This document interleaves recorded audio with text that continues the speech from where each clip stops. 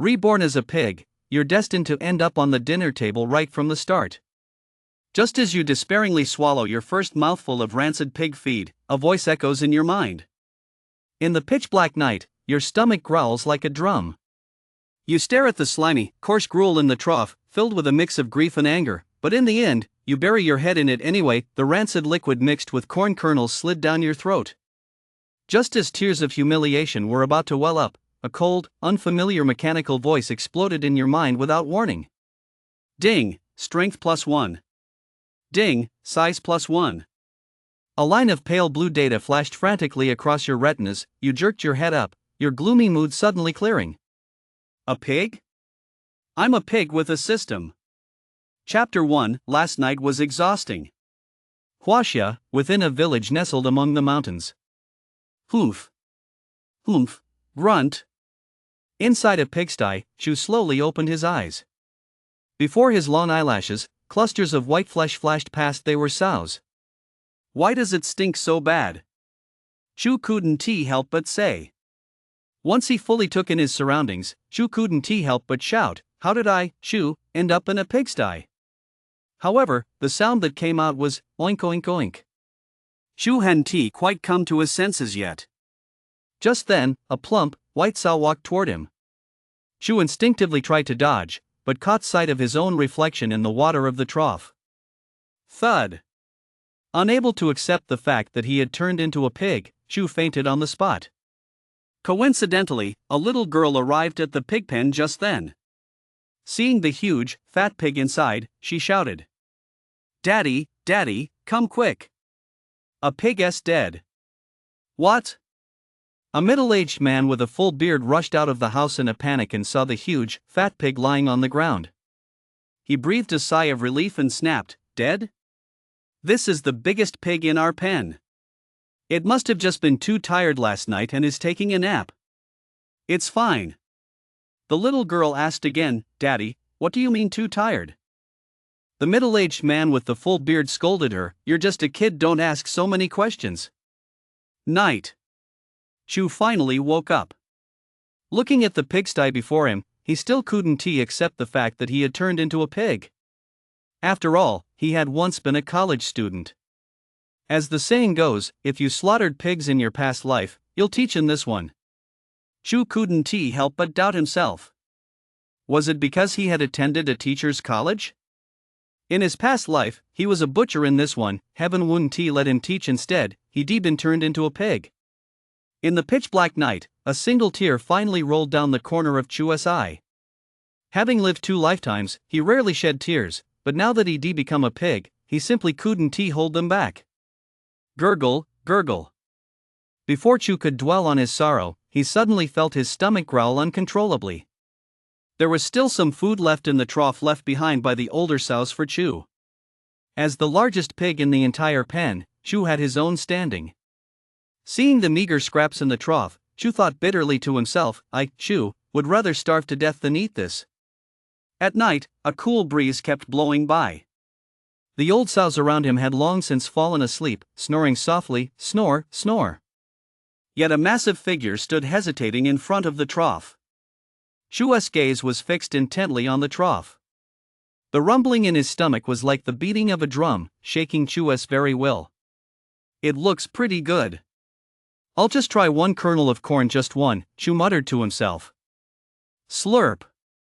His tongue gently scooped up a kernel of corn, accidentally splashing some of the broth. The drumming in his stomach suddenly quickened, and Chu could no longer control himself. Gulp, gulp, gulp.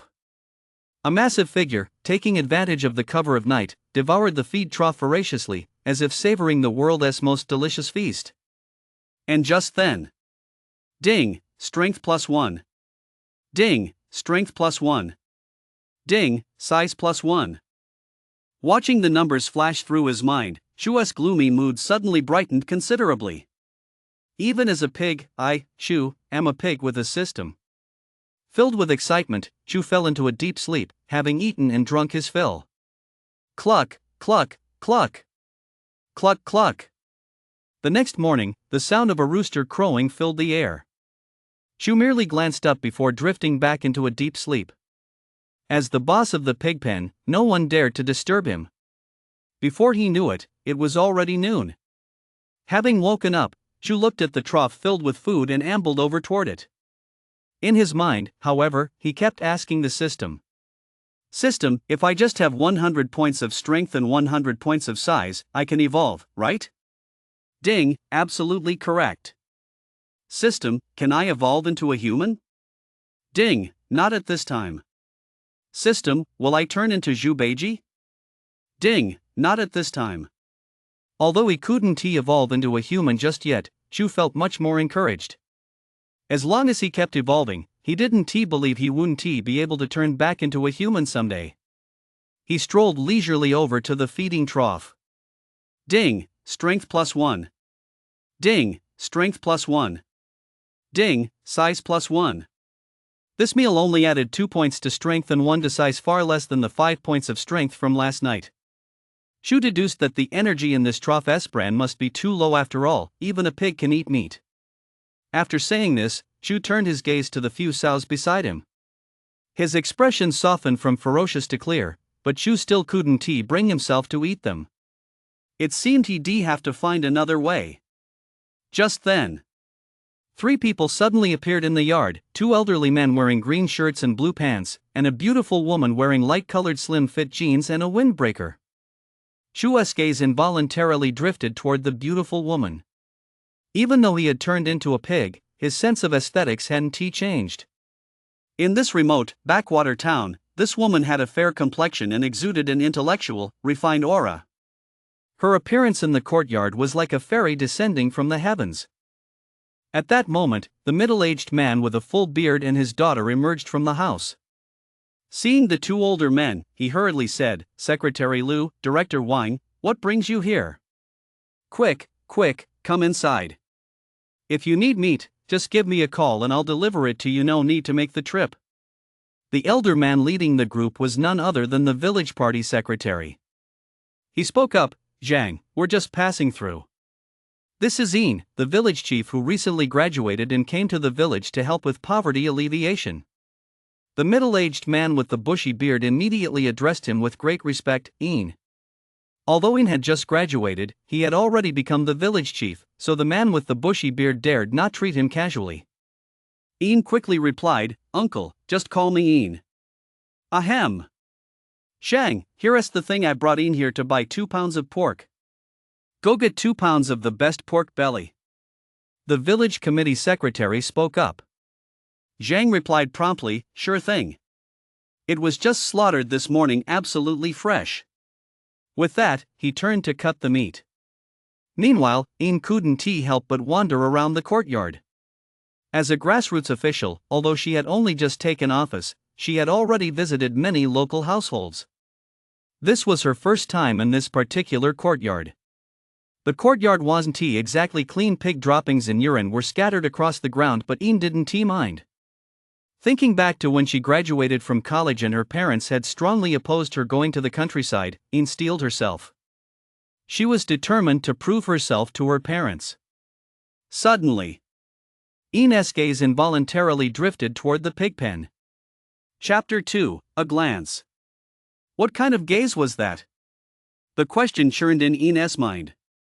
Separated by a fence, a person and a pig stared at each other. Yin suddenly felt a tinge of sadness looking into those eyes. Her heart ached. Inside the pigsty, she also felt a pang of sorrow upon meeting that gaze. Why did heaven make me meet her when I was turned into a pig? Humans and pigs are meant for different paths. A song began to play in Chu's mind. "Just because I caught a glimpse of you in the crowd, I've never forgotten your face. Village chief, your meat is ready, 2 pounds. Yin took the 2 pounds of pork in a daze and handed the middle-aged man with the bushy beard 50 yuan. The middle-aged man with the bushy beard protested, "Village chief, no need, no need. Usually, the party secretary and the others don't have to pay either." Hearing this, Yin's dazed mind cleared slightly, and he said firmly, "No, you must take it." The middle-aged man with the bushy beard had no choice but to accept the 50 yuan. Yin, carrying the 2 pounds of pork, returned to the village committee building with a heavy heart. That night, Yin's mind raced with thoughts. He couldn't help but wonder, why did that pig have such a peculiar look in its eyes? Why do I feel a sense of familiarity toward it? Could it be that we met in a past life?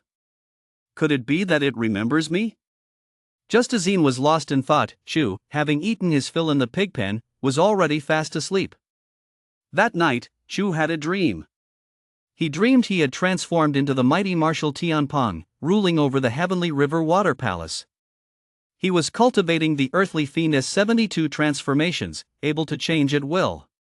Chu then transformed back into his own form. The next day at noon, as the sun rose high in the sky, Chu awoke once more. He strolled leisurely toward the feeding trough.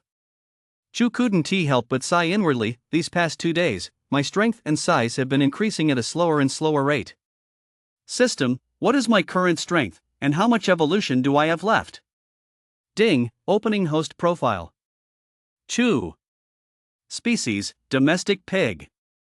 Weight, 400 gene. Strength, 8 points. Size, 2 points. Ding, note, domestic pigs can grow to a maximum of 1000 gene. To continue gaining weight beyond 1000 gene, evolution to the next species is required. Seeing his stats, Chu sighed inwardly. He was considered quite large for a domestic pig, but his limit was a mere 1000 gene. With the meager scraps he ate every day, reaching 1000 gene was simply impossible. Most importantly, he would surely end up on the dinner table long before he reached 1000 gene. Chu felt increasingly trapped in this situation. Sure enough, the middle-aged man with a bushy beard emerged from the house. He looked at Chu in the pig pen, a look of satisfaction in his eyes. A little girl also came out and said to the man, "Daddy, can't we not kill Big White? Big White is so kind." The middle-aged man with the bushy beard paused, then snapped, "Did you like the braised pork for lunch?" The little girl smiled and said, "It was good, it was good."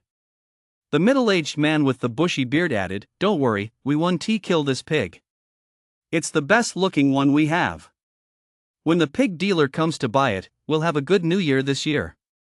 Chu, inside the pig pen, heard their conversation and was slightly taken aback. He felt somewhat relieved that he wouldn't be killed just yet, but also a bit sad he couldn't escape. Although he weighed over 200 pounds, he was no match for this middle-aged butcher. After all, even if he managed to escape the pig pen, he couldn't get out of the village. But once the pig dealer arrived, there would be no chance of escape. These past few days, Chu had often looked out beyond the yard. The village was nestled against the mountains and beside the water, and the scenery was beautiful. He knew he was in a village now, and had long since given up any thoughts of escaping in the middle of the night. The village was teeming with people. Even if he did run away, he'd be caught and brought back in no time. Suddenly, a thought struck Chu. As long as he got on the pig dealer's truck, he might have a chance to jump off and escape later, especially on the highway. If he jumped off and ran straight into the surrounding forest, that would be true freedom. At this thought, Chu's spirits lifted again. By now, autumn had settled over the village, and a chill breeze kept blowing in from all sides. The climate made it immediately clear to Chu that he was now in the north. The northern mountains were thick with dense forests, so he'd have a good chance of slipping into the woods. If he could make it into one of those vast forests, Chu decided he'd never come out again. Unless, of course, one day he could really transform at will, just like Chu Beiji. Just as Chu was sound asleep, the beautiful village chief, Ian, arrived at the courtyard once more. The middle-aged man with a full beard and the little girl greeted Ian warmly. The bearded man said, "Chief, are you here to buy pork again? Rest assured, our pigs are raised on grain. They're nothing like those artificially fattened pigs in the city." The little girl also called out, Sister, you're so beautiful." Listening to their words, Ian's face lit up with a pure smile. Having just graduated from college, she still carried a touch of youthful innocence. Ever since she'd arrived in this village, she'd always felt that the villagers were quite simple and kind-hearted, especially when she needed help. Everyone would rush to assist her. Ian said kindly, "Uncle, I'm just here to take a look around. If there's anything you need, please let me know, and I'll have the village help you out." The middle-aged man with the bushy beard gave a shy smile and said, No need. Everything is fine at home." It's just that pork prices are pretty high this year, isn't it? Once we sell these pigs in the next couple of days, we'll have a good new year. Especially that pig of ours, it's been eating like crazy lately and putting on weight fast. We'll be able to make an extra 1,000 yuan from it. Hearing the middle-aged man with the bushy beard speak, In's gaze unconsciously drifted toward the pig pen. In truth, she didn't have anything specific to do today. It was just that ever since she locked eyes with that pig the other day, she'd been feeling restless, constantly wanting to come back and take another look. Today, she finally couldn't resist and came over. Watching Chu snoring soundly inside the pig pen and recalling the middle-aged man with the bushy beard's words, In suddenly felt a sharp pang of pain in her heart. She quickly said to the two men beside her, "Uncle, you two go ahead with your work. I'll just take a quick look." With that, In walked toward the pig pen with somewhat heavy steps. A pig weighing over 400 pounds and looking extremely healthy was sound asleep inside the pen. Although they had only exchanged a single glance, In recognized the pig at a glance. Unconsciously, a tear rolled down the corner of In's eye. In that moment, she felt a sudden urge to buy the pig, but she immediately suppressed it. In was suddenly overcome with anguish. She realized she was powerless to save this pig. Although she worked in the village, she had no reason to suddenly buy an entire pig, nor did she have anywhere to keep it.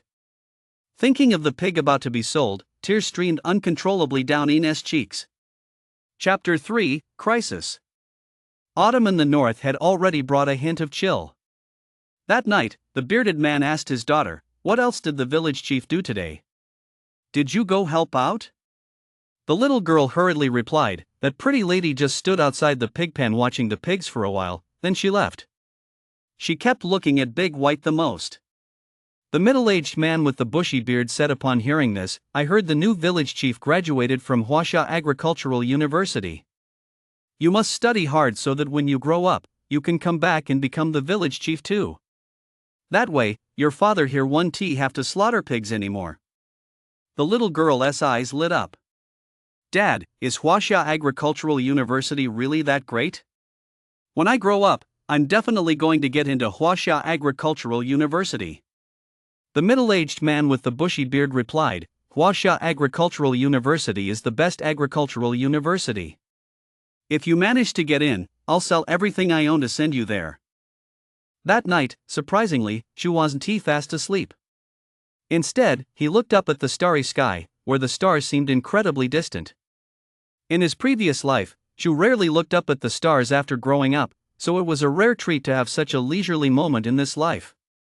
At the same time, Chu noticed that after his strength and physique had improved, his vision and hearing had also become much sharper. He could even hear the sound of the TV inside the house. "Switch to the news channel for me."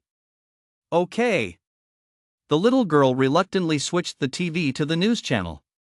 This station reports, global temperatures have been rising recently, Antarctic ice is melting, and sea levels continue to rise. According to related reports, the M-Nation fleet has discovered suspicious lifeforms beneath the Antarctic ice. This station will continue to follow the story. According to the latest reports, a dense fog has persisted in the deep ocean for 30 days. Recently, all ships have altered their courses. The Chinese Jinyuan and the US Luodao were dispatched to investigate but are now missing. The coastal fleet is now fully prepared and ready to deploy.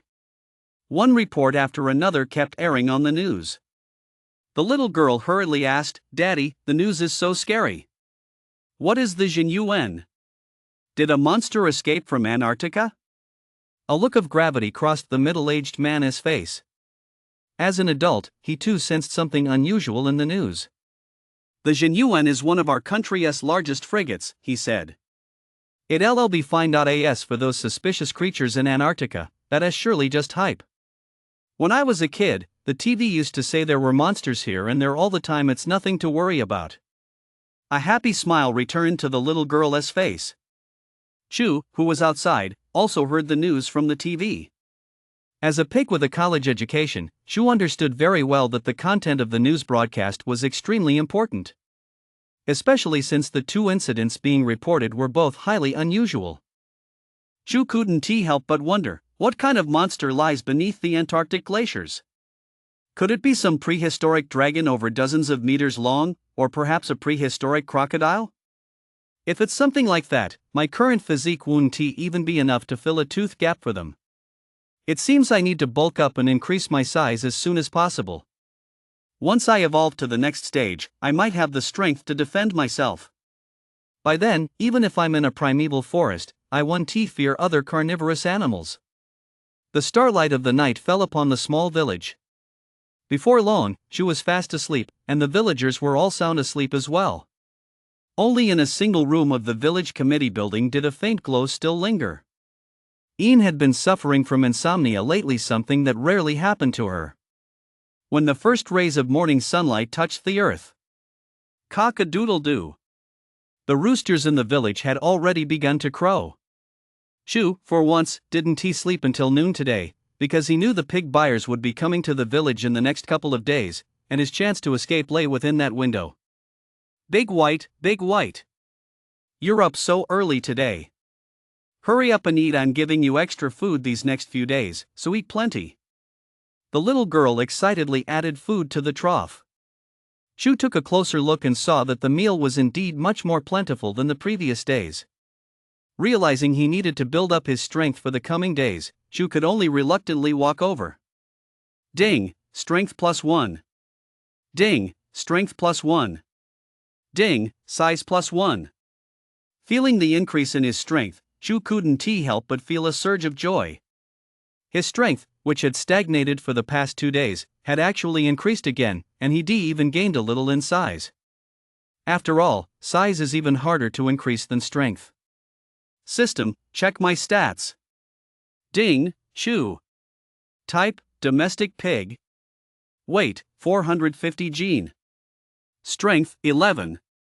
Size, 3. Seeing his stats, Shu couldn't help but sigh, this is so hard. Lately, he'd been eating and sleeping and eating, and his weight had actually increased by 50 gene. But to evolve, he needed 100 points in strength and size. He was still way too far off.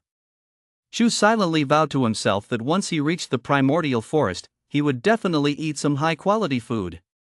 He heard that in some remote, uninhabited places, there were plenty of rare treasures like lingji mushrooms and ginseng. Once he got there, his strength would skyrocket. At this thought, Shu couldn't help but let out a chuckle, hoo-roo-roo-roo. A little girl outside the pig pen heard the sound and called out, "Daddy, Big White is laughing. Come quick, look, Big White is laughing."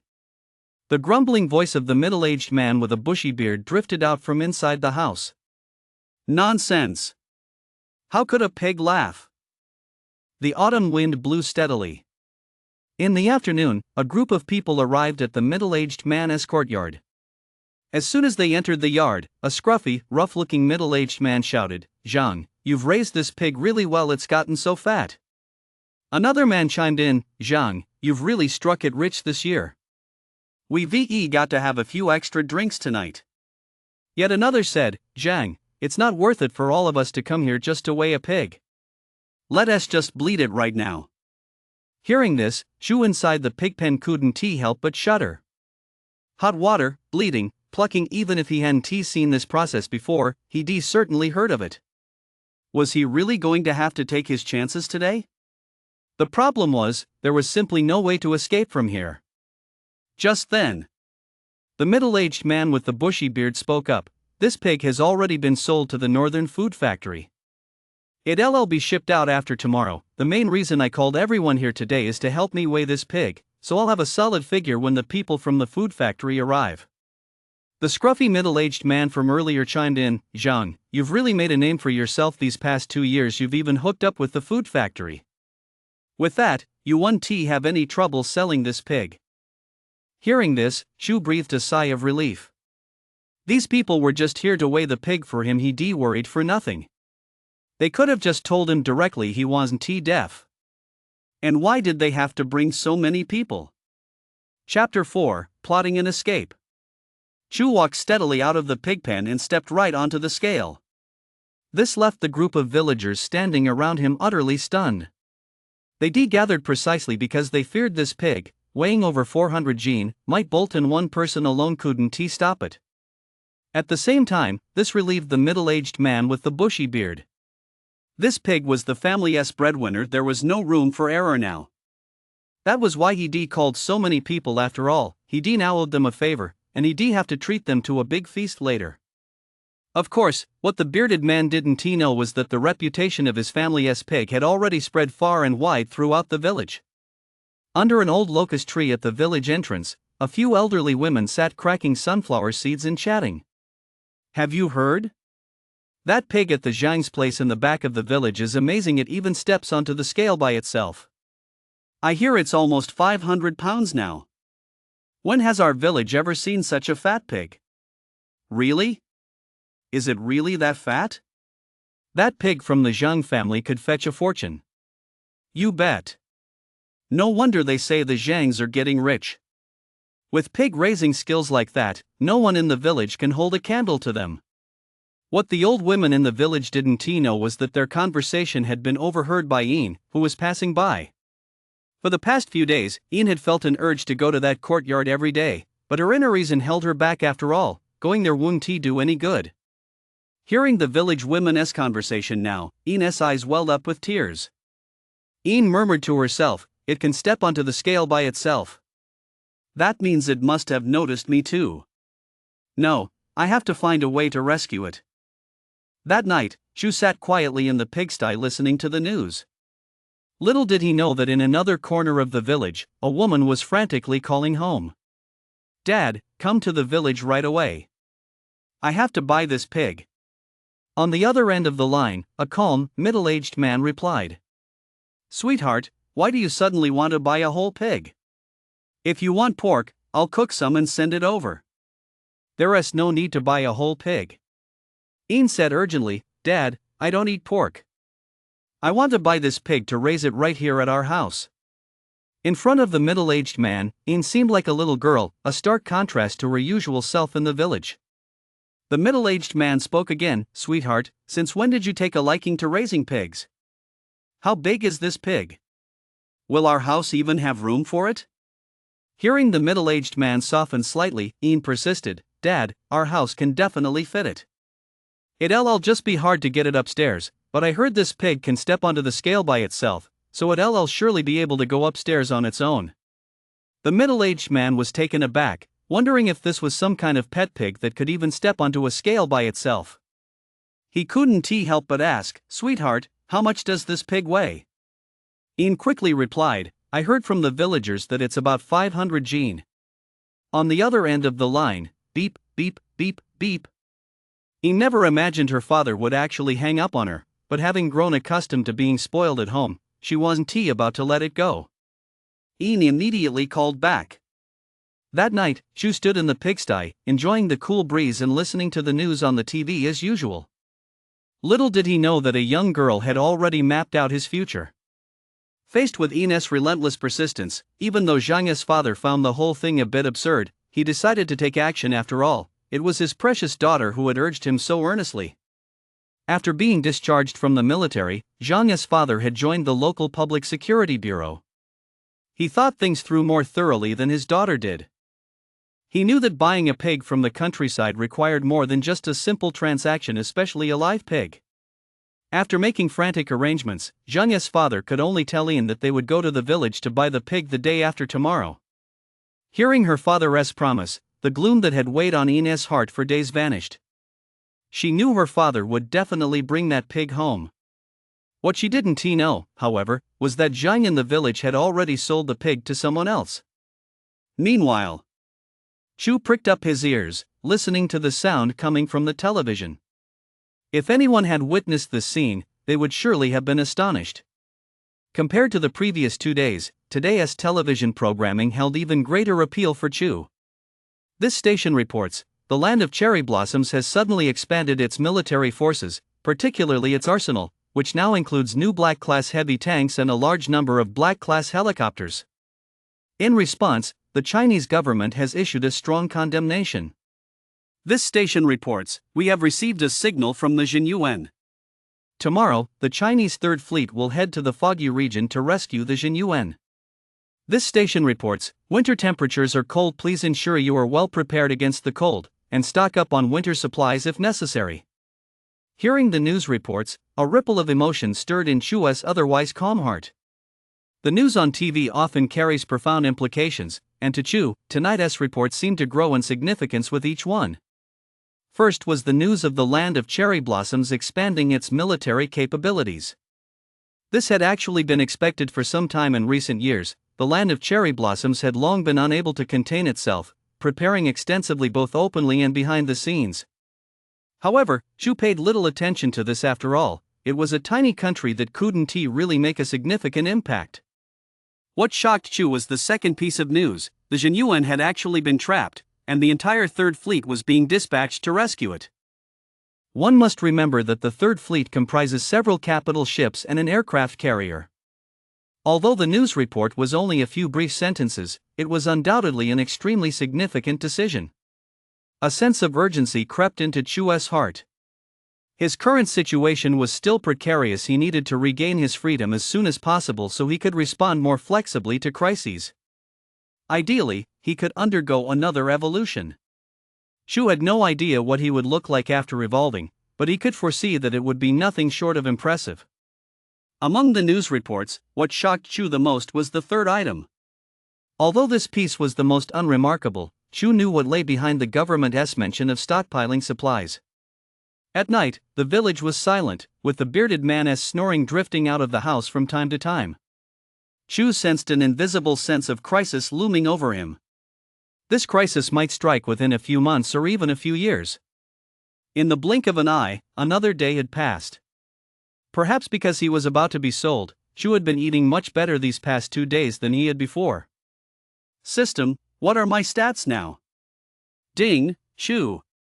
Type, domestic pig. Weight, 470 gene. Strength, 13. Size, 4. Chu could feel that although his weight had increased significantly, his agility hadn't been affected at all. Perhaps that was why his strength and size stats had gone up.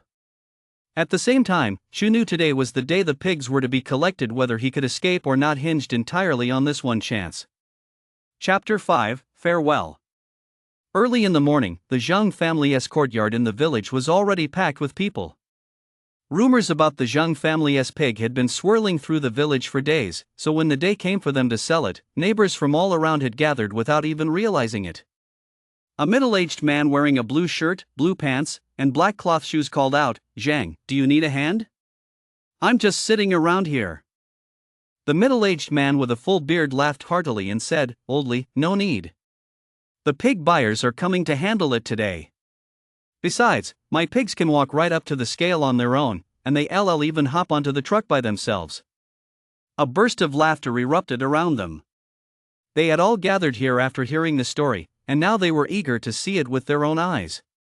Only the middle-aged man with the bushy beard's youngest daughter wore a hint of sadness on her face. She knew she wouldn't see Big White again after today. But rural life was so hard, and she understood how important Big White was to the family. As the villagers gathered, they inevitably chatted about the usual neighborhood gossip. A middle-aged woman spoke up, "Have you met the new village chief? He's quite handsome." Another woman nearby, who was a bit on the plump side, chimed in, "He's from the big city, you know." A middle-aged man chimed in, "I heard Ian and the party secretary went up the mountain. Life is really tough for those families up there." Oldly, dressed in a blue shirt and blue pants, said, "That's right. No village leaders ever went up the mountain before. This new guy, Ian, is really dedicated." Just as the villagers were chatting, a large blue truck rumbled into the courtyard. The words "Northern Food Factory" were prominently displayed on the side of the truck. The middle-aged man with the bushy beard looked at the truck and smiled. Chu, standing by the pig pen, watched the truck, but a look of gravity crossed his eyes. Chu had originally thought it would be just an ordinary small delivery truck, but he never expected it to be a large truck carrying cages. Chu couldn't help but calculate in his mind. The truck had 2 levels, and it was already packed with pigs. He would most likely be confined to the lower level. With his eyesight now significantly improved, Chu scrutinized the cage closely, paying particular attention to the iron gate at the top. When Chu saw that the gate wasn't locked but secured with a thick iron bar, the kind used to pry open locks, he breathed a sigh of relief. Although this type of lock was extremely secure, especially against brute force, Chu found it easier to pick. Recalling the impression he made a few days earlier by immediately stepping onto the scale, Chu decided, just to be on the safe side, to cause a bit of a ruckus today to put these pig buyers even more at ease. Two men climbed onto the truck. They were clearly very familiar with the middle-aged man with the bushy beard. One of them spoke up. "Shang, let your prized pig out. We've heard for ages that you're raising a pig that weighs nearly 500 gene. We've collected pigs from so many villages, but we've never seen one this big. Let us take a look." The middle-aged man with the bushy beard laughed heartily and said, "My pig is different from the ones you usually collect. This one can even step onto the scale by itself, and in a moment, it might even hop onto the truck on its own." The two employees from the northern food factory were taken aback. With looks of curiosity, they said, "Well, we'll have to see that for ourselves. We've been buying pigs for years, but we've never seen one that can step onto the scale by itself." Hearing this, the middle-aged man with the bushy beard smiled and strode confidently toward the pig pen. All the villagers around them craned their necks, staring curiously at the pig inside the pen. Dala! The middle-aged man with the bushy beard had just unlocked the chain on the door. The next moment, boom! A massive crash echoed through the air. The wooden door of the pig pen was sent flying over 5 meters into the air. A pig weighing nearly 500 gene burst out of the pen, its sheer force causing the ground to rumble. Even the two employees from the northern food factory, who were used to seeing big scenes, were momentarily stunned. They realized the pig was even larger than they had imagined, and more importantly, they had never seen such a ferocious pig before. The pig charged straight toward the two men. "Run!" Someone shouted, and the two men snapped out of their stupor, quickly ducking behind the large truck. Just then, crash! The wooden door slammed heavily to the ground. The middle-aged man with the bushy beard was also stunned by the impact. He had never imagined such a thing could happen. In the vast rural courtyard, wherever Chu passed, chaos ensued. Under his massive weight, no one dared to approach him for a moment. The two employees from the northern food factory cautiously walked up to the middle-aged man with the bushy beard and said, "Shang, is this the pig you said would walk onto the scale by itself? We both nearly flew into the air just now." The middle-aged man with the bushy beard gave an awkward smile and said, "I don't know what happened either. Maybe it's just in a bad mood today." The two workers said, "What do we do now? The two of us can't handle a pig this big." The middle-aged man with the bushy beard hurriedly replied, "Don't worry, I'll go find some help."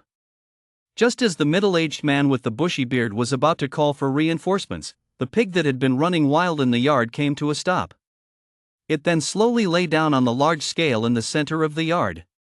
The remaining villagers and the two northern food factory workers in the yard all exclaimed in amazement at the sight. Even the middle-aged man with the bushy beard breathed a sigh of relief.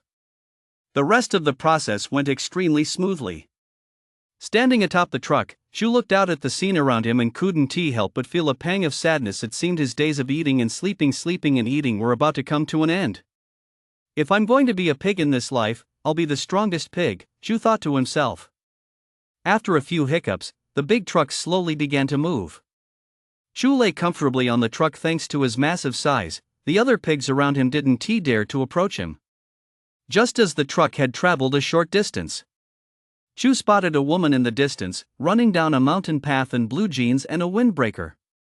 As she ran, the woman shouted, "Don't go! Stop! Don't leave!" However, the two food factory workers inside the truck couldn't hear her at all. The truck picked up speed, and Chu instinctively stood up inside his cage. Chu never expected that just as he was about to leave, a woman would come for him. He could clearly see the anxious tears in her eyes. Their gazes met once more. Even though Chu was usually a bit thick-skinned, at that moment he could clearly feel the woman's concern for him. Chu tried to open his mouth to say something, but all that came out was a gurgling sound. The truck's speed continued to increase, and the hillsides and small streams on either side flashed past Chu in a blur. The woman eventually vanished from Chu's sight. Chapter 6: A World of Possibilities. A hint of sadness crept into Chu's heart. At the same time, he couldn't help but feel a touch of emotion. Even if a guy turns into a pig, there are still girls who care. After that, Chu steeled his resolve. Whether he could escape with his life now depended entirely on what happened next. The main priority was to find a good spot, preferably a remote, uninhabited mountain forest. The truck was moving extremely fast and soon merged onto the highway. Chu had actually known from the start that this truck was headed for the highway, since it had out-of-town license plates. On the highway, a faint breeze kept blowing past Chu. Chu could feel the temperature dropping around him. He slowly stood up and began to approach the iron gate. He looked up. There were no surveillance cameras in the cage, but there was a window at the front of the truck. To prevent the two men from suddenly turning around, he could only carefully lick the lock on the iron gate with his tongue. A small sedan was following behind the big truck. Inside the sedan at that moment, a little girl stared wide-eyed at the cage on top of the truck ahead, her eyes lighting up with delight. She excitedly said to the man driving, "Daddy, Daddy, look! There's a whole truckload of pigs up ahead." The middle-aged man smiled slightly. A truckload of pigs on the highway was indeed a peculiar sight. The middle-aged man paid no mind, but the little girl kept her eyes glued to the pigs in the cage. She watched as the pigs slowly licked the padlock on the iron cage open, a look of excitement gradually spreading across her face. The little girl spoke excitedly to the middle-aged man. "Daddy, look! The pigs on the truck are trying to escape." Hearing this, the middle-aged man couldn't help but look up at the large truck ahead. He saw that the iron door on top of the cage beneath the truck had begun to rattle.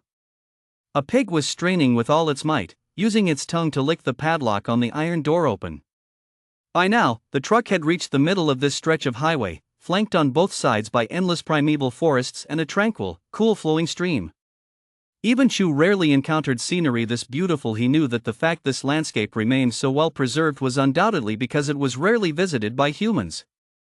Indeed, apart from this highway cutting through the mountains, there was not a single sign of human life in the vicinity. Chu made a snap decision to get off right there. Though he said he was getting off, Chu still felt a twinge of fear. Jumping from such a tall, fast-moving truck would leave him seriously injured, if not dead. But Chu couldn't help but recall a saying, "Life is precious, but love is more precious still. Yet for the sake of freedom, both can be cast aside." At that moment, even if it cost him his life, Chu was determined to make that leap. Still, Chu didn't think his life was in danger. When he'd been rounding up the pigs, the moment he burst out of the pen, he sent a wooden fence weighing dozens of pounds flying at Chu. Himself had emerged unscathed. He knew this was due to his increased strength and size. His strength and defense were likely already on par with those of an average wild boar. The biggest difference between domestic and wild boars is that wild boars are more agile. Furthermore, some wild boars in deep mountain forests can grow to immense sizes, with strength and defense far surpassing those of ordinary domestic pigs. Chu was just a hair's breadth away from prying open the lock. All he needed was one more gentle nudge, and the iron gate would swing open. Suddenly, beep, beep, beep. The middle-aged man in the sedan behind him was honking incessantly. He had clearly noticed the situation on the truck and was repeatedly warning the driver ahead. It wasn't just the man's sedan. Cars in other lanes were also slowing down one after another. Inside the cars, people had already pulled out their phones and were pointing them at Chu. A pig jumping off a truck on the highway. This might make tomorrow's local news. Just a little bit more. Chu steeled himself and gave a sudden, powerful shove. Clang! The iron door swung open. The moment it opened, Chu felt as if freedom were beckoning to him. A gale swept around him, and all eyes were on him. Chu glanced back. Then, he leaped.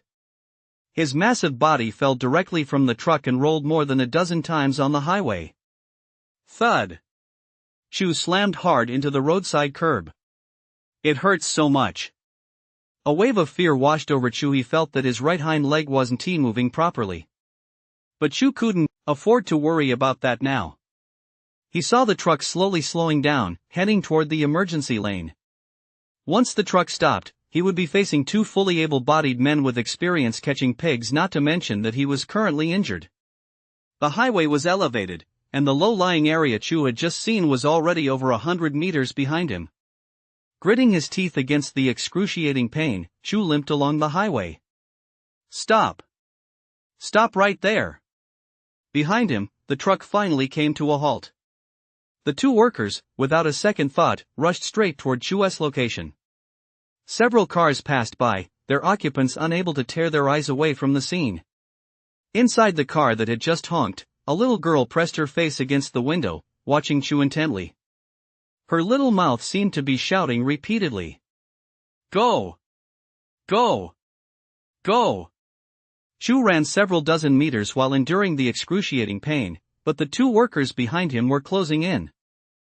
The primeval forest nearby seemed like a world apart from where he was. A whoa! Occasional animal roars echoed from within the primeval forest. The light around him gradually grew dimmer. After walking just a few steps, Chu suddenly caught a whiff of a fragrant scent.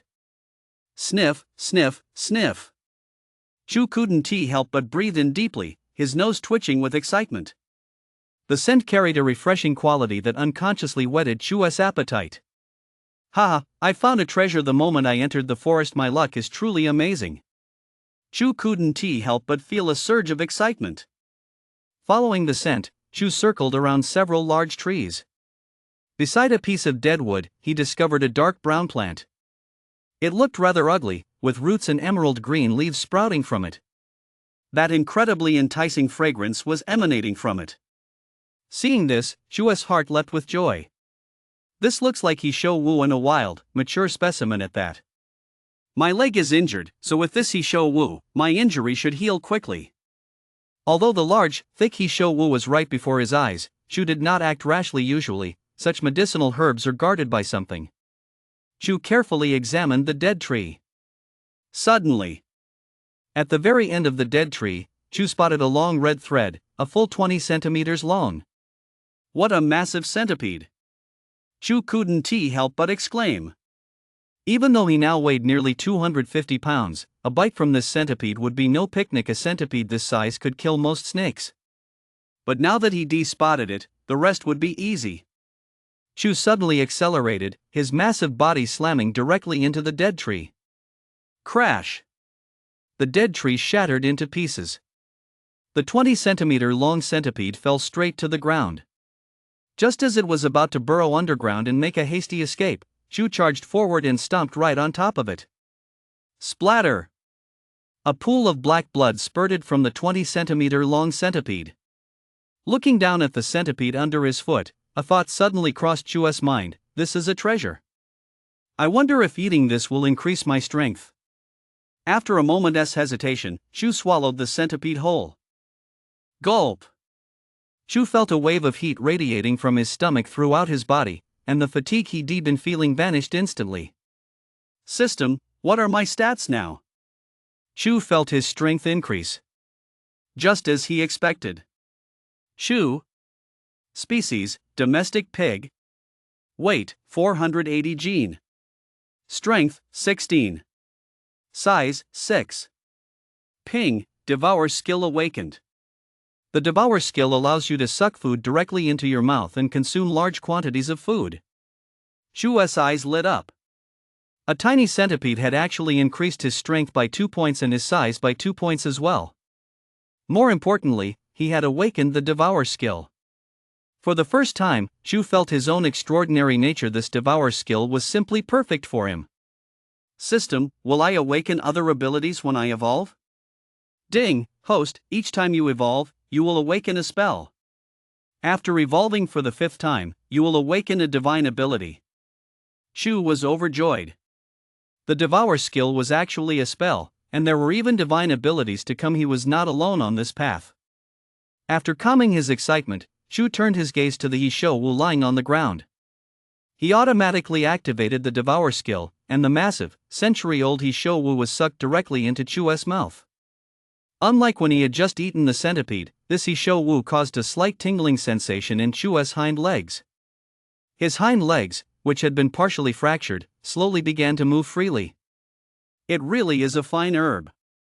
Shu marveled inwardly. Check attributes. Shu.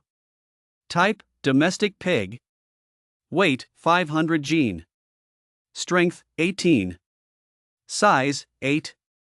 Spell, devour skill.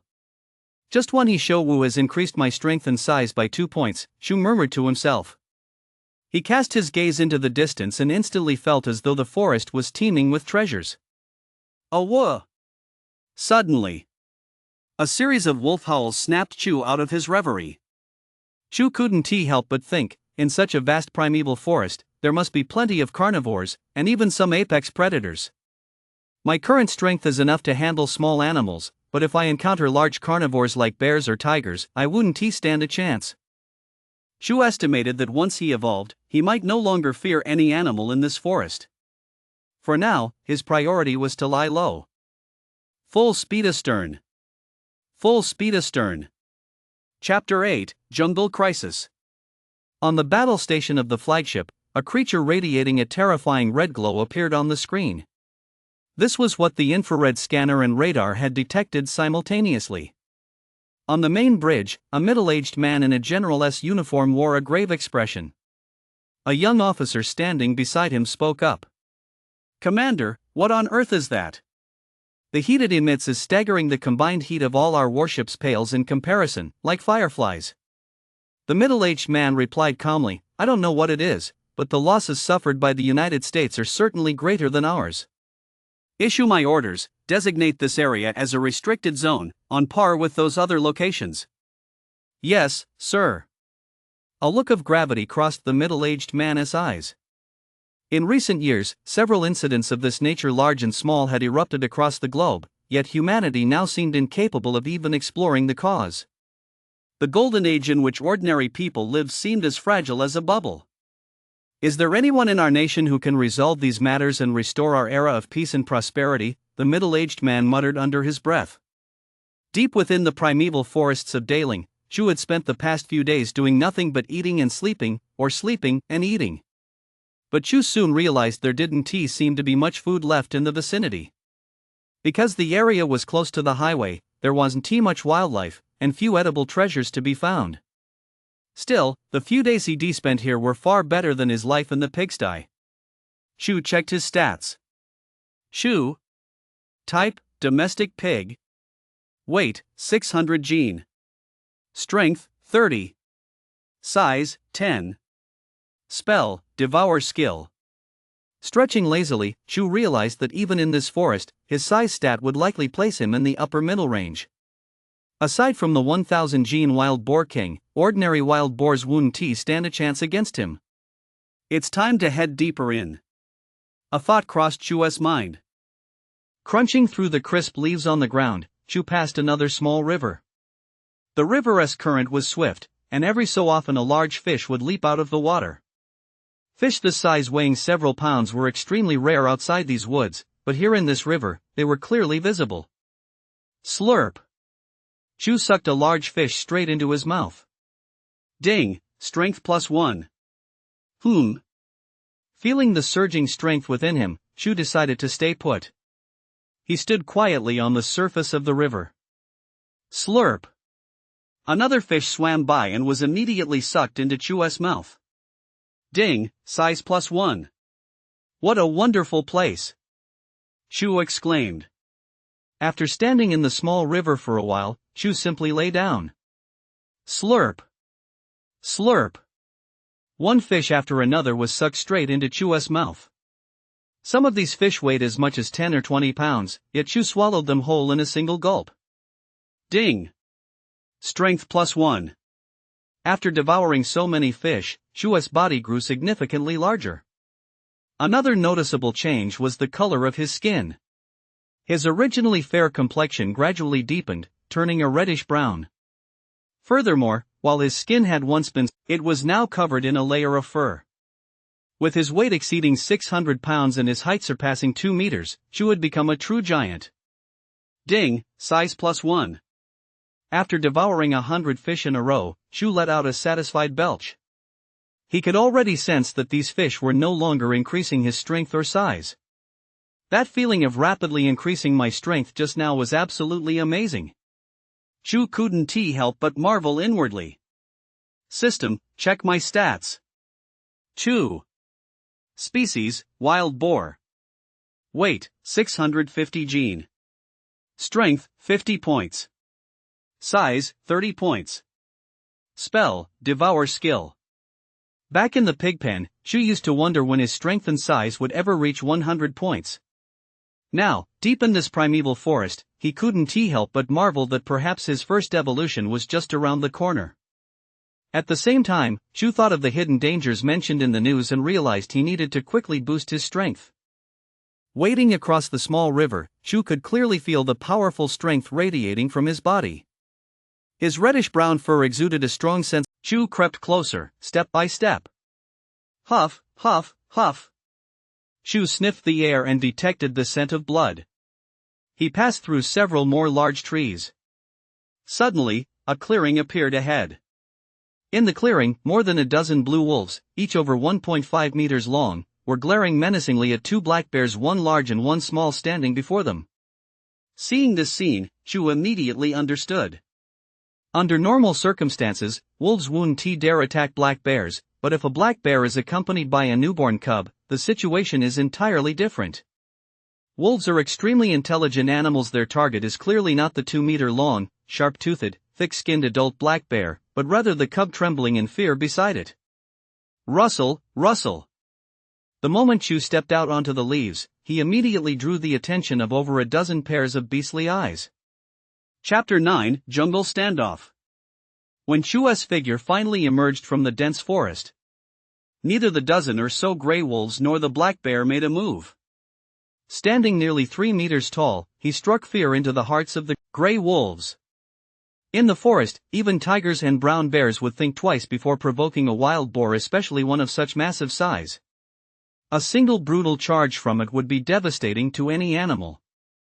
The wolves growled warningly at Chu, as if to tell him this was their hunting ground. Ignoring the pack's snarls, Chu took 2 more steps forward. Gore! Several wolves bared their teeth at Chu, yet their bodies were slowly retreating. Just then, Chu suddenly stopped. He sensed an intense gaze fixed fiercely upon him, a gaze so tangible that no person or animal could ignore it once locked in its sight. The pack's alpha wolf was cloaked in black fur, its icy eyes glinting with a hint of blood red. This wolf stood nearly 2 meters tall and was incredibly agile. At that moment, it fixed its gaze on Chu, as if ready to pounce the instant he took another step forward. Chu halted, and an eerie silence fell over the scene. The wolves held the clear advantage here. If they charged en masse, even Chu would be at a disadvantage. The black bear had been under immense pressure, on the verge of fleeing in panic, but Chu's arrival had cast an eerie stillness over the scene. Wolves are creatures that never give up until the very last moment. Even though Chu's size was intimidating, a battle was inevitable if he wanted to deter the pack. Chu turned to glance at the black bear. He could see that the bear already bore several wounds, though its thick hide and tough flesh meant they hadn't yet caused any significant harm. It was clear that the pack's true target remained the black bear's cub. Facing Chu, several wolves no longer retreated but stood their ground, locking eyes with him. The remaining 7 or 8 wolves slowly crept closer to the black bear. 10 meters. 5 meters. When the alpha wolf led the remaining pack to within 5 meters of the black bear. Gore! The black bear suddenly let out a furious roar and leaped to its feet. Its 2 massive black paws slammed down on the wolves closest to it. Awah! One wolf let out a piercing scream. Another wolf leaped out of the way. Just then, the alpha wolf bypassed the black bear and charged straight at its cub. Chu watched the gruesome scene unfold before him, and a flicker of pity for the black bear cub welled up in his heart. Gore! Chu let out a low growl. The wolves in front of him nervously backed away. The next moment, boom! Chu's body charged into the pack of wolves like a bulldozer. The wolves closest to Chu were sent flying into the air. The remaining wolves either scattered in all directions, or were severely injured by Chu's passing. Shu was so massive, and his charge was so powerful, that even the alpha wolf, upon seeing this, retreated to a safe distance. A whoa! The alpha wolf let out a howl, and the remaining wolves all retreated, slowly disappearing into the dense forest, leaving only a few wolf carcasses on the ground. The black bear gave Chu a deep look, then led its cubs into the jungle as well. Phew! Chu breathed a sigh of relief. This was the first time he had gone all out, and the power was beyond his expectations. The wild wolves, reputed to have heads of bronze and bones of iron, crumbled like crumbled tofu before him. Chu knew this was due to the increase in both his strength and size. The fact that he could remain agile despite his 600 gene weight was because his charge relied not only on his body weight but also on his formidable strength. In other words, Chu's body wasn't just fat, it was muscle. The two wild wolf carcasses lying on the ground naturally became Chu's dinner. Devour skill. Chu's mouth opened wide, and one of the wild wolf corpses was sucked directly into his mouth. Ding, strength plus 15. Ding, size plus 20. Just as expected. Chu's heart skipped a beat. Devouring large animals increased his size even more than his strength. Without hesitation, Chu sucked the other wild wolf carcass into his mouth as well. Once both wolves were inside his stomach, Chu noticed his fur had turned a deep brown. At the same time, he felt his fangs had grown another third longer than before. Originally, Chu's fangs were only 10 centimeters long, but now they had surged to 20 centimeters. Most importantly, there was Chu's size. Before devouring the two wild wolves, Chu's height was nearly 3 meters, though not quite there. Now, his size had completely surpassed 3 meters and had surged directly to 3 meters and 30 centimeters, truly making him a large animal in this forest. System, check my stats. Ding. Chu. Species, wild boar. Weight, 700 gene. Strength, 80 points. Size, 70 points. Skill, devour skill. Almost there. Chu couldn't help but exclaim. He only needed to devour 2 more wild wolves or a few other large animals to meet the requirements for evolution. The only thing holding him back was that his weight hadn't yet reached the 1,000 gene limit. As far as Chu knew, there had been wild boar kings weighing over 1,000 gene. Now that he possessed the system, he surely couldn't be any lighter than those other wild boar kings. Having eaten his fill, Chu continued strolling leisurely deeper into the jungle. The deeper I go into the jungle, the higher the chance of encountering brown bears and Siberian tigers. I might even come across a wild boar king. Chu thought to himself. Perhaps because this primeval forest was so well preserved, the bears here were much larger than Chu had anticipated. The black bear and the wolf king he'd just encountered were prime examples. And so, Chu strolled along at a leisurely pace for another 2 days.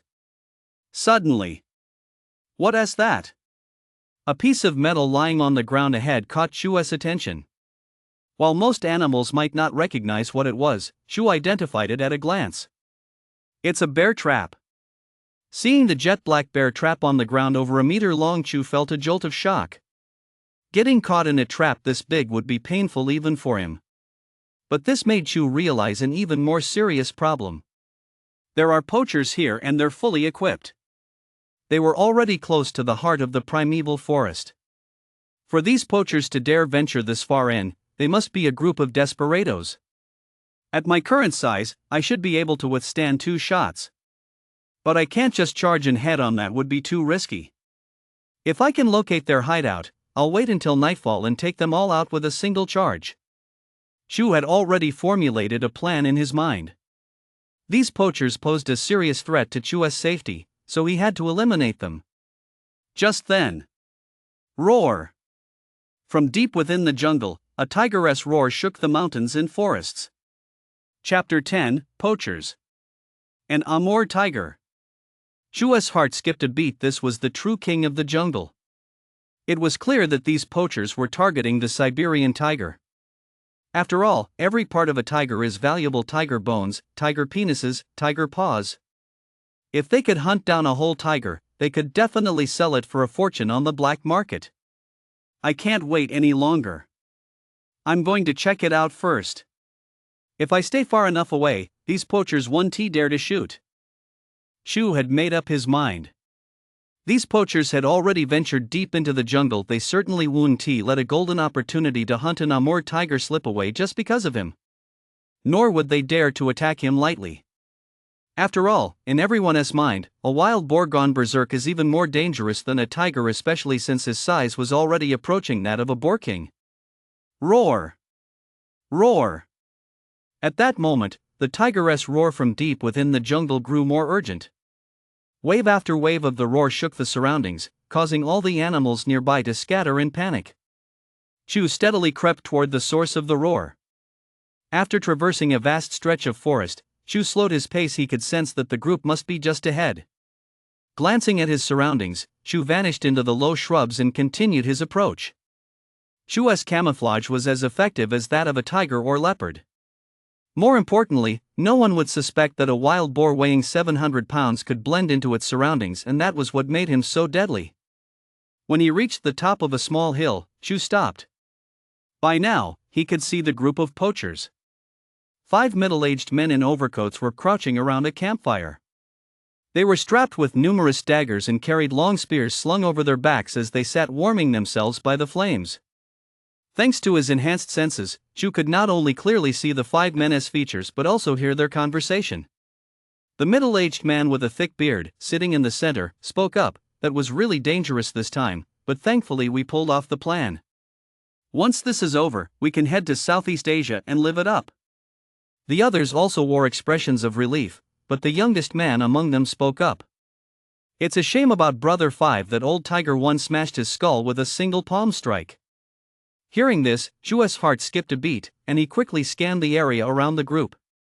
Sure enough, he spotted a small mound of earth rising high. This must be the 5th brother they were referring to. Shu couldn't help but reflect that even with this group's wealth of experience, meticulous planning, and heavy firepower, facing a Siberian tiger remained an extremely dangerous endeavor. Just then, another middle-aged man spoke up to offer comfort. In our line of work, we all put our lives on the line. Old 5 just had bad luck this time that big tiger smashed his skull. But didn't we kill that tiger to avenge him? The bearded middle-aged man leading the group added, we got off lightly this time. It was my first time hunting an Amur tiger with a few brothers, and that beast crushed 3 of our heads. They splattered all over the ground like watermelons. If that old hunter in the back hadn't fired like a madman, our losses would been even worse. We all did pretty well this time. Hearing this, the young man's mood eased slightly. Hearing this, a grave look crossed Shu's eyes. The king of this jungle had indeed been taken down by this group. Whereas the carcass? Shu's gaze instinctively scanned the ground, and sure enough, he spotted a thick tiger tail peeking out from beneath a massive black tarp. These guys haven't processed the Amur tiger yet. They'll probably be camped here for the night, so I'll make my move tonight. Shu calculated in his mind. At the same time, he gradually crouched down at the foot of the hillside, listening quietly as the group bragged. Perhaps because their haul was substantial, the men were in high spirits. One of the middle-aged men spoke up, when I get back, I'm going to drink for 10 straight days. Who knows when I'll be back here next, maybe not for ages. We only managed to slip in this time because we found a loophole. The others chimed in. That's right. The Huaxia government has concentrated all its troops along the coast and deep in the interior. It's rare for this middle zone to be so relaxed. Boss, do you know what's going on? The bearded middle-aged man leading the group was clearly more level-headed than the others. With a grave tone, he said, some of our buyers are foreign tycoons and high-ranking government officials. I chatted with one of them and found out they're all in the process of immigrating. Many are moving to the US. Anyway, with the world being so unstable these days, we'd better be careful. Once this is over, I'm heading to the US too, to find a secluded farm and relax for a few years. The others were startled by this and quickly asked, Boss, are you hanging up your hat? The middle-aged man with the thick beard nodded. The others fell silent for a moment. It wasn't easy to come across such an experienced boss in this line of work. After a while, the atmosphere among them grew lively again. They stopped talking about other things and started discussing how they would enjoy themselves once they got back. One of the middle-aged men said, when we get back, let us go to the priciest nightclubs and party for a few days. Third brother, you said that Golden Han was pretty good last time. Second brother, it really is great there. Not only is the quality top-notch, but there are also lots of college students, you know what I mean. Then you absolutely have to take me there. Second brother, don't worry about it.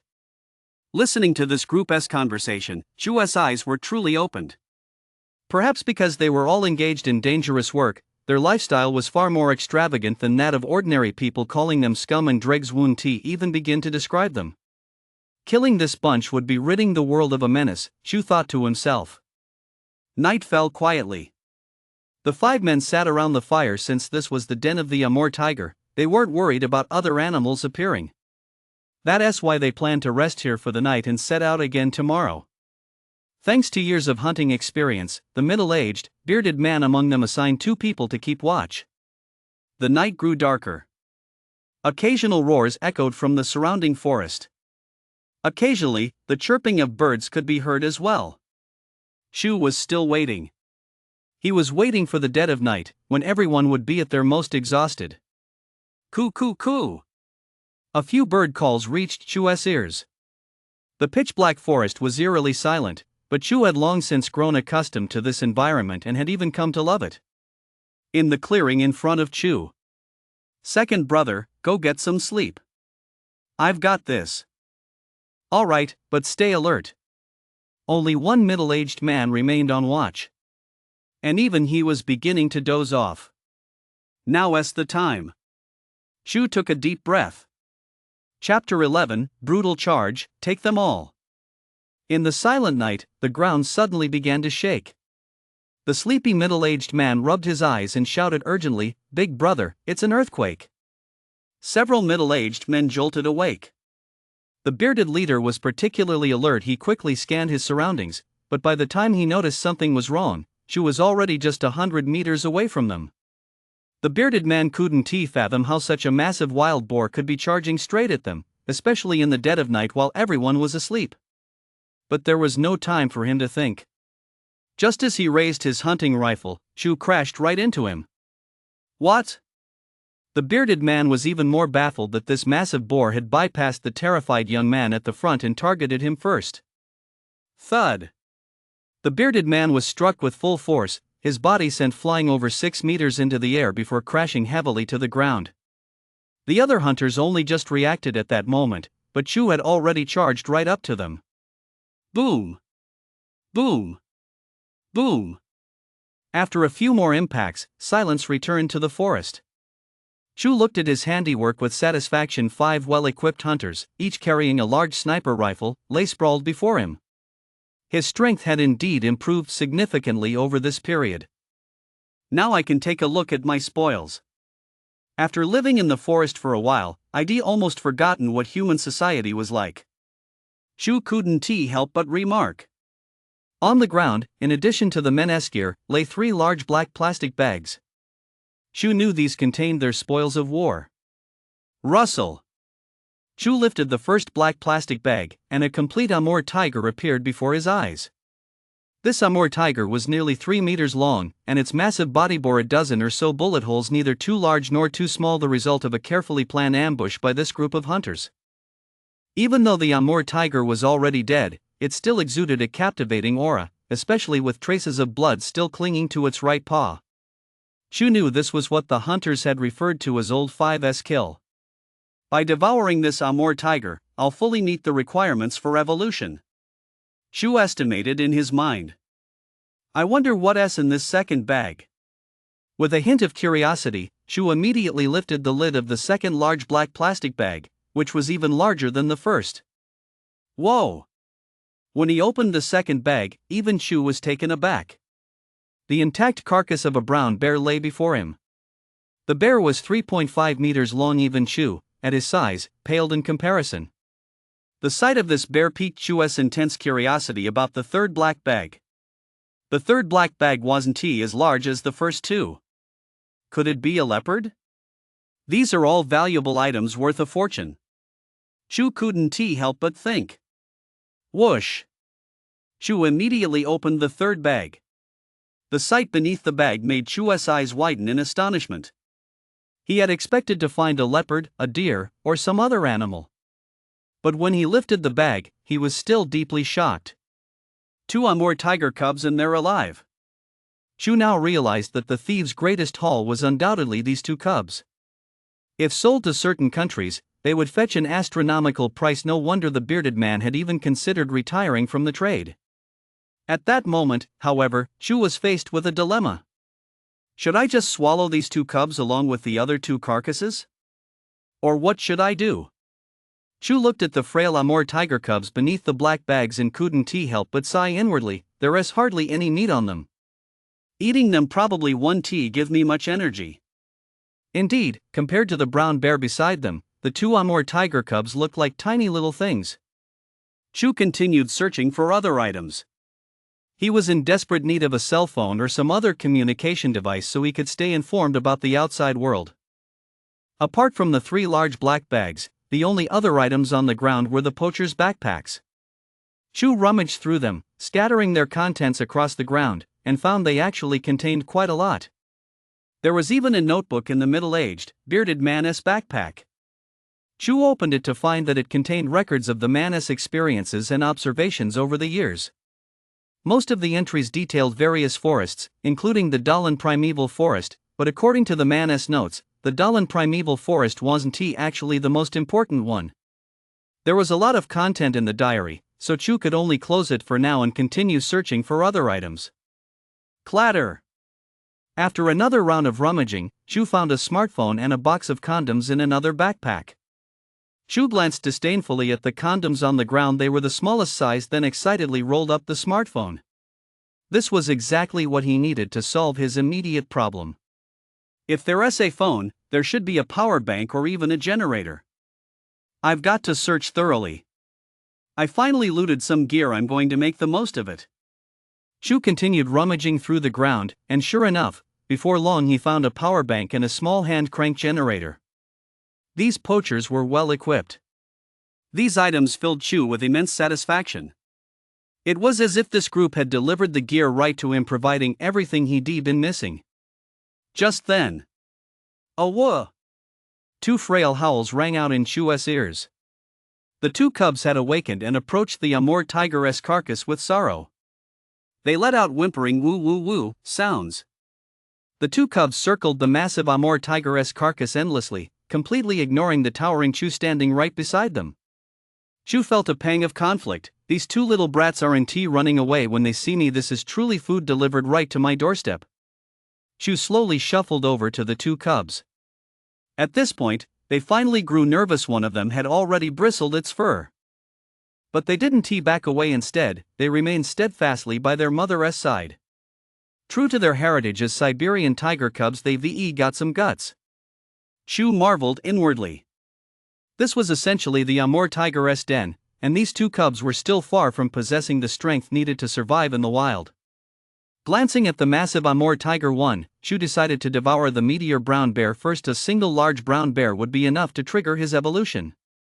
Ignoring the 2 little ones, Chu walked straight up to the brown bear, activated his devour skill, and watched as the massive bear's body shrank before him until it was finally swallowed whole.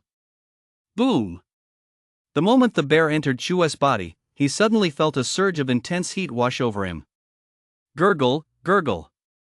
Chu couldn't help but let out a pained groan. Chapter 12: Evolution of the Black Armor. Ding, strength plus 45. Ding, size plus 50.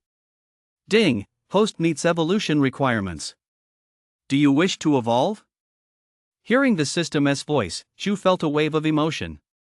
After spending some time in the primeval forest, he had finally met the conditions for his first evolution. Thinking back to his days in the countryside, the image of a young girl involuntarily flashed before Chu's eyes. System? How much do I weigh now? Ding, host is digesting food. Weight is continuously increasing. Current weight, 950 gene. Chu could feel the heat surging through his body. The 900 gene weight not only stretched his height to 4.9 meters but, more importantly, gave his strength a qualitative leap. Inside a large backpack on the ground lay scattered treasures such as old ginseng and deer antlers. Without hesitation, Chu walked straight over to them. With a single inhalation, a large quantity of precious herbs was sucked directly into his mouth. Ding, strength +2. Ding, size +2. Ding, strength +3. These precious herbs significantly boosted Chu's strength and size. More importantly, the fiery energy within his body had calmed down under the nourishment of these herbs. After a moment, the system's voice sounded. Ding, hostess weight has increased to 1000 gene. Chu was overjoyed and somewhat excited. He had finally met the perfect conditions for evolution. In fact, from a distance, Chu's size had already changed imperceptibly. At this moment, his body had grown to over 5 meters, reaching a length of 5.1 meters. The fur all over his body had turned reddish-brown, giving him an extremely majestic and imposing appearance. Even more striking was the fact that the fangs in Chu's mouth had grown to a length of 50 centimeters. This length was comparable to a rhinoceros's horn or an elephant's tusk. Chu could feel that his teeth were incredibly hard, so much so that they could easily slice through boulders. The two cubs beside him were already trembling in fear at the sight of Chu, but they still clung tightly to their mother's side. System. Begin evolution. No sooner had the words left his mouth than Chu felt a faint heat surge through his entire body. Unlike the heat generated from devouring the giant bear moments ago, this heat originated from within Chu himself and was now mingling with the air around him. Whoosh! A fierce wind suddenly swept through the forest, and the heat radiating from Chu's body grew increasingly intense, even emitting a faint red glow. Chu's figure gradually faded into the red glow. The two little tigers widened their eyes, huddling together in shock as they watched the events unfolding before them. In the blink of an eye, 5 days had passed. In the northern center of the Great Age Forest, a colossus, measuring 5 meters and 30 centimeters in length, was strolling leisurely through the forest. Two little tigers followed alongside this giant, one of them even carrying a backpack. All the other animals in the forest, whether wolves or bears, would scatter far away the moment they spotted this colossus. This was because the colossus looked truly terrifying. The 250-centimeter fangs in its mouth glinted silver in the sunlight. They were actually silver and looked incredibly sharp at a glance. More importantly, the colossus's entire body was covered in black scales, and its legs bore mysterious patterns, making its appearance as terrifying as could be. Chu strolled leisurely through the forest, his mood neither particularly good nor particularly bad. The main reason was that this evolution had completely taken Chu by surprise.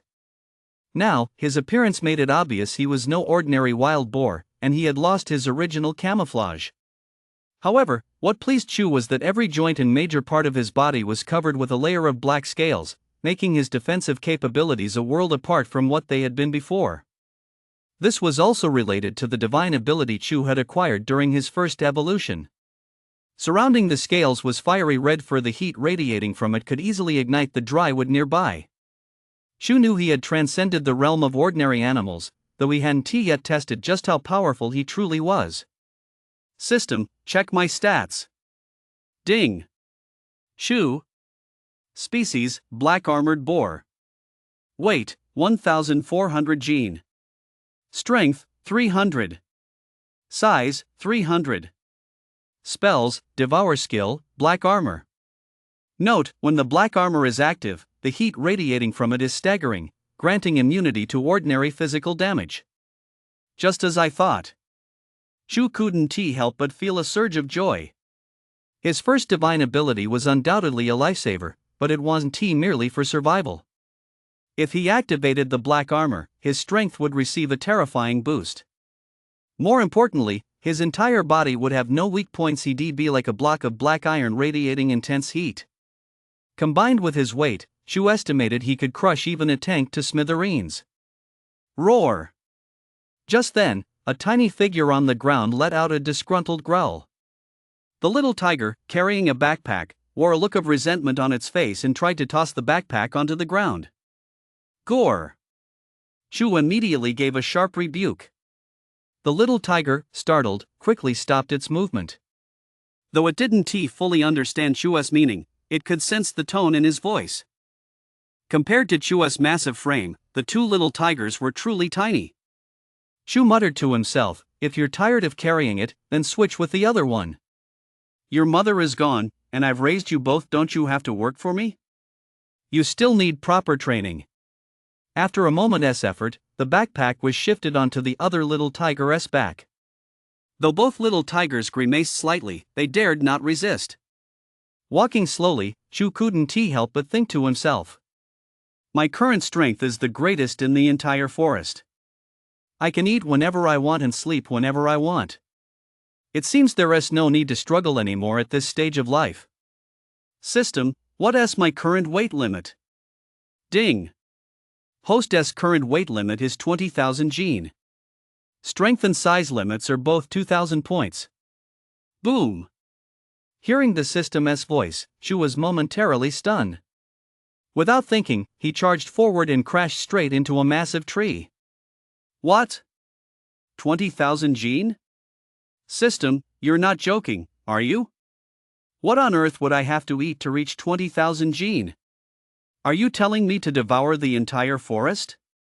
After speaking, Chu's gaze involuntarily fell upon the two little tigers at his feet, and he couldn't help but sigh inwardly. With such tiny little things, no matter how much they eat, it'll never be enough. Ding, host, explore on your own. Suddenly, Chu remembered the bearded man's notebook. As an experienced hunter, the bearded man had recorded the coordinates of many large animals in it. Chapter 13, The Black Tiger of the Southern Realm. Sure enough, Chu found the most detailed description of the Great Ridge Forest in the bearded man's notebook. The Great Ridge Forest was vast and boundless, its southern edge even stretching to the endless ocean. The most terrifying part of the entire Great Ridge Forest was the section near the ocean. Perhaps because it lay at the very heart of the forest, the creature that reigned there was arguably the most fearsome entity in the entire realm. Beard had clearly documented one particular event in his journal that caught Chu's attention. 10 years ago in January, when the forest was blanketed in snow, I returned to the Great Ridge Forest for the second time with several comrades. Upon reading this, Chu suddenly understood why the bearded man was so experienced. I opposed venturing into the southern core of the Great Ridge, as it was far too dangerous. However, the foreigners traveling with us were reckless and ignorant of the dangers. They insisted on landing there. Ultimately, we decided to head south, and this remains my most terrifying memory. A look of gravity gradually crept into Chu's eyes. With the forest blanketed in snow, there was little animal activity. Yet, on the 5th day after we arrived in the southern region, disaster struck. A python over 10 meters long launched a surprise attack from a tree, instantly constricting one of the foreigners to death. The firearms our companions used only inflicted minor wounds on the python. Chu was taken aback, a 10-meter python that's a real beast. But it wouldn't stand a chance against me, my fangs should easily pierce its skin. Chu continued reading the diary. Although the 10-meter-long python terrified everyone, it also thrilled them immensely, because it confirmed something they had long suspected: this region was home to large animals found nowhere else. Even just catching a glimpse of these creatures was enough to make one's heart race with longing. What a bunch of crazy people, Chu thought to himself. It did not disappoint our expectations. On the 6th day of our expedition, we finally witnessed the spectacle we longed to see. A black tiger over 5 meters long appeared before our eyes. And that's when the nightmare began. A black tiger? Chu's heart skipped a beat. His current state had already transcended the natural order. Could there be other animals in the forest that had also surpassed this form? This black tiger captured all of Chu's attention. The moment he saw the black tiger, the foreigner named Jack became particularly excited. He shouted some unfamiliar words. I only understood one sacred beast. Yet the black tiger merely gave us a cold glance, and I saw a pair of emotionless, blood-red eyes. The slaughter began then. The rest of the account written by the bearded man was extremely chaotic, but from the final outcome, it was clear that the bearded man was the only one from the entire squad to escape. Reading this, Chu understood. The black tiger's intelligence was likely no higher than his own, and its strength was probably inferior as well.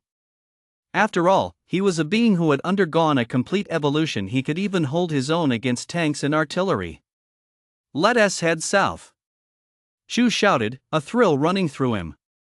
The two little tigers didn't understand what Chu meant. They only heard a series of purrs, but they could sense the excitement in his heart. The two little tigers followed excitedly at Chu's side, playing along. 5 days passed in the blink of an eye. During those 5 days traversing the jungle, Chu had essentially devoured everything edible along the way. He even used the two little tigers as bait to catch a leopard and 2 brown bears. Wild ginseng, cordyceps, Polygonum multiflorum, century-old black rasher mushrooms. Chu had no idea how much he'd consumed. Even the two little tigers following him had put on quite a bit of weight. The two little tigers had grown significantly in size and were already beginning to exude the air of jungle kings, though in front of Chu, they were still just 2 obedient little shadows. By now, the two little tigers had completely submitted to Chu's authority. Growl! Chu shouted. One of the little tigers, carrying a backpack, scampered over to Chu. Chu deftly pulled out his phone from the backpack. These past few days, he'd been playing on his phone almost every day to pass the time in the jungle. He turned on the MSI hand crank generator, and the little tiger beside him was already working hard to charge the phone. After charging for a while, Chu opened a dating app called Soul, a new discovery he'd made in recent days. With great effort, using his tongue to navigate the screen, Chu sent a message. Hi, good morning. Beep. In the girls' dormitory at Huaxia Agricultural University, a girl hurriedly grabbed her phone and said to her roommate, "Did that handsome guy we were talking about yesterday reply?" In the dorm, a girl wearing a pink pajama top which couldn't quite contain her ample bust said, "How do you know the guy on the other end is handsome? You haven't even seen his face. Do you even know if he is human or a ghost?" Chu Yaoyao replied excitedly, "I can just tell. He is definitely a handsome guy, and he is really well traveled." Watching the somewhat ditzy Chu Yaoyao, the busty dorm leader Wang Yao couldn't stand it anymore. She walked up to Chu Yaoyao and said, "Give me your phone. I'll ask him myself." Although Chu Yaoyao was a bit reluctant, she realized that the dorm leader had her best interests at heart, and since there were some things she wanted to ask but couldn't bring herself to say, she handed her phone to Wang Yao. Wang Yao didn't beat around the bush. She got straight to the point. "How old are you? What do you do?" Deep in the Devouring forest, Chu froze slightly upon seeing the message. A couple of days earlier, he'd met a cute girl from Huaxia Agricultural University through this app. Since he also attended that school, Chu found himself chatting with her without even realizing it. Since he was a slow typist, Chu usually avoided chatting with others. But he soon noticed that the slower he typed, the faster the girls replied. This left him baffled. Recalling how he'd always replied instantly in his past life only to end up breaking up anyway, Chu gradually came to realize something: a man has to put on a show. 5 minutes later, Chu finally sent his reply. 22. I'm a jungle explorer. On the other side, Wang Yao snorted at Chu's message and said to Chu Yaoyao, "Pfft. A jungle explorer? That's the kind of thing you'd use to fool little girls. Do you actually believe that?" Chu Yaoyao quickly nodded. "I believe it. I believe it." Seeing Chu Yaoyao's reaction, Wang Yao felt a bit exasperated. Her roommate was so innocent she believed everything people told her. Deep within the Devouring forest, Chu thought for a moment and decided to upload a few photos. Rumble, rumble. Chu gave the command, and the two little tigers obediently walked to the front, striking 2 cute poses under his direction. Click, click. Chu snapped a photo from several different angles. Meanwhile, on the social media platform Soul, the photos Chu uploaded caused quite a stir. Chapter 14, Warrior Guild. Beep, beep, beep. Chu had just uploaded the photos.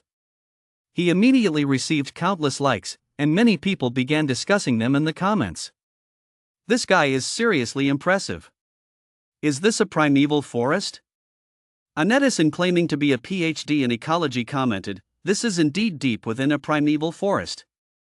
Given this terrain and environment, there are fewer than 10 such well-preserved sites in the entire world. What is the deal with those 2 tigers? One of them is even carrying a backpack? All I can say is, this guy has got some seriously wild connections." Back in the dormitory at Huaxia Agricultural University, Chu Yaoyao, looking thrilled, said to her dorm leader, Wang Yao, Yao, look. He just posted this photo. He really is a jungle explorer. Wang Yao looked at the photo on her phone, her eyes still filled with disbelief. She couldn't help but think, could he really be a jungle explorer? Wang Yao still had her doubts, but then said, ask him how tall he is. He might just be a skinny little guy. A hint of displeasure flashed across Chu Yaoyao's face. After confirming that Chu was indeed a jungle explorer, her fondness for the stranger on the other end of the phone had skyrocketed, but she couldn't resist her roommate's teasing. How tall are you? Deep. Deep within the Daling forest, they were now extremely close to the southern border. Chu saw the message on his phone and paused to ponder for a moment.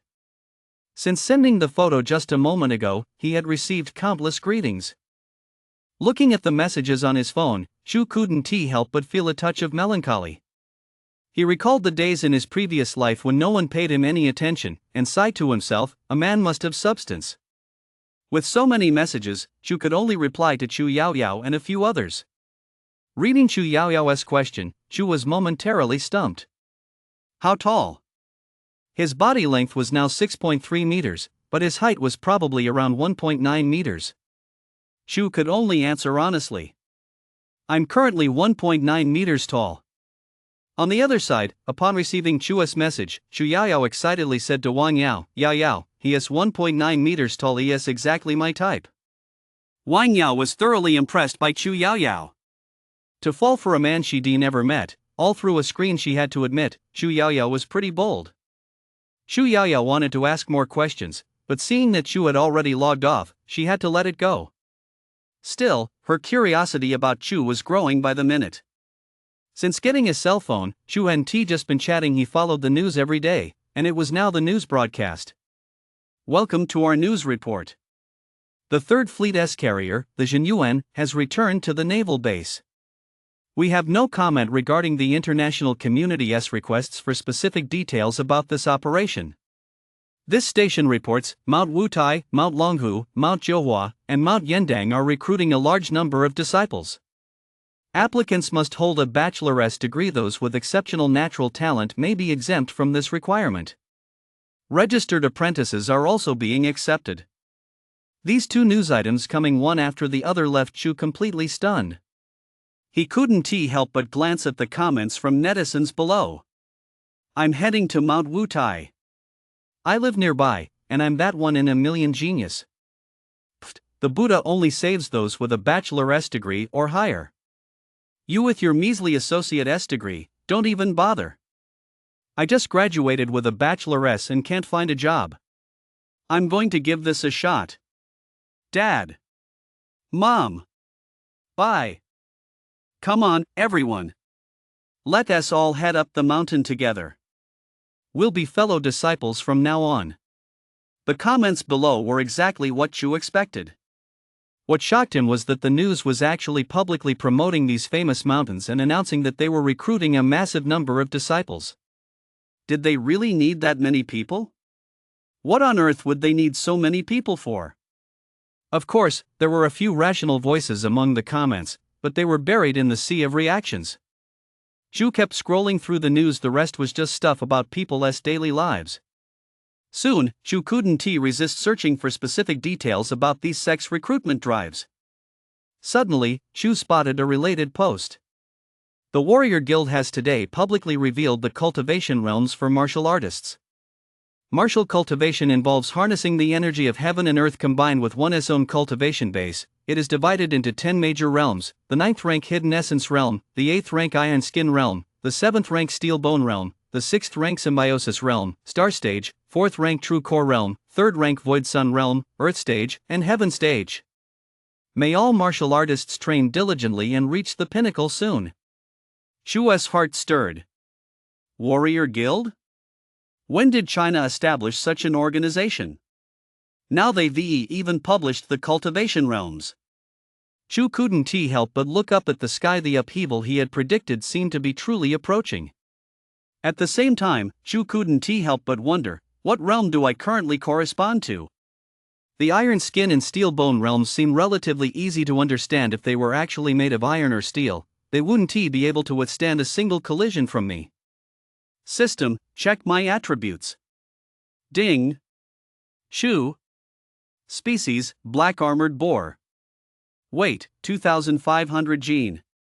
Strength, 450 points. Size, 400 points. Skills, Devour skill, black armor. During his time wandering and feasting in the forest, Chu had unknowingly grown to 2,500 gene. More importantly, his size had reached 6.3 meters. Such a massive size left him with no rivals in the forest. Still, I'm far from the 20,000 gene weight required for my second evolution, Chu muttered to himself. Let us go. Calling out to his two cubs, Chu set off toward the southern region. Roar. Led by Chu, the two little tigers grew excited as well. Meanwhile, in a village in China, Yin was on the phone with her father, Zhang Dabiao. Dad, you want me to become an honorary disciple of Xiaolong Cave? I have to work. I don't have time to go to some Xiaolong Cave. On the other end of the line, Zhang Dabiao quickly interjected, Daughter, Uncle Lu used all his connections and fought for a long time to secure this spot for you. Didn't you see the news? You know what this means. Yin furrowed her brow slightly.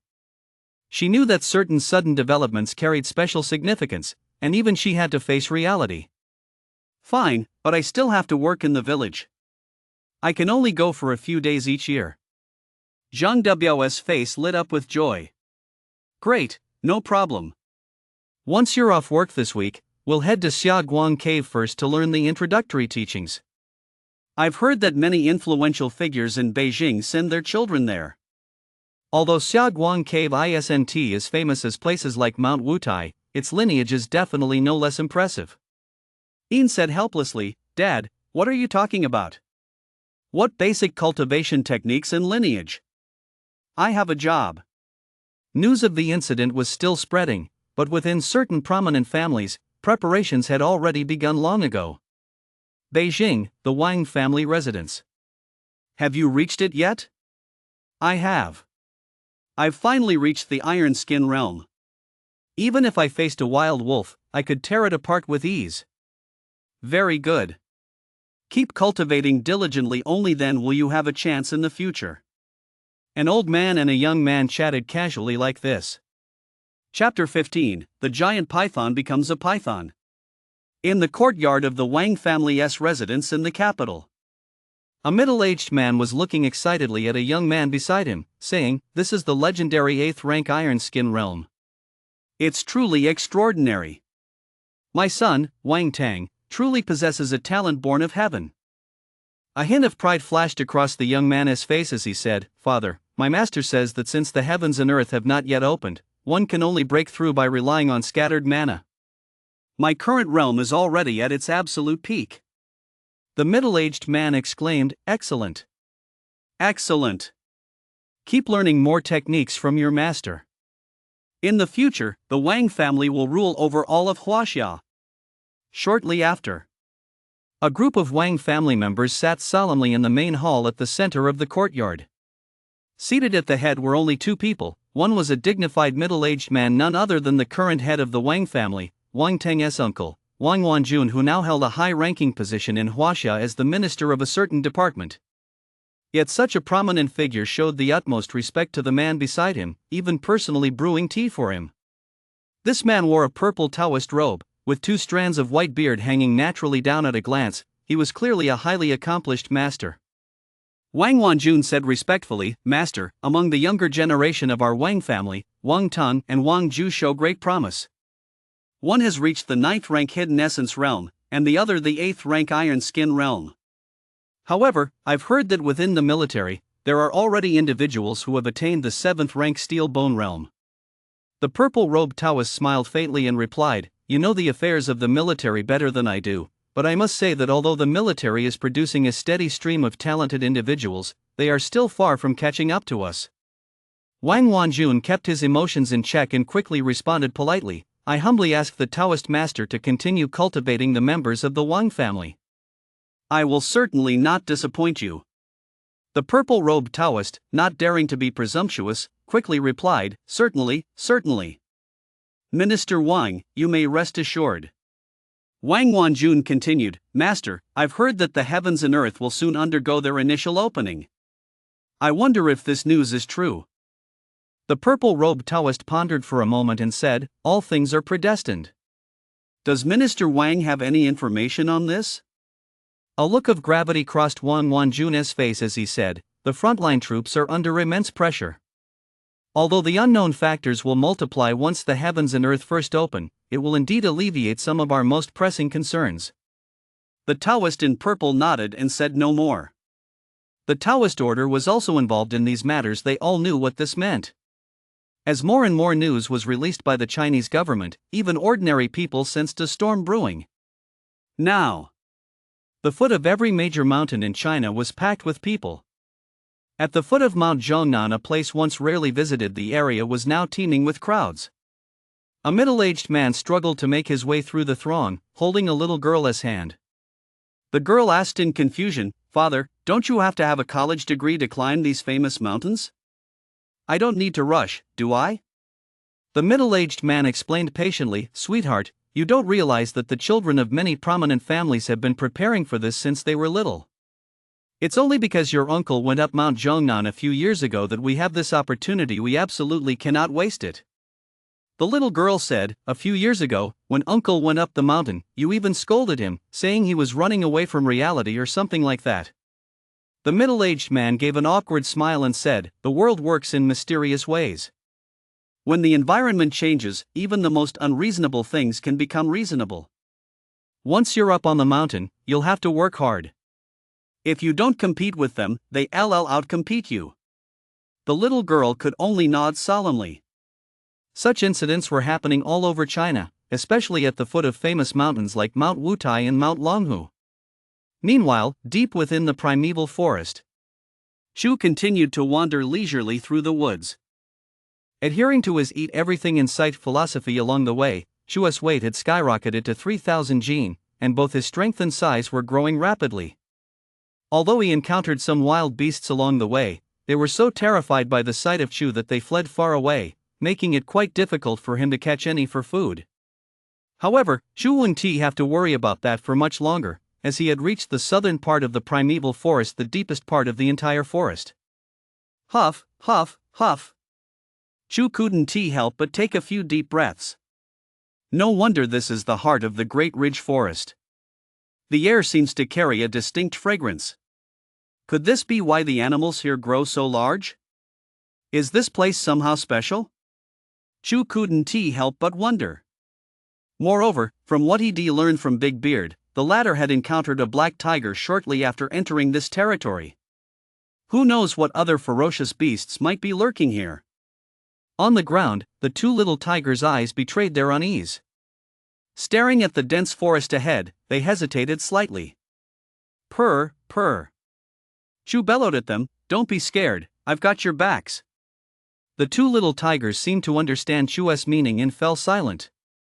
From the bearded man's diary, Shu knew there was a high probability of a giant python over 10 meters long lurking in this area. As the saying goes, a large python becomes a giant python. Given Shu's current height of over 2 meters and body length nearing 7 meters, this giant python might not dare to show itself in front of him. "I'm a bit thirsty. Let us go get some water." Shu strode forward, sensing the moisture in the air, and soon discovered a small stream. The water was exceptionally clear, but the stream was surprisingly deep. Shu knew that the clearer the water, the more likely it was to deceive others. The two cubs followed Shu and soon reached the river's edge. Perhaps because they'd been well fed lately, the cubs were already nearly a meter long. Huff, huff, huff. Suddenly, Shu detected a fishy odor wafting from the water's surface. Shu couldn't help but look up at the river's surface. Having evolved once, Shu's senses, both smell and sight, were now several times sharper than before. On the relatively calm river, Shu saw a dark shadow dart across the water in the distance. It moved at an incredible speed, and its body was an astonishing 10 or more meters long. After shifting position, the shadow submerged itself beneath the water, and the surface became crystal clear once more. A hint of excitement flashed in Chu's eyes. It truly was a case of searching high and low in vain, only to find it effortlessly. However, this giant python was over 10 meters long, which differed from the description in the bearded man's diary. But that no longer mattered. Whether this python was a few meters longer or an entirely different one, it had already become Chu's target. The silver fangs at the corners of Chu's mouth gleamed with a sharp light.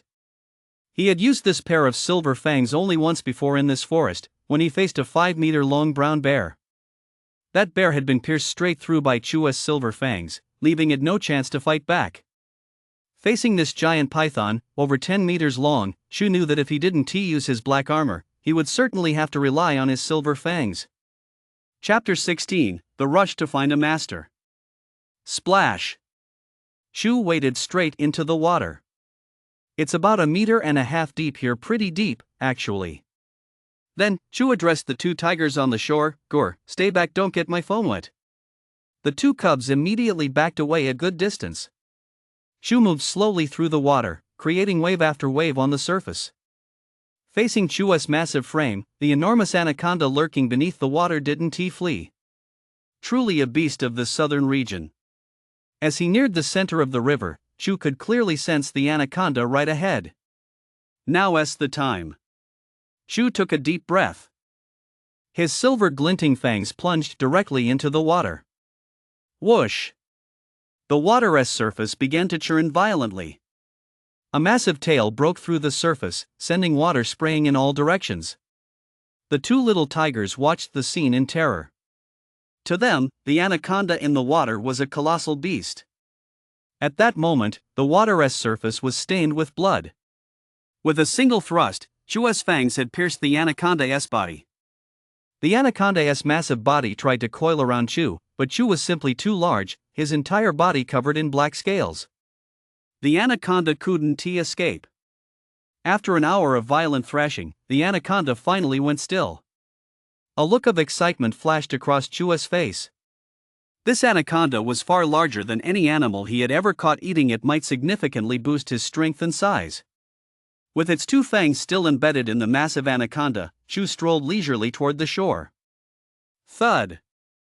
The forest python hit the ground with a loud thud.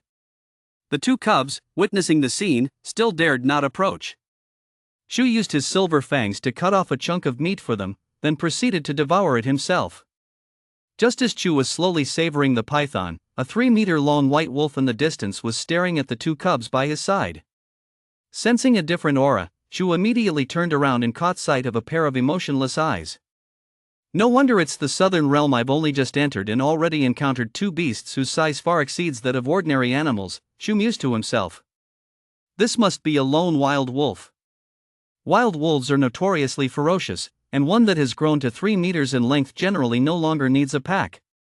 It's 200 meters away from me. Under normal circumstances, I wouldn't be able to catch up, but since you're so reckless as to covet my little ones, I'll have no choice but to send you to the afterlife. As he spoke, Chu's entire body was slowly covered by a layer of pitch-black scales, and the temperature around him began to rise rapidly. The 3-meter-long wild wolf had barely sensed something when it saw a massive black shadow charging toward it at a speed it could scarcely imagine. Boom!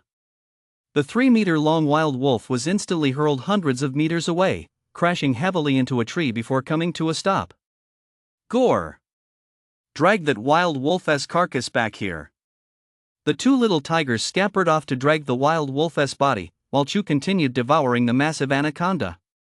Chu could clearly feel his strength and size surging rapidly. This anaconda was comparable to several large animals out there.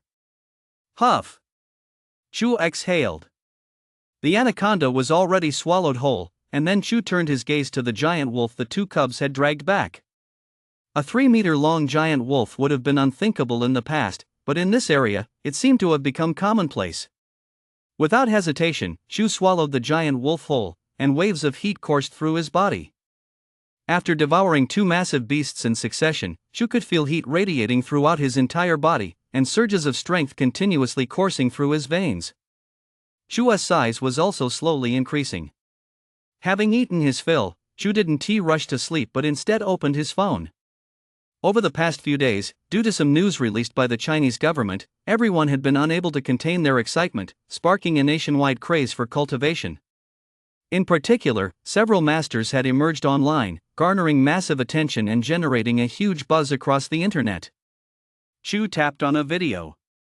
I am the Grandmaster of the Xingyi School. What I'm about to demonstrate is my unique secret technique, the lightning 5-step sequence. Watch closely, I'll only demonstrate it once. Roar, hey, roar, hey. This was one of the most talked about masters online recently, widely adored by netizens. Sure enough, a group of netizens commented below the video. Master Ma, take me as your disciple.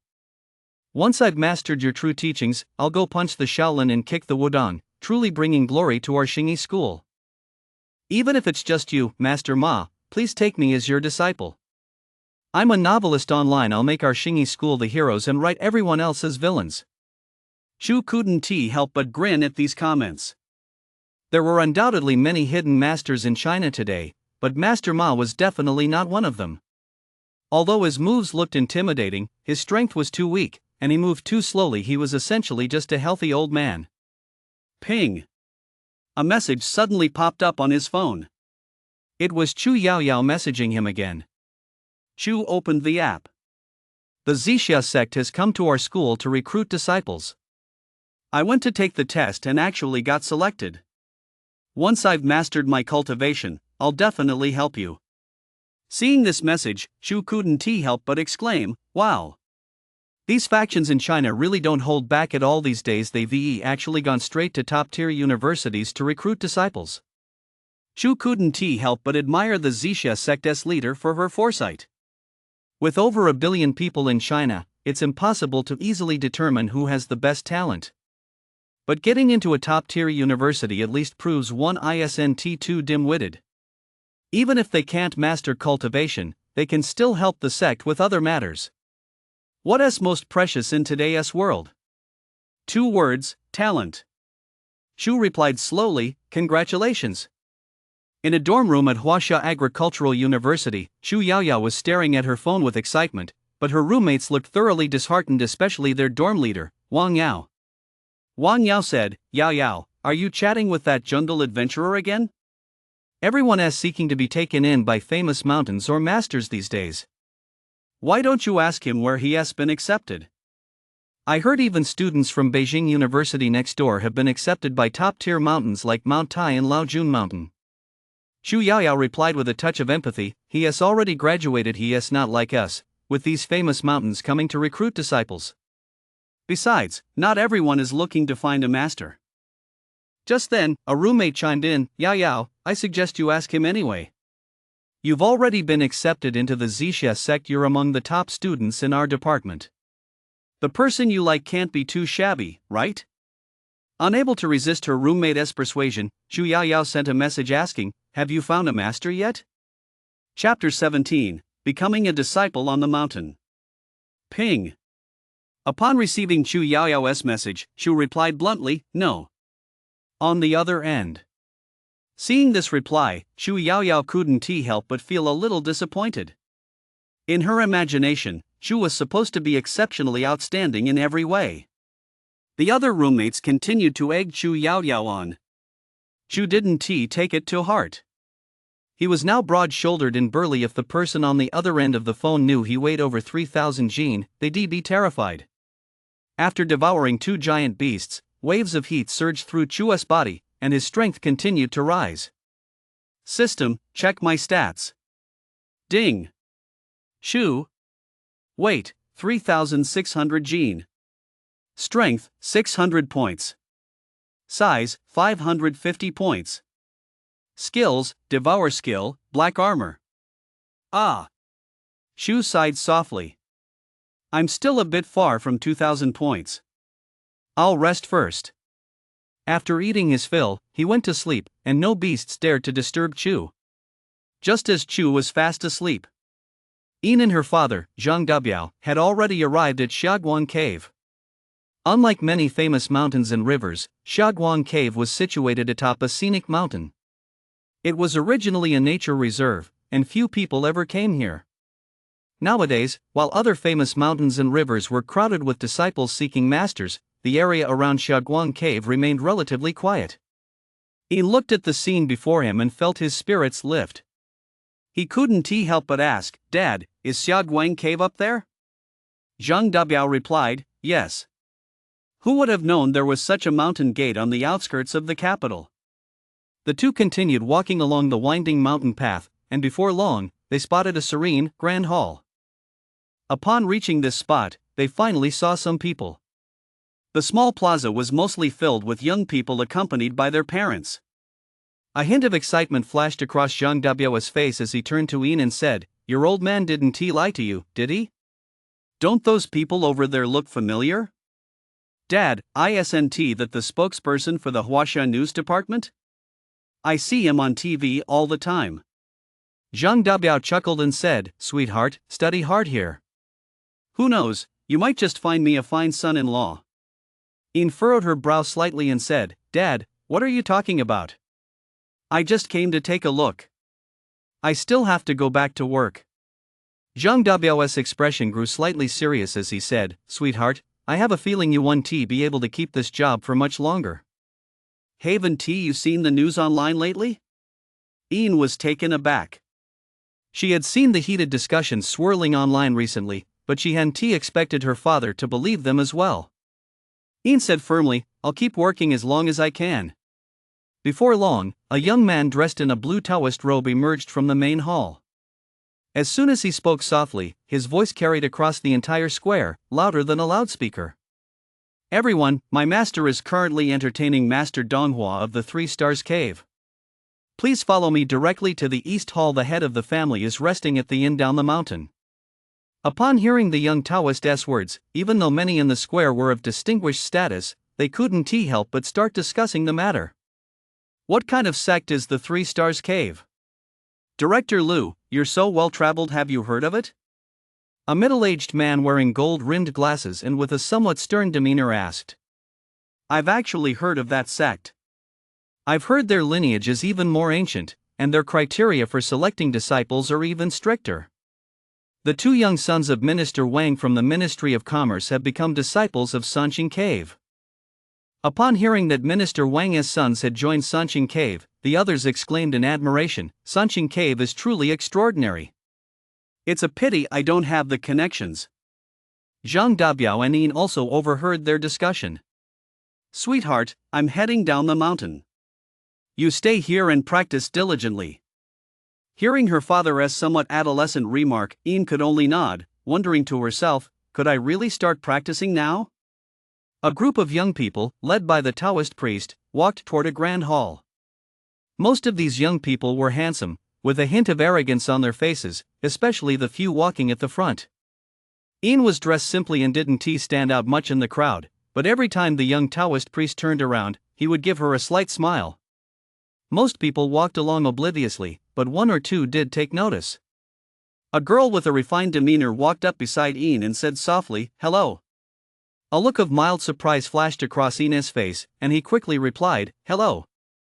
My name is Xia Rou. It's a pleasure to meet you. Do you know the Taoist master up ahead?" Yin shook his head. Xia Rou continued, "We'll be fellow disciples from now on, so I hope you'll look out for me." As they spoke, the two reached the mountaintop. The surroundings at the summit were exquisitely arranged. There stood a grand hall nestled against the mountainside, and the atmosphere was even more serene. The group had barely settled into place when a Taoist priest in a purple robe, accompanied by the head of Xiaoguang Cave, approached with a young man in tow. The purple-robed priest smiled faintly and said, "Master Feiyun, are these the disciples you've recruited this time?" True. Master Feiyun chuckled lightly. "Indeed. I wonder if there are any promising prospects among them. Last time, a high-ranking official from the capital forced his relative upon us, and after half a year of cultivation, the lad hadn't even come close to reaching the hidden origin realm." Upon hearing this, the young man standing beside True Master Donghua wore a look of pride, and he couldn't help but think to himself, "I, Wang Teng, am truly a once-in-a-lifetime cultivation prodigy." Wang Teng's confident gaze swept over the crowd, sending shockwaves through the hearts of everyone gathered before the grand hall. A few young men whispered among themselves, "Who is this guy? How dare he be so arrogant? Looks like Wang Tang from the Wang family. I saw him once at a nightclub in the capital. He was sitting in the VIP booth." "I see. No wonder he is a scion of the Wang family." Master Fei Yun and Master Donghua came to a halt. Their gazes swept over the crowd of young people. Suddenly, both of their eyes fell upon a woman Yin, who stood amidst the crowd. Master Donghua spoke first. "Master Fei Yun, this woman is dressed simply, yet she exudes a natural aura. Have you sensed it as well?" A hint of delight flashed in true Master Fei Yun's eyes as he nodded. "The very reason we established our mountain gate deep within these mountains is because the atmosphere here is so pure. This young woman has spent so many years in the secular world, yet her aura remains so pristine. If I am not mistaken, she must possess a spiritual root." Master Donghua said, "Congratulations, Master Fei Yun. You and I have been stuck at the 6th rank mutual resonance realm for many years. If the heavens and earth remain sealed, even breaking through to the 5th rank is a distant hope. I never expected we would actually encounter someone with a spiritual root. Though one can still cultivate without a spiritual root, breaking through to the legendary upper 3 realms is nearly impossible." Master Fei Yun nodded in agreement. He was in an excellent mood at that moment, and Master Donghua's words struck a chord with him. Chapter 18, Spiritual Roots. In front of the Grand Hall, 2 venerable elders stood before Yin. Master Fei Yun spoke up, "Young lady, you've come to seek a master, Haven Tu?" This scene left the onlookers utterly astonished. Yin nodded, feeling both flattered and overwhelmed, and said, "My father said I could come to the mountain to become an honorary disciple." Both Master Fei Yun and Master Donghua were taken aback. An honorary disciple? Even Master Donghua, who had cultivated his mind and character for many years, felt a stir within him, though he quickly suppressed it. Master Fei Yun's heart gave a start. Such a prodigy, had he not feared she might be unable to handle it all at once, he would have taken her on as a direct disciple right then and there. But for now, he can only proceed gradually, so as not to cause the young lady to develop any resistance. Master Fei Yun said kindly, "Young lady, the information your father received was incorrect. Today's gathering on the mountain is for selecting full disciples, not nominal ones. Only those who aren't selected will become nominal disciples. I believe you have excellent talent and can become a full disciple of my Xiaoguang cave." Yin felt a pang of anxiety. She thought of all the unfinished business back in the village and hurriedly replied, "Grandmaster, I'm here on leave. I have to return to work, so I'm afraid I can't become a full disciple." Yin's reply shattered the hearts of the young men around her. Their families had gone to great lengths and pulled every string they could to secure a nominal disciple spot, yet this woman was turning down a full-fledged discipleship for the sake of her job. Comparing oneself to others really is enough to drive one mad. Master Fei Yun felt a pang of anxiety upon hearing this. How could he possibly let such a prodigy slip away? Yet, on the surface, he remained calm and composed, saying, "Even if you become a full-fledged disciple of my Xiaoguang cave, you can still go back to work. Just think of it as training in the outside world. You can come back to the mountain whenever you like, just treat this place as your home." Having said this, Master Fei Yun let out a deep sigh inwardly. When had Xiaoguang cave ever had to beg someone like this? Sure enough, a hint of joy flashed across Yin's face. Not wanting to disappoint her father's expectations, she replied, "Is that really possible?" "That's wonderful." Not far away, a young man whispered to the young Taoist beside him, "Master, can a full-fledged disciple still live outside the cave?" The young Taoist's expression turned serious as he replied, "No." The young man looked up at the sky and sighed deeply, crying out inwardly, "I'm not worthy." After finally accepting Yin as a disciple, Master Fei Yun was in high spirits. Master Donghua spoke up, "Master, may I have a word with you?" The two stepped outside the main hall. Master Donghua began, "Actually, I've come to bid you farewell. The pressure on the front lines in Huaxia is immense. I must head there." Master Fei Yun's expression grew grave as he said, "Please stay safe, Master." Master Donghua continued, someone has calculated that the opening of heaven and earth will occur in just 1 month's time. The land of cherry blossoms may no longer be able to hold out, its collapse is imminent. The moment that monstrous beast strikes, the land of cherry blossoms will crumble instantly. Master Fayan replied with a grave expression, no one could have imagined that the place with the most abundant mana in the world would be out on the open ocean. That monster must have devoured some rare treasure of heaven and earth. Now, it's truly impossible for us in Huaxia to find anyone capable of standing against it. Master Donghua sighed softly, not only can that monster spew blue flames, but its entire body is covered in green armor, measuring over 50 meters in size. Its power rivals that of a peak third realm cultivator, perhaps even surpasses it.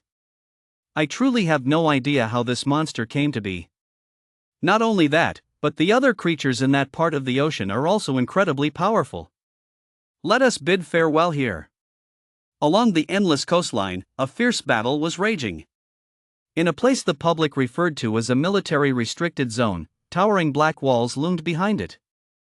A middle-aged man in a military overcoat gazed at the endless coastline ahead, a grave expression on his face. Suddenly, a soldier walked in from outside. Report, a large number of aquatic creatures have been spotted in Sector 3, including 20 tentacled lizard-like species. 10 coastal cannons have been destroyed, and 5 tentacled lizards have been killed. Those damn vermin! What are the casualties? Reporting, 50 regular soldiers killed or wounded. Master Chen is seriously injured, Captain Liu has minor injuries, and Abature single-handedly slew 1 tentacled lizard. Good, I understand. Maintain strict defenses. The middle-aged man let out a soft sigh. Casualties were a daily occurrence here, and he knew it wouldn't be long before the truth could no longer be concealed. Ever since those mists appeared over the sea a few years ago, conditions here had been deteriorating day by day. Only by training a large number of elite fighters can we defend against these monsters. However, with casualties mounting recently, the situation here will soon be impossible to hide. It remains to be seen how the nation will respond. The land of cherry blossoms can no longer hold out. With these thoughts in mind, the middle-aged man walked toward a building within the base. As the commander of this base, the middle-aged man held the rank of Brigadier General. His name was Tian Meng, and he had been stationed at this base since the years when the nation first discovered the anomalies. Tian Meng entered a room where a large monk dressed in a simple robe sat upright. It was this very monk who, wielding his Zen staff, had just struck down a tentacled lizard, a creature that even anti-aircraft guns couldn't kill. Tian Meng spoke respectfully, "Master, are you unharmed?" The monk exhaled softly, opened his eyes, and said in a voice as deep as a bell, "I am fine. It's just that the number of these tentacled lizards has been increasing recently. Without reinforcements, I fear this base won't hold out much longer." Tian Meng hurriedly replied, "Master, orders have already been issued. Master Donghua of Sanqing Cave and Master Yueni of Wutai Mountain are on their way here, and some disciples from the Bagua sect in the civilian world are also rushing to join us." The monk sighed softly. "Master Donghua is my equal, and Master Yueni, though a junior, has also reached this realm. It's a pity that we've only attained this level after sensing a trace of mana in recent years. As for the Bagua sect in the civilian world, they may be of some use, but their cultivation time is still far too short." Tian Meng's heart sank. He knew that Abature was speaking the truth. Originally, the various sects and schools had focused solely on cultivating spiritual practices and refining their character. However, a few years ago, they all sensed a distinct surge of mana, which allowed them to break through the physical limitations of their bodies. Yet now, taking another step forward was an incredibly difficult task. Is there truly no one who can save our Huaxia? Tian Meng lamented inwardly. While the various Huaxia bases were engaged in fierce firefights deep within the Daling forest, Chu was fast asleep, and the 2 little tigers were also sound asleep by his side. It was obvious that they had all grown significantly larger than before, especially the 2 little tigers, whose bodies had reached a length of 1.5 meters, comparable to some small tigers. Chapter 19, The Cave Giant Bear. Compared to the 2 little tigers, Chu's size was truly colossal. Now, Chu's body length had reached 7 meters, and his height had soared to 3 meters, a veritable land tank. Chu estimated that even if he encountered an ancient dinosaur, he could knock it dead with a single charge. Of course, Chu's rapid growth was entirely due to his hunting successes in this forest over the past period. Huff! Chu opened his eyes.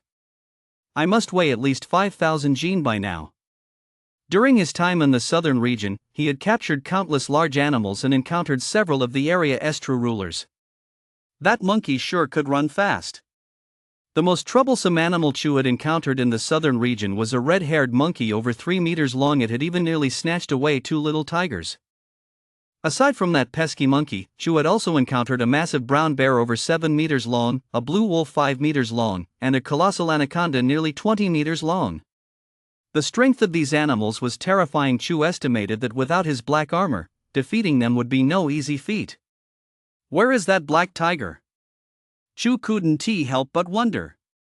Compared to these colossal beasts, Chu felt that the black tiger would be his true match. We're having a special meal today, let us go take care of that brown bear first. Chu called out to the 2 cubs as they headed toward a mountain peak in the southern region. The brown bear's lair was located inside a cave there. Before long, a vast, pitch-black cavern came into view. Chu had faced this brown bear once before. Back then, his fangs had pierced the bear's paws, and the bear had nearly knocked him over, though Chu hadn't been wearing his black armor at the time. This time, Chu went straight to the bear's lair.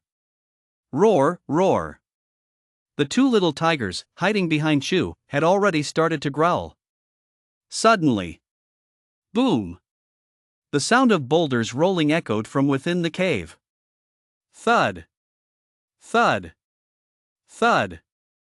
A massive brown bear emerged from the cave, standing fully upright. Its ferocious aura had already sent the surrounding animals fleeing in terror. What on earth did it eat to grow this big? Chu couldn't help but marvel. Although he and the bear were roughly the same size, the bear looked far more imposing when standing on its hind legs. Roar! Roar! Roar! The brown bear let out a furious roar, charging straight at Chu. Clearly, it had recognized Chu the last time. After the bear had been injured, it had fled immediately. This time, it was a clash of enemies, their hatred burning all the more intensely. Without a word, the 2 massive forms collided head-on. Boom! The thunderous impact echoed through the forest. Chu's silver fangs once again tore through the brown bear's hide, but the bear managed to withstand Chu's assault. Boom! Another massive collision sent the brown bear crashing to the ground, but it immediately scrambled back to its feet. The brown bear's massive paw also tore through Chu's skin. Clearly, Chu's defensive capabilities far surpassed those of the bear. I can't drag this out. This brown bear's defense is insane at this rate, we'll be fighting all day. A thought flashed through Chu's mind, and a layer of black armor began to slowly cover his body. In an instant, a wave of heat filled the air, but the brown bear, already blinded by rage, didn't even notice the change. Chu's entire body was slowly covered by a layer of fine black armor, while his strength surged dramatically. The moment the armor was fully formed, Chu could feel his strength multiply several times over, and his defense had become terrifyingly absurd. The brown bear looked at Chu now, a hint of panic flashing in its eyes. Just as it tried to retreat, Chu's form transformed into a black torrent. Boom! After a deafening explosion, the brown bear's body slammed heavily into the rock wall, leaving a 2-meter-long gash across its chest. Thud! The brown bear slid down the rock wall, kicking up a cloud of dust on the ground, its life already extinguished. Roar, roar! The 2 cubs leaped up excitedly, their eyes fixed intently on one of the brown bear's paws. We'll eat later. Let us go see if there are any more bears inside the cave. Purr, purr. Chu led the 2 cubs straight into the vast cave. Whoa! This is even bigger than I imagined, Chu couldn't help but exclaim. The cave was so spacious that even the brown bear could stand upright and move about freely inside. As he ventured deeper into the cave, Chu discovered a profusion of flowers and plants, including some unrecognizable fruits emitting a delicate fragrance. Chu knew these were sure to be something special. That 7-meter-tall brown bear, the undisputed ruler of this forest, certainly knew how to pick a good spot. Finally, Shu reached the deepest part of the cave. It was unusually warm here, and on the ground lay a massive pool filled with a golden liquid. What a huge pool of honey! Did that brown bear kill the queen bee? Shu couldn't help but wonder. The two little tigers stared longingly at the pool of honey on the ground, drool already dripping from the corners of their mouths. Shu couldn't help but scold them, "Look at you two, such wimps. Once we're out of here, don't even call yourselves my little brothers." Gore! The two little tigers shrank their necks, a hint of grievance in their eyes, but they still couldn't resist sneaking glances at the pool of honey. "All right, go ahead and eat." The two little tigers rushed over excitedly. Shu, meanwhile, stepped outside the cave. "This place is nice. It could be my lair. It wouldn't be bad to settle down here," Shu muttered to himself. It really was a great spot. The distant stream was clear and crisp, the jungle dense and quiet, and no other animals dared to provoke him. Am I just going to coast along like this? No. Stronger animals are bound to appear in the future. What if I can't beat them? Shu wrestled with himself for a moment before coming to a clear realization: it wasn't tea time to rest on his laurels yet. Rip! He tore off a bear paw to leave for his two underlings, then began devouring the brown bear. Shu's weight had already been between 5,000 and 6,000 catties after consuming this brown bear. He estimated he might reach 10,000 catties. Phew! A moment later, Shu had finished devouring the bear. An immense heat within his body constantly washed over him, making him feel like a walking furnace. Faced with this situation, Shu decided to return to the cave to sleep. The two little tigers also returned to the cave, each carrying a massive bear paw in its mouth. Outside, the cold wind howled, but inside the cave, it was exceptionally warm. After drinking a few sips of honey, Shu fell into a deep sleep. Before he knew it, Shu's size was slowly growing. Chapter 20: The Hidden Origin Realm.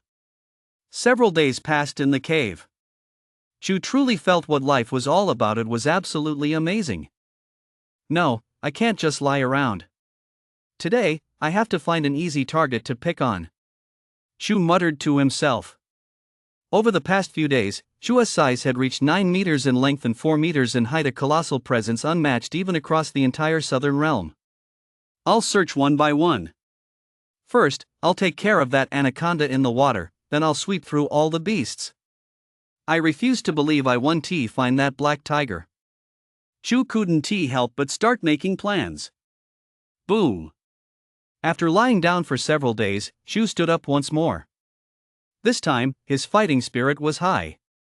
The main reason he was only now going to deal with that anaconda was that it was even larger and still in the water. Previously, Shu hadn't been entirely confident he could handle it. Now that he'd grown in size, Shu finally felt he could easily take care of that anaconda. I'll check my phone for a bit before I go. With that thought, Shu sat back down. Ever since he'd told Shu Yaoyao that he hadn't actually taken on a master, she hadn't contacted him for several days. Shu began scrolling through the news as usual. However, the news report today left Shu utterly stunned. This station reports, Sakura Nation's coastline has been breached, and countless monsters have flooded into its cities, causing massive carnage. Currently, large numbers of refugees from Sakura Nation are fleeing to other countries. This station reports, the international community continues to monitor the situation in Sakura Nation.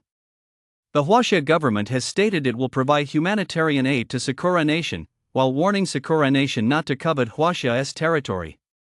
Latest report: Sakura Nation has requested assistance from Beautiful Nation but has not yet received any response. Below the news, the comments section from netizens exploded with activity. What is going on? Did our peaceful lives just go down the drain overnight? What on earth happened? How on earth was Sakura Nation's coastline breached? Amid the heated online discussion, one netizen posted an image showing a 9-meter-long giant lizard biting through a tank. Upon seeing the image, the crowd fell silent for a moment before erupting into an even more intense debate. What on earth is that? Is this special effects from a movie? The effects look pretty realistic. The netizen who had just posted the photo spoke up again. Everyone, this isn't special effects, this is the coastline of the land of cherry blossoms. No way. A monster this big isn't special effects? You can't even run away from a monster like this. Just because you can't run doesn't mean I can't. What's the difference? I joined the Fengsuan sect in college, and I've now reached the hidden essence realm. There's still a slim chance I can escape from this monster. What? You can really cultivate. The Chinese government knows it can't keep this a secret much longer, so it's gradually starting to release information. Online, there were even some well-informed insiders. Every time they revealed new information, it sent shockwaves through the crowd. Seeing everyone's discussion, Chu couldn't help but join in, writing leisurely, "This monster can't withstand a single blow from me." Beep, beep, beep. In just a second, countless netizens began to refute him. You're full of it. My master is the head of Fengsuan Mountain, and even he can't kill this monster with a single palm strike. He might even end up in a stalemate with it. And you think you can? Ignore him. This guy must be crazy. Hey, you up there, if you show off your master's underwear, won't he beat you up? Don't worry, my master doesn't use the internet. Besides, he wouldn't even know who I am. He has actually taken on 3 new disciples recently, 2 girls and 1 boy. Seeing these comments, Chu couldn't help but laugh nonchalantly. My power is beyond your wildest imagination. After scrolling through a few more posts, Chu grew anxious again. Those lizards were already as powerful as giant bears. He had to evolve quickly. If he could evolve one more time, he'd still have a place in the world with his skills. Meanwhile, in a small mountain village in the north, Ian gazed out the window at the scenery, a hint of reluctance on her face. Over the past few days, the village had become a place of panic. Many villagers were burning incense and praying to Buddha. As a full-fledged disciple of Xiaolong Cave, Ian's superiors had granted her leave. Her father, Zhang Dabiao, kept urging Ian to go to Xiaolong Cave to train. In the blink of an eye, 5 days had passed. In a quiet room, Ian sat cross-legged, an invisible current of energy swirling within her body. Is this the hidden origin realm? Ian murmured softly. She could feel that this energy within her enabled her to perform feats she had previously been unable to achieve, even pushing her body beyond its limits. Knock, knock, knock. Junior sister, are you there? Master is calling for you, a young Taoist monk called from outside the door. Ian hurriedly replied, yes, I'll be right there. Inside the main hall, Master Feiyun said excitedly, have you broken through already? Ian answered truthfully, I have, Master. Excellent. Excellent. Excellent. I was just about to head to the front lines. This fulfills one of my wishes. Master, please take me with you to the front lines. I can help you. Nonsense. You've just broken through and haven't adapted yet. If you go to the front lines, you won't even be able to protect yourself. Master Feiyun scolded her lightly, but deep down he was quite pleased. His disciple possessed astonishing talent and exemplary character. Ian couldn't help but show a hint of anxiety. With the Chinese government releasing more and more official updates, many people were aware that 24 military bases along the Chinese coastline were holding off countless monsters. Numerous civilian groups had begun organizing themselves to provide support. Of course, the most crucial factor was the presence of masters like Master Feiyun providing reinforcement, which was why, while the coastline of Sakura Nation lay in ruins, China's remained impregnable. Nowadays, safe places like China were few and far between across the globe. Neighboring countries had one after another seen their borders breached by monsters. Master, I feel the breakthrough is just ahead. If you take me with you this time, I might just break through to the 8th rank Iron Skin realm. Then I'll be able to help you. Really? Master Feiyun felt a twinge of doubt. Could it be that those with spiritual roots possessed some mysterious abilities he was unaware of? In the end, after Ian's persistent pleading and persuasion, Master Feiyun agreed to take her along. However, he laid down 3 strict rules: she was not to wander off, not to use her powers indiscriminately, and not to leave his sight. Ian agreed wholeheartedly, though her heart had already flown to the front lines. Chapter 21: The Lizard King. As global tensions escalated, the situation along the Chinese coastline gripped everyone's attention. Meanwhile, following the Martial Artists Association's public disclosure of cultivation realms, a flood of prodigies emerged online, all drawing intense scrutiny. Take Wang Tang, for instance, who had reached the 8th rank Iron Skin realm and was hailed as the foremost figure among the noble clans. Of course, these were merely the tip of the iceberg. Countless other prodigies were still devoting themselves to cultivation in seclusion. Wang Tang had now arrived at one of Huaxia's military bases alongside his master, Master Donghua. This base was located in the south, near the coastline. The military base was home to many powerful cultivators. If the leap from the 8th rank Iron Skin realm to the 7th rank Steel Bone realm was a hurdle, then the transition from the 7th rank Steel Bone realm to the 6th rank Sympathetic realm was a chasm. The realm from the 9th rank Hidden Essence realm to the 7th rank Steel Bone realm is known as the lower 3 realms, while the 6th rank Sympathetic realm belongs to the middle 3 realms.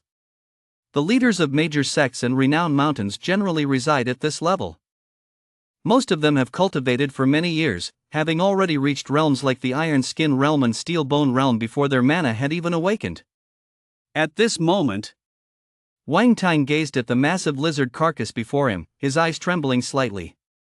"Master, how did such a massive lizard grow to this size? Maybe we should turn back." Master Donghua snapped, "Nonsense. The battlefield is no game. People die here every day, how can we retreat so easily?"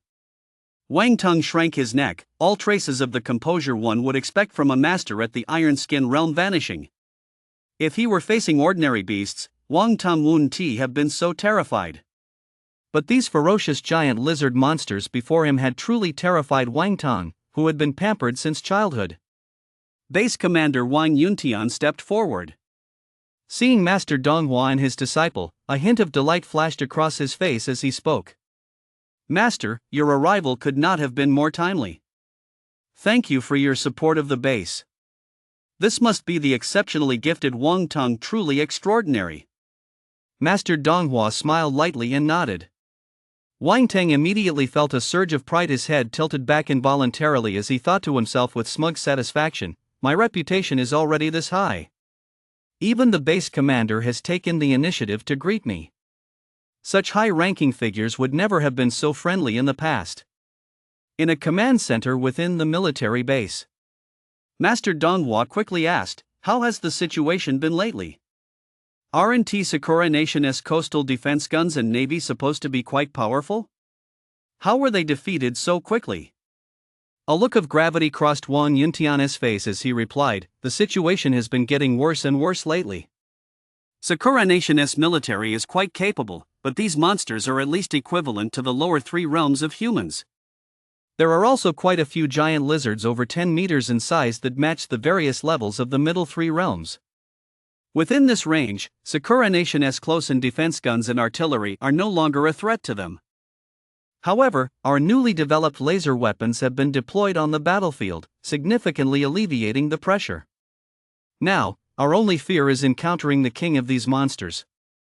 I've heard that the Lizard King has already appeared in Sakura country, and this is what's accelerating its collapse." Master Donghua asked with a grave expression, "What realm is that Lizard King in?" Wang Yuntian spoke slowly, "It is equivalent to the very pinnacle of the upper 3 realms among humans, perhaps even stronger." Donghua Jinren let out a soft sigh. He was no match for such a powerful being. Wang Yuntian continued, "However, there seems to be a presence in the ocean that even this Lizard King fears, so it hasn't rashly attacked China. Otherwise, our bases would have been breached long ago." Master Donghua replied calmly, "For now, we must persevere.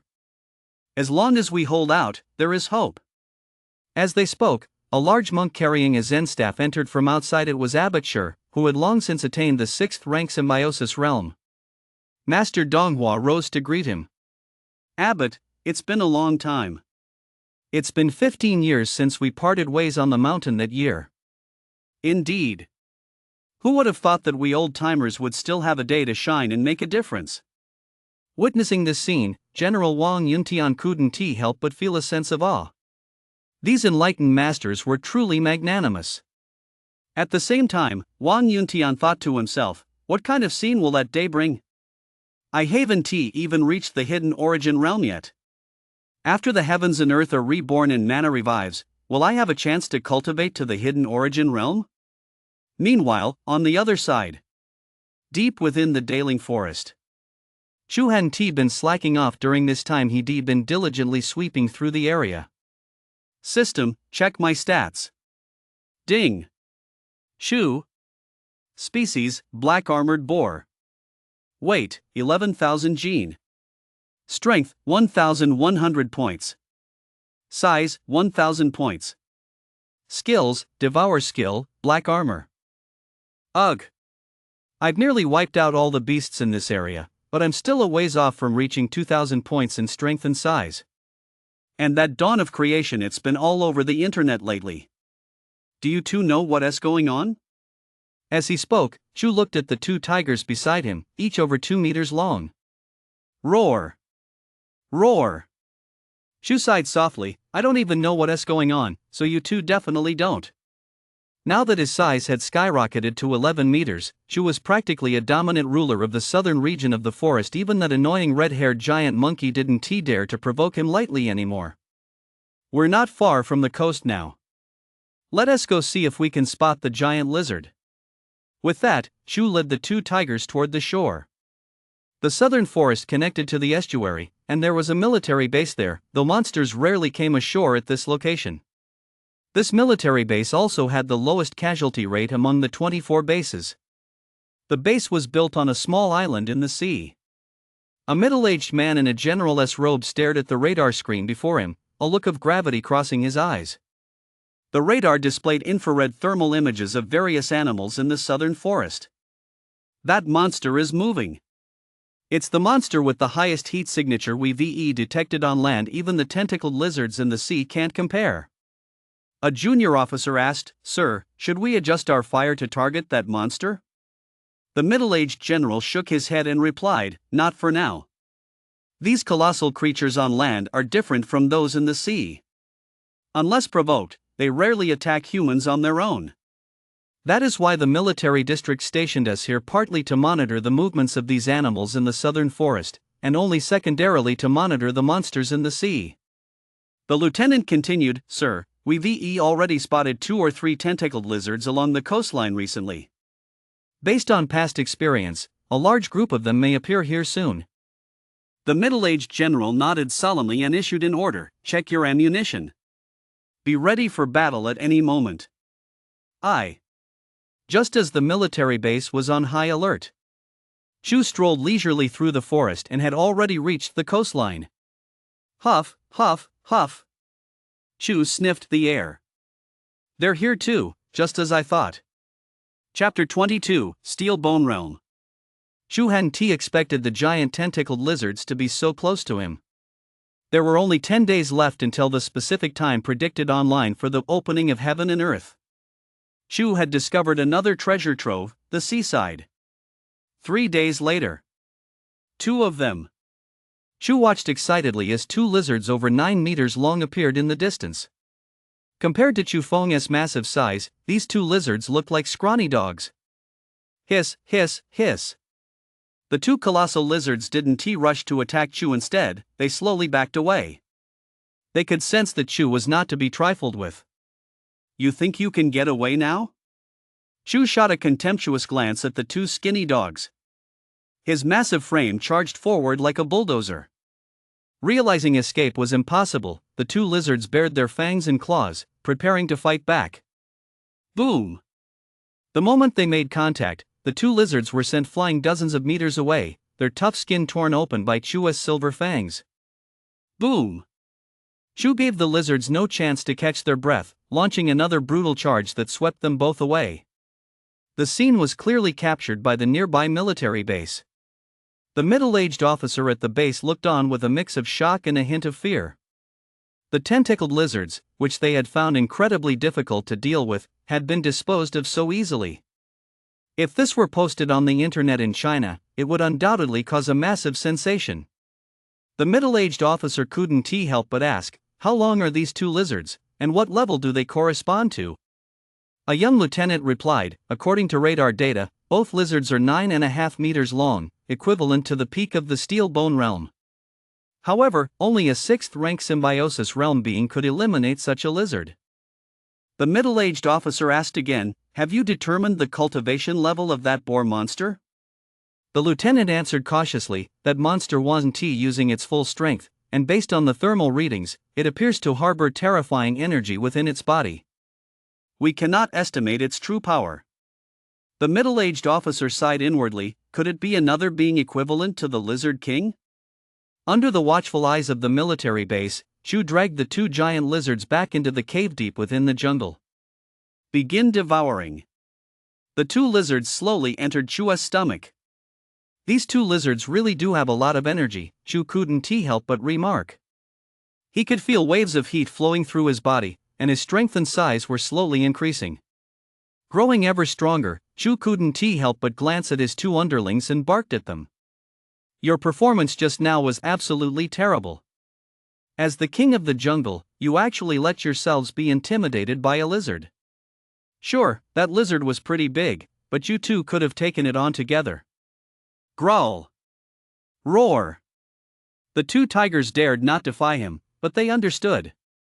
Chu then added, "From now on, I'll call you Tiger 1 and Tiger 2. Gore." The 2 tigers seemed to half understand. Chu didn't bother with the details, he'd figure it out later. He planned to train these 2 underlings properly. After all, as the king of beasts, with a little training, they'd become his right-hand men. Although those 9-meter-long lizards were pretty intimidating, Chu estimated that once these 2 cubs grew to 5 meters, they'd be able to handle them with ease. The great creation is about to begin. I need to spend more time walking along the coast during this period. If I can encounter more lizards, I'll be able to evolve faster. System, check my current stats. Ding. Chu. Species, black armored boar. Weight, 12,000 gene. Strength, 1,200 points. Size, 1,100 points. Skills, Devour skill, black armor. It 1T belong now. As long as I kill a few more lizards, I should be able to evolve. Maybe I can even evolve one more time before the great creation begins. Chu couldn't help but think to himself. With a goal in mind, Chu would head to the coastline every day with his 2 subordinates to hunt for tentacled lizards. Meanwhile, the naval base on the offshore island had truly come to appreciate Chu's strength over the past few days. General Lu Di of the base asked a communications officer, "How many were killed today?" Reporting, "The Boar King killed 4 tentacled lizards today, including one over 10 meters long. According to the Warrior Guild's published rankings, that lizard is equivalent to a human at the 6th-rank sympathetic realm. However, at this level, humans are generally stronger." Lu sighed softly and said, "Who would have thought that such a terrifying behemoth lurks deep within the terror forest?" The military district takes this Boar King extremely seriously, classifying it as one of the highest-level secrets. If only we could win the Boar King's favor and put it to work for us. An aide standing nearby spoke up, "Sir, perhaps we should try to make contact with this Boar King. I believe it's different from other monsters. Not only has it adopted 2 tigers, but it also specifically hunts tentacled lizards." Lu shook his head, "The time isn't right yet. We will definitely have to make contact with this Boar King, but not now. To be able to command 2 young tigers, this Boar King must have a secret." On the coast, Chu had long since spotted the base in the distance, but he paid it no mind. With his current strength, even planes and tanks couldn't touch him. Dragging his spoils behind him, Chu returned to the cave. Let us review. You 2 did well today, at least you didn't run away. Though you still can't break through my defenses, there's room for improvement. Let us eat. With that, Chu sucked several massive lizards into his mouth. It's almost time. Heat surged from Chu's body now. Anyone standing near him could feel a distinct wave of heat. In the blink of an eye, several more days passed. During this time, Chu went to the coast every day to hunt for lizards, but the tentacled lizards were growing increasingly scarce. However, Chu was also nearing the threshold of evolution. One day, while scrolling through the news, Chu suddenly came across a shocking report. This station reports, the 23rd forward base has been breached by tentacled lizards. Master Lu, the head of Jiuhua Mountain, was killed in action, along with a large number of civilian volunteers. We will release the list shortly. These are all heroes of our Huaxia. This station reports, currently, the only nations in the world whose borders have not been breached are Huaxia and the United States. Humanity will ultimately prevail. Another base has been breached? Chu felt a pang of emotion. Shortly after, he saw some images online showing a tentacled lizard over 15 meters long, leading a group of more than 20 tentacled lizards each over 10 meters long that had breached the Huaxia base. What a pity! Chu sighed. Ping. Just then, Chu received another message from Chu Yaoyao, who hadn't chatted with him in a long time. Have you found a master yet? Chapter 23, Mana Awakens, Evolution Begins Again. If you haven't found a master yet, I can introduce you to mine, Chu Yaoyao said. Chu felt a warm glow in his heart. This girl was truly kind-hearted. I haven't found a master yet, but I don't need one. My strength is actually quite formidable. Within the Zixia sect, Chu Yaoyao's expression darkened upon seeing the message. Just then, a young man in a long robe walked over. Noticing Chu Yaoyao's expression, he couldn't help but ask, "Junior sister, what's wrong? What did your friend say?" Chu Yaoyao hurriedly replied, "Senior brother, my friend doesn't want to come up the mountain for now." A hint of contempt flashed across the young man's face as he said, "Junior sister, your friend is being ungrateful. There are thousands of people lining up to join our Zixia sect right now.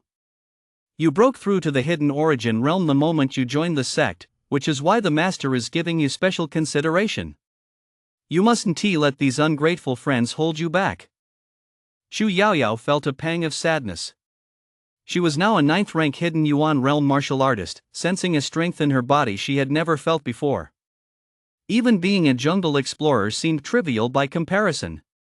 We're from two different worlds after all.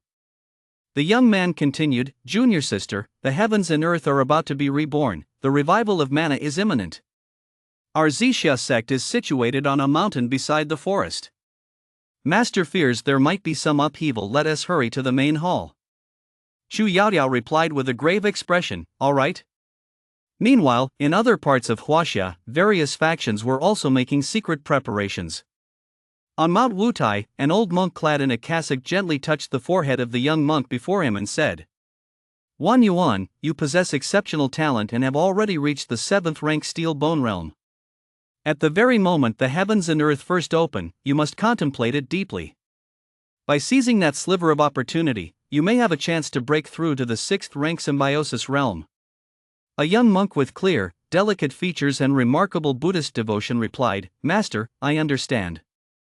The old monk sighed softly and said, "People only know that when the heavens and earth first open, mana revives, but they do not realize that the opening of the heavens and earth is the beginning of a great calamity. In the south of China, within a massive military base by the sea." Yin said, "Master, I have reached the iron skin realm." Master Fei Yun's face lit up with joy. "Very good. In the iron skin realm, mana flows over the skin, greatly enhancing defensive power. You now possess the ability to survive encounters with ordinary monsters, but you must continue to strive for improvement." Yin couldn't help but take a deep breath. She would have to work hard at her cultivation. While the outside world was engrossed in intense cultivation, Chu still led a relatively leisurely life. Guarding this deep forest by the sea, Chu didn't even need to go out in search of prey himself. That day, Chu took his usual stroll along the coastline with his two younger brothers. Suddenly, he sensed a colossal force rising from the earth. Various air currents intertwined in the atmosphere, and the sunlight streaming from the sky began to flicker erratically. "The heavens and earth are reborn. Mana is reawakening." The phrase immediately came to Chu's mind. The entire land seemed shrouded in a hazy, gray mist. The devour skill within Chu's body began to activate involuntarily, drawing countless strands of mana from the surroundings directly into his body. From a distance, Chu looked like a powerful demon who had successfully mastered his cultivation. Over the past few days, Chu had captured more than a dozen tentacled lizards along the coastal mountains. He had long been on the verge of evolution, with both strength and size nearing 2,000, and his weight reaching a staggering 19,000 gene. Now, at the very moment of the creation of the world, he had finally crossed that threshold. The two little tigers by his side seemed to sense something as well. They stayed close to Chu, their forms slowly shifting. All of China, indeed, the entire world, was undergoing violent upheaval. In the depths of the boundless ocean lay a vast island where mana had coalesced into a tornado-like storm. Several colossal beasts stood at various points across the island, letting out earth-shaking roars. They stood firm amidst the colossal storm, their forms slowly shifting. The giant lizard standing in the northeast corner was particularly striking. A faint blue glow emanated from its body, and its dark blue scales radiated an intimidating light. Red light shone in the lizard's eyes, revealing its ferocity and brutality. It was none other than the Lizard King, now appearing before the nations of the world. This mana storm raged for 3 days and 3 nights. Power and communication networks worldwide were cut off for 3 days due to the storm. Some smaller nations lost their communication capabilities permanently. 3 days later. Snore. In a cave within the Daling forest, 2 tigers, each over 5 meters long, were sleeping before a colossal creature over 15 meters in length. Achoo! Chu sneezed, jolting awake from his slumber. He shook the dust from his body and slowly rose to his feet. Now, Chu stood over 6 meters tall, with a body length reaching a staggering 15 meters. The black armor that had once covered his vital points had transformed into gold. Bathed in sunlight, Chu radiated a faint golden glow. The golden armor seemed to blend even more seamlessly with Chu's fiery red fur. If Chu had once looked like a ferocious beast, he now resembled a sacred beast. Is this what it means for the heavens and earth to open anew, and for mana to awaken? Chu couldn't help but marvel. He could clearly sense that faint thread of mana in the air. System, check my stats. Chu. Type, golden armor boar. Weight, 25,000 gene. Strength, 2,500 points. Size, 2,400 points. Skills, Devour skill, golden armor, glazed fire breath skill. As expected, my black armor has directly evolved into golden armor. This glazed fire must be quite powerful. Chu resisted the urge to use glazed fire and opened his phone. Netizens, who had been silent for 3 days, could no longer hold back and began posting their news and experiences online. A user named One Leaf Nose Autumn wrote, "Our house was buried under a tree. Luckily, 2 of the 4 of us in the family weren't injured and were much stronger, so they managed to pull me out from under the tree. Even our dog has grown a whole size, but I haven't changed at all." A commenter below replied, "Bro, your genes aren't cutting it." Another user asked, "Bro, has the way your dog looks at you changed?" Jicho quickly replied, "Now that you mention it, it does seem a little different." Breaking news: city residents should avoid zoos, aquariums, and similar places. Stay off the streets unless necessary, and stay safe at home. This news sent a wave of alarm through the online community.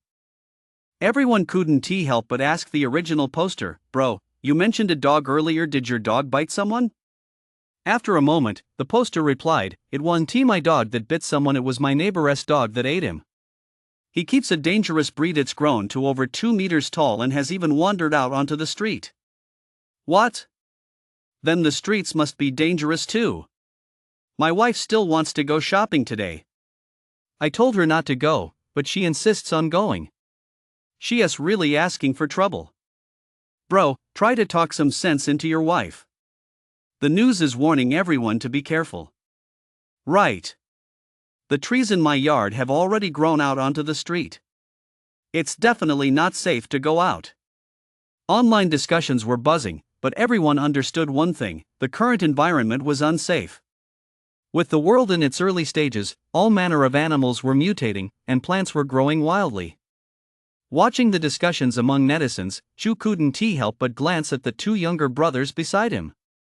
A 2-meter-long dog, is that enough for a meal for the 2 of you? Woof. Clearly, it wouldn't be enough to fill them up. However, in this post-apocalyptic environment, humanity had also reaped immense benefits. The ninth-rank hidden origin realm used to be reserved for elite masters, but now many had already cultivated to this level. It's time to go out for a walk. Chu gazed into the distance. Chapter 24, Star Stage. As usual, Chu led his two tigers toward the coastline. This place now felt like his own backyard. However, just as they approached the coastline, they heard the deafening roar of artillery fire. Boom! Boom! Boom! A military base on a distant island was firing furiously. Countless large-caliber gun barrels glowed red-hot. Yet, despite such intense firepower, the casualties among the creatures on the opposite side were negligible. This was because they were a group of massive lizards, at least a dozen of them, with the leader reaching a staggering 20 meters in length. Its body was covered in cold, blue-green scales. Even the artillery fire could only inflict minor wounds. Inside the base, Lu De wore a grave expression. He now radiated the aura of a ninth-rank hidden essence realm cultivator. With the awakening of the primordial forces and the revival of mana, his ranks had swelled to include 5 8th-rank iron skin realm cultivators and 2 7th-rank steel bone realm cultivators. Yet, even with these reinforcements, their situation remained precarious in the face of these colossal lizards. An aide rushed urgently to Lu De's side. Report, the tentacled lizards are less than 100 meters from the base. The effectiveness of our artillery fire is severely limited. Lu De replied calmly, everyone, fix bayonets. Prepare for close combat. Have Lieutenant Colonel Lu and his team get ready, we'll be relying on them shortly. The aide's expression was one of bitter anger. Yes, sir. The tentacled lizards, each over 20 meters long, were no match even for a human at the 6th-rank sympathetic realm. Because the base was relatively remote, there was only one sympathetic realm practitioner inside, a monk from the Tibetan region who had been in seclusion since the dawn of creation and had yet to emerge. Lu De knew that even if that monk were to emerge from seclusion, he would stand no chance against a 20-meter-long tentacled lizard. He could only muster his last ounce of strength to make these creatures feel pain. When Chu appeared along the coastline, no one at the military base noticed him, as everyone had already rushed out. Charge! Brothers, killing one is worth the effort. For everyone we take down, there will be fewer casualties in the rear. Several soldiers, clutching hand grenades, charged directly at the massive lizards. Boom! Boom! The violent explosions only inflicted minor wounds on these lizards. Now, even the smallest of them measured over 10 meters in length. Not even a 6th-rank sympathy realm cultivator could easily defeat a single one. Just as the base was on the verge of collapse. Rip! A circular iron disc flew in from the distance, slicing through the air as if cutting it in two. Thud! The disc struck a 15-meter-long lizard, carving a massive gash into its neck. Master Ku has arrived. A group of soldiers shouted excitedly. Immediately afterward, a monk clad in coarse gray robes leaped down from the sky. An inexplicable aura emanated from him, forcing the tentacled lizards nearby to retreat step by step. Lu De, the base commander, rushed excitedly to the monk's side and asked, Master Ku, have you broken through? The monk in plain robes nodded, but his expression remained grave as he stared at the tentacled lizard ahead. Chu had intended to step forward, but he paused. This was the first time he had ever seen a human of such immense power. The leap had been over 10 meters high, yet Master Ku had made it look effortless. Chu couldn't help but wonder, what realm had Master Ku actually reached? Was it the 6th-rank symbiosis realm, currently the subject of heated online speculation, or the even higher star stage? Humans possessed immense potential. Advancing even a single realm granted a massive advantage when facing these monsters. Sure enough, the 20-meter-long giant lizard leading the pack also turned its gaze toward Master Ku. This antennae giant lizard differed slightly from the others. Its body was covered in blue scales with jet black patterns, and a tall, sharp horn jutted from its forehead. The characteristics of a monster were fully evident in its form. Creak! The giant lizard's massive bulk caused the trees on the ground to creak. Suddenly, this colossal horned lizard charged at Master Ku at an odd angle. The circular gold foil Master Ku had just withdrawn from his hand, instantly transformed into a golden afterimage, slashing directly at the massive lizard. Rip! The gold foil sliced through the air at incredible speed. However, the giant lizard dodged it at an odd angle. Then, its massive body slammed directly into Master Ku. Master Ku leaped backward more than 10 meters in an attempt to evade the blow, but he had clearly underestimated the giant lizard's combat prowess. The lizard's tail turned into a blur and lashed out at Master Ku. Thud! Master Ku was sent flying dozens of meters through the air before crashing heavily to the ground. Ludi and several soldiers rushed to rescue Master Ku.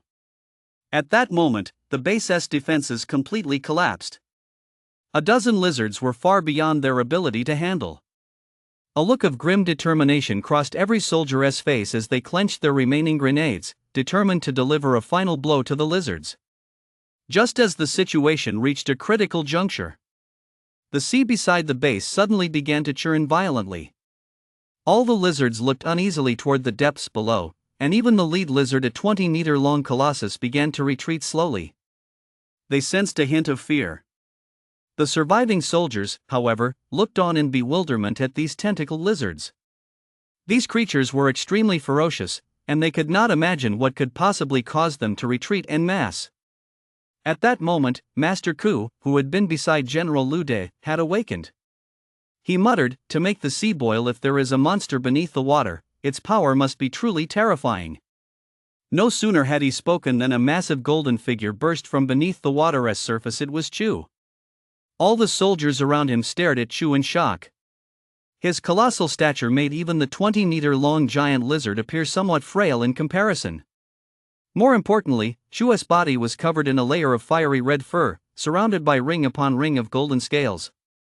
One soldier couldn't help but speak up, "To me, he looks a bit like the auspicious beasts in traditional New Year's paintings." Several soldiers nearby nodded in agreement. "He really does look like an auspicious beast, not nearly as ugly as those lizards." Chu's appearance was indeed intimidating. His two evolutions had brought not only increased strength but also a transformation in his physique. The moment Chu appeared, the temperature of the surrounding air began to rise steadily. Most notably, the tentacled lizard that had been so arrogant and overconfident moments ago was now slowly retreating. A flash of murderous intent crossed Chu's eyes. "These bugs are truly hideous. But they'll soon become my strength." Chapter 25, Lord Stage. At the base. Under the stunned gazes of all the soldiers, Chu left a trail of golden afterimages as he charged like a bulldozer straight toward the largest tentacled lizard. Everyone gasped in horror. In terms of size, Chu and the tentacled lizard were not vastly different. The lizard was simply slender and elongated. Boom! After a deafening roar, the two colossal creatures collided. Under the force of Chu's impact, a massive hole ripped open in the giant tentacled lizard's head.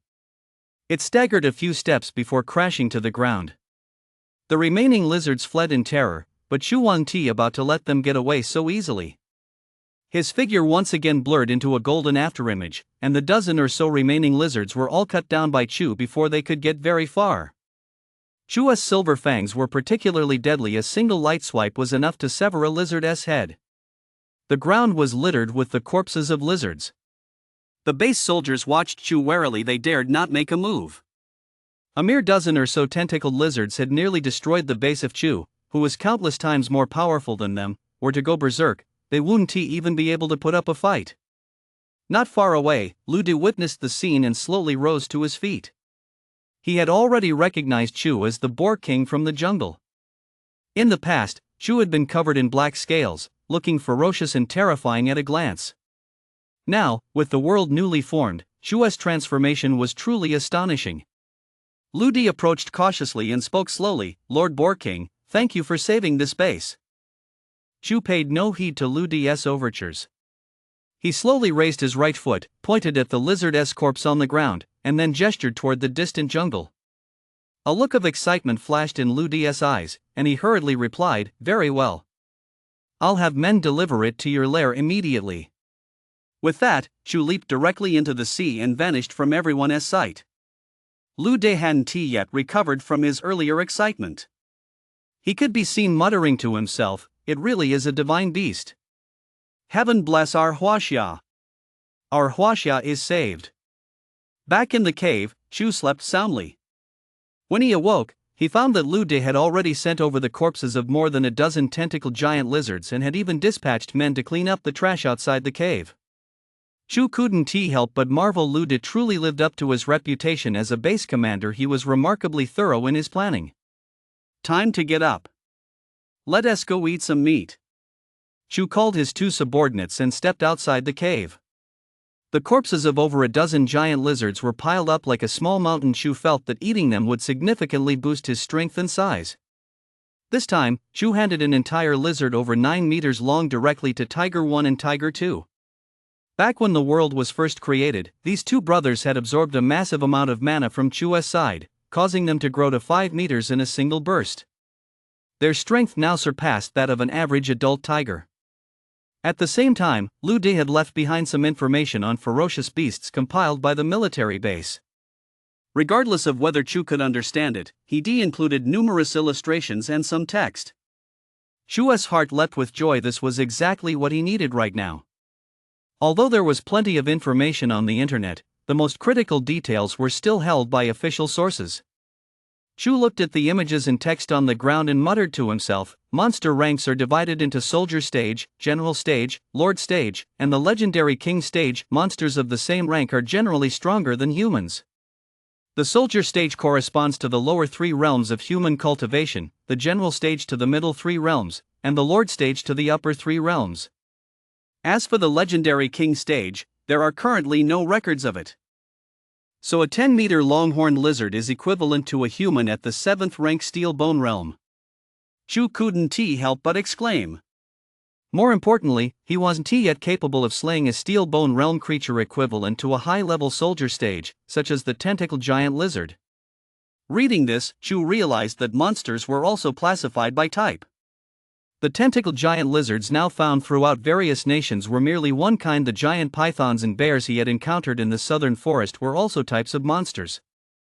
What most captivated Chu in the information was the section regarding the Lord Stage. It read, "Before the creation of the world, a total of 5 Lord Stage monsters were discovered.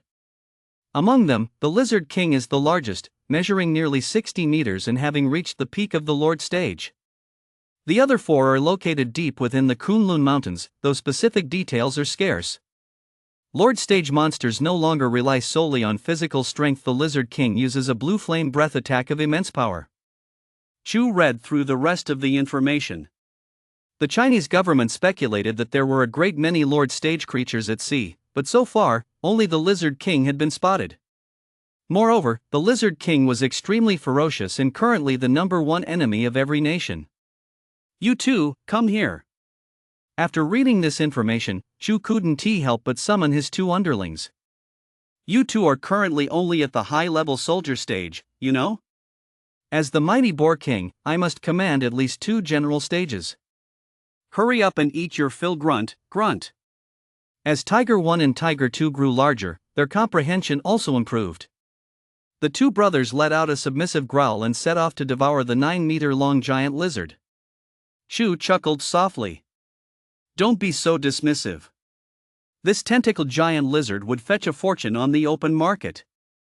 Indeed, since the mana revival, monster carcasses had begun circulating in the underground markets of China. Those leaked from military bases were priced at over 10 million each, and even then, they were in such short supply that they were practically priceless. And these were merely the smallest soldier stage-level carcasses. As for the general stage-level carcass at Chu's feet, there were barely any of those even in the outside world. Devour. Chu unhesitatingly swallowed the entire tentacled giant lizard, worth over 100 million, into his mouth. Ding, strength plus 50. Ding, size plus 50. Ding, strength plus 50. Ding, strength plus 200. Chu's heart skipped a beat. True to its general stage status, the monster had instantly boosted his strength by 200 points. System, check my stats. Ding. Chu. Species, golden armor boar. Weight, 30,000 gene. Strength, 3,000 points. Size, 2,900 points. Skills, Devour skill, Golden armor skill, Glazed fire breath skill. Shu noticed that his body length seemed to have stopped increasing after reaching 15 meters.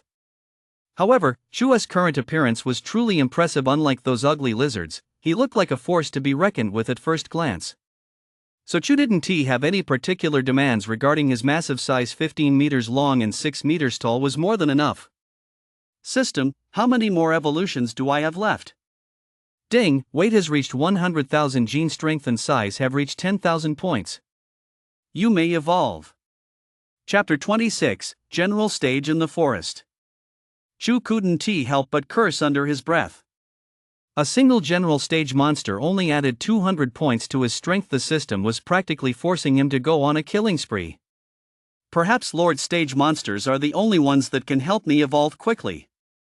Chu couldn't help but think to himself. He wasn't entirely sure just how powerful he was after his second evolution, but Chu instinctively felt that even against the Lizard King, he stood a fighting chance. Where can I find a Lord Stage monster? Chu instinctively pulled out his phone. The news had already gone viral across every platform in China. Videos of monsters preying on humans had flooded Douyin.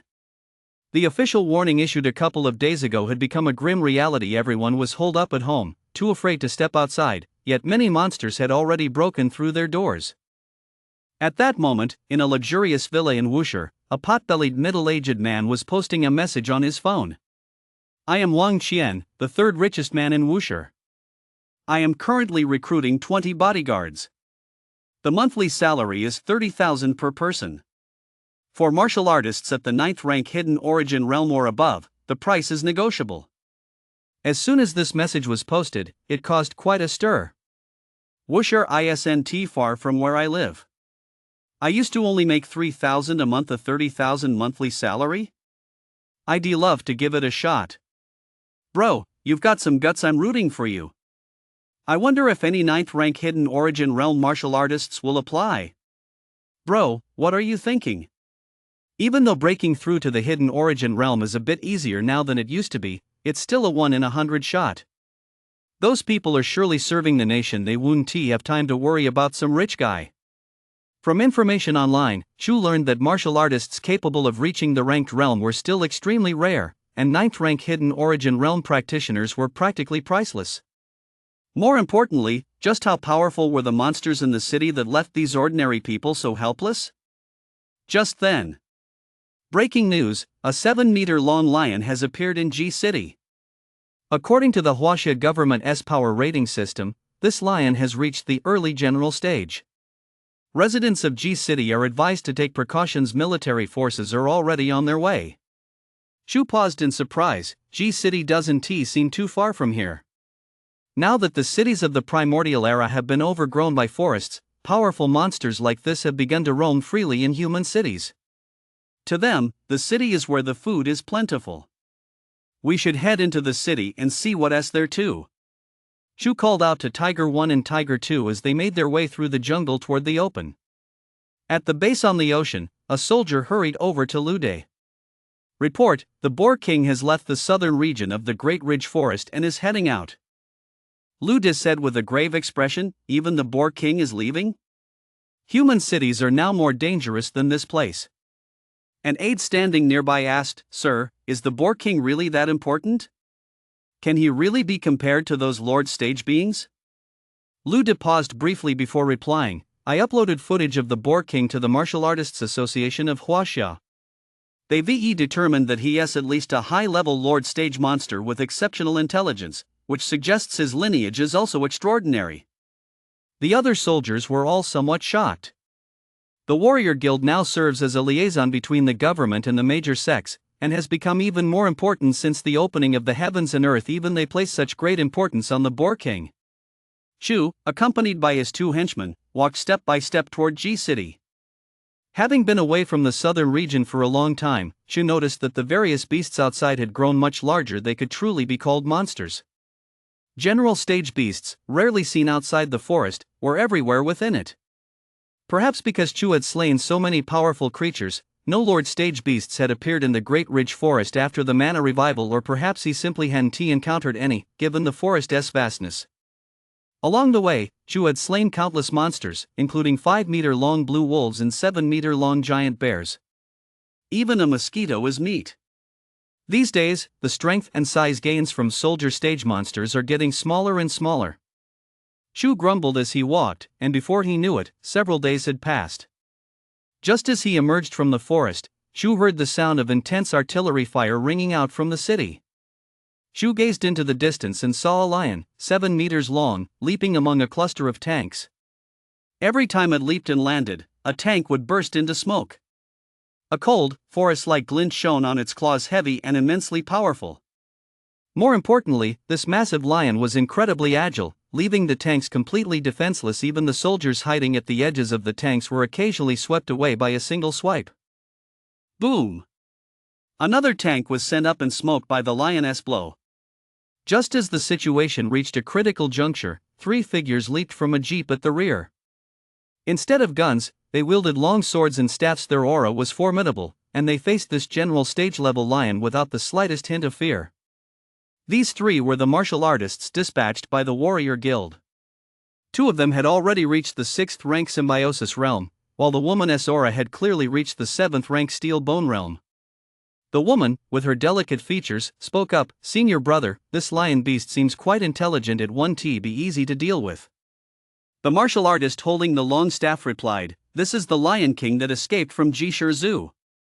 Logically, there should be a few soldier stage-level minions by its side. You must be extra careful when we engage it." The other 2 nodded solemnly. Reaching the 6th rank symbiosis realm meant they had established a tenuous connection with the heaven and earth mana. Wielding a broadsword and a long staff allowed them to maximize their combat potential, but facing a general stage-level monster, they dared not let their guard down for a single moment. Unlike humans, general stage-level monsters had been tempered by the heaven and earth mana, making their defense and power truly terrifying. Delay and things will go awry. Attack! The leader, a 6th rank symbiosis realm martial artist wielding a broadsword, struck first. He leaped over 10 meters into the air, his broadsword transforming into a silver streak as he swung it directly at the massive lion. However, the lion was even more agile. It leaped upward and, without a hint of fear, slammed its right paw against the broadsword. Clang! A crisp clang echoed through the air. It felt as though the broadsword had struck metal, and the 6th rank symbiosis realm martial artist was sent flying by the immense force of the impact. Seeing this, the remaining 2 martial artists struck simultaneously, swinging their long staffs and broadswords with all their might at the lion. Yet the lion not only dodged them effortlessly but also countered with a single palm strike, sending both of them flying. The delicate young woman at the 7th rank steel bone realm was already bleeding from the corner of her mouth. Facing a general stage-level monster, if the 3 of them hadn't joined forces, she wouldn't have been able to withstand even a single blow. Out of their sight, Chu had already arrived in the city with the 2 little tigers. The 2 tigers were battling a dozen or so lions, each 4 or 5 meters long. Although the lions outnumbered them, the brothers Tiger 1 and Tiger 2 were firmly in control of the situation. Chu looked at the lions in the distance and couldn't help but marvel. These lions are truly formidable. They're quite intelligent. Chapter 27, Tiger 1 and Tiger 2 strike. In less than a moment, Tiger 1 and Tiger 2 had slain the majority of the dozen or so lions. The remaining lions, sensing the danger, tried to flee, but with Chu in command, there was no way they could escape. Before long, the streets were littered with the corpses of over a dozen lions, and the brothers, Tiger 1 and Tiger 2, began to feast heartily. Chu reluctantly accepted a few lions offered by his 2 subordinates and couldn't help but remark, "It pays to train soldiers for 1,000 days. They've finally proven their worth." Meanwhile, on the street, 3 martial artists were still locked in a fierce battle with the lions. Although the lions held a clear advantage, they were unable to kill the 2 6th rank sympathy realm martial artists just yet. Inside the tank, a middle-aged man frowned deeply. As the commander of this group of soldiers, he was frustrated that they couldn't assist against such ferocious beasts, a situation that was beginning to worry even these battle-hardened troops. "Commander, why don't we aim a few rounds at the lions to give these martial artists association members some backup?" The middle-aged man shook his head. No, that would also endanger the Martial Artists Association's representatives. Hot weapons pose a far greater threat to martial artists than the beasts do. More importantly, we must guard against the remaining lions. There are over a dozen lions in G City Zoo. We've only seen the Lion King so far, and the rest might be lying in wait somewhere.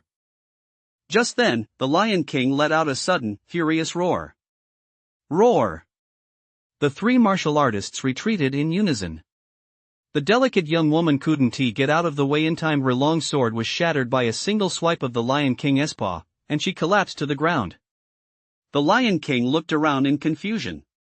He had just been summoning his pack, yet not a single lion had appeared. However, he paid it no mind. He remained confident in his own strength. The remaining two 6th-rank Symbiosis Realm martial artists were also extremely tense. During their earlier battle with the Lion King, they had discovered a terrifying truth: their weapons could not inflict serious wounds on him, and at best, they could only cause minor injuries at the cost of their own lives. Realizing that many more lions lay in ambush nearby, the group began to consider retreat. Facing this early-stage General Stage Lion King, only a Star-Stage martial artist could secure a certain victory. Unfortunately, all Star-Stage practitioners were currently stationed at the coastal bases, where they had more critical missions to fulfill. Seeing that its companions hadn't appeared, the Lion King showed no sign of panic. The three humans before it were no match for it at all. With steady, the Lion King prepared to deliver its final blow. Suddenly, a faint tremor rippled through the ground. Thud! Thud! A mysterious beast, its entire body encased in golden armor and its red fur resembling burning flames, appeared in the arena, followed by two 5-meter-long tigers. The Lion King instinctively sensed danger. Compared to Chua's 15-meter height, the Lion King appeared extremely small. More importantly, there was a stark contrast in their auras. The moment Chu appeared, the temperature of the surrounding air seemed to rise slightly, and the aura emanating from him had reached a terrifying level. Upon seeing the Lion King, Chu couldn't help but feel a surge of delight. It was indeed a general stage level being. Under normal circumstances, a general stage level entity could grant him a boost of over 100 strength points. Even Tiger 1 and Tiger 2 at his side were itching to test their mettle against this Lion King. Tiger 1 and Tiger 2 already possessed the strength of high-level soldier stage warriors. With their combined efforts, the Lion King wouldn't have the upper hand, though defeating him was still highly unlikely. After all, the gap between Soldier Stage and General Stage was immense. It would be extremely difficult for the two of them to break through the Lion King's defenses. Roar! The Lion King growled at Chu, yet his body was slowly retreating. The three martial artists and the group of soldiers surrounding them looked on in shock. This Lion King had threatened the lives of the entire population of G City. Even their tanks and artillery couldn't scratch him, yet now he was actually trying to flee without a fight. There was no doubt that these newly appeared monsters were even more powerful, especially that massive Boar King. It didn't look like a monster at all, but rather a sacred beast. The two 6th-rank Symbiosis Realm martial artists were also slowly retreating with their injured junior sister. A single Lion King was already beyond their capabilities, and this newly appeared monster was clearly even stronger. One of them spoke up, "Senior brother, is this newly appeared monster a boar? Why does it look so otherworldly?" The slightly more mature man replied, "Master once said that when the heavens and earth first opened, many Zenijaniaki would appear. They possess the purest bloodlines, much like humans with spiritual roots. They are the most powerful beings. Clearly, the monster before us is likely one of these Zenijaniak, and its strength is immense. Senior brother, is this beast also at the general stage level?" "No, this beast far surpasses the limits of a general stage beast. I even feel that an ordinary Lord Stage practitioner wouldn't stand a chance against it." "Senior brother, is it really that powerful? There are only a handful of Lord Stage practitioners. Even in our Huaxia, there are barely any beings at the upper three realms. Rumor has it that Sister Ian of Xiaoguan Cave possesses a spiritual root. Now, at the dawn of creation, she has actually cultivated all the way to the star stage and is protected by all the sects of Huaxia. Such an existence is beyond our comprehension by ordinary standards. As they spoke, the two retreated, and in the blink of an eye, they had already withdrawn from the battlefield. Chu watched the Lion King retreating slowly but paid it no mind. He turned directly to Tiger 1 and Tiger 2 beside him and said, "You two go warm up first." Tiger 1 and Tiger 2 immediately perked up with excitement, leaping out from behind Chu and flanking the Lion King, one in front and one behind. The Lion King, 7 meters long, had an especially massive head. Seeing that two soldier stage-level tigers dared to surround him, he launched the first attack. Roar! His massive claws slammed directly at Tiger 1. However, having spent so much time training alongside Chu, Tiger 1 remained composed in the face of a general stage-level lion. He simply leaped backward to dodge the attack. The three colossal beasts fought furiously, kicking up a cloud of dust around them. The human martial artists watching from the sidelines were thoroughly amazed. One of them, a 6th-rank Sympathy Realm martial artist, couldn't help but exclaim, "The defensive capabilities of these beasts are truly enviable. When will we humans ever possess such defensive power?" Another Sympathy Realm martial artist standing nearby spoke up, "Didn't Master say that at the star stage, our strength would see a significant boost? We'll be able to transform mana into a thread of yang qi to warm our entire bodies and enhance our attack power. By then, we won't just be able to defend ourselves against these beasts. And once we reach the 4th rank True Core Realm, we'll have mana stored within us, leading to another massive leap in strength. I truly envy those with spiritual roots. They've nearly reached the 4th rank True Core Realm in the blink of an eye." Chapter 28, The Taoist Descends the Mountain, The Golden Age Returns. On the street. Under the gaze of the crowd, Tiger 1 and Tiger 2 engaged in a frenzied melee with the general stage Lion King. Seeing this, Chu realized that the two brothers and the Lion King were deadlocked, with no clear winner in sight. "You two step back. Watch me," Chu shouted involuntarily. Hearing Chu's command, Tiger 1 and Tiger 2 reluctantly leaped backward, withdrawing from the battlefield. A look of tension flashed in the Lion King's eyes. It could sense the powerful aura emanating from Chu and instinctively braced itself for battle. In contrast to the Lion King's wariness, Chu appeared far more relaxed. He walked forward slowly. Boom! Suddenly, with a burst of speed, the air seemed to ripple, and a torrent of golden light slammed directly into the Lion King. Thud! The Lion King couldn't even put up a fight before Chu's single strike sent it flying over 10 meters into the air, only to crash heavily back to the ground. Everyone around them stood speechless, and even the squad leader inside the tank was stunned. He knew that if this monster had chosen to attack them, even the tank would have been blown to pieces. Faced with such a terrifying scene, the middle-aged squad leader furrowed his brow slightly, as if deep in thought. The next moment, he opened the tank's hatch. "Squad leader, you can't go out. It's dangerous out there," a soldier beside him couldn't help but warn. The middle-aged battalion commander, however, walked out resolutely. After defeating this Lion King, Chu did not rush to devour it. He now possessed sufficient strength to hunt general stage-level demon beasts, but what would be of the greatest benefit to Chu were Lord Stage demon beasts, and that would require cooperation with the Chinese government. Rip! Chu's fangs flashed silver, and a massive lioness head landed directly at the feet of Chiguabao, who had just stepped out of the tank. Chiguabao's eyes widened in shock as he watched Chu's actions, his gaze filled with a mix of fear and surprise. Chu was confident this soldier would understand his meaning. A single lioness head wouldn't significantly boost Chu's strength, but it could be used to negotiate a deal with Huaxia. Clatter! One by one, soldiers emerged from the tank. They looked at the lioness head at their commander's feet, a hint of disbelief in their eyes.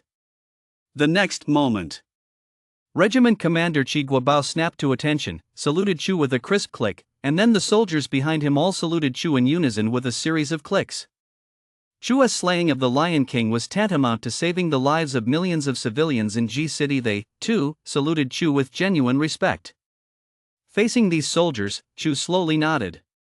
This gesture ignited the hearts of everyone present, including the three martial artists. They couldn't help but look at Chu in awe and say, "This really is a sacred beast, isn't it?" The brothers Tiger 1 and Tiger 2, following at Chu's side, felt a sense of pride. They could clearly sense Chu's intentions, so they harbored no hostility toward these humans. Next, Chu pointed to the map behind Chi Guobao. A solemn expression crossed Chi Guobao's face, but in the end, he handed the map to Chu. The map clearly outlined the current situation in Huaxia and the pressures facing various regions. It was essentially military classified information, exactly what Chu needed. Chu then dragged the Lion King's corpse away from the area. All the martial artists and soldiers watched his retreating figure until he vanished from sight. The news he received from Chi Guobao couldn't help but weigh heavily on Chu's mind. The pressure on Huaxia was immense. Billions of monsters lurked beneath the ocean's surface, watching China's coastline with predatory intent. In the past, there had only been monsters like the tentacled lizard, but now many other species had emerged. The monsters in the sea had also changed significantly. Many were massive in size and were evolving at a frantic pace. Before he knew it, Chu had already crossed through G City. Along the way, he casually disposed of several soldier stage monsters. Most of these soldier stage creatures had evolved from pets within the city and had grown to 2 or 3 meters in length. Ordinary residents were no match for them. Only those at the Hidden Essence realm could stand up to these soldier stage monsters, but unfortunately, the number of 9th rank Hidden Essence realm practitioners was far smaller than the number of these monsters. At this moment, his phone was still constantly receiving updates from various locations. Over the past few days, the online community across major apps had grown much quieter. People had truly come to realize the horror of the Mana awakening. On Douyin, many users were spontaneously organizing to exchange supplies. The Lancheng stronghold has been established. Until the military arrives, everyone can head there for shelter on their own. Currently, 5,300 soldier stage monsters and 50 general stage monsters have been spotted in Lancheng. The military no longer has sufficient firepower to suppress them. Upon seeing this message, Chu couldn't help but sigh. This was practically the end of the world. Having over 5,000 soldier stage monsters in a single city was terrifying enough. Most ordinary people lacked the ability to fight back and would indeed struggle to withstand such a horde of terrifying monsters. What was even more terrifying was that general stage and even more fearsome lord stage monsters were constantly emerging from the deep mountains and dense forests. Latest update: Xingcheng Mountain has dispatched 300 Taoist priests to descend the mountain and exterminate the monsters. Among them are 50 Iron Skin Realm practitioners, 20 Steel Bone Realm practitioners, 5 Sympathetic Realm practitioners, and 2 Star Stage practitioners. The eldest priest is already 90 years old. Truly, the Taoists have come down from the mountain to protect their homeland. The Grandmaster of Xingcheng Mountain declared, "We will return only when the land is at peace and a golden age has arrived. If we cannot return, then we will not return." Upon seeing this news, Chu couldn't help but feel a sense of respect welling up within him. These elderly Taoists, who devoted themselves to cultivation in times of peace yet stepped forward in times of disaster, could truly be called enlightened masters. Chu also had his own plan, to head to the southern coast, where he would complete his next evolution. "Slay every monster that harms people along the way," Chu said to the 2 tigers behind him. "Roar!" Tiger 1 and Tiger 2 replied. Chu passed through G City and traveled over 100 li before reaching the next city. This city was called Qingping City. It was slightly smaller than G City and had once been extremely prosperous, but now the streets of Qingping City were completely deserted. Occasionally, a few terrifying screams echoed from a street. Chu's heart sank. Rumors online had suggested that conditions in many cities were grim, but he found Qingping City to be even worse off. The city's entire power grid had collapsed, leaving it virtually cut off from the outside world.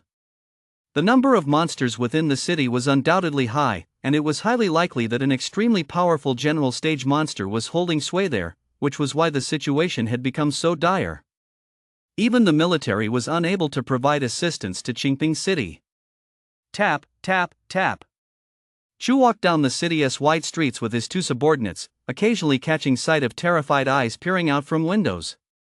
Chapter 29: Intermediate Soldier Stage.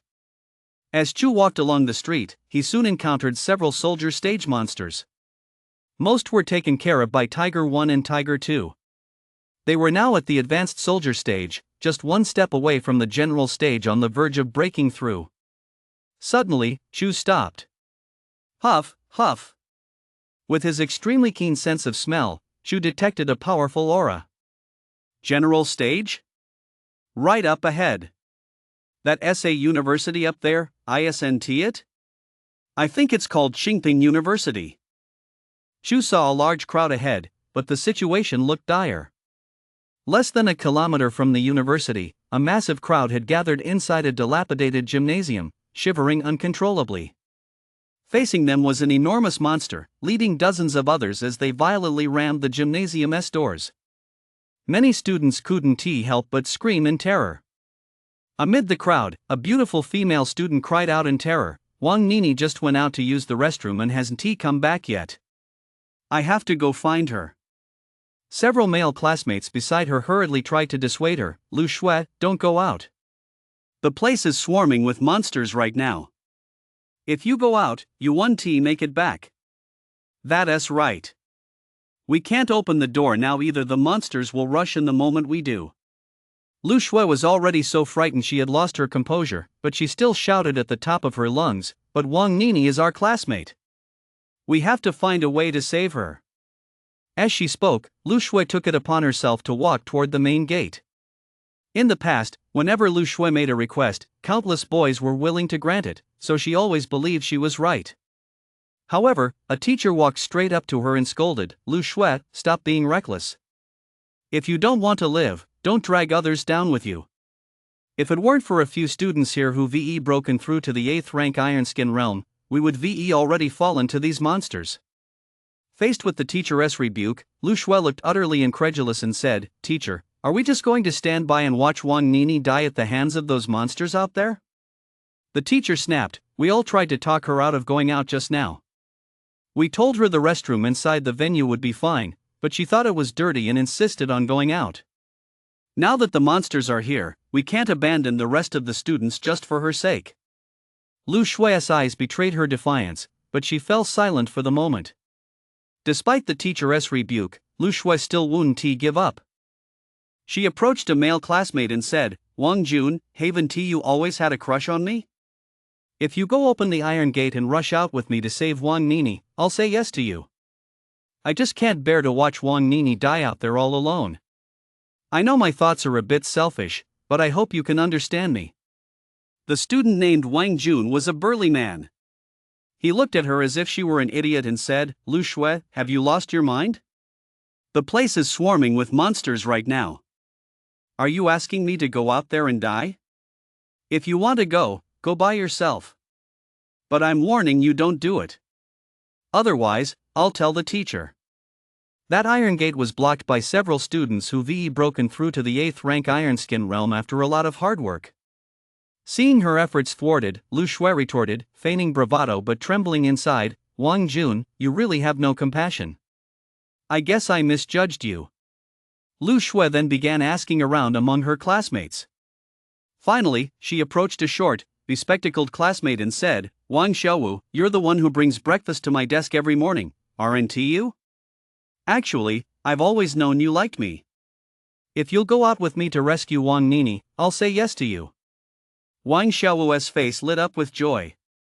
"Xiao Shui, really? You're so kind."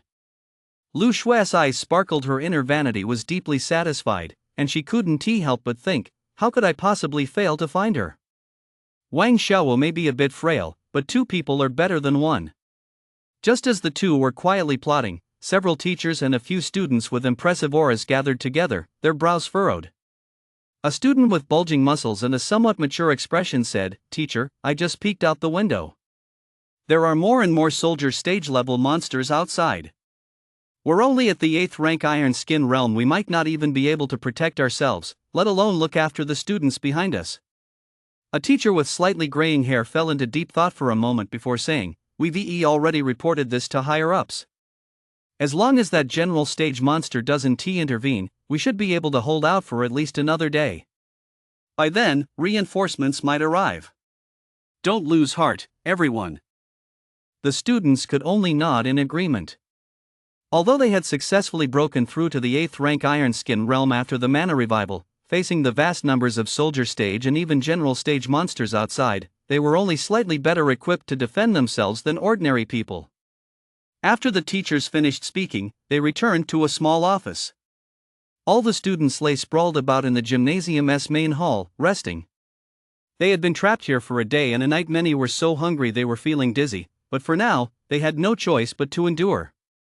Even if the monsters didn't break in tomorrow, they would have to go out and find food. Just as everyone lay quietly on the floor resting, two figures crept up to the iron gate.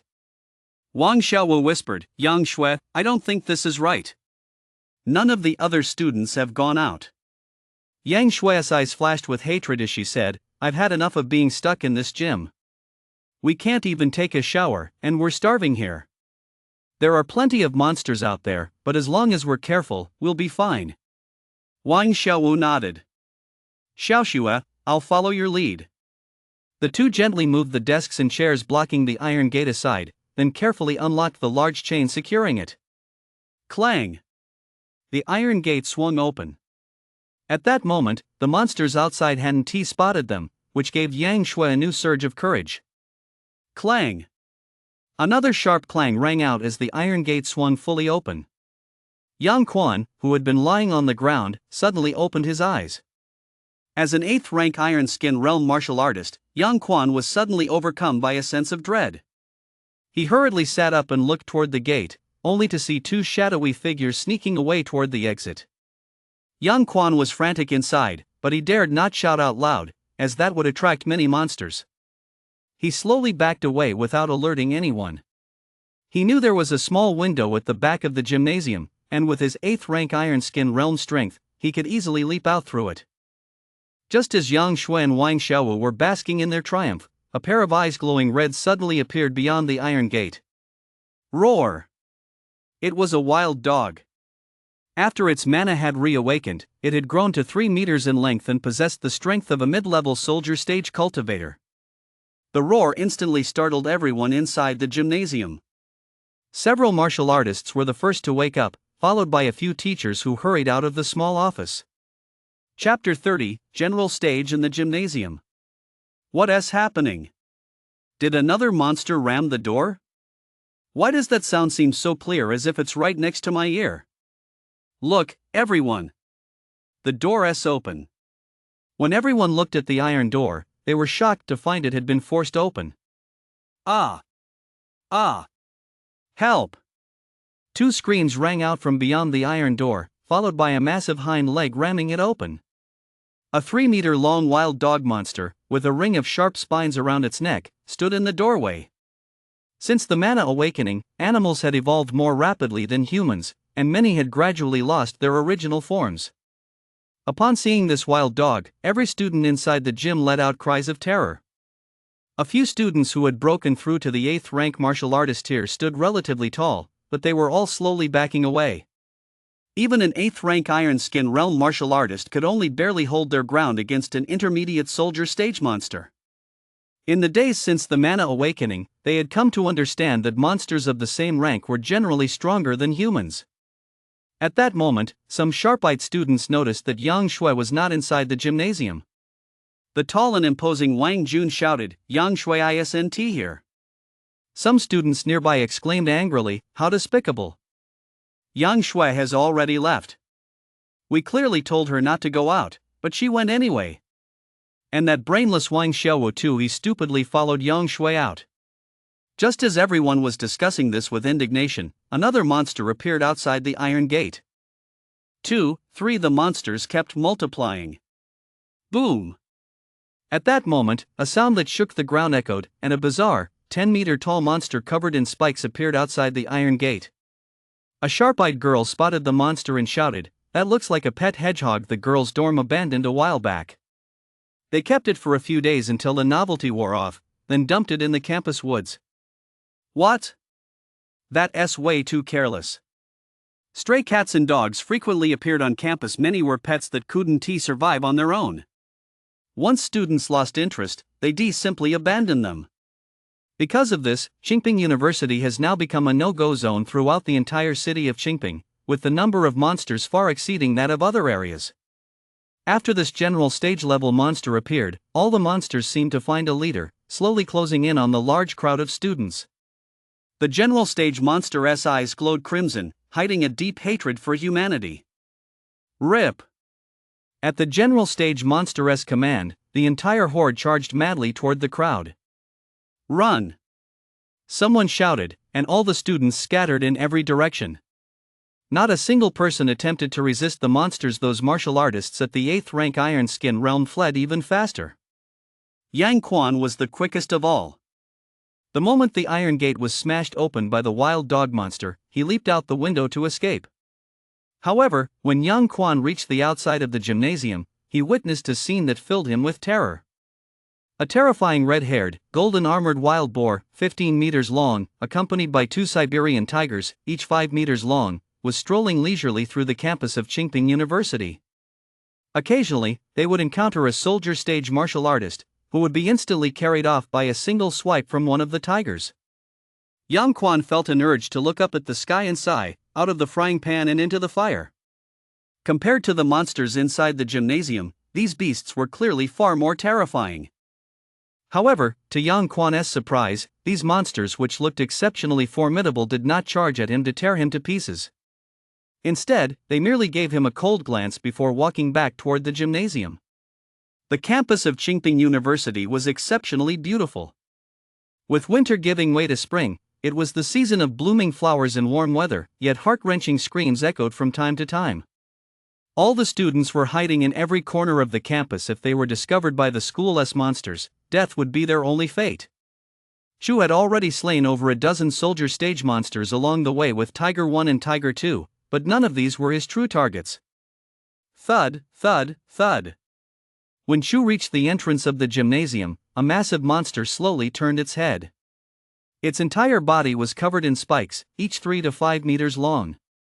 This was a hedgehog that had taken on this form after being transformed by mana. Tiger 1 and Tiger 2 stared at the massive hedgehog before them, letting out threatening growls, yet dared not advance lightly. General stage-level monsters were generally quite unique, especially this hedgehog. This general stage hedgehog also dared not launch an attack on Chu lightly. All its quills stood on end, and even Chu felt at a loss as to how to approach it. Although he was confident the hedgehog's quills couldn't pierce his golden armor, Chu didn't want to test that theory. This is the perfect chance to try out the glazed fire breath skill. A thought struck Chu. He hadn't used this skill since mastering it, and now he had a free target. Chu stood motionless, and the general stage hedgehog seemed to sense an inexplicable danger. Many of the college students inside the gymnasium had already fallen to the claws of the soldier stage monsters. The few remaining teachers were huddled in that cramped office, clinging to life, while a handful of students who had reached the entry-level stage managed to escape by jumping out the windows. The ordinary students were essentially all dead.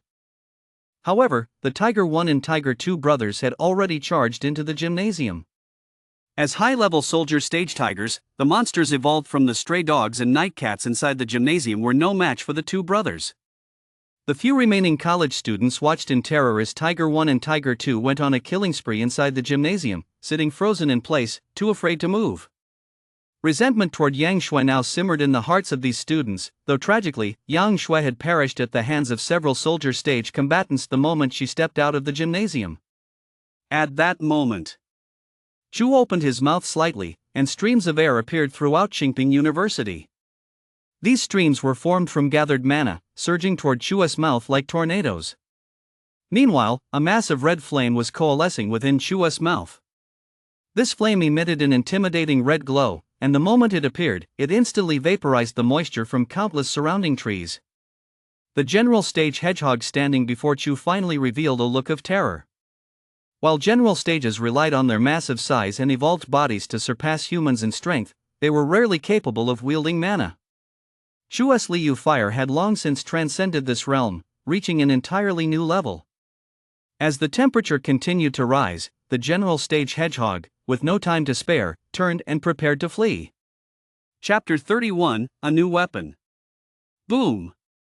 The red flames instantly transformed into a beam of light. It pierced right through the fleeing general stage hedgehog. The head of the hedgehog, over 10 meters long, was now hollow. Thud! The general stage hedgehog's body crashed heavily to the ground, sending a cloud of dust billowing into the air. Chu walked toward the hedgehog's corpse. The few remaining college students inside the gymnasium stared at the scene before them in horror, while several teachers hiding in their offices cautiously peeked out to look. Chu's massive frame and the sheer force with which he had taken down General Stage left them trembling with fear. Suddenly, roar! Roar! Two helicopters circled overhead above Qingping University. Everyone inside the gymnasium watched the two helicopters with excitement. From the small office, the teacher's conversation reached Chu's ears clearly. Great, the military has finally arrived. Yeah, let us get that monster out there killed quickly. It's truly terrifying. Right, those monsters are despicable. As he watched the two helicopters in the sky, a hint of coldness flashed in Chu's eyes. The power of the glazed fire breath skill he had just unleashed far exceeded his expectations. If those two helicopters dared to open fire on him, Chu wouldn't hesitate to take them out. However, the two helicopters merely circled the gym once before flying straight toward other parts of the complex. Inside the gymnasium, the remaining teachers and students couldn't help but shout, "What is going on with those helicopters? Why aren't they taking out that monster?" Exactly. That monster is huge, can't they see it, or what? Deep confusion filled the minds of these people.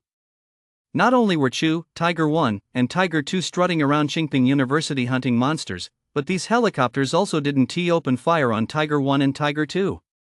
Suddenly, rat-a-tat-tat. The Gatling guns on the helicopters opened fire directly at a junior soldier stage monster trying to escape. Under the massive barrage, the junior soldier stage monster was blown to pieces. After Mana's revival, ordinary small arms no longer pose a threat to monsters, but the Gatling guns mounted on armed helicopters can easily pierce through the defenses of soldier stage monsters and even inflict significant damage on general stage monsters. This is precisely why China still stands today. The two helicopters continued their relentless strafing, yet they automatically ignored Chu, Tiger 1, and Tiger 2. Beep beep beep. Just then, a military jeep entered Qingping University. The people inside were armed with long swords or spears, their auras surging clearly. They were ranked level martial artists. Following the jeep were two military Humvees, each with a heavy machine gun mounted on its roof. The arrival of these vehicles once again ignited the enthusiasm of the remaining people inside the gymnasium. Several teachers pressed their faces tightly against the windows. Under their watchful gaze, the vehicles slowly came to a stop not far from Chu. The teachers exclaimed excitedly, "The people on the helicopter must have called for backup." Facing such a massive monster, they definitely sent in the experts. I agree.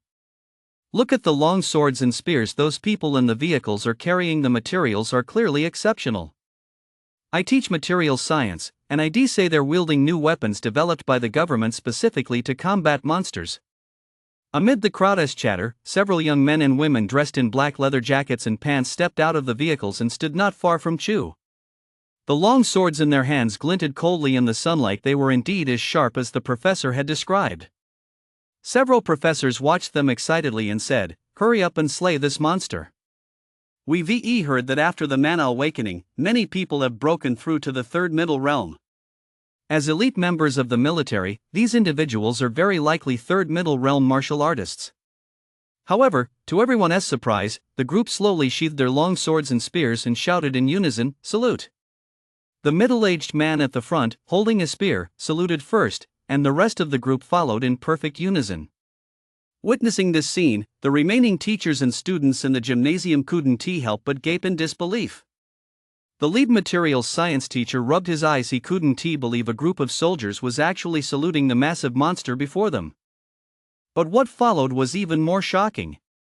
Chu nodded at the soldiers, his colossal form exuding unparalleled majesty as he did so.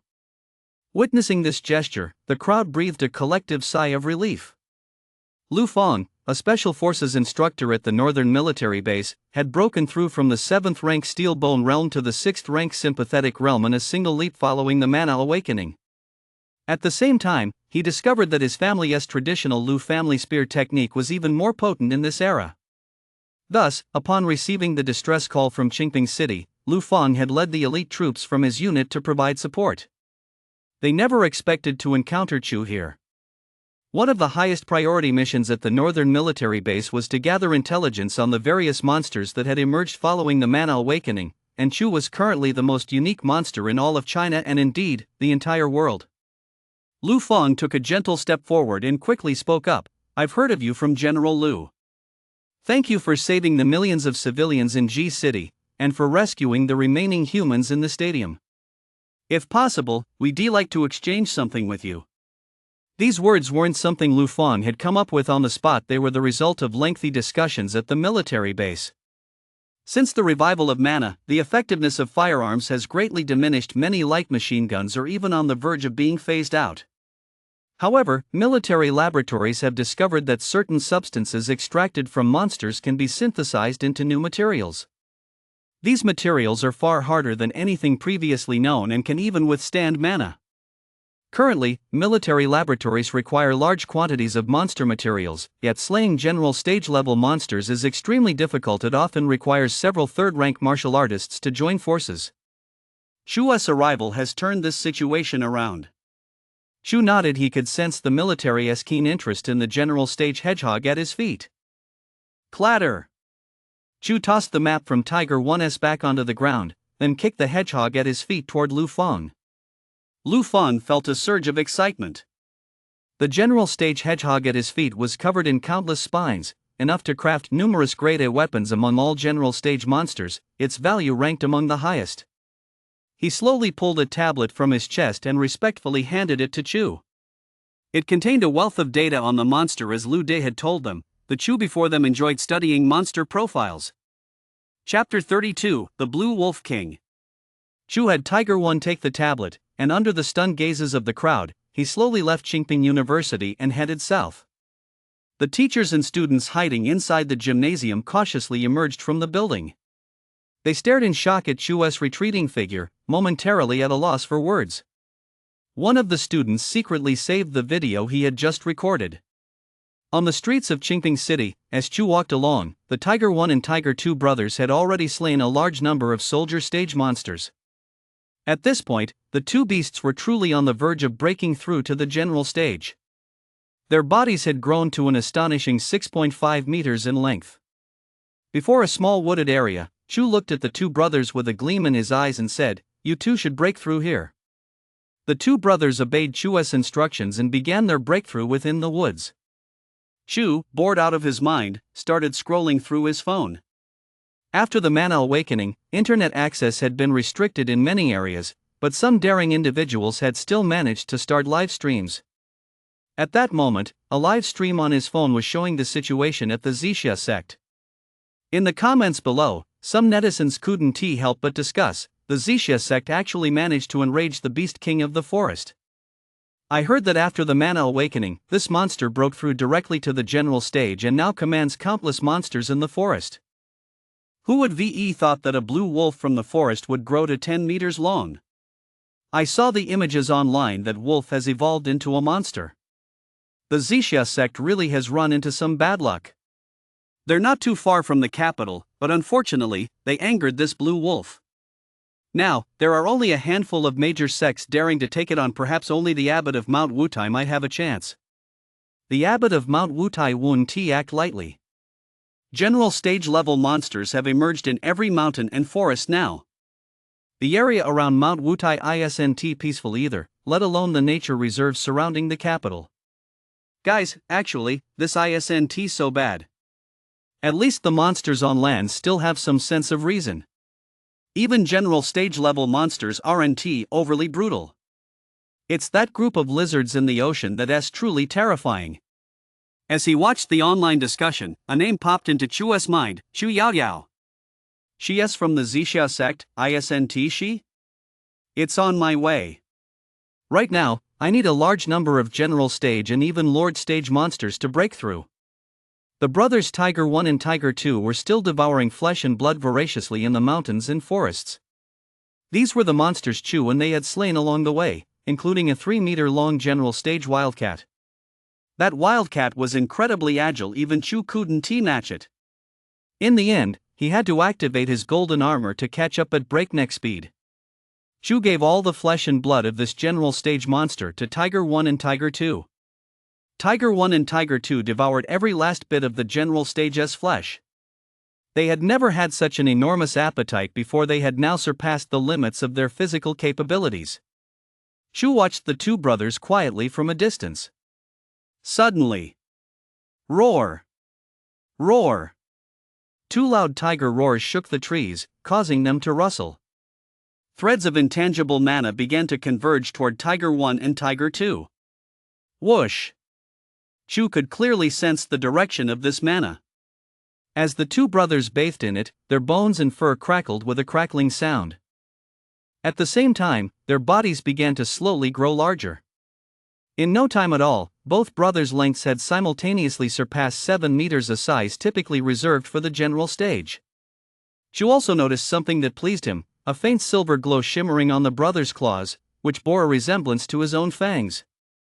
Shu knew that the brothers' strength had skyrocketed now. Even if they faced the Lion King in G City again, they could easily emerge victorious. Roar! Roar! The ceaseless tiger roars shook the mountains and forests. Tiger 1 and Tiger 2 charged wildly through the woods, their massive bodies colliding with numerous large trees. Just then, ding, detected contractable spirit beasts. Does the host wish to contract? The system's voice rang in Shu's mind. He couldn't help but look at Tiger 1 and Tiger 2. These two brothers actually belonged to the spirit beast category. However, Shu didn't rush to contract the two brothers. Instead, he asked, "System, will they change in any way after the contract?" Ding, after bonding, the spirit beasts will share the hostess' intentions, and the host can teach them martial arts.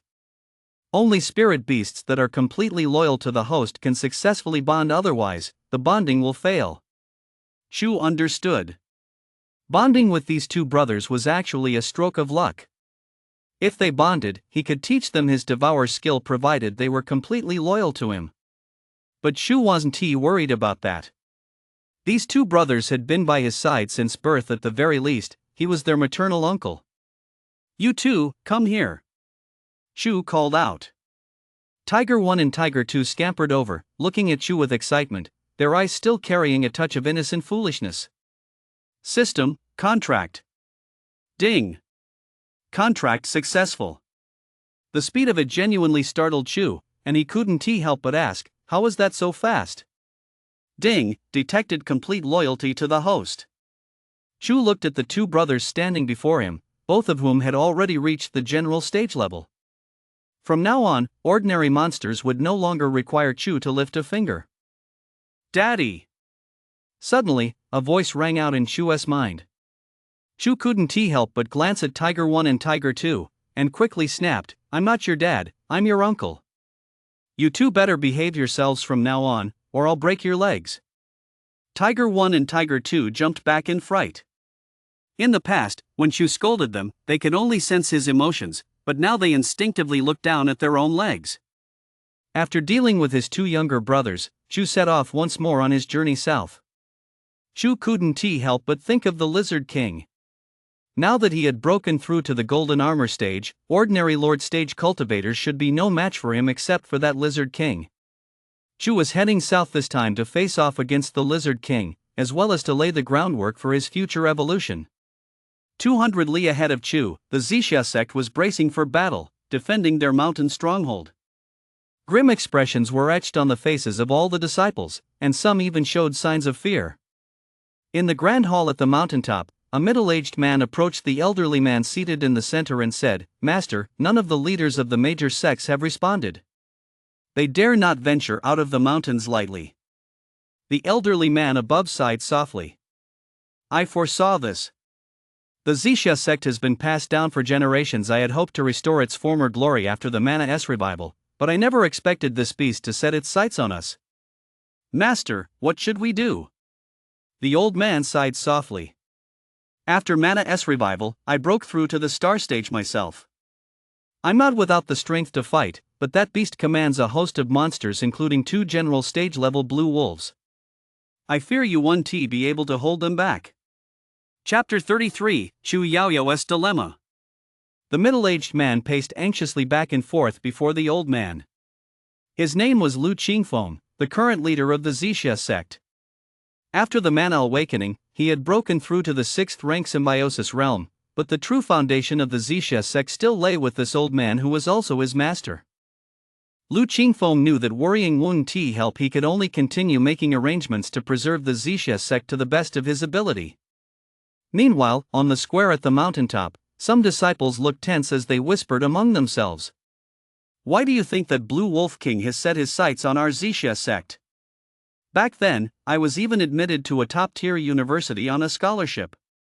If I'd known, I would have stayed in school instead of coming up to the mountain. A young man beside him retorted, if you'd stayed in school, you'd never have reached the 8th rank Iron Skin realm in your lifetime.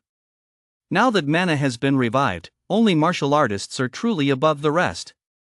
Stop complaining, this calamity is simply our fate. Not far away, Xu Yaoyao overheard this conversation among her fellow disciples and couldn't help but feel a twinge of anxiety. Her talent was among the finest in the entire Zixia sect, and after the mana awakening, she had broken through directly to the 7th rank Steel Bone realm. Now that the Zixia sect was in trouble, she certainly couldn't leave. Just then, a female disciple approached Xu Yaoyao and said, "Senior sister, the master is looking for you." "All right, I'll be right there." Xu Yaoyao felt uneasy the entire way. When she arrived at the grand hall on the mountaintop, she saw a gaunt figure standing there. Unable to contain herself, she called out, "Master." Lu Qingfeng turned around. Seeing Xu Yaoyao, a rare hint of joy flashed across his face. He said, "Disciple, the Blue Wolf King has 4 general stage level blue wolves under his command. One of them is at the junior general stage. You'll need to work with your fellow disciples to hold it off." Xu Yaoyao's eyes narrowed, and she replied solemnly, "Master, I'll follow your instructions." With a heavy heart, Xu Yaoyao walked out of the main hall. She knew this mission might end in disaster. Facing a junior general stage opponent, even a 6th rank symbiosis realm cultivator stood no chance, let alone the few of them at the 7th rank Steel Bone realm. When Xu Yaoyao returned to the square, some of her senior and junior brothers were still constantly checking the messages on their phones. One junior disciple remarked, "Our Zixia sect being besieged by the general stage has already become famous online. Some say we won T last a week, and if the general stage's Blue Wolf launches an attack, we won T last a day." A younger disciple beside him retorted, "Who says that? Our Zixia sect will definitely hold out." Seeing Xu Yaoyao approach, they hurriedly asked, "Senior sister, have you seen the news online? Qinglang Wang is now ranked 57th on the Huaxia monster rankings, and he has been all over the internet lately." Xu Yaoyao shook her head. "What are the monster rankings?" A young disciple quickly pulled out his phone and handed it to Xu Yaoyao. The screen displayed the names of various monsters. The Lizard King of the Seas ranked 1st, the Snowmastiff King from the depths of the Kunlun Mountains ranked 2nd, and the Golden Eagle King ranked 3rd. The disciple continued, "This list is constantly being updated. I heard that a terrifying new beast king was discovered this morning, the so-called Boar King, and he is already ranked 6th. Xu Yaoyao looked at the list and indeed saw the Boar King's ranking, along with a detailed description of him. The Boar King emerged from the most mysterious southern region of the Great Ridge, accompanied by 2 Amur tigers as his underlings. The Boar King himself is suspected to possess Lord Stage strength, while the 2 Amur tigers are at the advanced soldier stage. The team formed by these 3 beasts is extremely powerful." Reading this description of the Boar King, Xu Yaoyao felt an inexplicable sense of familiarity, especially with words like jungle and tiger. They seemed strangely familiar, yet no matter how hard she tried, she couldn't place them. A junior brother standing nearby added, "This Boar King is countless times more powerful than the Blue Wolf King. If the Boar King were to attack other sects, there would be few that could hold out." That's right, that's right." Hearing this conversation, Xu Yaoyao felt an inexplicable sense of restlessness. Back when she first came to the mountain, she had been the envy of countless people. Now, however, she found herself on the brink of life and death. Beep. Just then, Xu Yaoyao's phone rang. She opened the app and discovered that it was a message from Chu, who hadn't contacted her in a long time. "How are things over there? How much longer can you hold out?" Reading the message, a flicker of warmth touched Xu Yaoyao's heart. She replied with a sense of resignation, "We won T last much longer." We've already been surrounded by the soldier stage troops under the Blue Wolf King's command. They'll likely attack the mountain within the next couple of days. Thank you for your concern, but we may never see each other again. Standing on the wide boulevard, Shu looked at the message on his phone and felt a bit puzzled. He never mentioned meeting up. Still, he quickly reassured her, "Don't worry. My friend will step in when the time comes and make sure you all come out unscathed." Lately, while scrolling through his phone, Shu had seen his ranking on the online China Monster list, 6th place.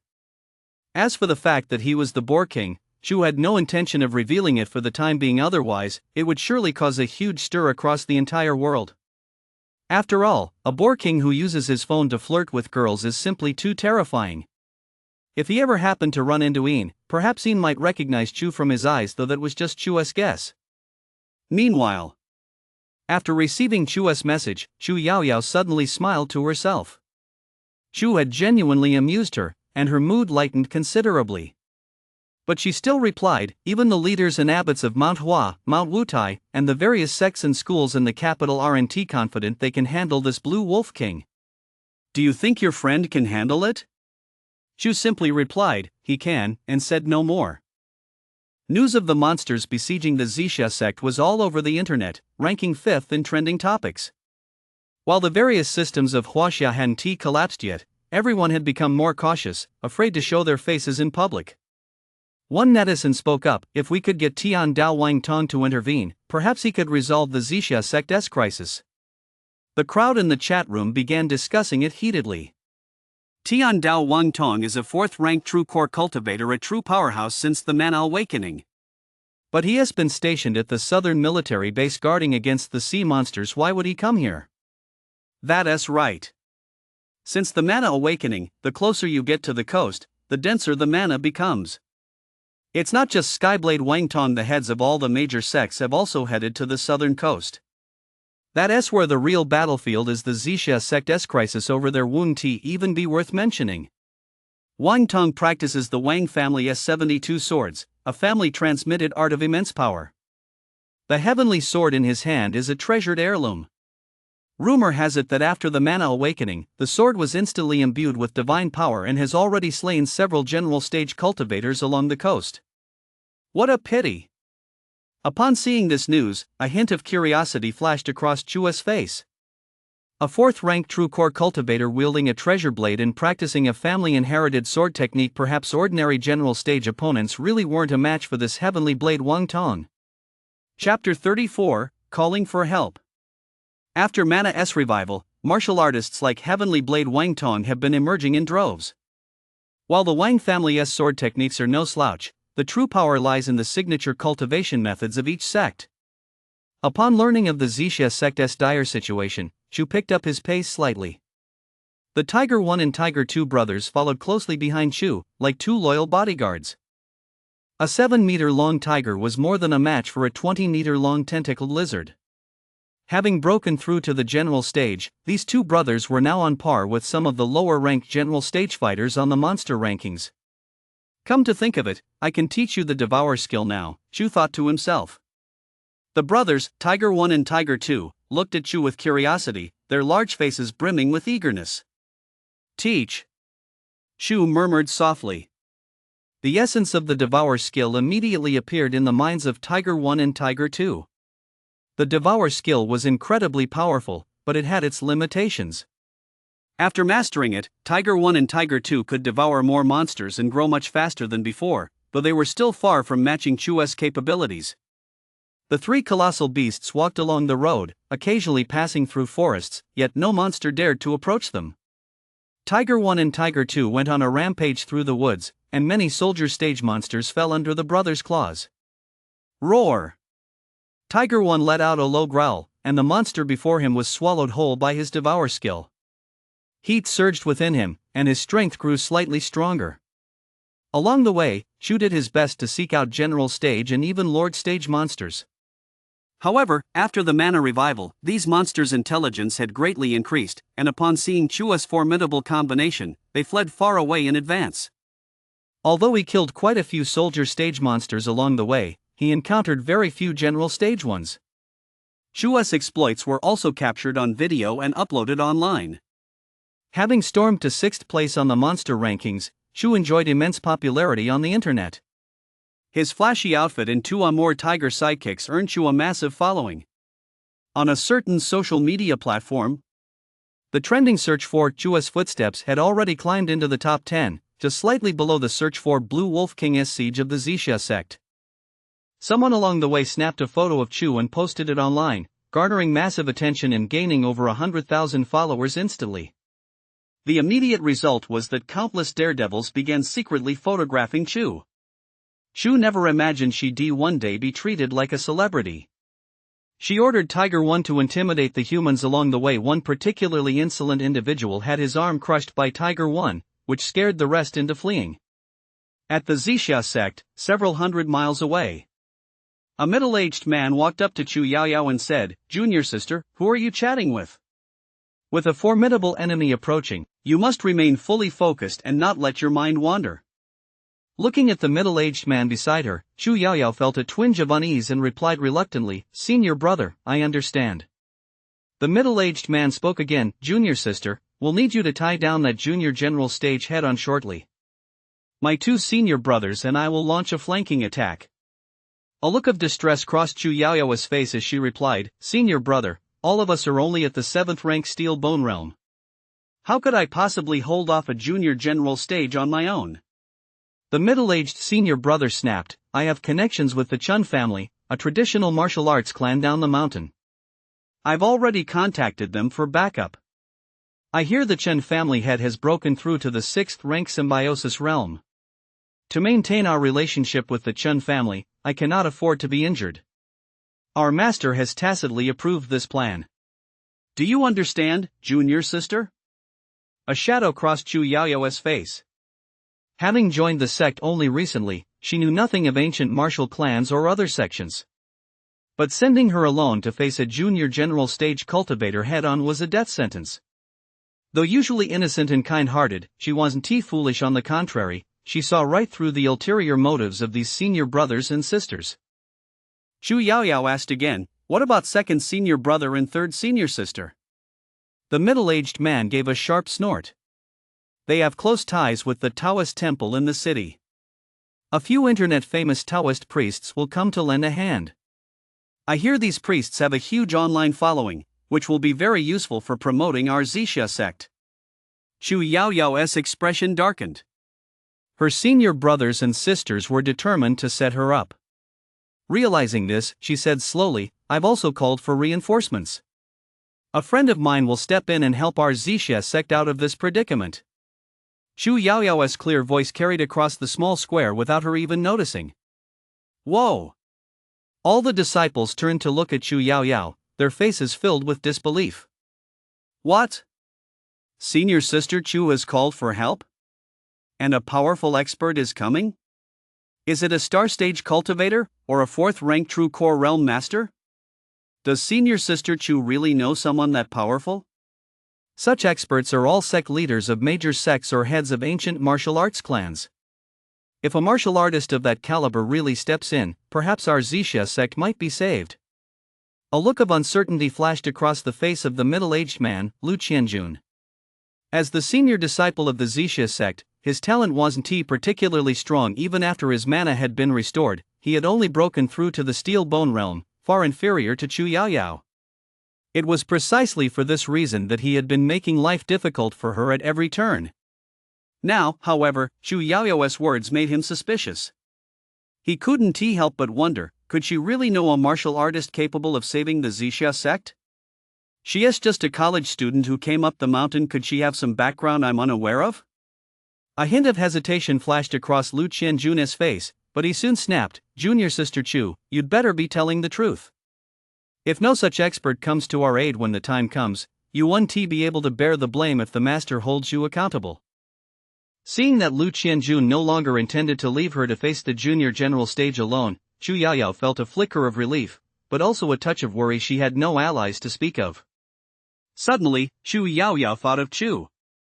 If only he were a master. He said he'd come to help me, but unfortunately, he doesn't even belong to a sect, let alone have a master. Even after his mana revives, he'll only reach the hidden Yuan realm at best. I'll just have to rely on myself. With that thought, Chu Yaoyao resumed her cultivation. Having been admitted to Huaxia University, she was actually smarter than most of the people present. She knew that as long as she could break through to the 6th rank symbiosis realm, she would have a very good chance of weathering this crisis. She'd also have a chance to break free from the Zixia sect's constraints. Originally, Chu Yaoyao had been somewhat excited about joining the Zixia sect, but now she felt nothing for it. The place was rife with backstabbing, and the sect's lineage dated back only a few hundred years.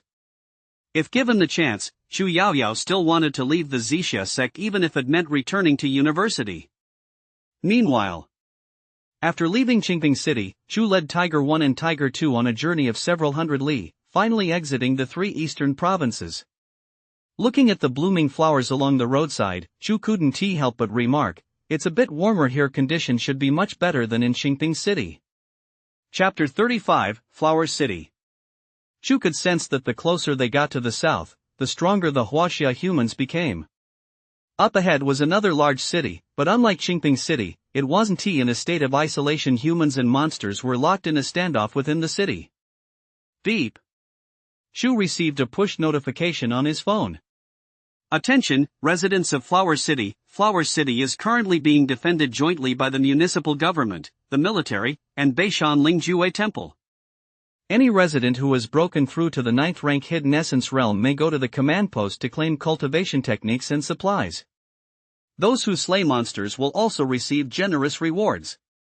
Slaying a single low-level soldier stage monster will directly grant you a freedom medal jointly awarded by the 3 factions, entitling you to preferential treatment in the trade district.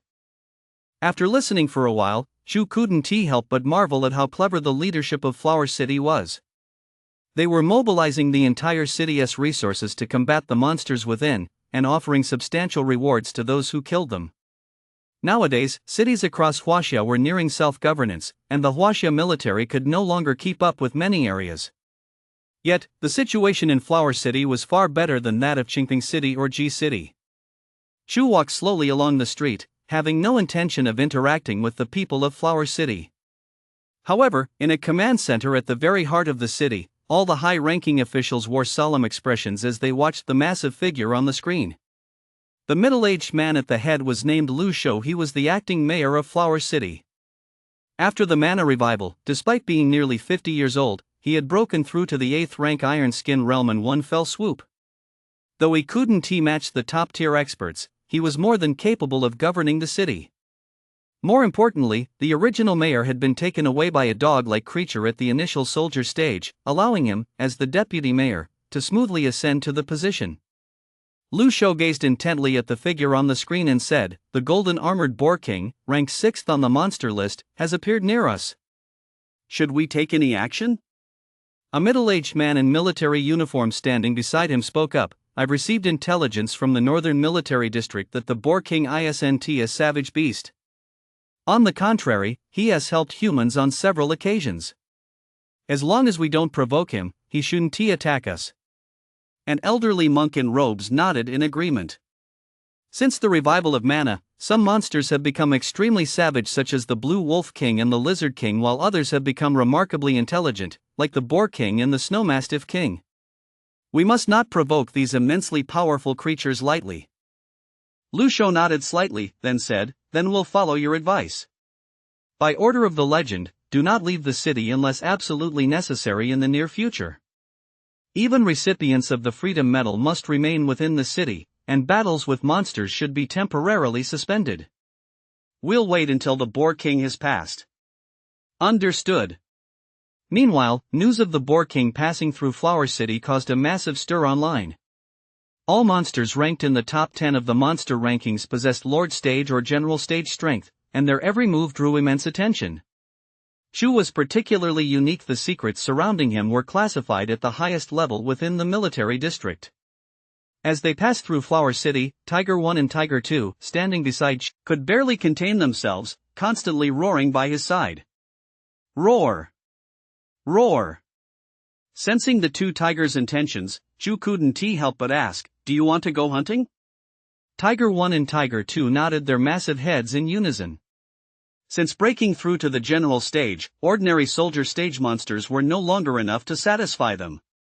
The two brothers had long noticed that the forest park in the center of Flower City was teeming with soldier stage monsters, including several general stage ones. After a moment's thought, Chu said, "Go ahead." Tiger 1 and Tiger 2 leaped up with excitement and vanished from Chu's sight in the blink of an eye. At that moment, Lu Shou and Master Dingyuan of Beishan Lingjue Temple were discussing a piece of intelligence.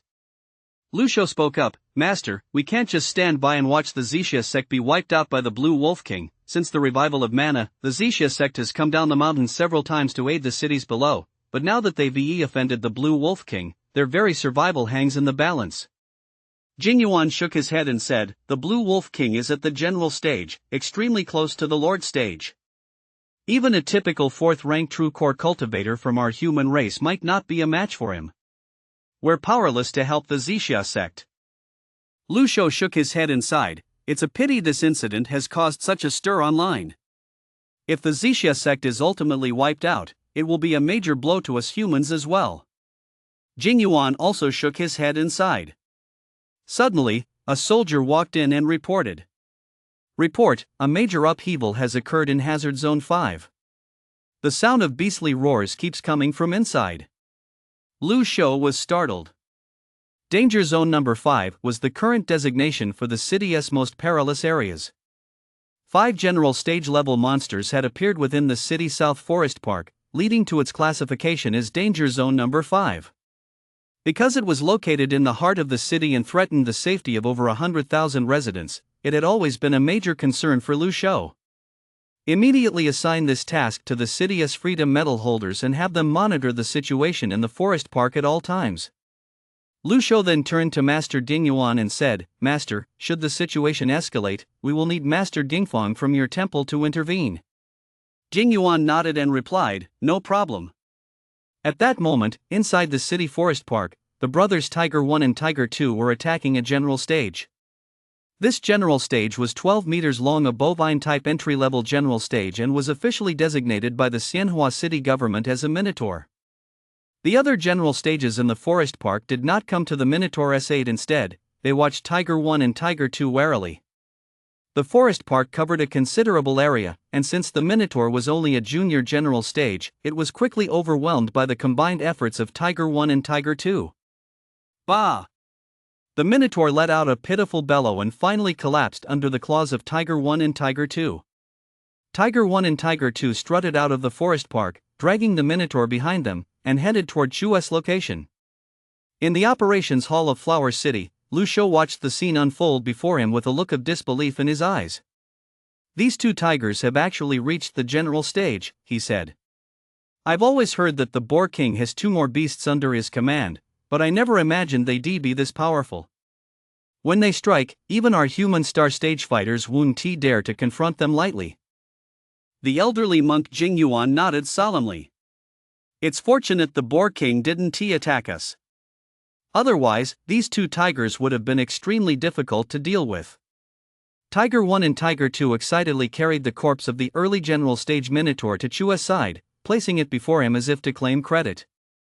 Chu looked at his 2 underlings with satisfaction and said, "You two, eat up."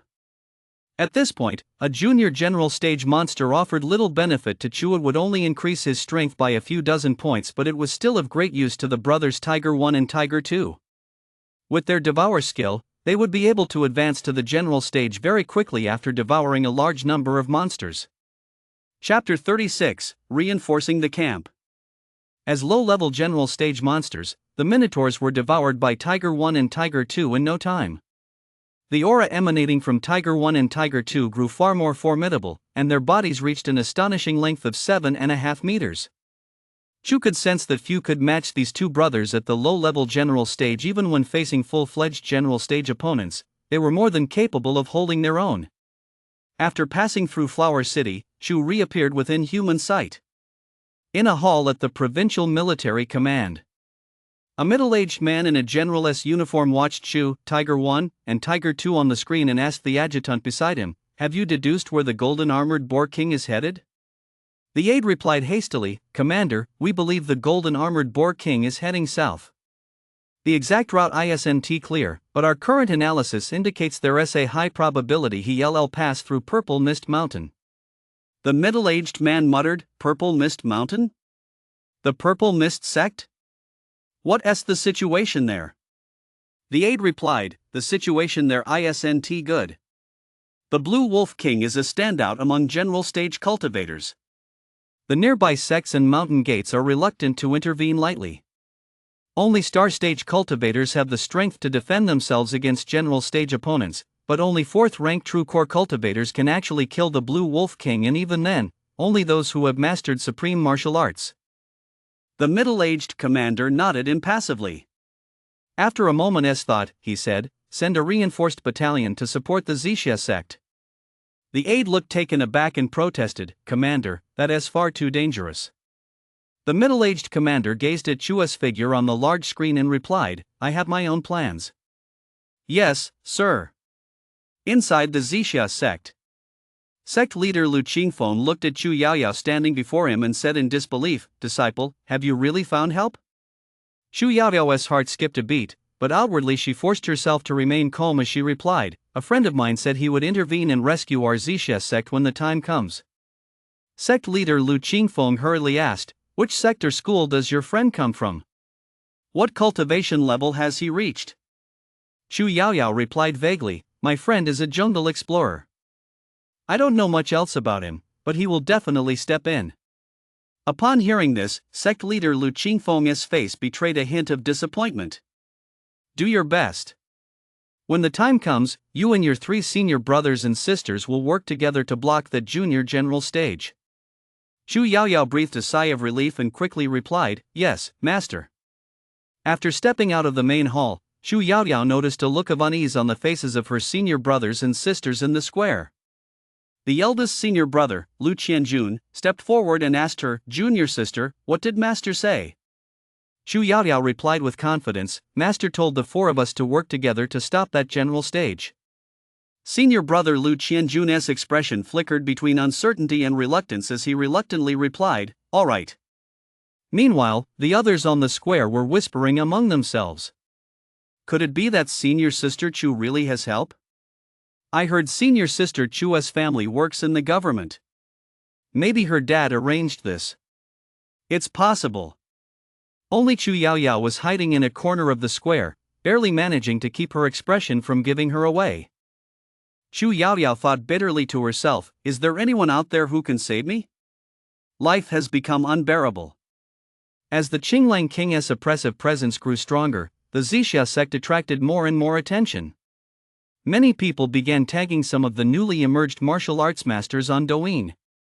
For instance, the heirs of ancient martial arts clans that had recently emerged in Huaxia, or Wang Teng, the top disciple of a prominent clan with tens of millions of followers on Douyin.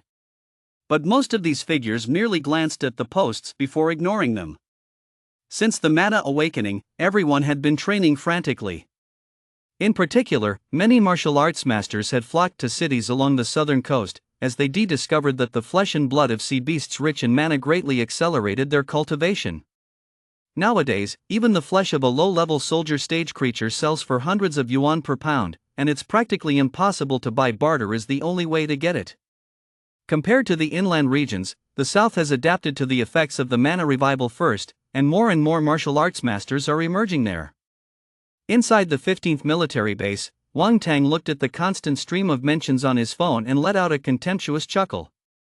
He muttered under his breath, "Going to rescue the Zixia sect is something only a fool would do. If it weren't for the fact that this account brings me tens of thousands in income, none of you would have the right to tag me, Wang Tang."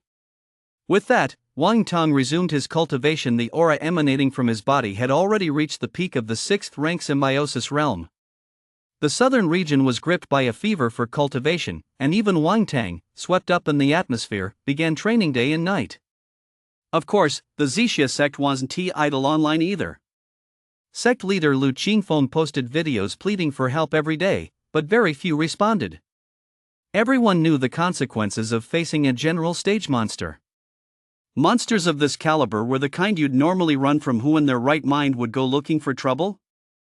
Seeing the internet flooded with nothing but empty talk, Lu Qingfeng, the sect master of the Zixia sect, couldn't help but let out a weary sigh. My Zixia sect will die trying to land a heavy blow on the Blue Wolf King. Just then, a disciple rushed in, shouting loudly, Master, fifth senior brother snuck down the mountain and was caught by the Blue Wolf King. The Blue Wolf King ate him. Lu Qingfeng leapt to his feet, a flash of fury crossing his face, and barked, I've told you all before not to leave the mountain without permission. Now that we're surrounded, he got what he deserved. Pass the word, whoever goes down the mountain again will meet the same fate. The disciple's face turned pale, and he hurriedly retreated from the hall. The news naturally reached the ears of every disciple gathered in the small square. Chu Yaoyao couldn't help but think to herself, the Blue Wolf King is about to make his move. He is extremely cunning. Surrounding us without attacking is meant to terrify everyone.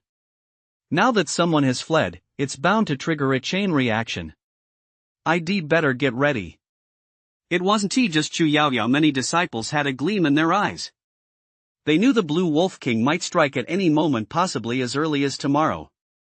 Meanwhile, on a wide highway, Chu was scolding Tiger 1 and Tiger 2 beside him. Why are you going into the water?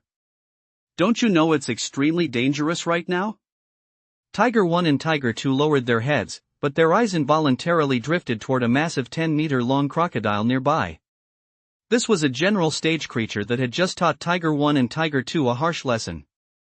Tiger 1's claws bore faint cuts. Had Chu not intervened, the two brothers would have suffered even worse injuries.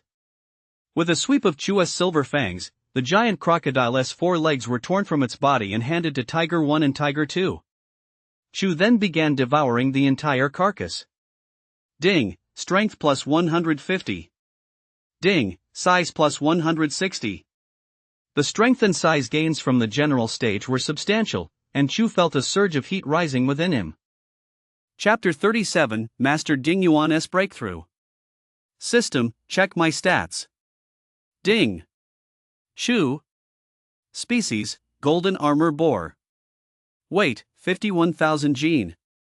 Strength, 4,900 points. Size, 5,000 points.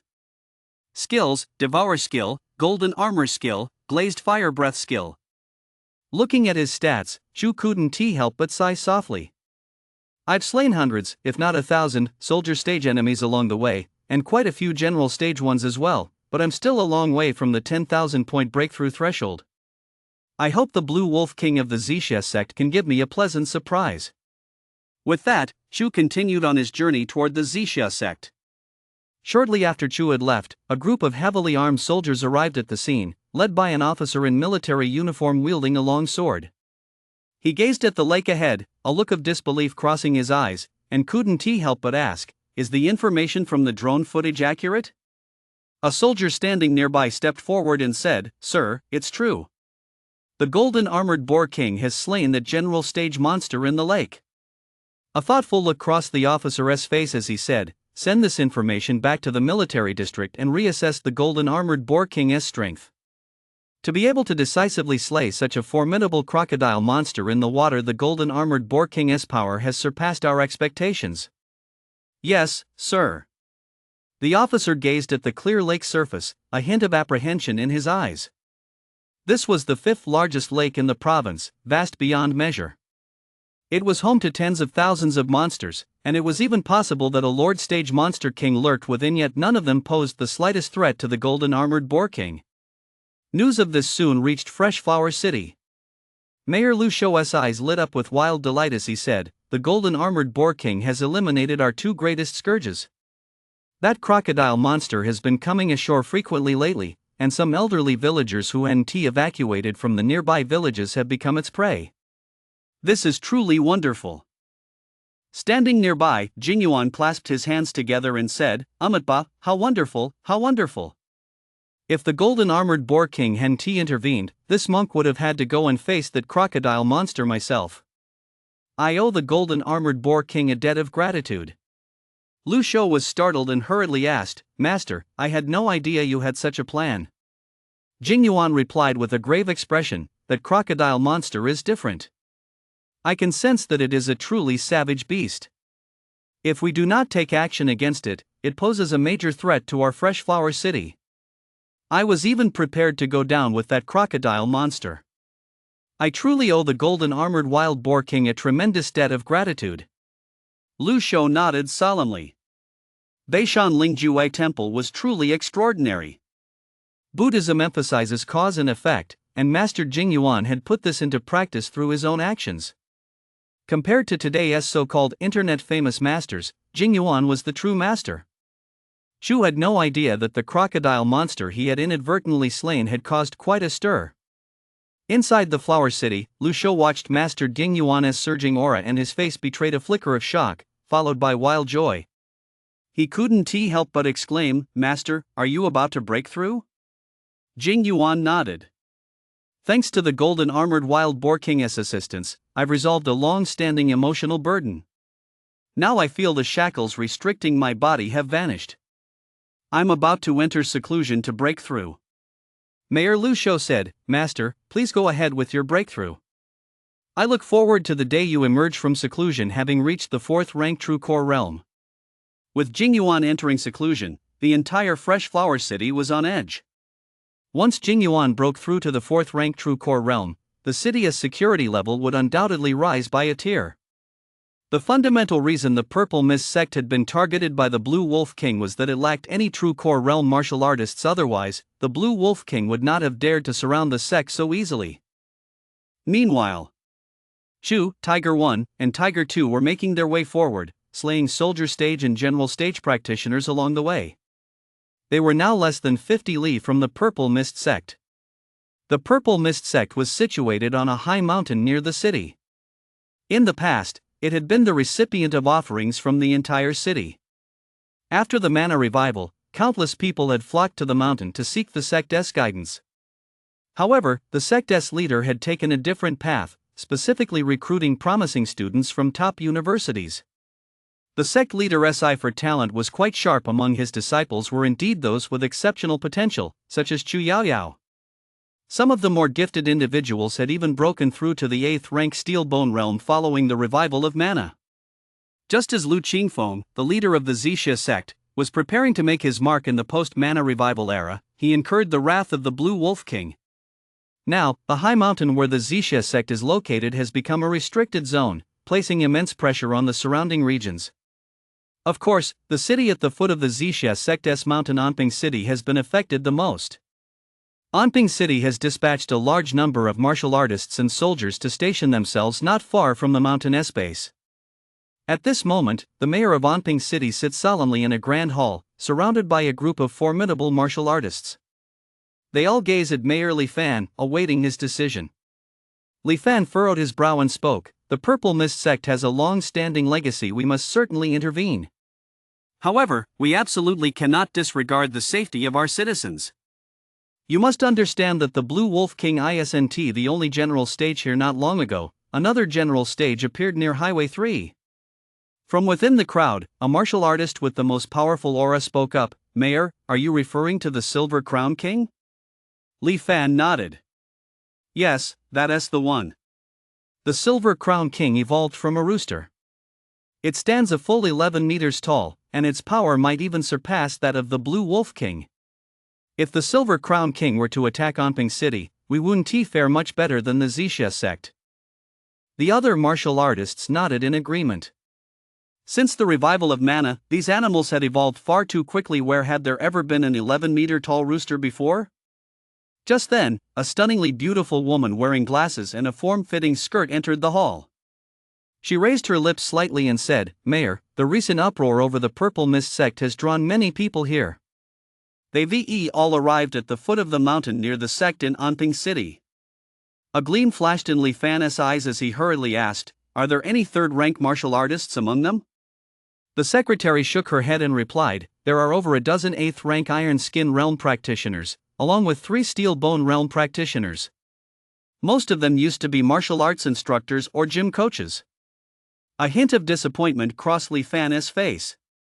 Without the intervention of a third-rank martial artist, no matter how many lower-rank practitioners arrived, it wouldn't be enough. However, the arrival of these individuals did allow more people to witness the current state of the Zixia sect. On a hilltop 5 li away from the foot of the Zixia sect's mountain, a martial artist, was live streaming. He exuded the aura of an 8th grade Iron Skin realm practitioner, holding his phone aloft to capture the blurry mountain peaks in the distance.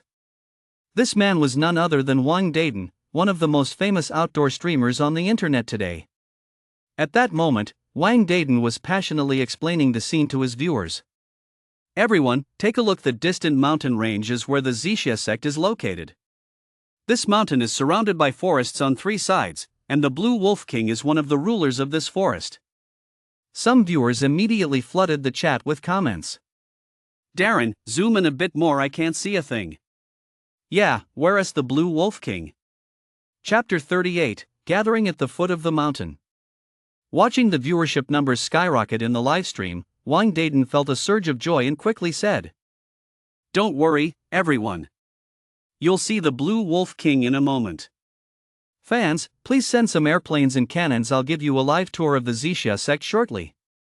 We've now reached the closest point to the Purple Mist sect. Aside from sect leader Lu Qingfeng's stream, mine is probably the closest. But since sect leader Lu is facing a life or death situation, he is no longer in the mood to stream. Big brothers, please send another wave of little horses and little cows. Wang Dayton kept spouting bold declarations, but he didn't dare take a single step forward. Although he claimed he'd be streaming the Blue Wolf King for his viewers, as an 8th rank Iron Skin realm martial artist, Wang Dayton knew that the moment he laid eyes on the Blue Wolf King would likely be the moment of his death. As an outdoor streamer, Wang Dayton wasn't stupid. He wouldn't take a single step into truly dangerous territory. Wang Dayton streamed with all his might, and the gifts kept pouring in. In just a short while, nearly 1 million had already hit his account. Watching the steady stream of gifts, a bold idea took root in Wang Dayton's mind. The B-rank weapons just announced by the Warrior Guild can easily cut through the defenses of high-level soldier stage practitioners. But each B-rank weapon is worth 1 million, and they're all in the hands of the military and disciples of major sections. And then there are the spiritual herbs and fruits discovered by Huaxia in various forests. They can aid cultivation. If I, Wang Dayton, work hard to make money, maybe one day I'll break through to the star stage or even the 4th rank true core realm. Then I'll go be a patriarch just for fun. Just as Wang Dayton was streaming with all his might, another group arrived. At the head of the group was an elderly man with a formidable aura. His voice boomed like a great bell as he said, "Contact Lu Qianjun and tell him we've arrived at the foot of the mountain." A young man behind him replied, "Yes, grandfather." On the square of the Xixia sect, senior brother Lu Qianjun looked at the number on his phone, a hint of excitement flashing across his face. He eagerly unlocked his phone, standing in the center of the small square with a slightly fawning expression. "Brother Chen, have you already reached the foot of the mountain? That's wonderful. What? Your old man is here too? That's fantastic. Thank you so much to the Chen family for coming to our rescue. I, Lu Qianjun, will never forget the Chen family's great kindness. In the future, should the Chen family ever need anything, I, Lu Qianjun, will go through fire and water without hesitation." After hanging up the phone, Lu Qianjun scanned the crowd, a hint of arrogance flashing in his eyes, a complete contrast to the humility he had shown moments before, then strode quickly toward the main hall. Inside the main hall, sect leader Lu Qingfeng's face lit up with a hint of joy. "Is that true? Chen Tujia has already arrived at the foot of the mountain? It's been 20 years since I last saw that old man. I never expected Chen Tujia to be so noble and selfless." Lu Qingfeng then turned and said, "Qianjun, you've done well. You played an indispensable role in bringing the Chen family here. When we face the Blue Wolf King shortly, you will be in charge of directing the other disciples." A hint of joy flashed across Lu Qianjun's face, and he quickly replied, "Yes, master." As he stepped out of the main hall, Lu Qianjun no longer tried to hide his joy. He made his way to a corner of the square and said to Chu Yaoyao, "Junior sister, the Chen family has arrived at the foot of the mountain in response to my invitation. I wonder when the reinforcements you requested will arrive." A wave of panic surged through Chu Yaoyao's heart, but she forced herself to remain calm as she replied, "My friends are on their way as well. They'll definitely arrive before the Blue Wolf King attacks the mountain gate. Haven't the reinforcements that senior brother and the other senior sisters called for arrived yet either? Senior brother, why don't you ask them?" Hearing this, a hint of displeasure flashed across Lu Qianjun's face. "Junior sister, how dare you speak to your senior brother like that? Master has entrusted me with the authority to command the disciples. Your friends had better hurry. You know the Blue Wolf King has more than just one general stage under his command."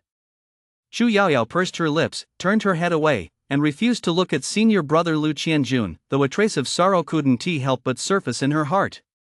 Just then, a gasp of surprise echoed across the square. "Look, the 3,000 guans from the city have arrived at the foot of the mountain. The two Taoist priests, Xian Yuan and Xian Ping, have already started their livestream." A look of delight flashed across the faces of the second senior brother and third senior sister of the Zixia sect. They hurriedly tapped their phones and turned the livestream volume up to full. Xian Yuan and Xian Ping, clad in blue Taoist robes and adorned with a multitude of magical artifacts, spoke with the air of true masters. "At the invitation of the Zixia sect's two junior disciples, we have come to support the Zixia sect. With mana resurging and monsters looming, we Taoist practitioners will never forget our mission to exorcise demons, uphold the Tao, and defend our homeland."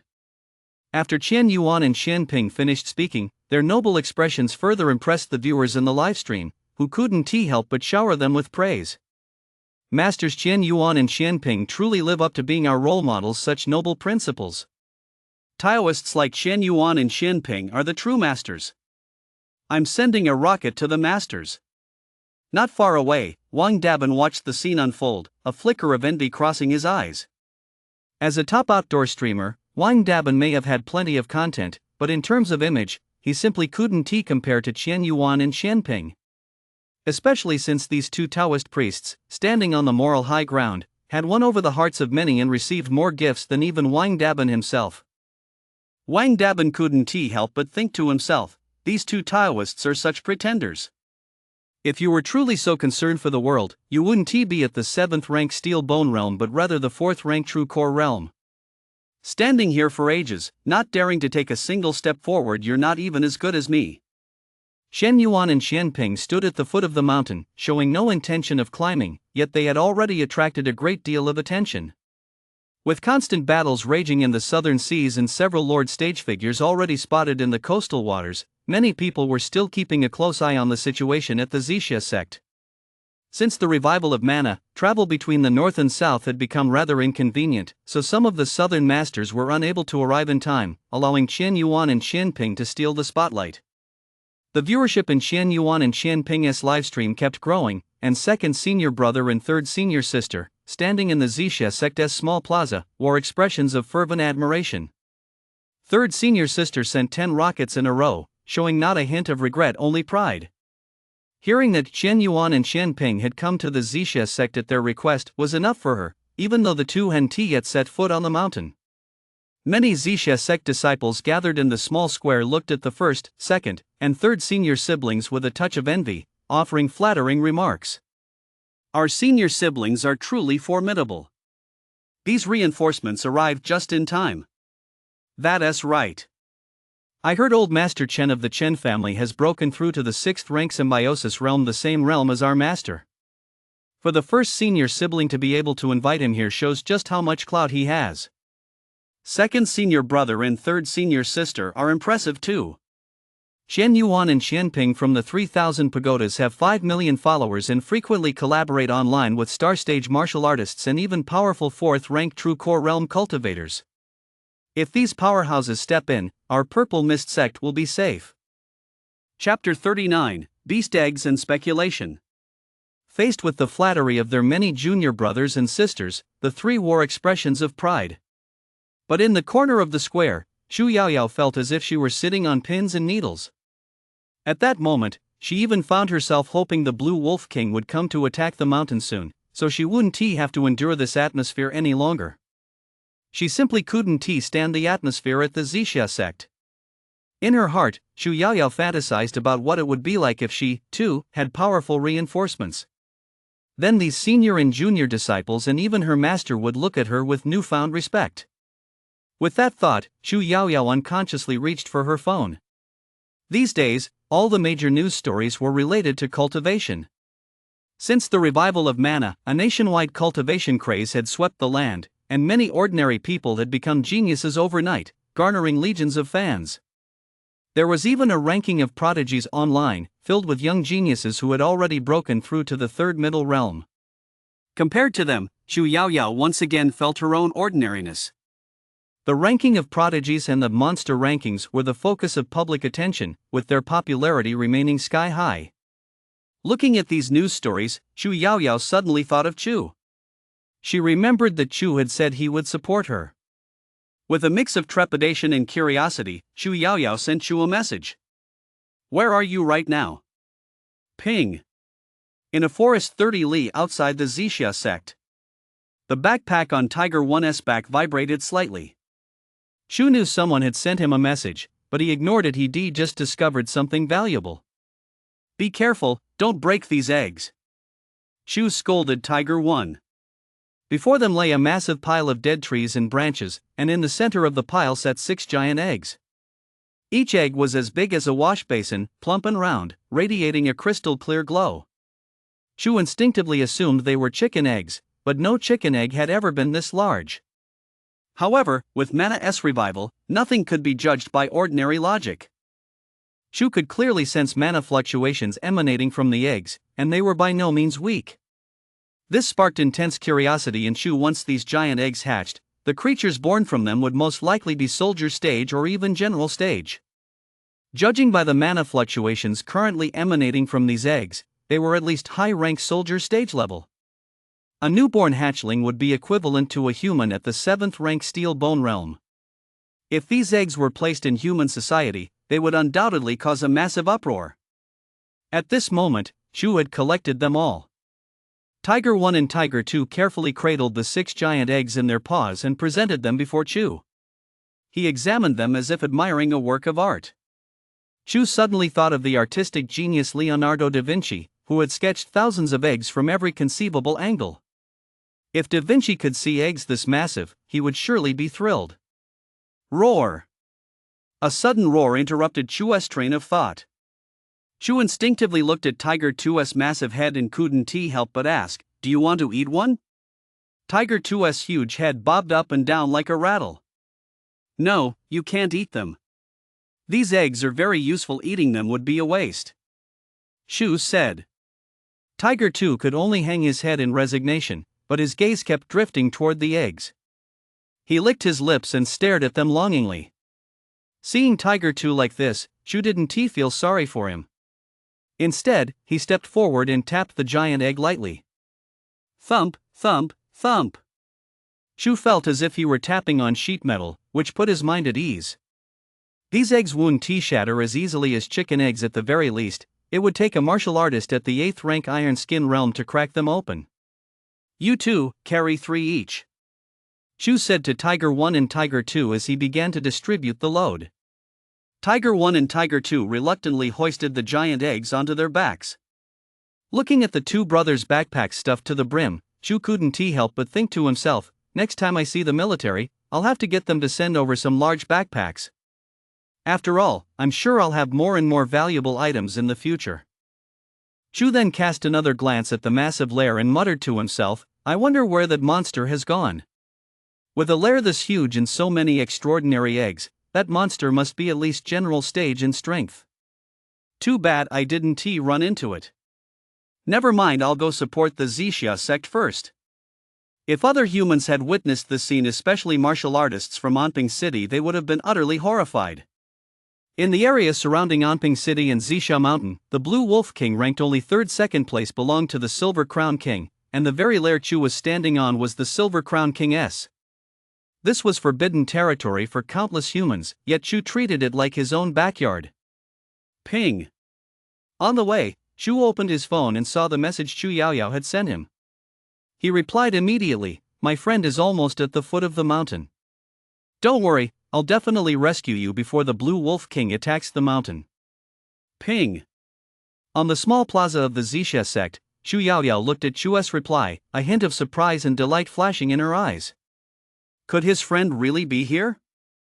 Then he must be at the foot of the mountain, right? But there aren't any particularly strong martial artists at the foot of the mountain, are there?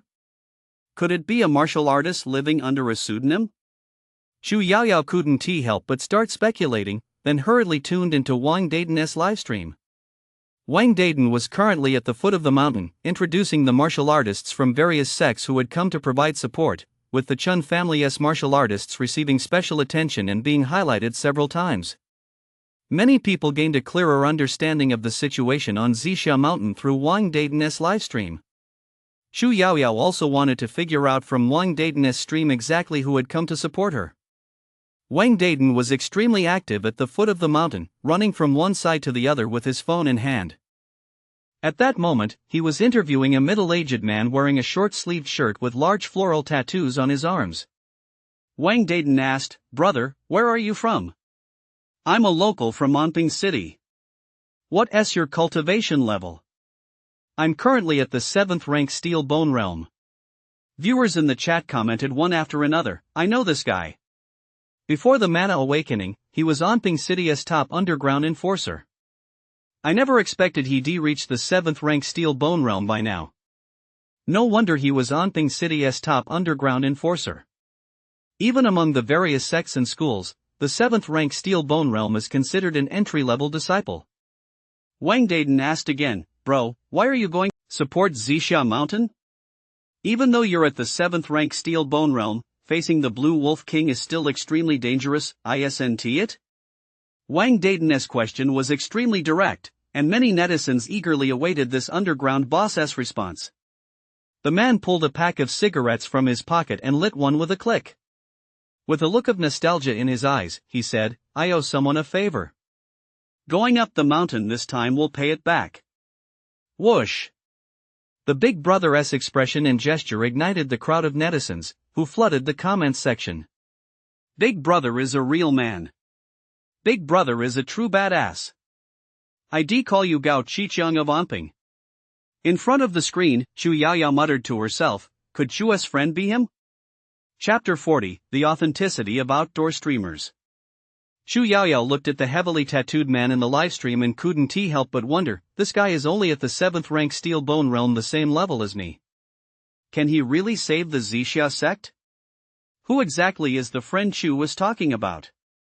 Chu Yaoyao stared at Wang Dayton's livestream for a while longer and noticed the numerous martial artists gathered at the foot of the mountain to offer support.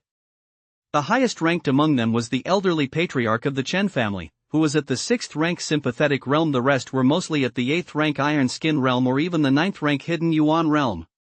There were hardly any at the 7th rank Steel Bone Realm, so this Big Brother was certainly a standout among this group of martial artists. Whoa!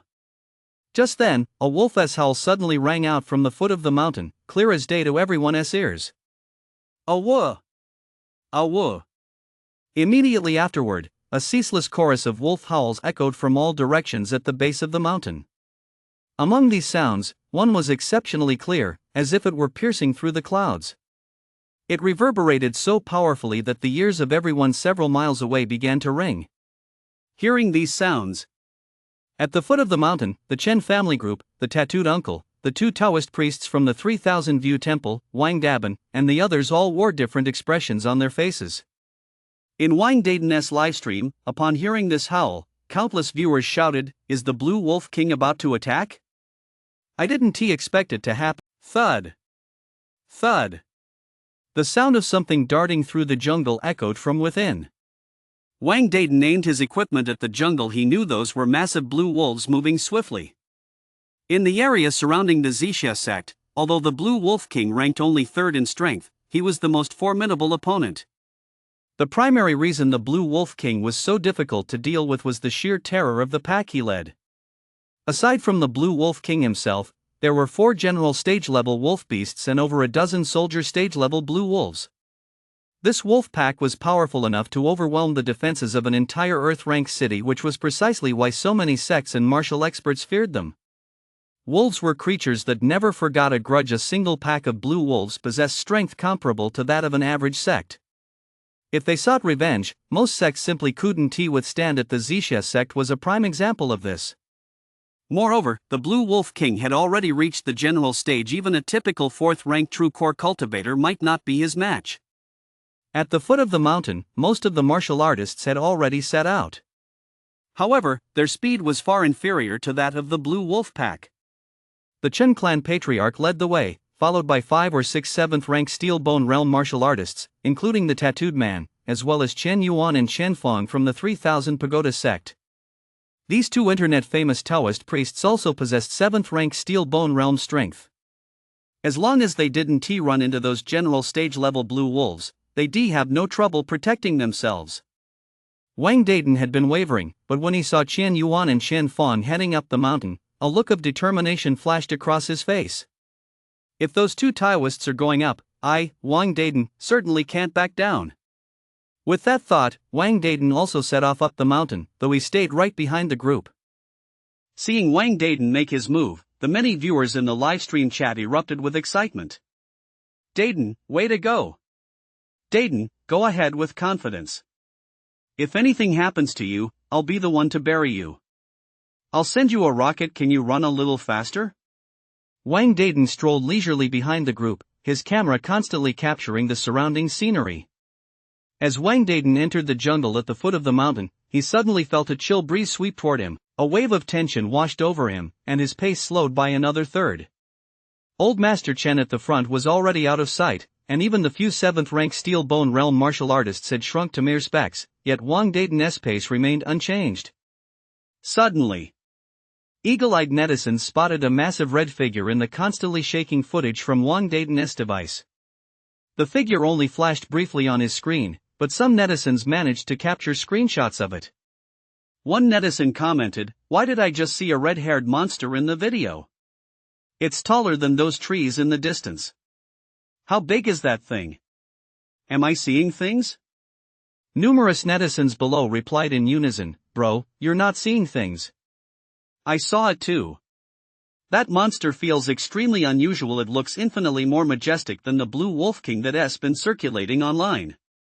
I just took a screenshot. Check this out. What is it? It kind of looks like the golden armored boar king, doesn't it? Bro, are you sure it's the golden armored boar king? That's the 6th-ranked monster on the list. Its power is at least Lord Stage. Take a look. Doesn't it look like that?" Another netizen posted a picture. But as soon as that image appeared, the entire livestream exploded. Countless viewers started flooding the chat with virtual gifts, instantly pushing the livestream's heat to an unprecedented level. As the heat rose, more and more people poured in. But Wang Dayton was unaware of this. He was still deep in the jungle, though the people around him had already scattered.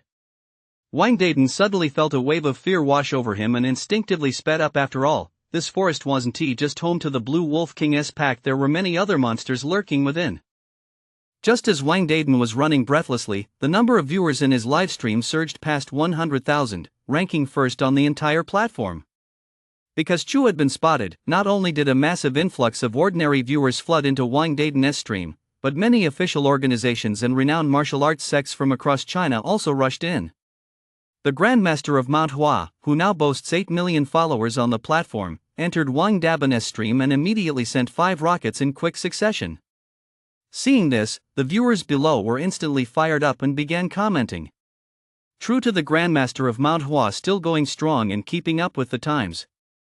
"Grandmaster, I'm of average talent. Could I still be accepted as a disciple of Mount Hua? Even a big shot like the head of Mount Hua has come to show support. Darren really has some clout among outdoor streamers."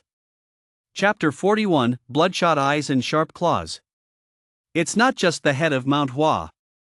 I just saw the senior brother from Sanqing Cave, the Northern Military District's official account, and lots of other famous people like Master Ma. If Darren knew all these big shots were watching his stream, he'd die with no regrets even if he were to fall at the hands of the Zixia sect. Do you think Darren knows the golden armored wild boar king is here? I see Darren is still on his way. He definitely doesn't know. But that's for the best. If he found out, even someone as bold as him would be scared out of his wits. Then let us not tell Wang Dayton just yet. This is a superpowered being, ranked 6th on the monster list, extremely powerful even among Lord Stage cultivators. Gifts kept pouring in on the screen. Wang Dayton had already reached the halfway point up the mountain. An 8th-rank Iron Skin Realm martial artist moves at incredible speed, but Wang Dayton stopped, panting heavily. Spotting the Zixia sect high above, Wang Dayton gathered his strength once more and pressed on toward the summit. The viewers in the livestream couldn't help but feel a surge of excitement. Darren is almost there. It looked like he just reached halfway up the mountain. I wonder what kind of expression Darren will have when he sees the golden armored wild boar king. Meanwhile, the situation at the mountaintop was also extremely tense. When the Blue Wolf King gave the signal, the entire Blue Wolf clan surged forward, charging en masse toward the Purple Mist sect. The members of the Purple Mist sect had gathered on the small plaza, led by their ancestor and sect master, ready to fight the Blue Wolf King to the death. On the plaza, the most striking figure was the elderly man standing at the very front. He held a rusty short sword in his hand and wore a purple robe. Though he appeared frail and aged, the aura he exuded was astonishingly formidable and terrifying. It was precisely because of the fierce aura emanating from this old man that the Blue Wolf King did not immediately launch an attack. Instead, he paced back and forth in front of the square, sizing up the old man before him. Compared to the old man's frail frame, the Blue Wolf King resembled a ferocious beast. The Blue Wolf King's body measured a full 11 meters in length. Its fur was glossy and sleek, yet its eyes were blood red. The most striking feature of its massive form was the Blue Wolf King's claws. Unlike ordinary blue wolves, its razor-sharp claws were a full half-meter long. In the sunlight, they glinted with a silvery sheen, and paired with the Blue Wolf King's blood-red eyes, they were utterly terrifying. On the square, numerous disciples of the Purple Mist sect stood frozen in place, too terrified to move. They stared at the Blue Wolf King in horror, yet they could detect not a single trace of emotion in its eyes. Its cold, impassive gaze sent a chill down everyone's spine. Standing among the crowd, Xu Yaoyao felt her heart turn to stone. This Blue Wolf King was too terrifying, far more terrifying than she had ever imagined. It wasn't just the Blue Wolf King. Behind him stood 4 blue wolf monsters, each over 8 meters long, equally terrifying. The remaining 4 general stage beasts and more than a dozen soldier stage beasts had long since blocked the Purple Mist sect's retreat. This scene made everyone present realize the gravity of the situation. They had reached a point of no return. Sect leader Lu Qingfeng whispered to his eldest disciple, Lu Qianjun, standing beside him, "Has the Chen family arrived on the mountain? Without the old master of the Chen family stepping in, we simply cannot hold off the remaining 4 general stage beasts." At that moment, Lu Qianjun stammered in a trembling voice, "Master, the old master of the Chen family is already on his way up the mountain. I caught a glimpse of it just now when I checked the livestream one last time." Lu Qingfeng nodded, his full attention fixed on a general stage-level blue wolf behind the Blue Wolf King. Lu Qianjun, meanwhile, cautiously retreated into the crowd of disciples. As the eldest senior disciple, it was now his duty to assign them their roles in the battle. His gaze fell directly on Xu Yaoyao as he said, "Junior Sister Chu, you'll engage the 3rd general stage head-on. I'll support you from the side along with your senior brothers and sisters." Xu Yaoyao's heart sank, and she hurriedly asked, "Didn't Master say we were supposed to take on that general stage together? Why am I the one holding it off head-on now?" Lu Qianjun replied with a blank expression, "Your senior brothers and sisters' reinforcements are on their way up the mountain. In a moment, those reinforcements will have to deal with another general stage. Furthermore, among the remaining dozen or so soldier stages, there are 5 or 6 high-ranked soldier stages that will require our reinforcements to intervene. Do you understand, junior sister? Reinforcements?" Hearing those 2 words, Xu Yaoyao's heart couldn't help but jolt. If her senior brothers and sisters' reinforcements had already arrived, where were hers? Would she be targeted if she didn't call for reinforcements? Faced with her senior brother's pressure, Xu Yaoyao had no choice but to throw caution to the wind. If she were really pushed in front of the blue wolf monster, she wouldn't even be able to withstand a single blow. She spoke up, "I have no reinforcements. And I don't want to face that general stage alone." A cold smile flashed across Lu Qianjun's face as he said sarcastically, "Junior sister, didn't you say you had reinforcements?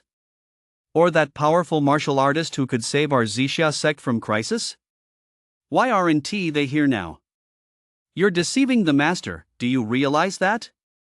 Xu Yaoyao couldn't be sure which of the martial artists down the mountain were Chua's friends, so she simply said she had none. After all, the sect was already at a make-or-break moment. Seeing that Chu Yaoyao remained silent, Lu Qianjun continued, "Junior sister, in a moment, you must give it your all to tie up the third general stage, buying time for your senior brothers and sisters." "I told you, I'm not going."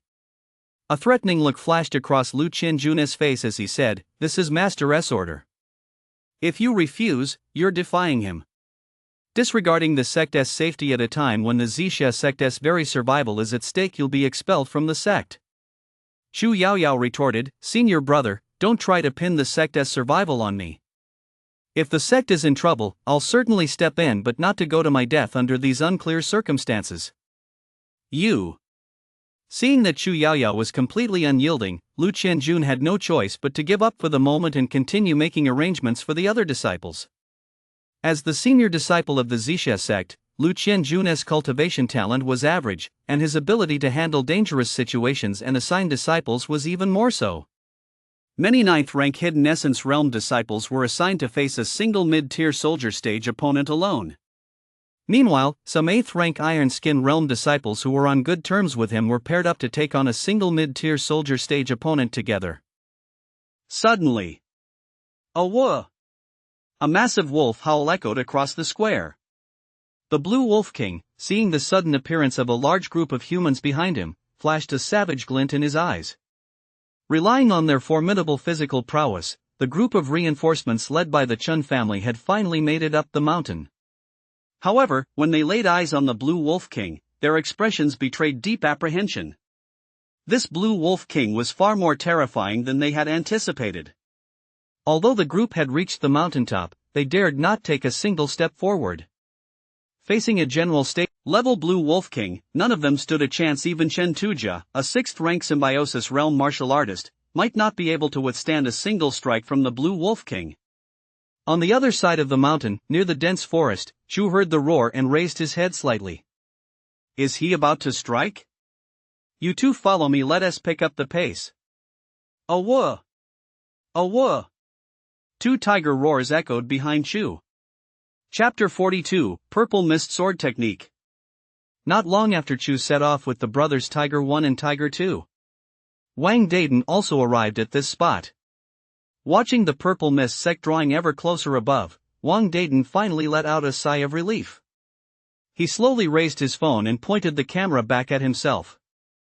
Whoosh! He took a look and was in for a shock. Wang Dayton rubbed his eyes, staring in disbelief at the number in the top left corner of the livestream. While he'd been rushing here, his stream had actually surged to the number 1 spot on the platform's rankings. Wang Dayton felt as if he were dreaming. Even at the peak of his career, he had only ever made it into the top 50 on the platform's rankings, yet now he had shot straight to number 1. Wang Dayton couldn't help but think, could it be that my fans were moved by my self-sacrificing spirit? I, Wang Dayton, stand tall and proud. I never imagined I'd have a day like this to make a name for myself. After reaching the top spot this time, Wang Dayton believed that maintaining a steady position within the top 100 on the leaderboard year-round would be no problem. He could even compete for the top spot among outdoor streamers. After all, he was number 1 on the entire leaderboard. Thinking of this, a smile spread across Wang Dayton's face as he addressed the viewers in the livestream. Thanks for all your support, everyone. I, Wang Dayton, won't let you down. I'll do my best to complete this livestream of the Zixia sect under siege. Thanks to the head of the Huashan sect for the big rocket. I didn't expect you'd enjoy watching outdoor content too. Wang Dayton's face beamed with a radiant smile as he thanked the viewers in the chat, almost as if he were about to drop to his knees. Seeing Wang Dayton like this, some fans in the chat couldn't help but comment. I think Dayton's an honest guy. Maybe we should just tell him. I think we should tell Dayton too. After all, he's got it tough. Yeah, look how brightly he's smiling. Let us just tell him.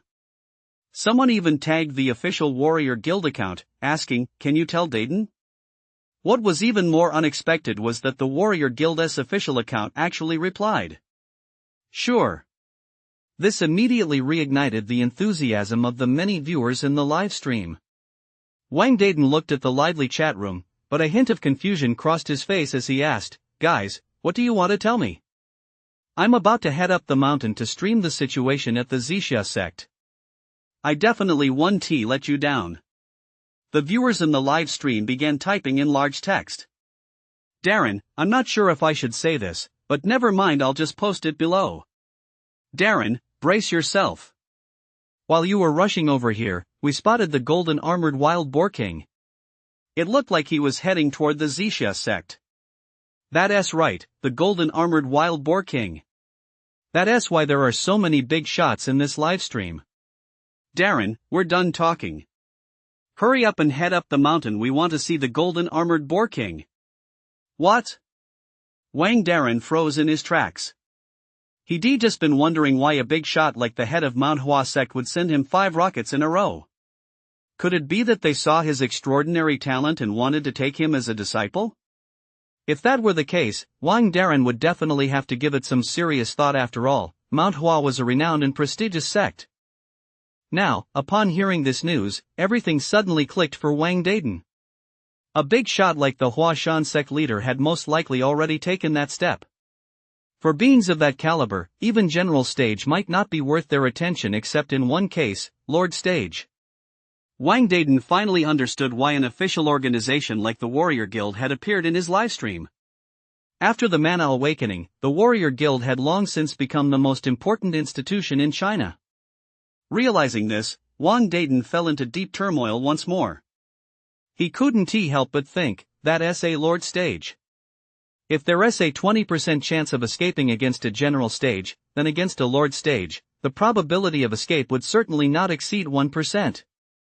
If the group that went up the mountain earlier finds out that the golden armored boar king has gone up too, they might run even faster than I do. Wang Darren kept trying to reassure himself, yet his anxiety only grew. Seeing Wang Darren hesitating in place, many viewers in the livestream also rushed to comfort him. Darren, don't worry. Even if you head back down the mountain, no one will blame you. After all, that's the Lord Stage. Right, Darren, we understand where you're coming from. Hearing these words, Wang Darren's expression shifted. He suddenly recalled what an elder had said before Mana's revival: if you don't take risks, life is meaningless. With that thought, Wang Darren's feet began to move again, and he walked resolutely forward. In the livestream, countless viewers and fans witnessed this most genuine internal struggle, and they shouted in unison. Darren, go with confidence. Don't worry about the rest. Darren, I'll send you 10 rockets first. If you really get killed, I'll definitely come collect your body. Even if I can't go myself, I'll pay someone from Anping City to do it. Young friend, if you manage to survive this, you're welcome to visit Mount Hua anytime. Is the sect leader thinking of taking on a disciple? Don't be ridiculous. Do you really think you're qualified to visit Mount Hua?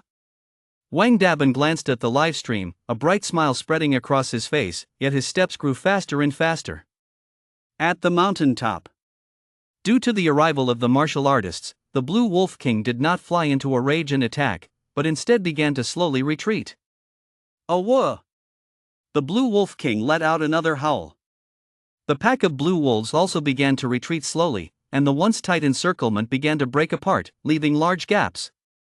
Seeing this scene, the disciples of the Purple Mist sect all wore expressions of relief, as if they had survived a catastrophe. Watching the Blue Wolf King retreat, they exclaimed in unison, "The Blue Wolf King is retreating. We're saved. We owe it all to Senior Brother for inviting the Chen family here. That's what saved our Purple Mist sect. Senior Brother deserves the greatest credit." Right, and second Senior Brother and third Senior Sister also invited the 3000 monastery, which was a huge help. I wonder how the master will reward them. Will he teach them the Purple Mist sword technique? Our sect's Purple Mist sword technique has been rated in A-class martial art by the Warrior Guild and is renowned throughout all of Huaxia. Hearing the group's discussion, Lu Qianjun and the others broke into bright smiles, while sect leader Lu Qingfeng wore a pensive expression. The Purple Mist sword technique was the founding art of the Purple Mist sect and had been rated as an A-class martial art. Throughout history, only the sect leader was permitted to teach it, and once taught, the student could essentially be considered the successor of the Purple Mist sect. Therefore, this was a matter of great importance. However, Lu Qianjun and his companions had rendered significant service this time, with Lu Qianjun's contribution being particularly outstanding, which was why sect leader Lu Qingfeng had begun to carefully consider the matter. As the encirclement grew wider, reinforcements from the Chun family and a group of martial artists arrived at the small plaza. Chapter 43: The Wolf King's Plan.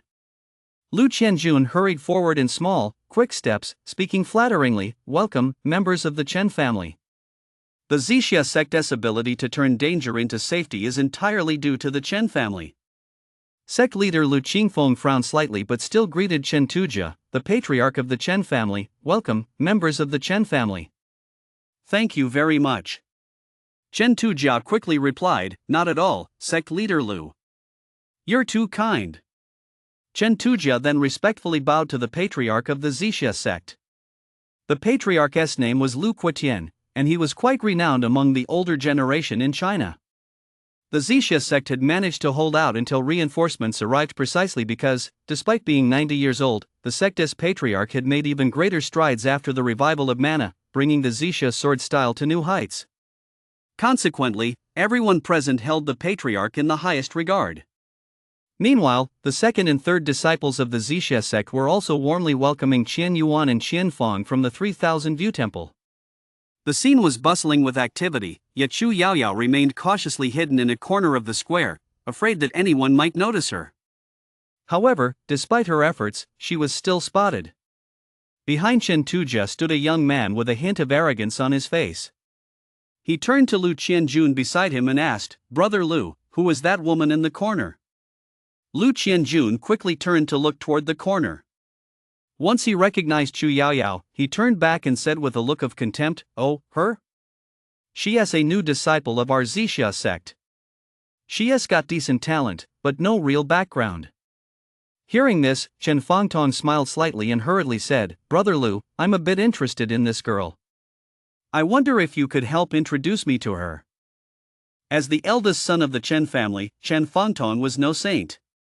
He had noticed Chu Yaoyao long ago. Tall, with jet black hair and fair skin, she stood out strikingly in the crowd. However, he hadn't dared to make a move within the Zixia sect. Now that he had Lu Qianjun as an inside man, everything would be much easier. Chen Fangtong had used this method to win over countless women and was extremely experienced. Lu Qianjun replied, "But this woman was initiated into the sect from Huaxia Agricultural University, and her cultivation has already reached the 7th rank steel bone realm, so she isn't exactly easy to control." Chen Fangtong's eyes lit up. He hadn't expected this woman to be so exceptional. If he could bring her under his wing, it would be a tremendous source of satisfaction. "Brother Lu, I'd like to give it a try, but I'll still need you to introduce me later, and if necessary, provide some backup." Lu Qianjun replied immediately, "No problem."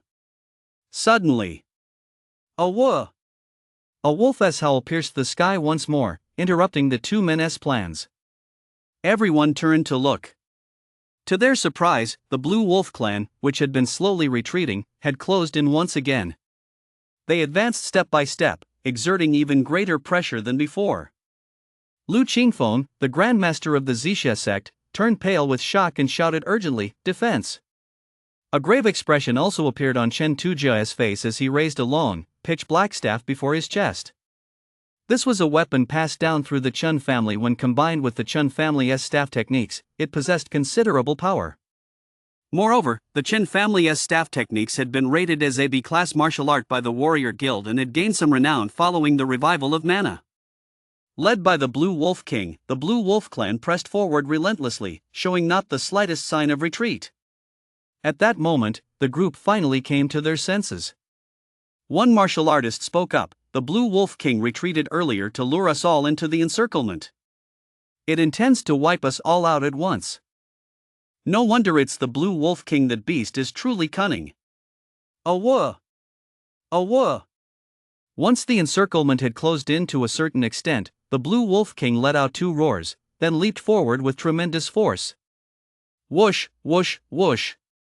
The Blue Wolf King's movement stirred up gusts of wind, and his momentum reached its peak. Facing the Blue Wolf King's ferocious assault, Lu Quetian, the patriarch of the Zixia sect, let out a mighty roar. His entire body shot upward from the ground, charging toward the Blue Wolf King in the sky. Clang! A crisp clang echoed as Lu Quotien's short sword struck the blue wolf king's sharp claws with precision, producing a sound like metal striking stone. After landing, Lu Quotien was forced to stumble back more than 10 steps, while the blue wolf king stood firmly in place, not budging an inch. Witnessing this scene, the crowd was stunned. Lu Quotien had already reached the peak of the star stage. Had it not been for his declining physical condition, he might have already broken through to the 4th-rank true core realm. Yet, even with the Zixia sword technique he had mastered over 70 or 80 years, he was unable to withstand a single strike from the Blue Wolf King. Before anyone could process what had happened, the remaining blue wolves all charged forward. The most conspicuous among them was a general stage blue wolf nearly 9 meters long. Though its claws were not as formidable as the Blue Wolf King's, they were nonetheless exceptionally sharp. Chen Tujia and Lu Qingfeng exchanged a glance, then joined forces to confront this wolf. Of the remaining 3 junior general stage wolves, one was held back by a 6th-rank symbiosis realm disciple from the Purple Mist sect, while the last general stage wolf was blocked by a group of Steel Bone realm disciples from the sect working together. Boom! Boom! The sounds of collision echoed continuously across the battlefield. As soon as the numerous martial artists engaged these blue wolves, they realized their strength was far inferior to that of the beasts, particularly at the middle 3rd realm level. As the Grandmaster of the Zixia sect, Lu Qingfeng had long since reached the peak of the 6th-rank symbiosis realm, and Chen Tujia of the Chen family was no different. However, when they faced the general stage wolf, they found themselves in dire straits. On several occasions, they narrowly avoided having their bellies ripped open by its sharp claws, and they sustained numerous injuries. At this rate, defeat was only a matter of time. Of course, the most brutal battle in the arena was between the Zixia sect's patriarch, Lu Quotien, and the Blue Wolf King. Lu Quotien truly lived up to his reputation as a veteran in his prime, having lived past 90 and survived the opening of the heavens and earth to reach the peak of the star stage, with 1 foot already stepping into the true core realm. At this moment, the rusty short sword in his hand emitted bursts of silver light, and the rust on it began to slowly flake off.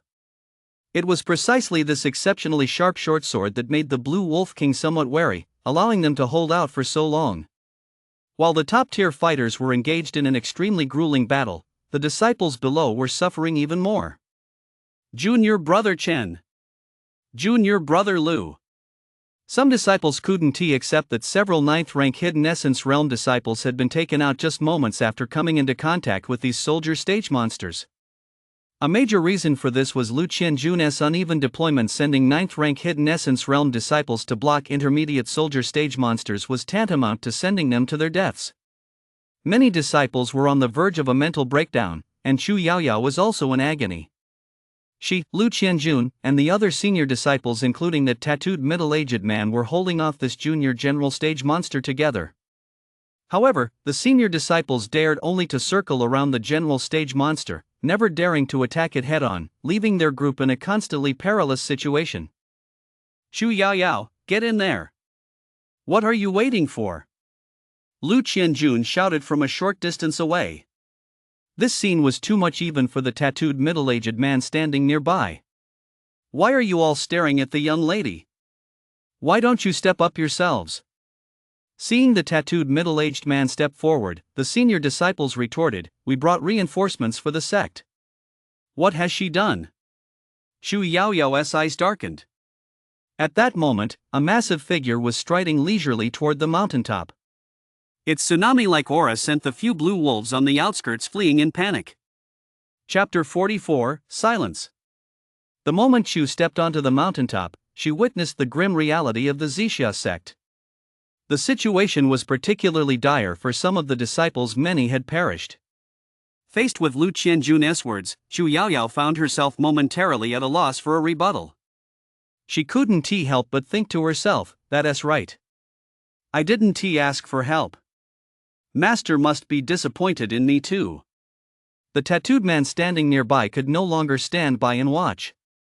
He spoke up, "I am this young lady's reinforcements." Upon hearing this, Lu Qianjun and his companions wore expressions of contempt.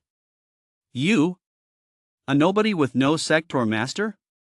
A mere 7th-rank Steel Bone Realm cultivator? Do you really think you're qualified to be the Zixia sect's reinforcements?" you don't even have a C-rank cultivation technique. If it weren't for us, you'd have fallen to the blue wolf demoness claws long ago. The tattooed man, having trained on his own, was indeed slightly weaker than the members of the Purple Mist sect.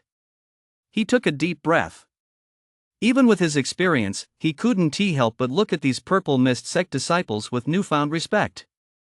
You're not even worth the scum. Senior brother Lu Qianjun spoke up again. This is our sect's business, it's none of your concern. Since Chu Yaoyao didn't bring reinforcements, she should be the one standing at the front. Junior sister, hurry up and step forward. As soon as Lu Qianjun finished speaking, his body instinctively retreated backward, joining forces with the other two senior disciples. The three of them huddled together for protection, no longer caring about the fate of the tattooed man or Chu Yaoyao. The general stage blue wolf was extremely intelligent. Seeing the humans before it turn on each other, it immediately abandoned its attack on Lu Qianjun and his two companions, instead focusing all its efforts on Chu Yaoyao and the tattooed man.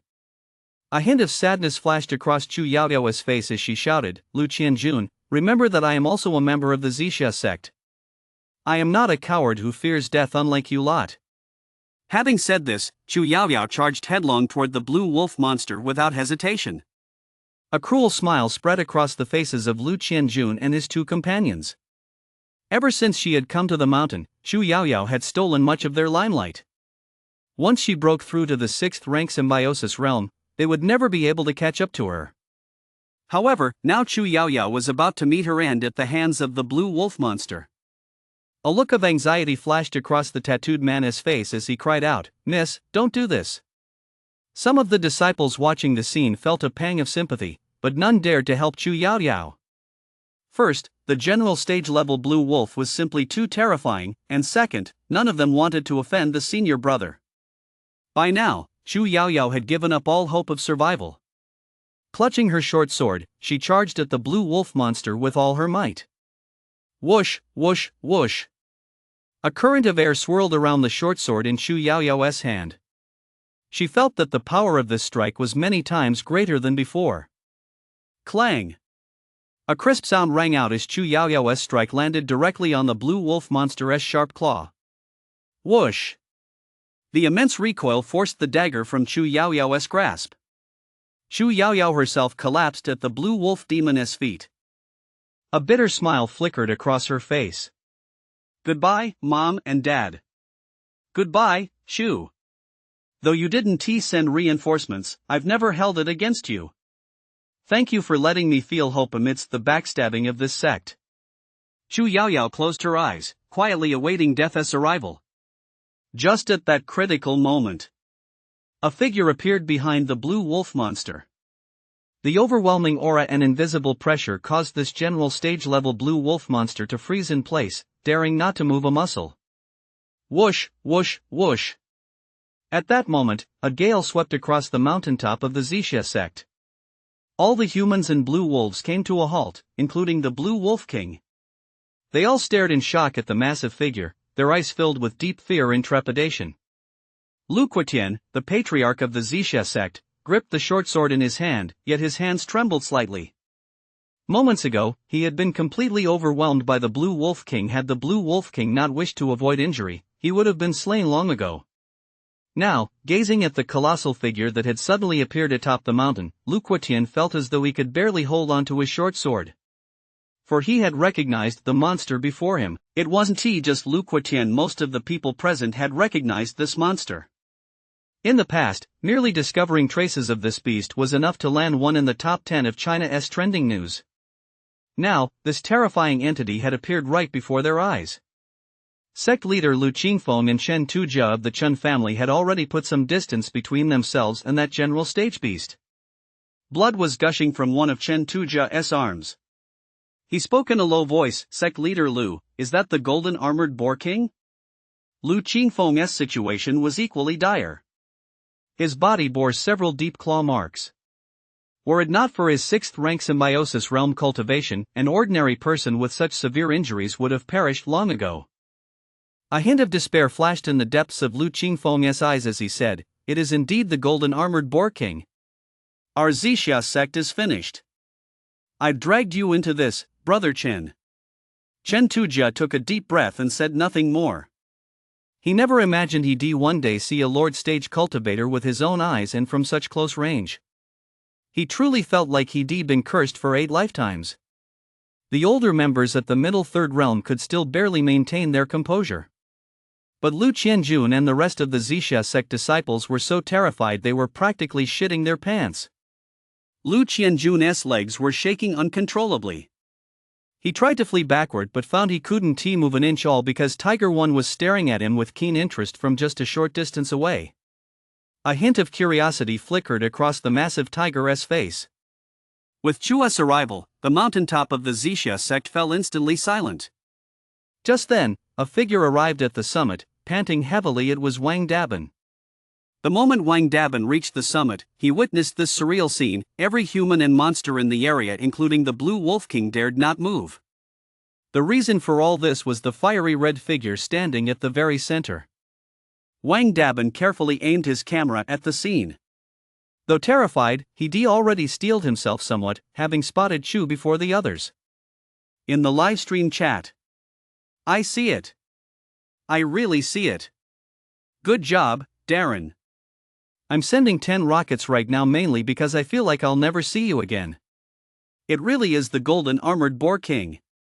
This must be the first time anyone has ever filmed footage of him. Why isn't anyone moving? This is a bit different from what I expected. If the golden armored boar king isn't moving, would anyone else or any monster dare to move? Go check it out for yourself. Would you be moved? The only exception in the arena was Chu Yaoyao, lying on the ground.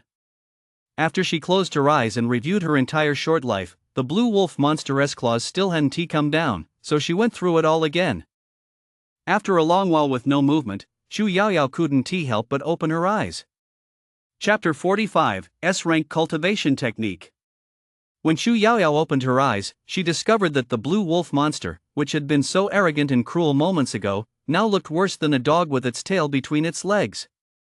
The blue wolf monster was trembling all over, standing rooted to the spot, not daring to move an inch. The immense pressure had long since forced the blue wolf monster to abandon any thought of attacking Chu Yaoyao. Next, Chu Yaoyao turned her gaze toward the figure behind the blue wolf monster.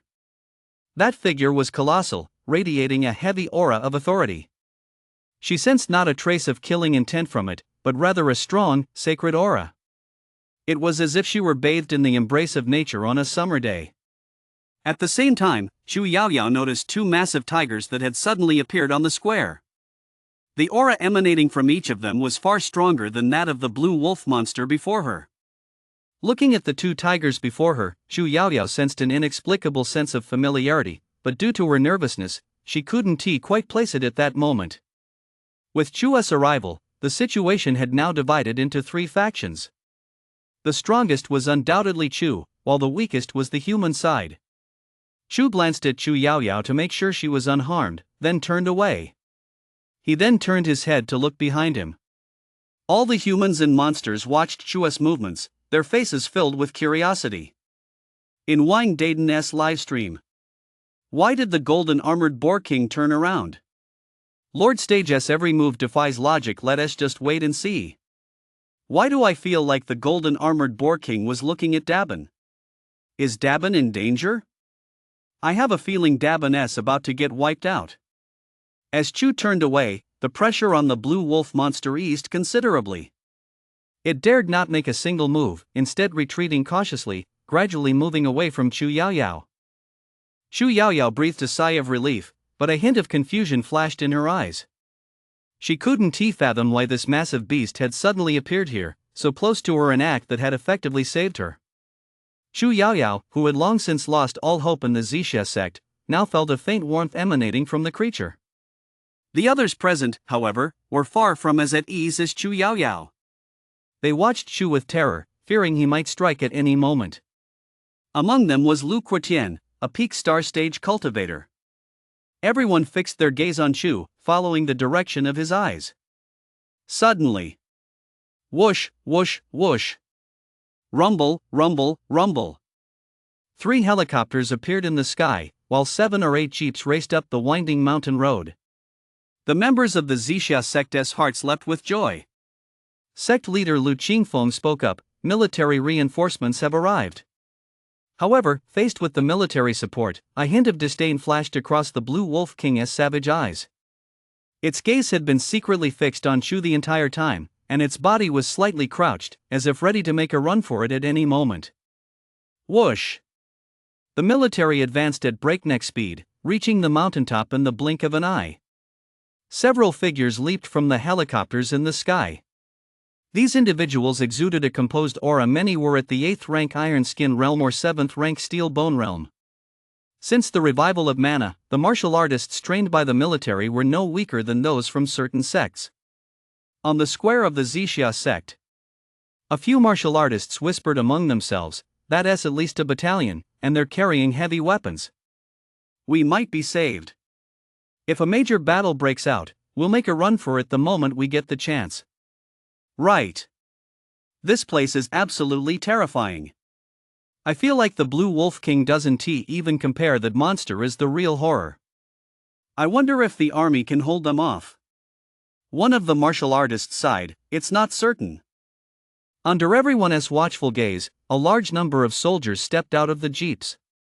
The one who drew the most attention was a bald monk. Though he gave off no visible aura, he seemed to harbor immense energy. Simply standing there, he gave off an impression of being as immovable as a mountain. Upon seeing the monk, Chen Tujia, the patriarch of the Chen family, exclaimed in shock, "Is that the true core realm?" Lu Qingfeng, standing nearby, wore a grave expression as he said, "Storing mana within the body while merging with the mana of heaven and earth. Once he strikes, the heavens will shatter and the earth will split. This is most likely the 4th rank true core realm. However, this master looks unfamiliar to me. He isn't any of the sect leaders or abbots I know." Standing beside the monk was a soldier in uniform, along with several other martial artists. Without a doubt, these were the leaders of this unit, all possessing strength at the mid-3rd realm. Meanwhile, the situation here was being broadcast live across the entire country.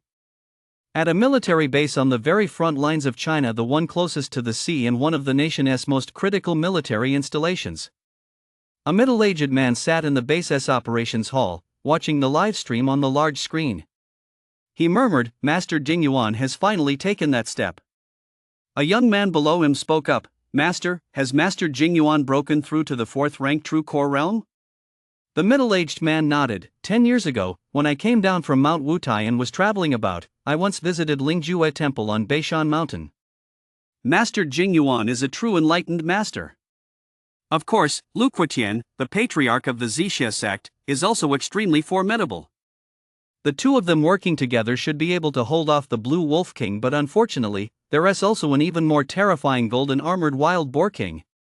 The young man spoke again, "Master, is there really no one who can stop the golden armored wild boar king?" The middle-aged man shook his head and said, "According to reports released by the Huaxia Research Association, the golden armored boar king has evolved to the highest degree of any monster discovered so far. This is primarily evident in its golden armor and flame-like fur. Even the lizard king, which strikes fear into the hearts of all across the seas, lacks such extraordinary features. I just don't know why the golden armored boar king went to the Zixia sect." The young man asked, "Master, is it because of the Blue Wolf King?" The middle-aged man nodded. "It's possible, but I don't know if there are other reasons as well." Meanwhile, at other military bases, virtually all the powerful martial artists were watching Wang Daban's livestream. After the revival of mana, animals and sea beasts evolved the fastest. If it weren't for the martial arts techniques passed down through ancient Chinese traditions which have truly shown since the revival of mana, China's situation would undoubtedly be far more dire. Currently, there are 15 S-rank martial arts techniques in China, all of which are held by renowned sects and the state. Those who have cultivated these techniques have become the backbone of the defense against the monsters. Inside China's 15th military base, a middle-aged man in a general's uniform spoke up, "Will he intervene? It all depends on the golden armored boar king's will." Under the gaze of the masses, Master Dingyuan of Beishan Lingjue Temple stepped forward. "Greetings, Chu." Chapter 46, Arhat Pong. What? How is that possible? That master actually bowed to the golden armored boar king? Everyone present watched the scene in shock, while the moment was simultaneously broadcast worldwide through Wang Daban's livestream. Chu gazed calmly at the bald monk. He didn't recognize the monk before him, but the monk's cultivation was the strongest among those present, though still far from being a match for him. Chu could also clearly sense a hint of gratitude emanating from the monk, which caused a look of puzzlement to cross his face. He couldn't help but wonder, could it be that I inadvertently killed some soldier stage cultivators and saved his son? I've heard that many monks have families, they just can't bring them up the mountain, but this monk doesn't seem like the type. In response to the monk's greeting, Chu gave a slight nod. Clang! This gesture sent shockwaves through the entire crowd. Even Lu Qingfeng, the grandmaster of the Zixia sect, wore an expression of disbelief. He could barely accept that this master had bowed to the golden armored wild boar king. After all, everyone present had been overwhelmed by the king's imposing aura. What he never could have imagined was that the golden armored wild boar king would actually return the bow. Although it was merely a slight nod, it implied far more than met the eye. In the livestream chat, many viewers were still unaware of what had just happened. But behind the screens, the major figures all fell silent. They realized they had vastly underestimated this golden armored boar king. At the first military base of Huaxia, an elderly man spoke up. If we can form an alliance with the golden armored boar king, it will be much faster for us in Huaxia to gain a firm foothold after the mana awakening. After a moment's contemplation, the old man continued, issue an order. Whoever can establish contact with the golden armored boar king, even the most basic non-hostile relationship, may report to the first military base to learn one of the 15S rank martial arts. Yes, Commander. Chu had no idea that a simple nod before his livestream had caused such a massive upheaval within Huaxia. Ever since evolving his golden armor, Chu no longer cared about revealing the secret that he could communicate with humans. Meanwhile, atop the mountain of the Zixia sect, perhaps due to Chu's appearance and the arrival of human reinforcements, the Blue Wolf King's body began to slowly retreat. Its gaze remained wary of Chu, and its tail drooped downward, signaling its intention to retreat. The surrounding general stage blue wolves were also slowly retreating. They remained constantly on guard against the two massive tigers before them, for the look in those tigers' eyes was simply too frenzied. Upon reaching the summit of Zixia sect, Tiger 1 and Tiger 2 did not sense a single trace of tension. Instead, they watched the general stage wolves in the arena and couldn't help but lick their lips, a motion that grew increasingly frequent. Two pairs of tiger eyes scanned the blue wolves back and forth, as if they were looking at a piece of meat right at their lips. This put immense pressure on the blue wolves.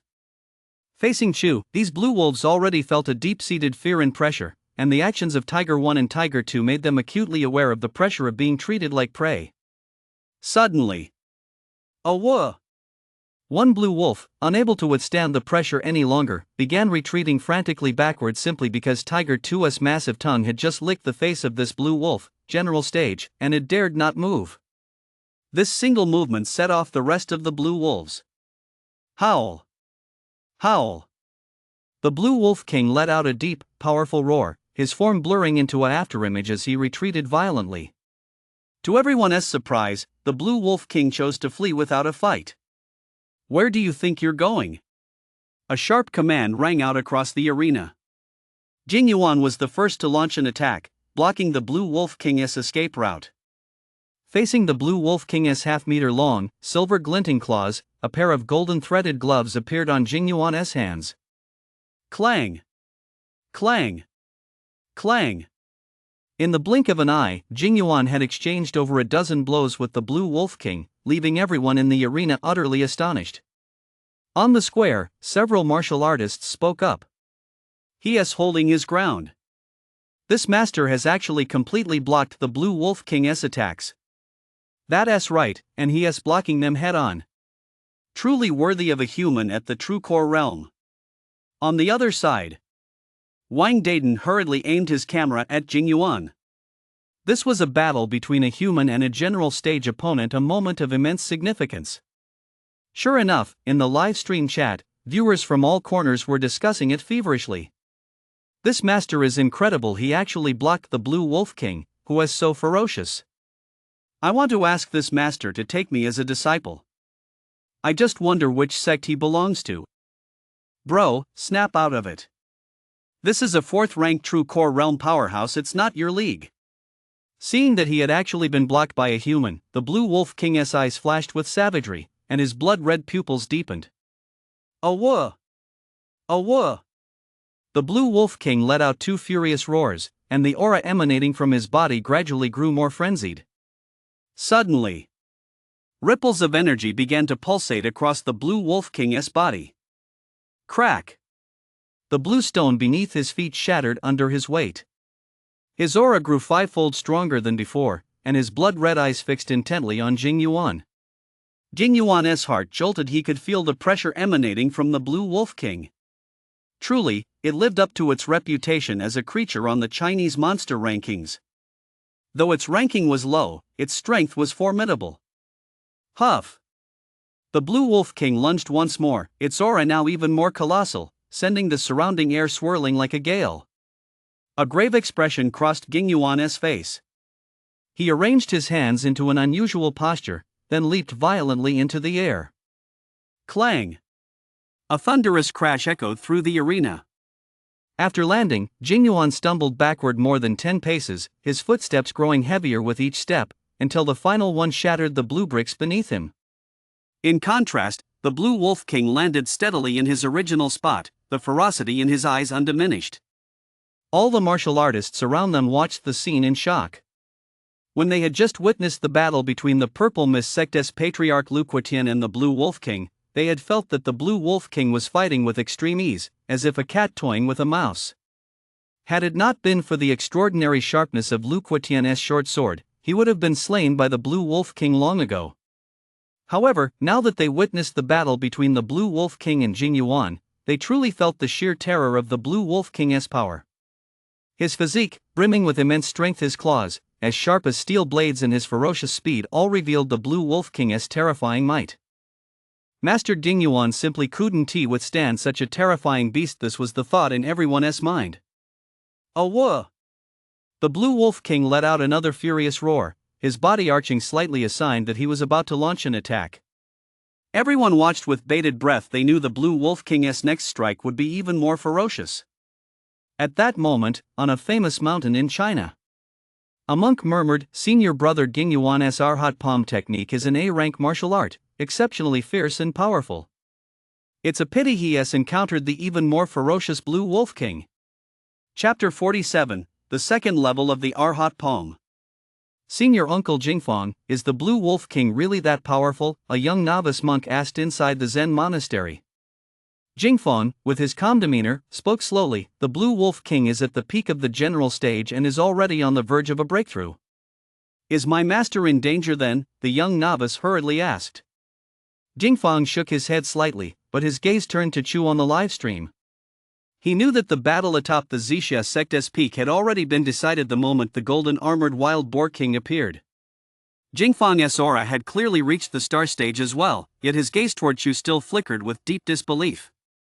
Meanwhile, on the square of the Zixia sect, Master Jing Yuan slowly executed his palm techniques, as streams of intangible mana surged from his body and merged with the mana in the void, forming a defensive stance.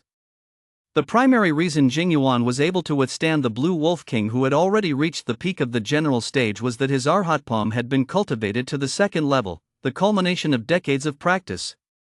Similarly, Lu Quetian's Zixia sword technique had also reached the second tier, and was even more profound than Jing Yuan's. This was also why Lu Quetian had been able to hold off the Blue Wolf King for so long. Both the Zixia sword technique and the Arhat palm were grade A martial arts, and once cultivated to the second tier, they were capable of standing up to monsters of the same level. Sensing Jing Yuan's struggle, Lu Quetian flashed onto the battlefield, though the Blue Wolf King did not spare him a glance.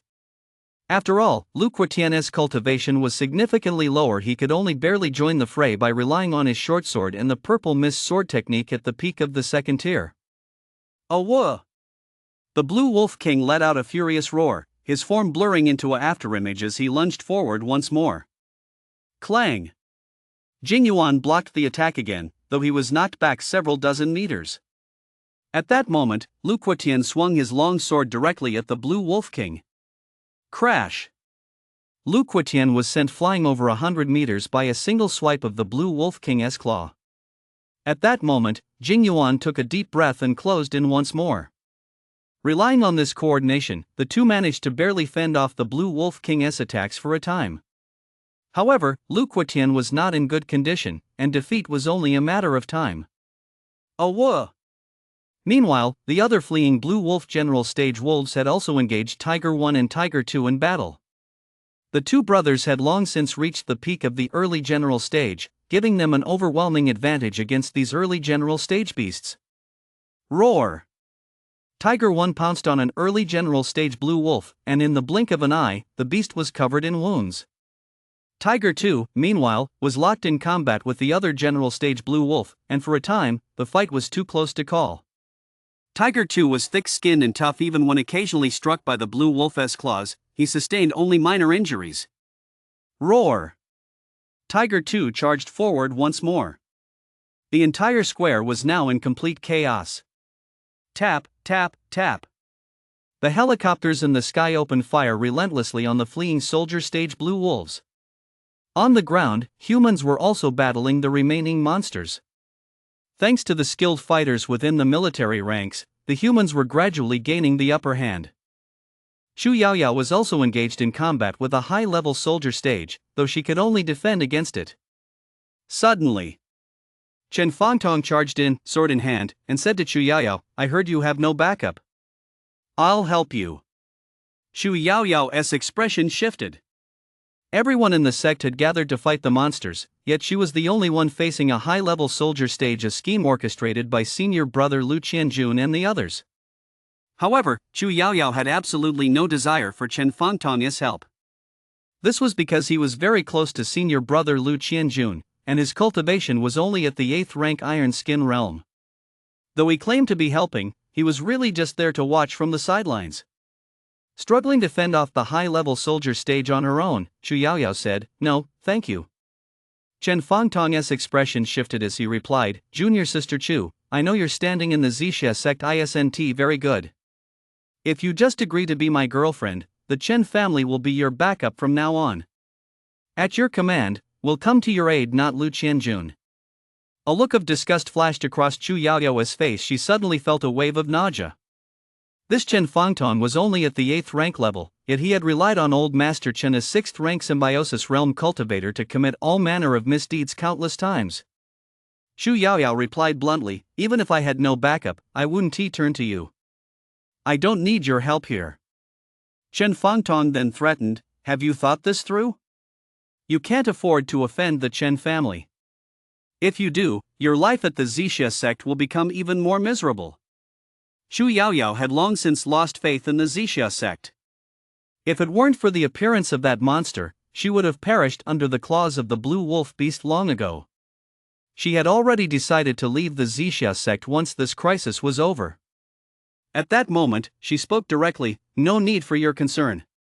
Chen Fangtong returned in defeat, a look of resentment on his face. He then went straight to find Lu Qianjun, and the two began plotting something together. Meanwhile, Wang Dayton's livestream camera swept across the arena, eventually settling on the Blue Wolf King. In the livestream chat, numerous viewers commented, "Dayton, aren't you going to go up and spar with Soldier Stage?" "Exactly, Darren, you're an 8th rank Iron Skin realm cultivator too." A glimmer of hope flashed across Wang Darren's face, but then he saw a disciple get his skull crushed by a Soldier Stage creature. Startled, Wang Darren flinched back. He quickly said, "I'll keep streaming so everyone can stay calm and get a good look at what's happening here." The viewers below immediately chimed in, "Right, let Darren stream properly. Look, Lu Quetian from the Zixia sect is about to collapse." Sure enough. Clang! The short sword in Lu Quetian's hand was knocked out of his grasp by the Blue Wolf King's claw. Lu Quetian himself suffered severe injuries and was sent flying dozens of meters. Thud! He then crashed heavily to the ground. Lu Qingfeng, the leader of the Zixia sect, rushed over, shouting, "Master!" After Lu Quetian fell, the pressure on Jingyuan suddenly intensified. Rip! The Blue Wolf King's claws, sharp as steel blades, tore through Jingyuan's defenses, leaving a deep gash across his chest. Jingyuan's expression grew grave. He sensed a hint of mortal danger. Just as the Blue Wolf King prepared to press his advantage, a violent gale suddenly swept across the arena. At the same time, the temperature soared rapidly, and the withered trees around them burst into flames in an instant. Chu, who had been standing at the very center of the square, moved. Phew! It's so hot. What is going on? Why is it suddenly so hot? I'm already at the 8th rank Iron Skin realm, why do I still feel this hot? Some martial artists remarked. Immediately, all their gazes turned toward Chu. They sensed that all this heat was emanating from this powerful beast. Chu walked slowly, his gaze fixed on the Blue Wolf King. Awah! The Blue Wolf King had long since abandoned its attack on Jingyuan. It let out a low growl but did not flee immediately, nor did it launch an attack. Faced with this scene, Wang Dayton was the most excited of all. At this moment, Wang Dayton also felt an unbearable heat throughout his body, but it couldn't dampen his spirits. He excitedly aimed his camera at Chu, which once again ignited the enthusiasm in the live stream chat. The golden armored Boar King has finally moved. Looks like he is heading toward the Blue Wolf King. I can feel that intensity even through the screen. I wonder why the Blue Wolf King isn't running away. There are only two possible reasons for this: either the Blue Wolf King is preparing to fight Chu, so he is choosing not to flee, or he senses there is no escape, so he has given up on running. Chapter 48, Golden Armor Chu. Viewers in the live stream were engaged in heated discussion. They watched as Chu walked step by step toward the Blue Wolf King. Chu, ranked 6th on the monster rankings, versus the Blue Wolf King, ranked 57th. How many rounds do you think the Blue Wolf King can hold out? I think he'll last at least half an hour. Didn't you see how the Blue Wolf King easily defeated that 4th ranked True Core Realm Master and the Xixia Sect Patriarch even when they teamed up? I think the Blue Wolf King is pretty strong too. He'll hold out for at least 10 minutes. Meanwhile, at the 3rd military base on the Costa base where the Shaolin Temple of Mount Song is stationed and where the fighting is currently particularly intense. A group of senior monks in robes watched the livestream with grave expressions. One of the monks on the left spoke up. Who would have thought that Lingjue Temple on North Mountain would have perfected the Arhat Palm? Master Ding Yuan has already cultivated the Arhat Palm to the 2nd level. If he reaches the 3rd level, he'll be fully capable of holding off the Blue Wolf King. That is true. But unless one possesses extraordinary talent, mastering an A-rank martial art to the 3rd level requires a very long time, perhaps even a lifetime. Even though cultivation speeds have increased significantly since the revival of mana, reaching the 3rd level still takes many years. Take Lu Quetian of the Xixia sect as an example. He spent his entire life mastering the Xixia sword technique only up to the peak of the 2nd level, and breaking through to the 3rd level was incredibly difficult. Senior brother, how long do you think the Blue Wolf King can hold off Chu? The Blue Wolf King is undoubtedly at the peak of the general stage, otherwise, he wouldn't have so easily defeated Jing Yuan, who had cultivated the Arhat Palm to the 2nd level. I estimate that even if Chu is at the Lord stage, it would still take him several minutes to defeat or even kill the Blue Wolf King. Upon hearing this, the other monks looked astonished. They hadn't expected Senior Brother's prediction to be even shorter than the estimates in the livestream chat. To take down a peak general stage beast in just a few minutes, is this the true power of the Lord stage? Everyone watched Chu's every move with rapt attention. Even the mountaintop of the Xixia sect had fallen silent, some of the blue wolves had stopped fleeing, and some of the humans had ceased their attacks. Only the brothers Tiger 1 and Tiger 2 continued to circle the general stage blue wolf, striking it fiercely with their paws. Although this general stage blue wolf was the strongest of its kind in the arena aside from the Blue Wolf King, it couldn't withstand the relentless assault of 2 peak-level junior general stage tigers, especially since Tiger 1 and Tiger 2 were far more powerful than monsters of the same realm. Roar! Tiger 1 roared furiously and swiped at the blue wolf monster's flank, while Tiger 2 leaped into the air and lunged directly at its neck. Awah! The blue wolf monster let out a pained whimper, its life force gradually fading. The other humans watched Tiger 1 and Tiger 2 with a hint of apprehension on their faces. They hadn't expected this general stage creature, slightly more powerful than a human at the star stage, to fall so easily under the claws of these 2 tigers. Once again, they gained a clearer understanding of the two underlings behind Chu. After dispatching the blue wolf monster, Tiger 1 and Tiger 2 turned their attention to the blue wolf king. However, upon seeing Chu slowly approaching the blue wolf monster, a look of curiosity flashed across their massive faces. In their view, the blue wolf monster was a task they could have handled themselves. There was absolutely no need for their big uncle to intervene personally. Woof! Under immense pressure, the blue wolf king let out a low warning to Chu. His massive body was already completely pressed against the ground. As the blue wolf king, he had no intention of surrendering without a fight, but the pressure Chu was exerting on him was simply too great. Especially since this pressure carried the mana of heaven and earth, inflicting immense mental strain on the blue wolf king. He sensed that there was no way he could escape. It was an instinctive feeling, yet it was incredibly precise. Chu walked slowly, and the temperature around him continued to rise. Suddenly, everyone's eyes widened. They saw patches of golden armor begin to cover Chu's entire body, and the temperature of the surrounding air was skyrocketing. The previous heat had been barely tolerable for 8th rank Iron Skin Realm cultivators. But once the golden armor began to cover Chu, some 8th rank martial artists grimaced in pain and began retreating. Wang Dayton also felt the heat rising rapidly, sensing it was nearing his limit. But thinking of the battle unfolding here, a look of pain and conflict appeared on Wang Dayton's face. Some viewers in the livestream noticed Wang Dayton's grim expression and began to comment. "Dayton, what's wrong with you? You've been hiding in the back the whole time. What's going on? Did you just get bitten by a monster?" After observing the situation on the field, some observant viewers remarked. "Everyone, we should give Darren a round of applause. Look where all the other 8th rank Iron Skin Realm martial artists have fled to. Something must have happened in the arena that we don't know about. I knew it. What on earth is going on?" Wang Darren, his face contorted with pain, managed to say with difficulty, "Thank you all for your concern.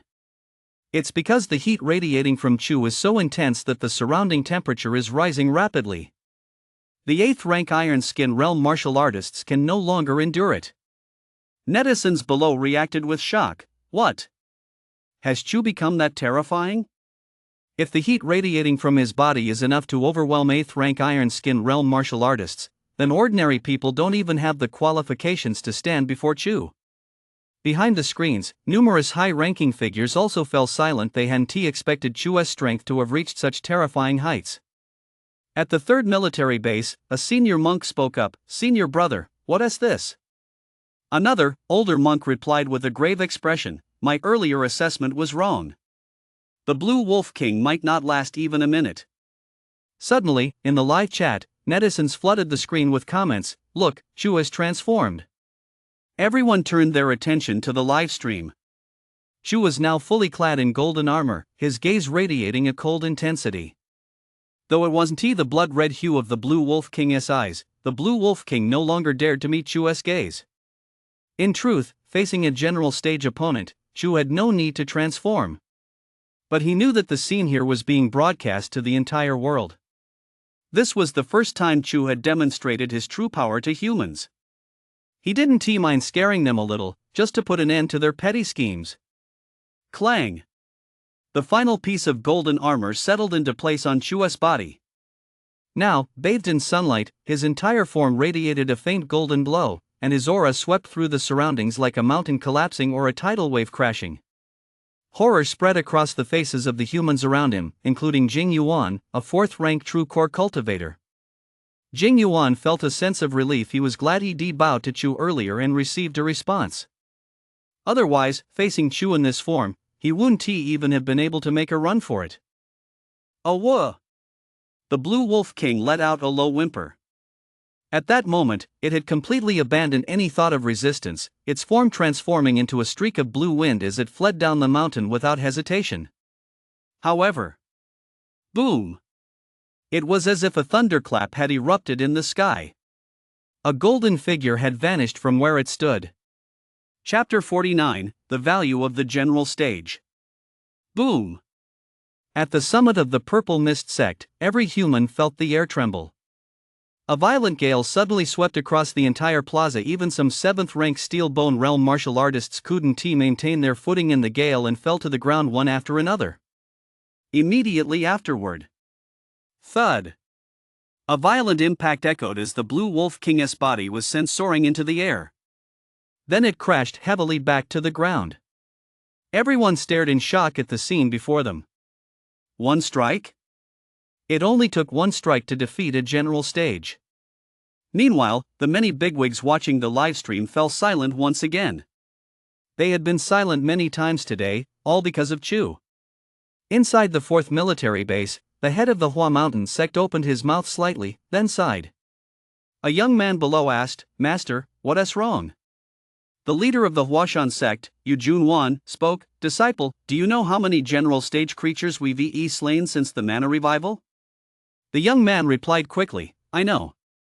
During the last beast tide, thanks to the newly developed laser cannons and the joint efforts of major sects like Wutai Mountain and Longhu Mountain, we not only repelled the beast tide but also killed 5 general stage creatures." Yu Junwan replied, "Yes, it was only through the combined efforts of all the major sects that we managed to slay those 5 general stage beasts with great difficulty. We are utterly helpless against Lord Stage Beasts. Yet a general stage beast can only withstand a single strike from Chu. Do you understand the difference now?" The young man's eyes darkened as he said, "I understand, Master." Yu Junwan sighed softly and continued, "That old man at the 1st Sergeant base truly had foresight. He was willing to go to any lengths to establish a connection with Chu. It's a pity that Chu is so wise and extremely proud. I wonder what kind of human could catch Chu's eye. Perhaps such a person doesn't even exist." The young man's expression shifted, and he asked, "Master, do you think I might be that 1 in 10,000? A faint smile touched Yu Junwan's lips as he snapped, "Focus on your cultivation. Stop daydreaming all day. Break through to the star stage as soon as possible." A hint of disappointment flashed across the young man's face as he replied, "I understand, Master." Yet his gaze remained fixed on Chu on the screen, hoping to become that 1 in 10,000. Meanwhile, atop the Zixia sect mountain, all the humans stared at the corpse of the Blue Wolf King on the ground, their eyes betraying 7 parts fear and 3 parts greed. In the outside world, the corpse of a single general stage monster could fetch over 10 million, and materials from some general stage monsters could be used to craft a rank weapons and armor, greatly enhancing human combat power. The carcass of this peak general stage beast before them was priceless, yet not a single person dared to lay a hand on it. Just then, a whoa! The remaining blue wolves scattered in all directions, though their strength had plummeted upon seeing their king's death. The brothers Tiger 1 and Tiger 2 leaped into the pack and began a rampage of slaughter. The high-rank soldier stage wolf that had been relentlessly pursuing Chu Yaoyao lost its will to fight, and Chu Yaoyao seized the opportunity to slay it with a single sword strike. A look of excitement flashed across Chu Yaoyao's face. From nearly being forced to her death by that general stage blue wolf just moments ago to now slaying a high-rank soldier stage wolf, her strength had surged significantly, and she was already approaching the 6th-rank symbiosis realm. Such talent was already on par with that of disciples from some of the major sects. However, in the distance, Lu Qianjun and Chen Fangtong watched as Chu Yaoyao slew this high-rank soldier stage wolf, and their faces darkened with malice. The two of them were of average strength, and their combat skills were particularly lacking even among these blue wolves whose power had plummeted following the death of the Blue Wolf King. They hadn't managed to kill a single one. The two crossed the square and approached Chu Yaoyao. Lu Qianjun spoke up, "Junior sister, you've done quite well slaying a high-level soldier stage. I'm here on behalf of the sect to temporarily take custody of this soldier stage. We'll wait for Master to make the allocation later." Chen Fangtong stood nearby, a mocking expression on his face. This plan had been devised by him and Lu Qianjun. Chen Fangtong spoke up, "Junior sister Chu, I wonder how you've been thinking about it? If you were to become my girlfriend, we could still discuss this matter. After all, slaying a high-level soldier stage isn't easy. These days, a single high-level soldier stage sells for over $1 million on the market, right? Brother Lu." Lu Qianjun nodded. "Brother Chen is right. I'll give you some face, think it over." Meanwhile, the blue wolves on the plaza were being slaughtered in droves. Tiger 1 and Tiger 2 were even dispatching ordinary soldier stage blue wolves with a single palm strike each. Oh whoa! The last blue wolf fell at the hands of a soldier. Chu Yaoyao glanced around and said firmly, I want to reconsider. Besides, I was the one who killed this high-level soldier stage monster. It doesn't belong to you. Seeing that Chu Yaoyao was unyielding, Lu Qianjun tried to pressure her by invoking the authority of their sect. Suddenly, a voice, full of authority, rang out across the scene. Collect all the monster corpses and place them next to the Blue Wolf King. Yes, sir. One by one, soldiers began gathering the monster corpses from every corner of the Zixia sect and across the plaza. Several martial artists and disciples spoke up in protest, I killed that one, it's mine. However, the soldiers remained expressionless, raising their blades as if ready to strike at the slightest provocation. Only then did the crowd come to their senses. This was a military order issued by the army, something they were utterly powerless to resist. Lu Qingfeng, the grandmaster of the Zixia sect, shouted, all Zixia sect disciples, stay away from the monster escorts. Lu Qianjun and Chen Fengtong wore looks of reluctance. They had coveted the corpse of this high-rank soldier stage monster for a long time. Although Chu Yaoyao had refused to give it to them, they were confident they would eventually obtain it through pressure from the Zixia sect and the Chen family. But now, they had no choice but to retreat. Chu Yaoyao also moved away from the high-rank soldier stage corpse. Although she knew it no longer belonged to her, it was still better than letting Lu Qianjun and Chen Fengtong have it. The troops moved with lightning speed. In the blink of an eye, they had piled all the blue wolf corpses in the center of the square, next to the Blue Wolf King. The middle-aged officer in charge spoke up, please, Chu, help yourself. As soon as he spoke, the crowd erupted in a stir. They hadn't expected the troops to offer all the collected corpses to Chu, but upon a moment's reflection, they understood after all, without Chu, humanity would have stood no chance against the Blue Wolf King. Wang Dayton's equipment recorded the entire process, and viewers in the livestream chat began commenting. The officers really know how to play the game. Yeah, when it comes to social graces, the officers understand things far better than we do. At that moment, Chu slowly walked up to the pile of blue wolf corpses. This action drew the attention of everyone present. The next instant, Chu's silver fangs flickered, and the corpse of a high-level soldier stage blue wolf landed directly at Chu Yaoyao's feet. Chapter 50, Devouring the Blue Wolf King. What? How is that possible? What just happened? Did I see that right? Did Chu actually throw that corpse out himself? Right in front of that woman? A murmur of astonishment rippled through the crowd. Everyone stared in disbelief at the blue wolf corpse at Chu Yaoyao's feet. They hadn't expected Chu to deliberately toss one of the corpses out and have it land right in front of a human woman. Is this a coincidence? Or is there another reason? Some had already begun to speculate boldly. Instantly, all eyes in the area turned to Chu Yaoyao, including Wang Dayton's livestream camera. Chu Yaoyao looked at the soldier stage corpse at her feet, feeling a sense of disbelief herself. She hadn't expected Chu to toss a soldier stage corpse right in front of her. She examined the body on the ground and recognized it as the one she had just slain.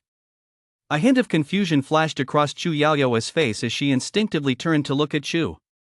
However, after tossing the corpse, Chu made no further move. Instead, he began to feast heartily alongside Tiger 1 and Tiger 2. Tiger 1 and Tiger 2 devoured the blue wolf monster as flesh and blood with excitement. Possessing the devour skill, their appetites had grown countless times larger than before, and this flesh and blood would quickly be assimilated into their bodies. Everyone around them watched Chu and the Tiger 1 and Tiger 2 brothers, their thoughts churning uncontrollably. Mainly because Chu's actions just now had greatly exceeded their expectations. The corpse of that high-level soldier stage monster lay quietly before Chu Yaoyao. No one dared to touch it, yet it held the gaze of everyone present. On the square of the Zixia sect, a gentle breeze blew. The middle-aged officer addressed Jingyuan, Master, are you unharmed? Jingyuan nodded and replied, thanks to Chu's timely intervention, I'm not seriously injured. I'll be fully recovered in 2 days. The middle-aged officer cast an envious glance at Master Jingyuan. Had he suffered such severe injuries, recovery would have been impossible in such a short time. Such was the marvel of the fourth-rank true core realm. Mana surged ceaselessly from within his body, nourishing his physique and greatly enhancing his survivability. He was now no weaker than those monsters. Immediately afterward, the middle-aged officer's expression grew slightly grave as he asked, "Master, what is your take on this matter?" Jingyuan's gaze fell upon the corpse of the soldier's stage blue wolf lying motionless on the ground, then shifted to Chu Yaoyao standing before it. After a moment's contemplation, he said, "Chu wouldn't act without reason. This woman might be rather special." A look of intense curiosity also appeared on the middle-aged officer's face. Chu's route had always been a top-secret military matter, and it was precisely for this reason that he had followed Chu to the mountaintop of the Zixia sect at direct order from the highest echelons of the military district. However, a look of deep puzzlement now crossed the middle-aged officer's face. He couldn't help but venture a bold conjecture. Why did Chu happen to arrive here just as the Zixia sect was under siege? Was it really just because of the Blue Wolf King? Suddenly, a whirlwind swept across the center of the square. Chu gently opened his massive jaws, and streams of invisible air surged toward his mouth from all directions. The Blue Wolf King's corpse was lifted directly off the ground and sucked straight into Chu's mouth. Whoosh! The power of this invisible air current was immense. Some martial artists in the lower three realms lost their footing and began to fall toward the center of the square. Some shouted, "Watch out! Quick, fall back!" Martial artists at the 8th rank Iron Skin realm and 7th rank Hidden Yuan realm struggled to break free from the suction and retreated sharply. Whoosh, whoosh, whoosh. After just a few breaths, the suction vanished. Everyone hurriedly looked toward the center of the square, only to find that half of the Blue Wolf King's corpse, the portion corresponding to the soldier stage and general stage, had already disappeared. Chu closed his mouth with satisfaction, his aura seeming to grow even stronger. This scene left everyone in the vicinity utterly stunned. Wang Dayton's livestream broadcast the scene across all of China. In the livestream chat, countless viewers were equally stunned by the spectacle, and they began to comment one after another. "Darren? Are you still there? Are you okay?" Wang Darren replied, his voice trembling. "Guys, I'm still here. Thank goodness I was far enough away, otherwise, I feel like I would be ended up inside Chu's stomach." Netizens discussed the matter. Chu is too powerful. I think he should be ranked number 1 on China's monster list. What about the Lizard King? How could he compare to Chu's power and mystique? I agree with you, but the Lizard King's strength lies in the fact that it's a whole clan, and the Lizard King itself is incredibly terrifying. The military bases along the coastline have been under increasing pressure lately. Although the Lizard King hasn't appeared yet, some general stage lizards and 2 lord stage lizards have already shown up. So, this Lizard King is truly terrifying. It's infinitely more powerful than the Blue Wolf King's pack.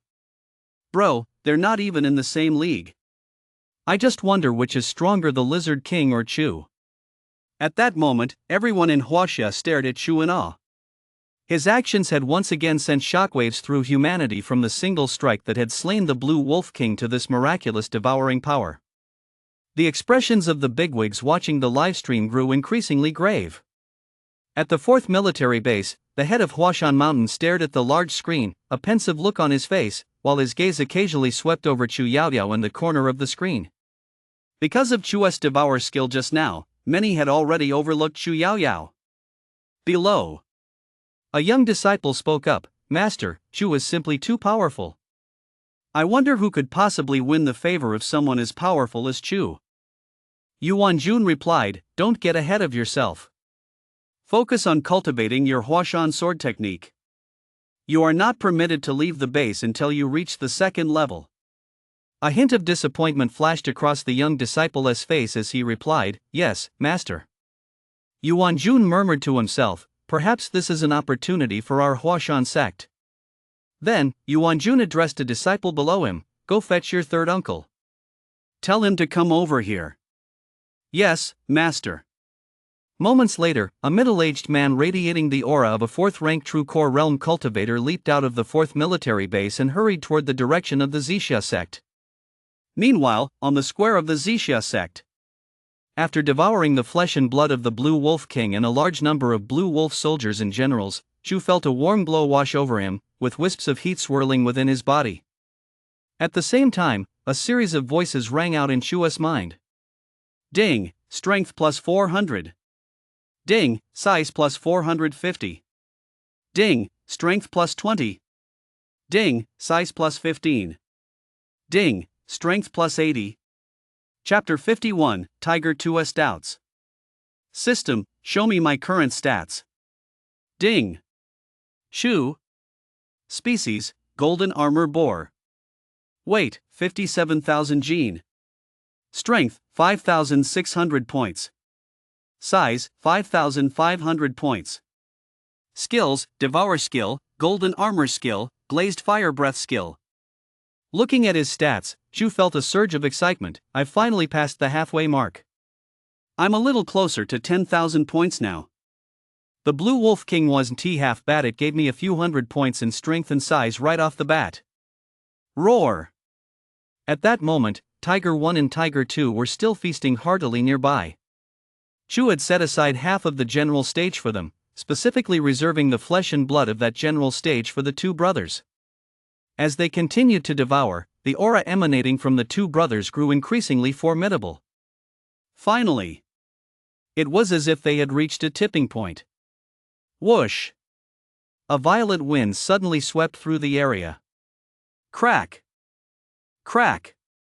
Tiger 1 and Tiger 2's size began to slowly increase, their auras growing ever more formidable, until they finally stopped at a length of 8.5 meters. Everyone around them was utterly astonished by the scene. They had witnessed the birth of two general stage beasts with their own eyes. Master Dingyuan, the middle-aged officer, Lu Qingfeng, the leader of the Zixia sect, and Lu Qitin, the Zixia sect's elder who had just awakened from his slumber, all wore solemn expressions. They had been focused on Chu the entire time, but had overlooked the two beasts beside him. Judging from the recent battle and the innate potential of these two beasts, they could even foresee the future birth of two Lord Stage Tiger-type monsters. Seeing this scene, no one paid any attention to Chu Yaoyao anymore, and the high-level soldier stage monster at her feet was treated as nothing more than a coincidence. Only Lu Qianjun and Shen Fangtong occasionally glanced at the high-level soldier stage at Chu Yaoyao's feet, murmuring to each other. Once Chu leaves, we'll take this soldier stage. Alright, I was thinking exactly the same thing. That soldier stage ending up in front of Chu Yaoyao must have been an accident. Maybe Chu didn't devour it because she found that Blue Wolf ugly. I agree. That Chu Yaoyao is nothing but a pretty face, she is good for nothing. I can't imagine why Chu would take an interest in her. Meanwhile, Lu Qingfeng approached the middle-aged officer and Master Dingyuan, speaking respectfully. Thank you both for your help during this crisis at the mountain gate. Master Dingyuan and the middle-aged officer replied, no need to thank us, sect leader Lu. The middle-aged officer then changed the subject and asked, Sect leader Lu, may I ask the name of that female disciple from your sect? Does she have any background? Lu Qingfeng quickly turned his gaze in the direction the officer was pointing. Upon seeing Chu Yaoyao, a look of realization spread across his face. That is my disciple, Chu Yaoyao. She joined our sect just before the Mana Awakening. She has decent talent, and she has already broken through to the 7th rank Steel Bone Realm. As for her background, she likely has none. When the Zixia sect was under siege, all the disciples were pleading for help.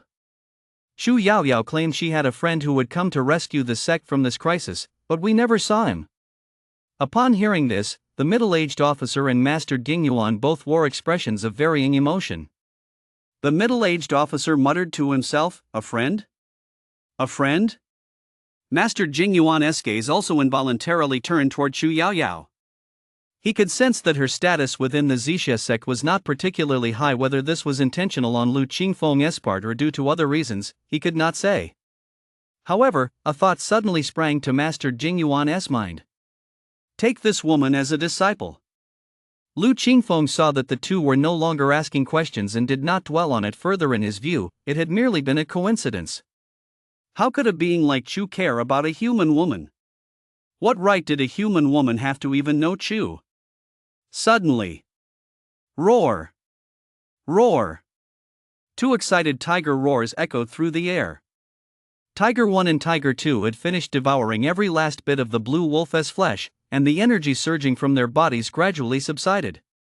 Tiger 1 and Tiger 2 looked at Chu with excitement, their two pairs of large eyes both fixated on the backpack slung over each other's backs, which contained several large eggs. Chu paid no attention to the two brothers. They had been craving those eggs for quite some time, but without Chu's command, they would never dare to eat them. Tap, tap, tap. At that moment, Chu began to move again, and everyone present grew tense. Chu's recent use of the Devour skill, along with Tiger 1 and Tiger 2's devouring, had instilled considerable fear in the crowd. As soon as Chu moved, the remaining 7th rank Steel Bone Realm and 6th rank Sympathetic Realm martial artists all felt an urge to flee in panic. Chu approached the middle-aged officer, who felt an immense pressure bearing down on him. Yet he remained firmly rooted in place. Then Chu pointed at the backpacks of Tiger 1 and Tiger 2, which were stuffed to the brim. The middle-aged officer had already noticed this and quickly nodded, saying, "Please wait a moment. We happen to have some extra large military duffel bags." He then hurriedly ordered, "Go fetch the largest duffel bags from the truck." "Yes, sir." Several soldiers rushed to the truck and brought back several massive duffel bags. These bags had been specially made by the military for collecting monster carcasses. Not only were they of superior quality, but they also offered an enormous amount of space. Tiger 1 and Tiger 2 had also jumped down beside Chu by now. They looked curiously at the two large bags placed before them, their faces betraying their curiosity. "Woof!" Tiger 1 looked at Chu. Chu nodded. Then Tiger 1 and Tiger 2 began playing excitedly with the large bags. They had long since grown tired of the backpacks on their backs. Before they knew it, Tiger 1 and Tiger 2 had flung their backpacks to the ground, and the 6 massive eggs inside tumbled out. "What's that? Are those monster eggs? What kind of monster eggs? How can they be so huge and beautiful?" Everyone around them stared at the giant eggs rolling on the ground, their faces betraying a look of utter astonishment. "Roar!" At that moment, Tiger 2 mimicked Chu's gesture, pointing first at a martial artist and then at the eggs on the ground. The martial artist's face lit up with joy, thinking Tiger 2 was bestowing the egg upon him, just as the high-level soldier stage monster had fallen at Chu Yaoyao's feet moments earlier. The 7th rank Steel Bone Realm martial artist stepped forward and cradled the giant egg in his arms, fantasizing that with this egg in the favor of these powerful beasts, he would soon rise to prominence. Just as he was walking back slowly with the egg in his arms. Roar! In the next instant, Tiger 2 let out a furious roar. It leaped into the air, swiping with its claws. Thud! A human head rolled to the ground at everyone's feet. Everyone stumbled backward, their faces pale, frozen in place, too terrified to move. Tiger 2 looked at Chu in confusion, wondering why everyone could understand his movements but he couldn't. Chu chuckled silently to himself. Tiger 2 was still too green. He didn't understand the greed in human hearts, nor did he realize that some people weren't exactly the sharpest tools in the shed. Chapter 52, China's Strongest Reinforcements. Tiger 2's actions once again struck fear into the hearts of the other humans. That was a 7th rank Steel Bone Realm cultivator, yet he didn't even have a chance to resist. Tiger 2's power far surpassed that of a human at the star stage. Suddenly, Chu pointed at the middle-aged officer. Curiosity flashed across Tiger 1 and Tiger 2's faces. The middle-aged officer hurriedly ordered the two soldiers in front of him, load all the beast eggs into Chu's large rucksack. "Yes, sir." The look of confusion on Tiger 1 and Tiger 2's faces deepened. Why did these humans understand a single, gentle gesture from their uncle, yet when they pointed at these humans, the humans couldn't understand? Several soldiers carefully packed all the large eggs into the rucksack, then respectfully placed it before Chu. Without needing Chu's instruction, Tiger 1 and Tiger 2 excitedly slung the rucksack onto their backs. Now, no one around dared to harbor any illusions. No one dared to even think about touching the soldier stage corpse at Chu Yaoyao's feet. The people around her retreated dozens of meters, keeping their distance from the body. A large open space instantly formed in front of the blue wolf soldier stage corpse. Only Chu Yaoyao remained standing in place, a look of conflict on her face, along with a hint of a suspicion hidden deep within her heart. Looking at the two massive tigers in the square, Chu Yaoyao felt they looked increasingly familiar, as if she had seen them somewhere before. She racked her brain, yet always felt she was overlooking a crucial detail. At that moment, having finished organizing his gear, Chu cast a satisfied glance at the large backpacks on Tiger 1 and Tiger 2's backs. These backpacks were extremely useful in the future. Whenever he discovered treasures like that giant egg, he could simply stuff them inside. Then, Chu casually glanced at Chu Yaoyao and noticed she was still standing there, lost in thought. Chu didn't pay it much mind. The reason he had returned the soldier stage that had slain Chu Yaoyao was because she had once shown him some kindness. Tap, tap, tap. Chu's footsteps echoed through the area again, and everyone around her hurriedly made way. They could sense that Chu was leaving. Tiger 1 and Tiger 2 followed closely behind Chu. Suddenly, Chu Yaoyao saw Tiger 1 strike a pose she recognized. She finally remembered. She had seen Tiger 1 and Tiger 2 in a photo before, the very photo that was Chu's post on the Seoul social platform. Chu Yaoyao quickly opened Seoul and tapped on Chu's profile, where she saw the photo. Although Tiger 1 and Tiger 2 had grown much larger, Chu Yaoyao still recognized them. Watching Chu slowly walk away, Chu Yaoyao felt a sudden urge welling up inside her. Suddenly, she shouted, "Excuse me, are you Chu's friend?" The remark silenced the entire crowd. Everyone stared at Chu Yaoyao as if she were a madwoman. Even Master Jing Yuan and the middle-aged officer wore expressions of surprise. The atmosphere was so tense you could hear a pin drop. Wang Dayton's livestream captured the entire incident. In the chat, netizens began discussing it fervently. Is this woman crazy? That's Chu. Does she have no regard for her own life? Everyone stared at Chu Yaoyao as if she were a corpse in their eyes. The best possible outcome would be for Chu to simply ignore her and walk away. Under the gaze of the crowd, Chu came to a halt. This caused everyone in the venue as well as many people back in China to grow tense. Inside the 4th military base, Yu Junwan, the Grandmaster of the Huashan sect, watched Chu Yaoyao and muttered to himself, "I hope she isn't acting recklessly.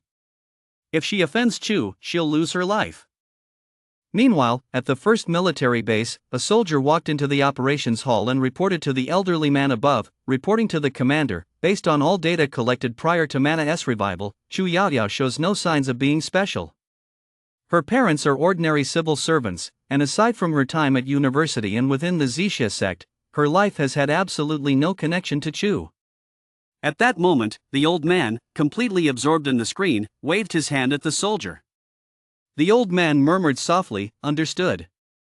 Under the gaze of the crowd, Chu turned his head and looked at Chu Yaoyao. He saw the tension on Chu Yaoyao's face, like a rose trembling in the wind. In response to Chu Yaoyao's question, Chu gave a slight nod. "Whoa! What? This can't be real." Chu actually nodded at that woman? Who is Chu? Could it be one of the reclusive masters of our Huaxia? To think I'm friends with someone as powerful as Chu. In contrast, the disciples of the Zixia sect were even more stunned, with Lu Qingfeng, Lu Wanjun, and the others feeling it most acutely. One Zixia sect disciple muttered, "Senior Sister Chu said she asked a friend for help after the Blue Wolf King besieged the Zixia sect. Who would have thought it would be Chu who came?" Wang Dayton's face also betrayed a look of disbelief. He pointed his camera at the Zixia sect disciple and said, "Brother, could you repeat what you just said? What else do you know?" This Zixia sect disciple was only at the 8th rank Iron Skin realm. Now, under the gaze of millions of netizens across China, he said, "After the Zixia sect was besieged by the Blue Wolf King, our master called on us to seek help from the outside world." He paused for a moment before continuing. At that time, Senior Brother 1 contacted the Chen family, Senior Brother 2 and Senior Sister 3 contacted the Taoist Master of the 3,000 Pagodas, and Senior Sister Chu said she had reached out to a friend who would help the Zixia sect get through this crisis. The disciple paused again. In Wang Dayton's livestream, no one was flooding the chat or sending gifts. Even the bigwigs behind the screen were watching the disciple in silence.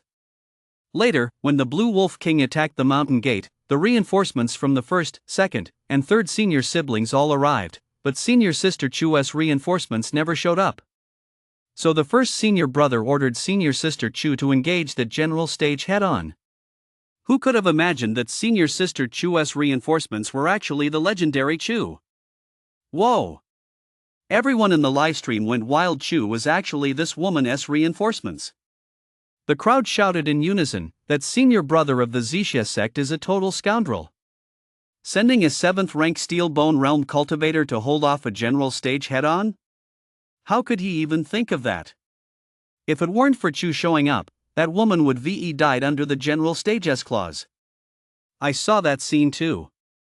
I was wondering why Chu suddenly appeared behind that general stage. If that woman had really died at general stage's clause, I feel like the rest of us here wouldn't have survived either. Unlike the righteous indignation of the many netizens, the bigwigs in the livestream had deeper considerations. The old man from the first military base muttered to himself, so it was because of her after all. Meanwhile, Yu Junwan, the leader of the Hua Mountain sect at the 4th military base, exclaimed in shock, "Is there really such a person? I hope my junior brother hurries." Powerful figures from other military bases also leaped out of their facilities, vanishing over the horizon. On the square of the Zixia sect, the remaining martial artists looked at Lu Qingfeng, the sect leader of the Zixia sect, with an inexplicable expression. Their gazes toward Lu Qianjun even carried a hint of murderous intent. Suddenly, tap, tap, tap. Master Jingyuan strode steadily toward Chu Yaoyao. Chapter 53, the 3rd level of the Xiaohuangpalm. Under the gaze of everyone present, Master Jingyuan arrived before Chu Yaoyao, who was still reeling from immense shock. She never expected that Chu's friend would actually be Chu himself. She sensed the crowd suddenly fall silent. She quickly looked up and saw that Chu, accompanied by Tiger 1 and Tiger 2, had already vanished from the mountaintop. Instead, an old man suddenly appeared before her. A look of respect flashed across Chu Yaoyao's face. She knew this old man was immensely powerful. He had single-handedly held off the Blue Wolf King for a long time. Suddenly, the old man spoke, "Young friend, are you willing to leave the Purple Mist sect and join the Amei sect? I am willing to serve as your guardian." What? Upon hearing this, a wave of commotion erupted around them. Everyone had assumed that Master Jingyuan intended to personally take Chu Yaoyao as his disciple, but they never expected him to speak on behalf of the Amei sect. After all, the Amei sect was one of the most powerful sects following the revival of mana. Jingyuan spoke to Lu Quetian with a hint of apology. "Brother Lu, Abbess Fingjue of the Amei sect entrusted me with this request, and I have no choice but to comply." Lu Quetian nodded solemnly and said, "It's not your fault, master. I've long heard of Abbess Fingjue's temperament. It's our Zixia sect that has failed. We were unable to retain this disciple." After Lu Quetian finished speaking, Lu Qingfeng, the head of the Zixia sect, couldn't help but lower his head. Meanwhile, Lu Qianjun and Chen Fangtong both wore expressions of tension. In Wang Dayton's livestream, all the viewers discussed the matter in shock. Now that Abbess Fengju has spoken, there is nothing more to say. The most arrogant one on Mount Amei isn't the monkey. I just don't know why Master Jingyuan chose to become a guardian of the way. That's a privilege reserved for true geniuses. This might have something to do with Chu. That must be it. Meanwhile, behind the live stream screen, Yu Junwan, the leader of the Hua Mountain sect, sighed softly. "Someone beat us to it." Abbess Fingjue acted with such decisiveness. A young disciple below spoke up, "Master, is this junior sister Chu really that important? I heard that junior sisterine from Shaguan Cave possesses a spiritual root and has a chance to break through to the legendary heaven stage. Isn't a disciple like that even more important?" Yu Junwan shook his head and said, "In terms of talent, Yin is certainly important. However, with the revival of mana, the time left for us in Huaxia is running out. Although Yin is exceptionally talented, without a major opportunity, it would take her at least several decades to break through to the heaven stage. But Chu Yaoyao is different. Once we can enlist Chu's help, even high-level Lord Stage cultivators won't dare to easily invade Huaxia. The two situations are incomparable." "I understand, Master." Meanwhile, at the first military base, an elderly man watched the footage on the screen and sighed softly. We're going to have to give the Amay sect another S-rank cultivation technique. I wonder which one Abbas Fingjue will choose. An aide standing nearby spoke up. Commander, this woman is so important. Why don't we just bring her directly into the first military base? That would save us a lot of trouble. The old man shook his head and said, no. With Chu here, the Amay sect is already taking on a huge risk. Besides, we must respect this young woman's wishes. In the square of the Zixia sect, everyone turned their gaze to Chu Yaoyao, awaiting her decision. Lu Qianjun and Chen Fangtong of the Chen family, however, kept whispering to themselves, don't agree. Don't agree. The two men were now trembling with fear. They knew that once Chu Yaoyao became a disciple of the Amay sect, she would be accorded unprecedented importance, and their own futures would certainly not end well. Under the gaze of the crowd, Chu Yaoyao spoke up, I agree. A wave of commotion erupted around her. As expected, the Amay sect is truly a top-tier sect. I've heard that Abbas Fengju has already broken through to the third-rank Void Disciple realm. She is a true powerhouse of Huaxia. This is practically a shot to the top. The other martial artists nearby had long anticipated this outcome. They all looked at Chu Yaoyao with envy. After the revival of mana, only sects with martial artists at the upper three realms could remain stable in these turbulent times. Countless prodigies longed to join top-tier sects like Wutai Mountain and Amay sect, but unfortunately, none of them had the chance. Wang Dayden streamed excitedly, while casting an envious glance at Chu Yaoyao. Thanks to his outdoor streaming, he had managed to establish himself after the revival of mana. In particular, his stream featuring Chu had catapulted him to the top of all outdoor streamers, naturally making him a fortune. But he also harbored a regret: his strength and talent were average. In an era where monsters roamed everywhere, he could only attribute his current success to good luck. Chu wasn't a bloodthirsty killer, but next time might be different. Suddenly, Wang Dayden remembered that the head of Mount Hua had invited him for tea. Do I have a chance to join Mount Hua? That old man isn't pulling my leg, is he? With so many people watching in the livestream. Achoo! Far away at the 4th military base, Mount Hua's Grandmaster Yu Junwan sneezed twice in quick succession, murmuring to himself, someone is thinking of me? Which nun is it? Just then, a disciple walked in and spoke up. Master, the 8th military base is under attack by monsters. Yu Junwan nodded and said, if the 8th military base requests assistance, tell your senior brother immediately to lead the sect's disciples to provide support. Yes, Master. At the same time, at the 8th military base in the southern seas, a red alarm sounded. A group of soldiers stared at the red dots on the radar and shouted loudly. Monster attack! Monsters are attacking! The entire military base sprang into action. Stationed at the 8th military base were disciples from various sects, including the Three Stars sect and the Xiaolong Cave. These disciples typically cultivated within the military base, slaying monsters to earn military merits, which they exchanged for necessary supplies. Their strength had grown immensely, far surpassing that of practitioners on the mainland. Even Wang Tang was on the verge of breaking through to the star stage in such an environment. In a room deep within the base, an elderly Taoist spoke up. Has your senior sister not emerged from seclusion yet? A young disciple immediately replied, she is still in seclusion. The elderly Taoist was none other than Fei Yunjinren of Xiaoguang Cave. He said, your senior sister is currently breaking through to the 3rd level of the Xiaoguang Palm. Do not let anyone disturb her. Yes, Master. Then, Fei Yin Daoran's figure transformed into a streak of light and joined the fray. Battles raged here daily. The military base was like a fortress in the eyes of the monsters. Once they captured it, they could lay claim to the vast lands of Huaxia. Charge! From the 8th military base, martial artists kept pouring into the battle along the coastline.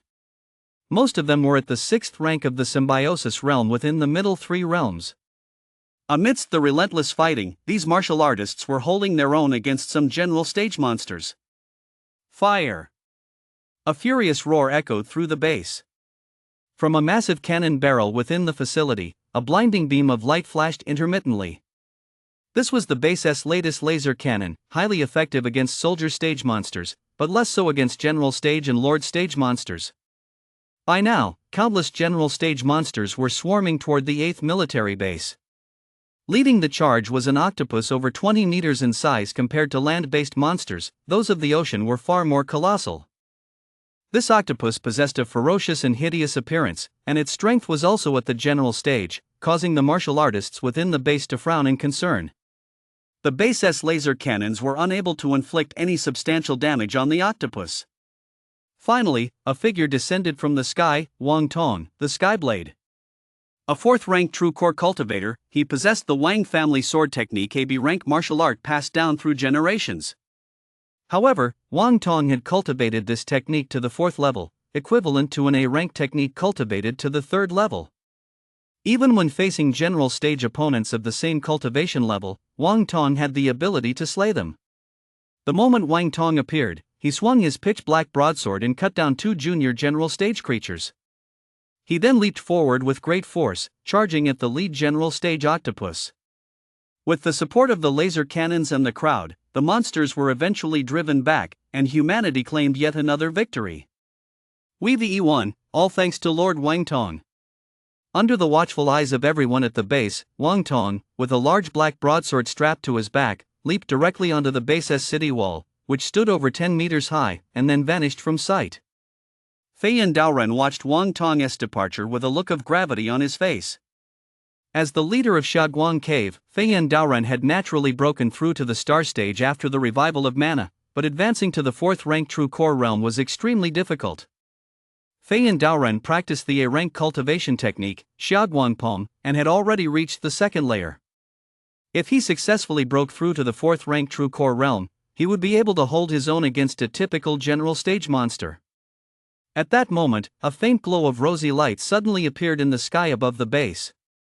Simultaneously, countless streams of mana surged toward a rune deep within the base, causing everyone to instinctively look in that direction.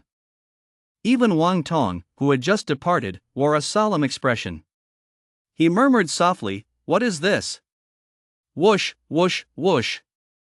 A gentle breeze swept by, and the glow in the sky persisted for a full 15 minutes before fading. Click! An iron door swung open, and Yin stepped out. She respectfully called out to Taoist Feiyun, who had been waiting outside, "Master." Taoist Feiyun nodded and asked, "Disciple, have you cultivated the glow palm to the 3rd level?" Yin's face was as fair and delicate as ever, but a powerful aura now radiated from her as she replied, "Yes, Master." A smile spread across Taoist Feiyun's face as he said, "Excellent." The other disciples of the Xiaolong Cave also wore expressions of envy. One of them spoke up, "Once senior sister breaks through to the 4th-rank true core realm, her strength will surely rival that of the Heavenly Blade King Tong." That's right. The disciples of Xiaoguang Cave all looked excited. After Taoist Feiyun left, Yin walked up to one of the disciples and asked, "Did anything happen while I was in seclusion?" The disciple's face lit up with excitement as he replied, "Senior sister, something major has happened. Shu hunted down the Blue Wolf King on the summit of the Purple Dawn sect, but it was actually because a woman had called for his help. Now, Shu is the most mysterious human in all of Huaxia.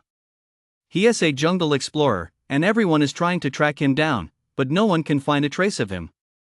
A look of confusion crossed Yin's face. "Shu?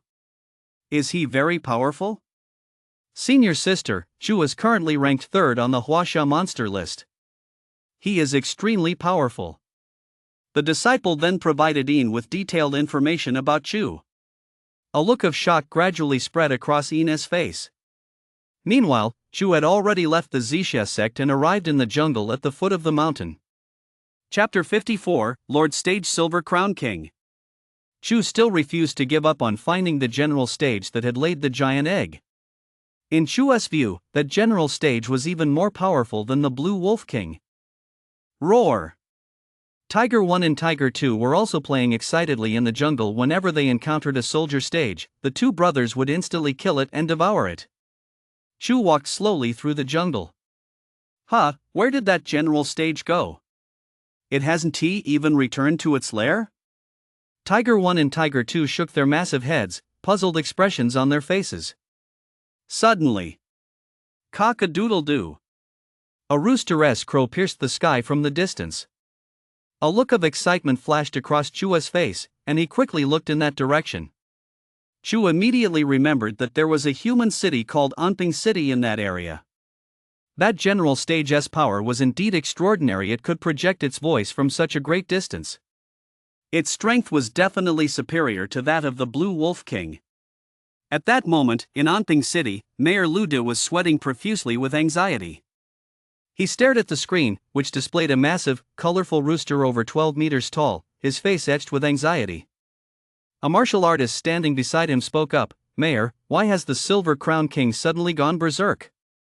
In the past, he and our Anping City have always kept to our own sides." Lu De replied gravely, "I'm not sure. The Silver Crown King is far too powerful logically, he shouldn't even be here." On the large screen before them, the Silver Crown King had already reached the city walls of Anping. Its sharp beak, glinting with silver light, began to attack the city walls constructed by Anping. Boom! With a crisp clang, the Silver Crown King tore a massive hole right through the city wall.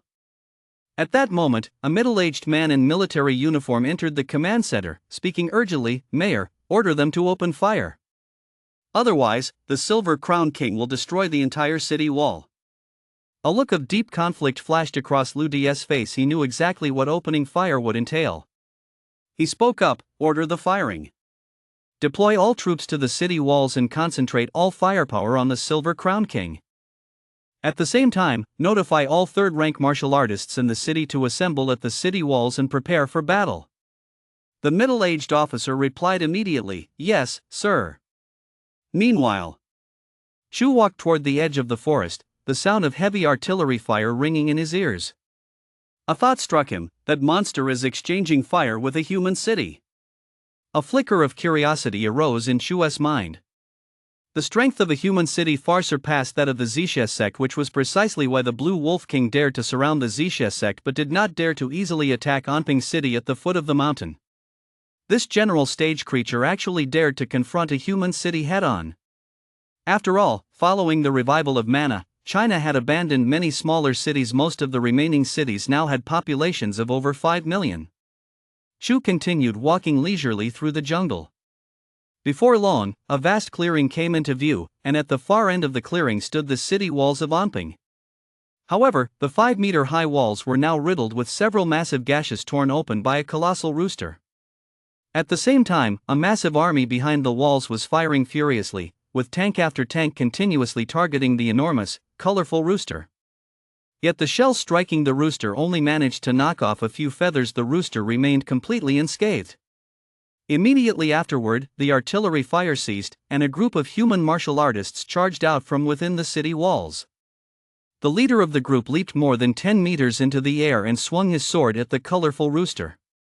Chu's heart skipped a beat at the sight.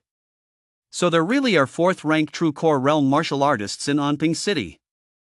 Suddenly, the colorful rooster's wings began flapping violently, whipping up gales of wind that scattered some of the martial artists in all directions.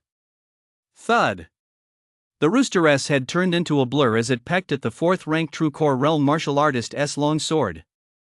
Snap! A crisp sound rang out as the long sword in the 4th-rank true core realm martial artist's hand snapped in two. 3 more star stage martial artists immediately charged forward to block the colorful rooster, but its head had already transformed into a series of afterimages. Thud, thud, thud.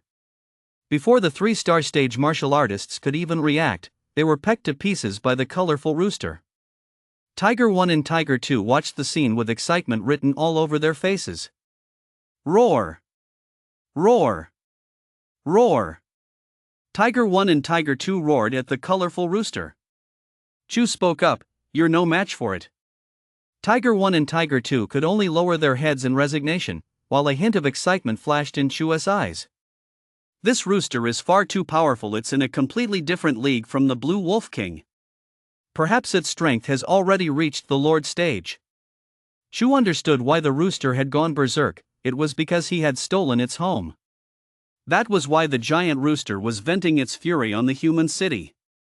At that moment, an atmosphere of despair hung heavy in the operations hall of Anping City. An aide spoke up. Mayor, Director Wang, head of the Lu family, and Master Qianping have all been killed. Moreover, we don't know if old Zhao is alive or dead. Should we evacuate the citizens and let them flee? Lu Die's face twisted with anguish as he replied, the city is surrounded by jungle. If ordinary people leave the city, the monsters lurking in the surrounding jungle will undoubtedly swarm out and kill and devour them. It will be a feast for those ordinary monsters. The aide said, but we simply can't hold back the Silver Crown King. Its power has grown countless times stronger since we last encountered it. Its once snow-white feathers have turned colorful. Mayor, I suspect the Silver Crown King has already taken that step. Lu sighed softly, I had already guessed as much. Otherwise, old Zhao Wunti have been defeated by the Silver Crown King with a single strike, and the other 3 Star Stage Masters in the city Wunti have been pecked to pieces in a single blow. Lu De paused for a moment, then said gravely, now that the Silver Crown King has broken through to the Lord Stage, his power likely ranks among the top 10 on the Huaxia monster list. But we absolutely cannot let ordinary citizens leave the city. The Silver Crown King is powerful, perhaps he'll leave once he has vented his fury. If ordinary citizens leave the city, the casualties will certainly be even greater. The aide nodded gravely, he knew the mayoress' analysis was sound. Come, follow me to the city walls. Mayor, you're going? You can't do that, Mayor.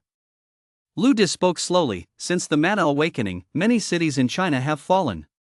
We all know the consequences of a city's fall. Why should I stay here any longer? If I must die, I'll die by the Silver Crown King's hand. Lu De muttered to himself, it's a pity no one can save Anping City. After all, this isn't a Huaxia frontline military base. Chapter 55, Everyone's Expectations. Tiger 1 and Tiger 2 strike. Boom! Crash! The Silver Crown King was furiously demolishing the city walls of Anping.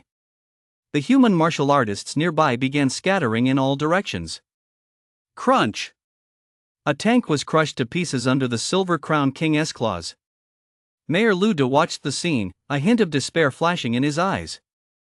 A martial artist standing beside him spoke up, Mayor, Master Dingyuan from Purple Mist Mountain is on his way back to provide support, and a group of martial artists from the Purple Mist sect have also come down the mountain to assist. Lu De sighed and said, it's no use. The Silver Crown King is far too powerful. Even if they come, it will only lead to more casualties. He paused for a moment before continuing, unless. Mayor, unless what? A glimmer of hope flickered in Lu De's eyes as he said, unless Chu arrives, no matter how many human martial artists come, it's all for naught. We don't have any martial artists above the 3rd realm here. The aide nodded repeatedly. At that moment, a large group of martial artists descended from the Zixia sect, led by Master Jingyuan and the middle-aged officer. Their faces betrayed a look of anxiety. Suddenly, beep! A message appeared on the middle-aged officer's phone. Stop!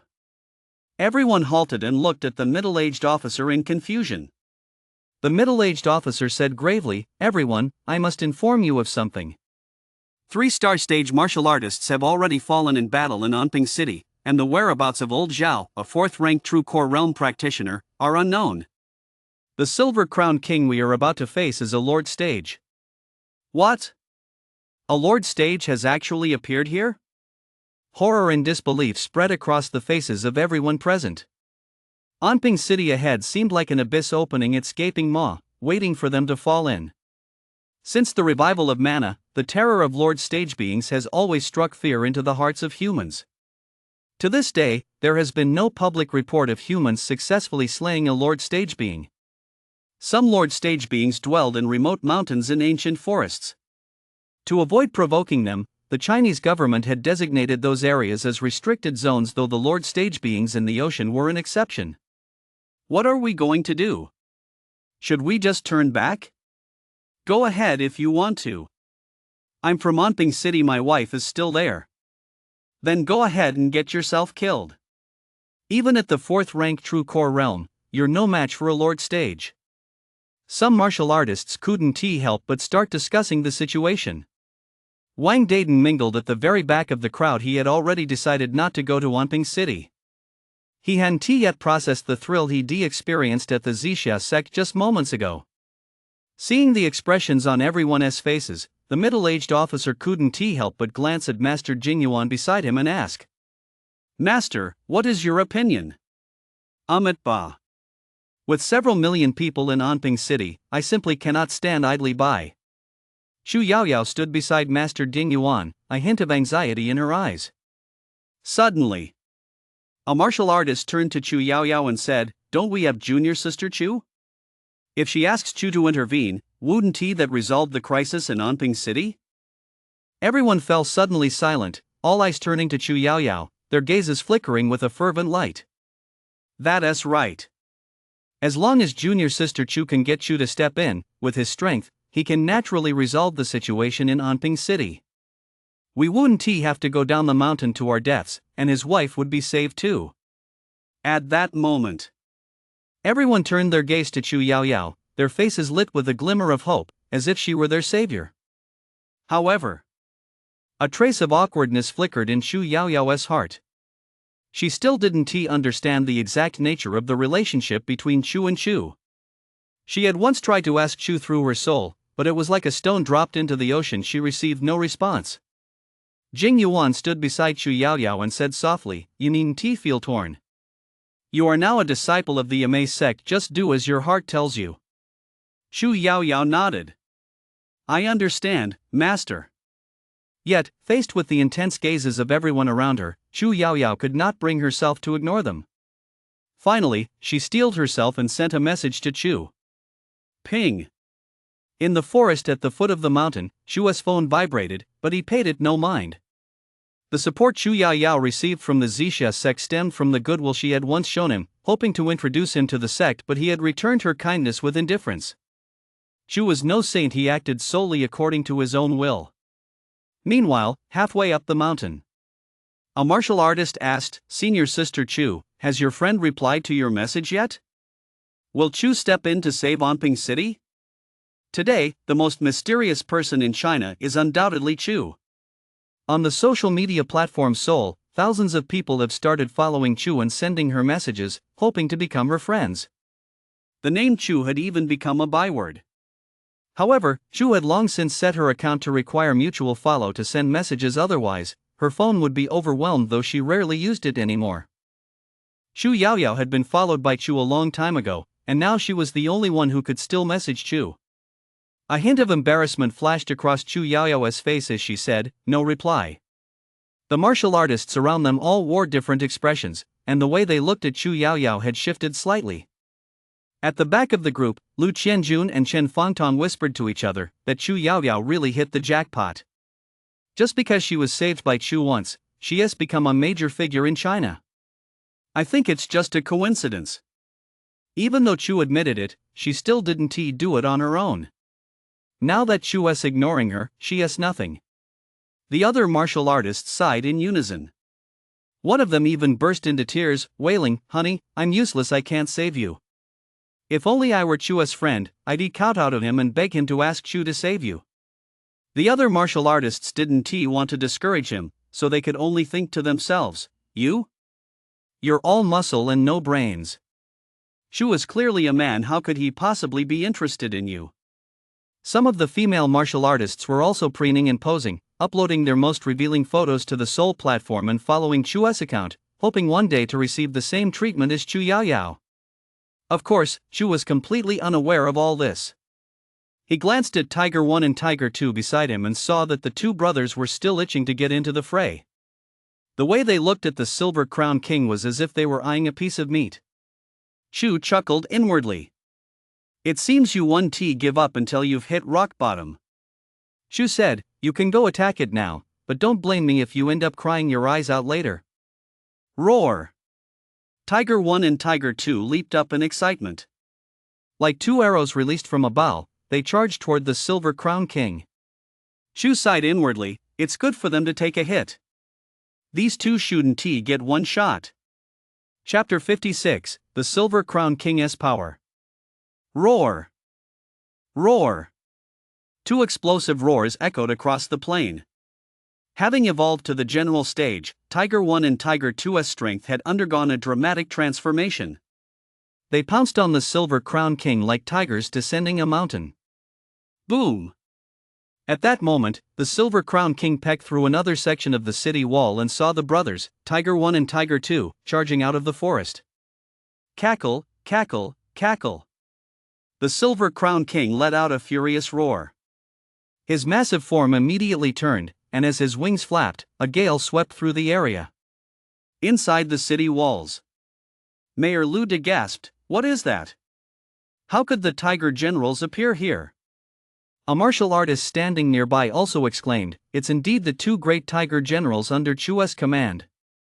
Another martial artist hurriedly said, "If the Tiger Generals are here, then Chu can't be far behind, right? Our city of Anping is finally saved." Mayor Ludi muttered to himself, "Why has Chu appeared here? Could it really just be a coincidence?" Meanwhile, the remaining martial artists at the base of the city walls watched the battle outside with bated breath. Tiger 1 and Tiger 2 charged fearlessly toward the Silver Crown King, shocking everyone. They had just been completely helpless against the Silver Crown King's attacks and never imagined that anyone or any monster would dare to provoke him. Roar! Tiger 1 was the first to reach the Silver Crown King.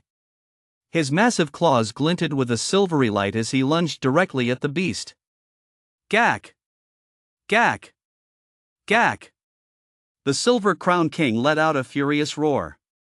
Then, flapping his wings violently, he sent the surrounding gales into a frenzied rage. Whoosh! Two massive tornadoes materialized out of thin air across the clearing. The moment they appeared, the tornadoes began to grow rapidly. In the blink of an eye, they had reached the very horizon. Everyone inside the city walls watched the scene in shock. They never imagined that tornadoes, phenomena usually seen only in the natural world, could be conjured out of thin air by the Silver Crown King. The mayor's secretary said in terror, "Thank goodness the Silver Crown King didn't use the tornadoes to attack the entire city just now, otherwise, there would have been massive casualties." Mayor Lida let out a long sigh and said gravely, "Perhaps after destroying the city walls, the Silver Crown King will launch a large-scale attack on the city's residents. We were just lucky to hold out until the Tiger General arrived, otherwise, the consequences would have been unimaginable." Lida paused briefly before saying, "We really did underestimate the Silver Crown King." Suddenly, roar! A look of anger flashed across Tiger 1's massive face. Under the weight of these two colossal tornadoes, Tiger 1 felt an immense sense of oppression. Tiger 1's claws dug deeply into the ground as he advanced step by step toward the Silver Crown King, his pace growing faster and faster. Gack! Gack! Gack!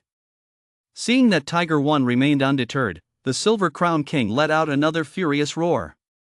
Whoosh! Whoosh! Whoosh! The Silver Crown King's wings flapped faster and faster.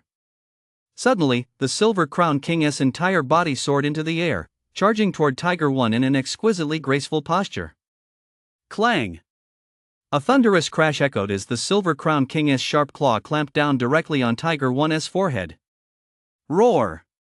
Tiger 1 let out a furious howl of pain. His palms blurred into afterimages as he frantically lashed out at the Silver Crown King, but the bird's claws were far too long, and for a moment, all of Tiger 1's strikes missed their mark. Meanwhile, the Silver Crown King's claw remained pressed firmly against Tiger 1's forehead. At that moment, Tiger 2 also leaped violently toward the Silver Crown King. Whoosh! The Silver Crown King's beak became a blur as it pecked fiercely at Tiger 2's forehead. Awah! Tiger 2 let out an agonized scream and was pecked away by the Silver Crown King, flying over 10 meters. In the blink of an eye, both Tiger 1 and Tiger 2 were injured. This sent a chill down the spines of the humans watching from within the city walls. A martial artist said fearfully, "They really are Tiger Generals. Ordinary human star-stage martial artists would have been dead long ago under such an attack." You're absolutely right. Didn't those masters from Anping City meet the same fate? You have to admit, this Tiger General is tough.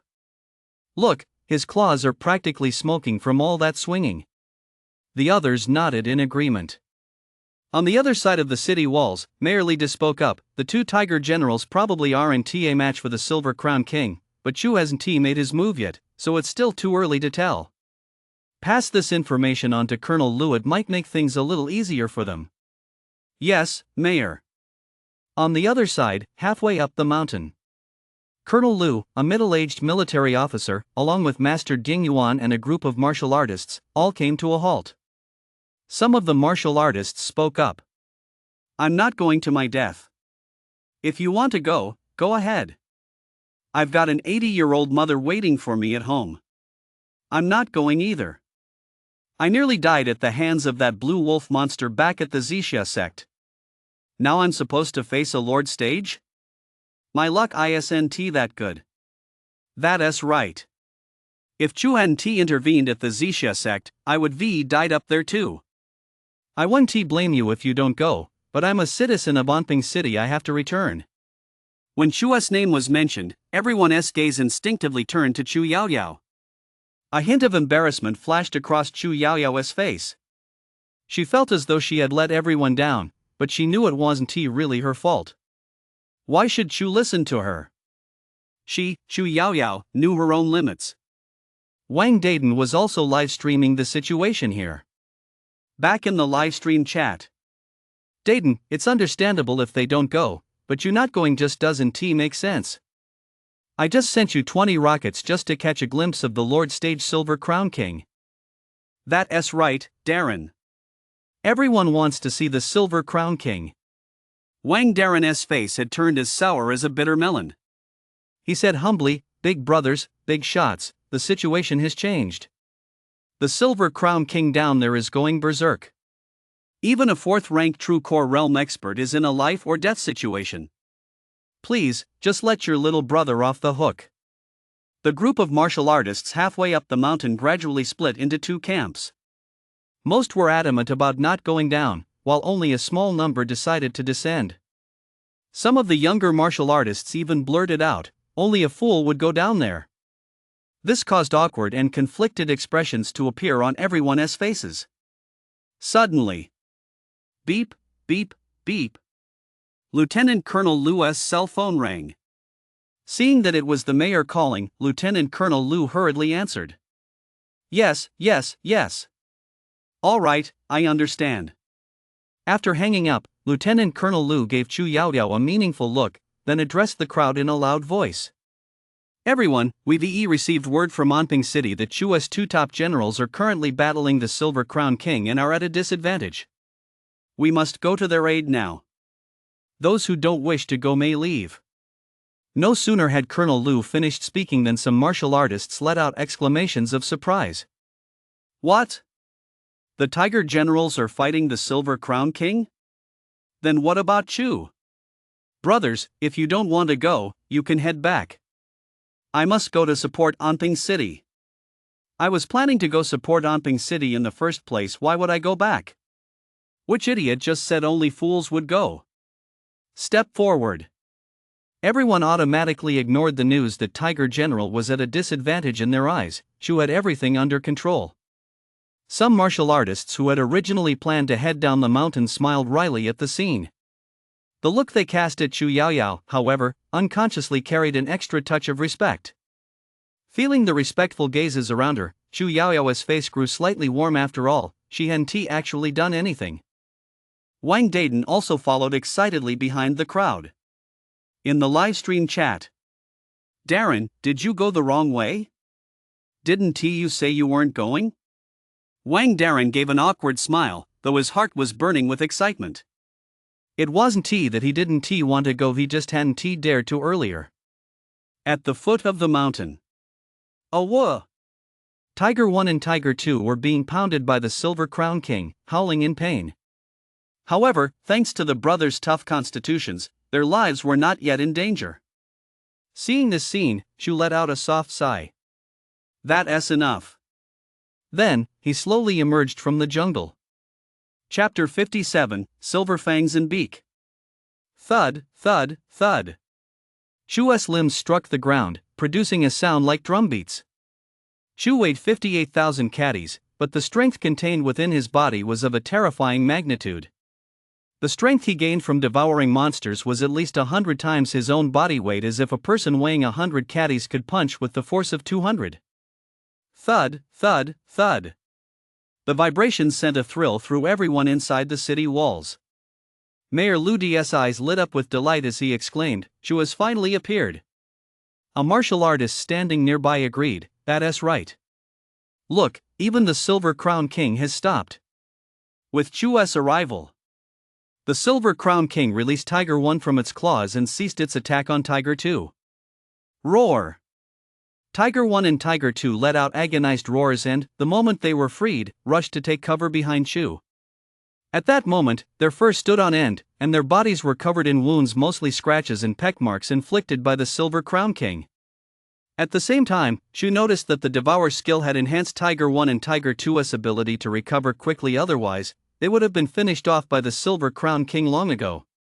At that moment, the Silver Crown King stared at Chu with a grave expression. The savage ferocity from earlier had vanished from his eyes, replaced by a hint of caution. Cackle, cackle, cackle. When Chu approached within 500 meters of the Silver Crown King, the bird let out a furious roar, warning Chu. Suddenly, shadows flickered in the jungle below the mountain. Master Ding Yuan, Colonel Lu, and their group had finally arrived. Hurry, hurry, hurry. Quick, bring me my equipment. Thanks to his status as a major internet celebrity, Wang Dayton had already recruited an 8th-rank Iron Skin Realm martial artist as his underling. Once Wang Dayton had set up his equipment, the crowd in the livestream erupted with excitement again, as one big shot after another flooded into Wang Dayton's stream. The head of the Hua Mountain sect, as usual, sent 5 consecutive rockets. The crowd below commented one after another. The head of Hua Mountain is truly magnanimous. And so majestic and imposing. Unexpectedly, the head of Hua Mountain actually replied, "Wealth is but a fleeting possession." Others replied in unison, "That's exactly what someone who isn't short on money would say." Everyone watched the screen with bated breath in their perception. Chu was currently facing off against the Silver Crown King. Chu had indeed paused at that moment, but not to confront the Silver Crown King, rather, to admire it. Chu couldn't help but remark, "This Silver Crown King is actually quite beautiful." From a distance, its colorful plumage even resembles a phoenix a bit, though it's still a notch below me. Meanwhile, at the 2nd military base in Huaxia, seated around a massive round table were a group of unflinching heavyweights. One of them, a white-haired elder, spoke up. "We confirmed it. We detected an alien bloodline in the Silver Crown King's feathers we collected 6 months ago. The Silver Crown King likely possesses the legendary Kuan bloodline." "Is that so? Then this Silver Crown King must be no ordinary creature." "Indeed. Although the Silver Crown King is merely a monster at the early Lord stage, its unique bloodline allows it to wield the power of the mid or even late Lord stage. Then this battle will be quite a spectacle. Chu undoubtedly possesses a unique bloodline as well. The clash between these two great monsters will undoubtedly be one of the most powerful confrontations within Huaxia during the Mana Awakening."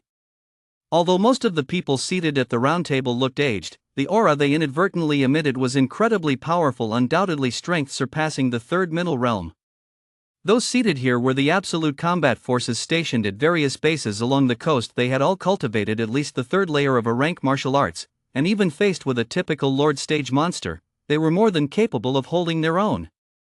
At that moment, the group all turned their gaze to the large screen, specifically, Wang Dayton's livestream. On the plains outside the city, facing Chu's admiring gaze, the Silver Crown King spread its massive wings. Given the Silver Crown King's volatile temperament, there was only one reason it hadn't launched an attack for so long: it feared Chu. From Chu's footsteps alone, the Silver Crown King had sensed his immense power. Caw! Caw! Caw! The Silver Crown King continued to issue warnings to Chu. However, thud! Thud! Thud! Chu took another step forward, each stride placing immense pressure on the Silver Crown King. At the same time, a layer of golden armor began to cover Chu's entire body, and the temperature around him rose rapidly. In comparison, even the sun hanging high in the sky seemed less dazzling than the golden armor on Chu's body. Seeing this scene, all the humans around him stared in wide-eyed amazement. At the round table in base 2, an elderly man spoke up. "I've watched countless videos of Chu fighting, but every time he transforms, I'm still left dazzled and bewildered. I wonder what kind of alien bloodline Chu possesses. It's incredibly powerful." Another elderly man, also staring intently at the screen, said, "Look, he is about to strike." On the plain, as Chu's golden armor spread across his body, the surrounding temperature soared. The Silver Crown King's wings spread even wider, and a savage glint returned to his eyes. Cackle, cackle, cackle. A roar far louder than usual echoed through the air. Boom! A cluster of red flames suddenly appeared on the silver-crowned King's crown. From a distance, the flames resembled a crown, lending the Silver Crown King an even more formidable aura. In the livestream chat. Just as expected. "I've heard that Lord Stage creatures possess some extraordinary abilities, and it turns out the Silver Crown King is also connected to fire. If the Silver Crown King were to peck someone in this state, I doubt even a third-rank Void Realm martial artist could survive."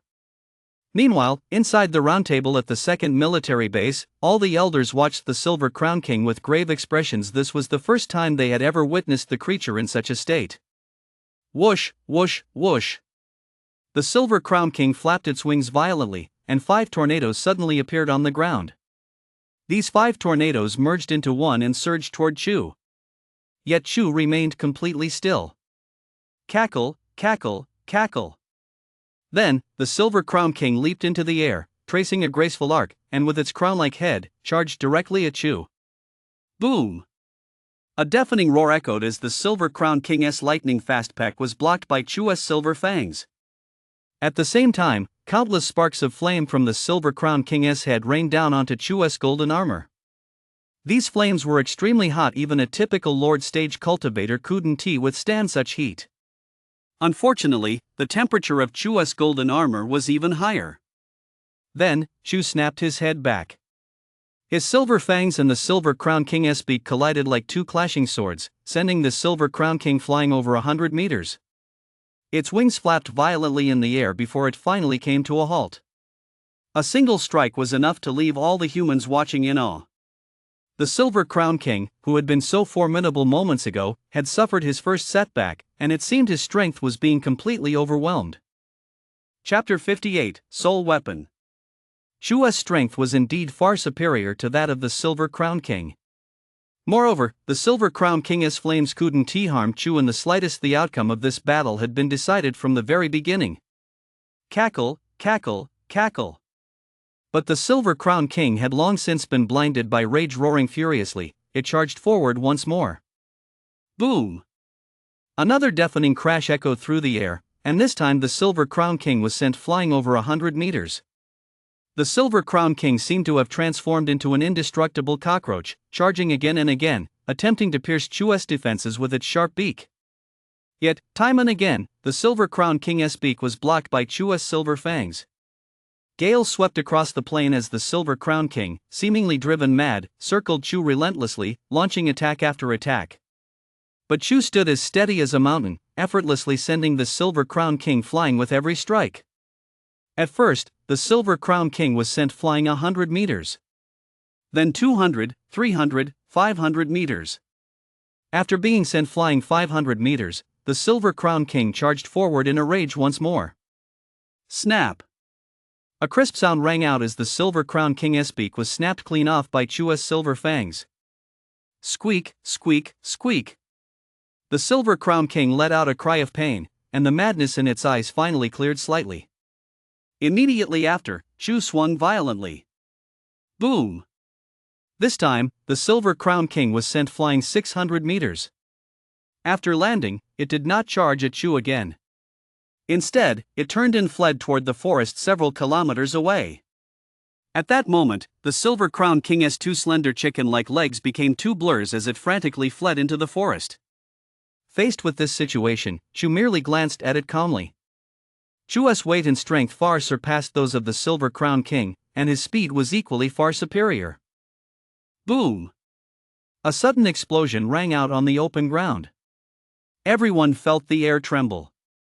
Chua's figure had already vanished from their sight. The next moment. Thud! Crack! The sound of bones shattering echoed through the air.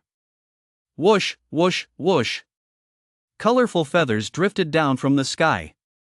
The Silver Crown King's body had been sent soaring hundreds of meters into the air by Chua's impact. Boom!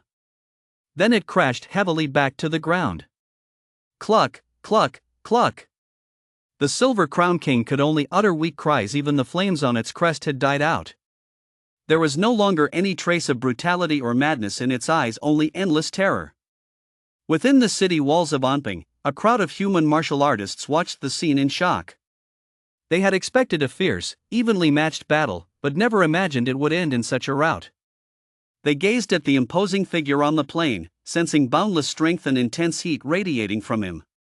Mayor Li spoke slowly. This must be the first recorded instance in Huaxia of a lord stage being slain. The secretary replied, yes. Meanwhile, in the livestream chat, Chu is too powerful, but that Silver Crown King wasn't half bad either. Even through the screen, I could feel the terror of those gales and the flames on the Silver Crown King's head. Yeah, especially when the Silver Crown King charged at Chu like a madman. I think anyone would be terrified. Inside the second military base, a group of elders spoke with grave expressions. The significance of this battle is truly immense. Many of you have experience fighting Lord Stage. How do you think you'd fare against the Silver Crown King? An elderly man in a red robe spoke up immediately. My rank technique, the Flame Palm, has long since reached the 3rd level, yet I couldn't T-block that single peck from the Silver Crown King. It's highly likely I would have been severely injured. This is because I'm still at the 3rd rank Void Disciple realm. Although the Silver Crown King is superficially at the early Lord stage, its true strength is indeed on par with the mid-Lord stage. Elder Fire of the Beggars sect is correct.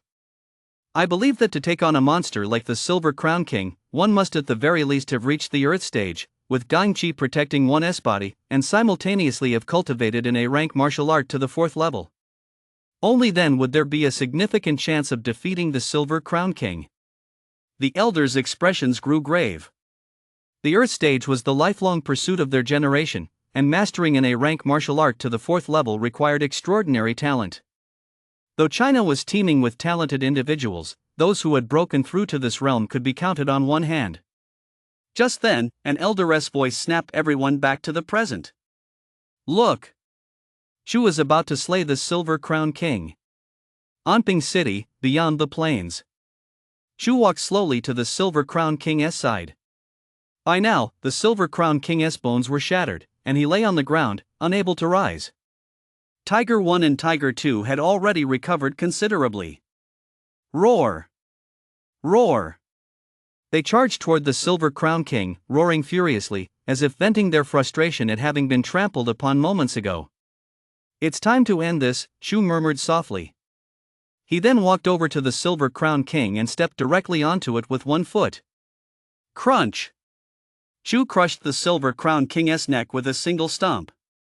A thought flashed through Chu's mind: the Silver Crown King is undoubtedly Lord Stage. I wonder how much strength it will grant me. Rip! Chu swept his silver fangs, rewarding Tiger 1 and Tiger 2 with 2 chicken legs. Whoosh! Chu opened his massive maw. Countless air currents swirled around him, and the Silver Crown King's body was sucked directly into his mouth. Boom! Chu felt as if a volcano had erupted inside him, wave after wave of heat surging through him. Ding, strength plus 1,500. Ding, size plus 1,300. Chu's heart stirred. As expected of the Lord Stage, this increase in strength and size is truly substantial. System, my current stats. Ding. Chu. Weight, 65,000 gene. Strength, 7,200. Size, 6,900. Skills, Devour skill, Golden Armor skill, Blazed Fire Breath skill. Ding. Host meets requirements. Weapon mark awakened. What? Chu was momentarily stunned. What is a weapon mark? System. Ding, the weapon mark is the core of the hostess weapon. With the weapon mark, the host can craft their destined weapon as long as they find the necessary materials. Destined weapon? What is my destined weapon? Ding, the hostess first stage weapon, a 9-foot steel mace. Required materials, 100,000 tons of steel, 100,000 tons of iron, 10,000 tons of copper. Ding, current stock, steel 0, iron 0, copper 0. Chu stood frozen in place for 5 seconds before letting out a sigh. Holy shit! Are we building a weapon here? At the same time, Chu began to calculate. Only the Chinese government could provide such quantities. It seemed he'd have to strike a deal with them. Meanwhile, Tiger 1 and Tiger 2 were still happily munching on the chicken feet, their auras growing stronger without them even realizing it. After all, these were Lord Stage chicken feet. System. Can I speak now? Ding. Host, figure it out yourself. So that means I can? Speaking is still the most convenient way to communicate with humans. Chu thought to himself. He then gave it a try. Gore. Damn it, that didn't work? Chu refused to give up. He suddenly remembered the mana overflowing within him that was strength he could freely command. Recalling some ventriloquism techniques he'd seen before, Chu began to experiment. Humans, hello. A voice as harsh as clashing metal, as fierce as Megatron from Transformers, boomed out. Chapter 59, The 9-Foot Steel Mace. In rhythm with the mana. This powerful voice echoed throughout the entire world. Everyone felt a buzzing in their ears, then looked in disbelief at the figure standing on the plain. Mayor Li spoke in disbelief. Chu spoke? This voice naturally reached Wang Dayton's livestream. What? What was that sound just now? It kind of sounded like a Transformer's voice. Who was speaking just now?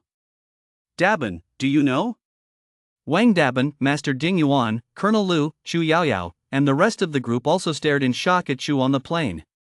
Just 2 seconds later. Beep, beep, beep. Colonel Lu's phone rang. This is the commander of the 1st military base. Whose voice was that just now? Reporting, that voice just now was Chu's. Good, I see. Do you dare to go find Chu? Far away at the 1st military base along the coastline, an elderly man with a grave expression spoke solemnly to Colonel Lu on the other end of the line. Reporting, I dare. Good. I now order you to go to Chu immediately and ask what his demands are. Yes, sir. Colonel Lu hung up the phone, a solemn look in his eyes. At the foot of the mountain, everyone's gaze toward Colonel Lu had changed. Master Ding Yuan spoke up, shall we accompany you? Colonel Lu shook his head. If Chu intends to harm me, not even the top-ranked monster on the monster rankings could stop me. I'm going.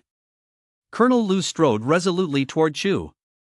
On the city walls, Mayor Li's face betrayed a look of conflict. He bowed his head slightly, lost in thought. At that moment, his secretary spoke up. Mayor, Colonel Lu is heading toward Chu. Mayor Li looked up and indeed saw a small black speck on the distant plain approaching Chu at a steady pace.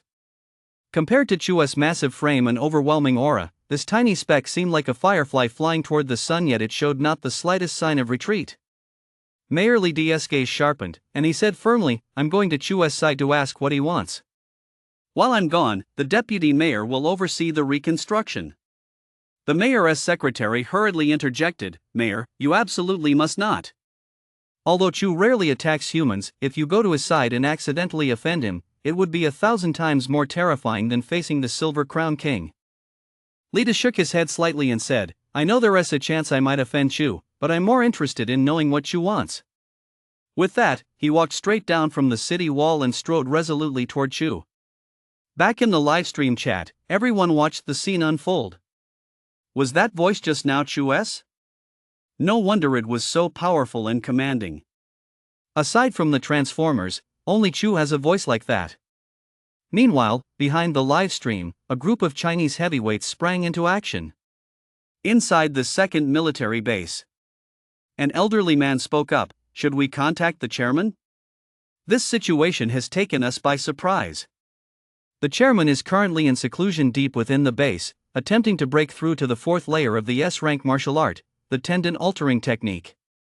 Once he succeeds, he'll be capable of holding his own even against a high-level Lord Stage opponent. However, this matter is equally urgent. Indeed. I suspect Chua's strength has long surpassed the Lord Stage, and he remains extremely enigmatic. The fact that he spoke up this time is a sign we must make Chua's situation our top priority. Here's what we'll do. Let us try to contact the guildmaster and send him all the information we have on Chu. That way, we shouldn't disturb him. Agreed. I agree. The many elders of the upper three realms at the second military base now wore solemn expressions. The chairman they referred to was the chairman of the warrior guild, an entity who had already broken through to the Earth stage and was one of the true pillars of the entire Huaxia human race. However, the matter concerning Chu was simply too grave. They dared not make a decision lightly. The second military base was the most combat capable of the 20 remaining bases in Huaxia. While the first military base oversaw all combat operations, the second military base was responsible for providing support to the other bases. Every human martial artist here was of paramount importance. When Colonel Lu and Li Dai arrived, Chu was still conversing with the system. System, where will my weapon be stored from now on? Ding, your soul weapon is nurtured within your weapon imprint. You may retrieve it directly for use. Chu felt a chill on his forehead, yet his heart burned with excitement. His weapon imprint was a mysterious silver rune situated right on his forehead, adding an air of mystery to his already imposing appearance. System, can my soul weapon change size? Ding, the 9-foot steel mace can change size. Chua's heart leapt with joy. Having expended so much steel, iron, and copper, the moment his signature weapon took shape, its weight would surely be staggering, perhaps even surpassing the legendary golden monkey staff. What a treasure! Roar! Roar! Suddenly, 2 tiger roars echoed from beside Chu. Tiger 1 and Tiger 2 had finished devouring the Silver Crown King's chicken feet. As a Lord Stage creature of a unique bloodline, the Silver Crown King's chicken feet contained a significant amount of energy. The auras emanating from Tiger 1 and Tiger 2 continued to grow stronger. It hadn't been long since these two brothers had broken through to the general stage. Huff, huff, huff. Mana now swirled around them. They had reached the peak of the general stage and were just a hair's breadth away from breaking through to the next tier. Roar! Tiger 1 and Tiger 2 roared excitedly. Chu nodded slightly.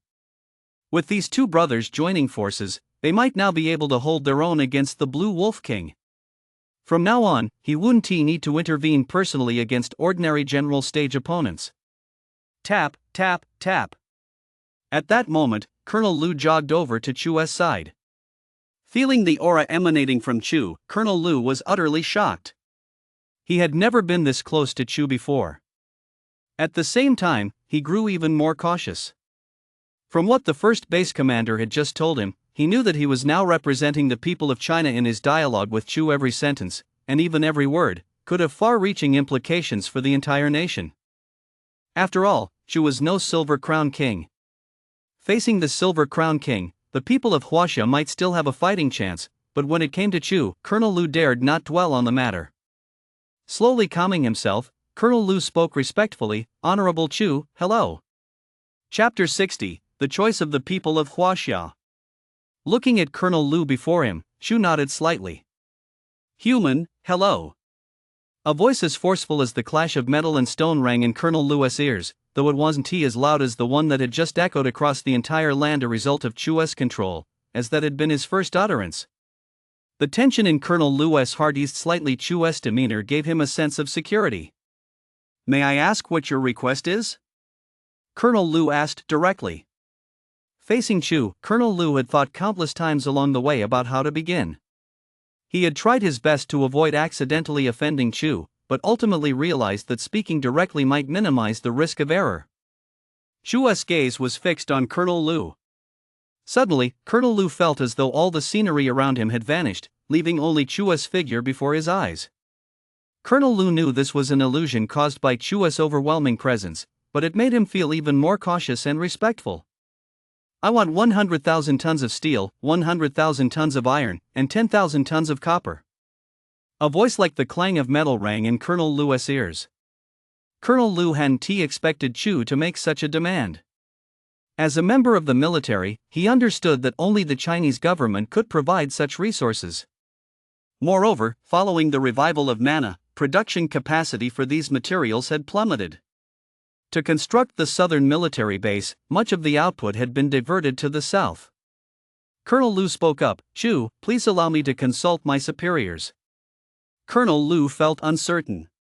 In his estimation, Huaxia would likely provide these items to establish good relations with Chu, but if Huaxia decided against it, he would have no hope of survival. How could he possibly survive if he refused Chu? Noticing the tension on Colonel Lu's face, Chu spoke again. "A trade, 3 silver crown king eggs, or a single opportunity for me to strike." Hearing this, a flicker of joy appeared in Colonel Lu's eyes. He was now completely certain that the Chinese government would definitely agree to this deal. The only dilemma would be whether to choose the Silver Crown King's eggs or the opportunity to strike. At that moment, Mayor Li Di also approached Colonel Lu. He said nothing, but stood respectfully 20 meters away, listening intently. He had overheard the exchange between Chu and Colonel Lu. The shock Li Di felt was no less than that of Colonel Lu. As the mayor of Anping City, he understood that this was a major opportunity for all of China. Colonel Lu cautiously stepped back 20 meters and immediately dialed the commander of the 1st Military Base.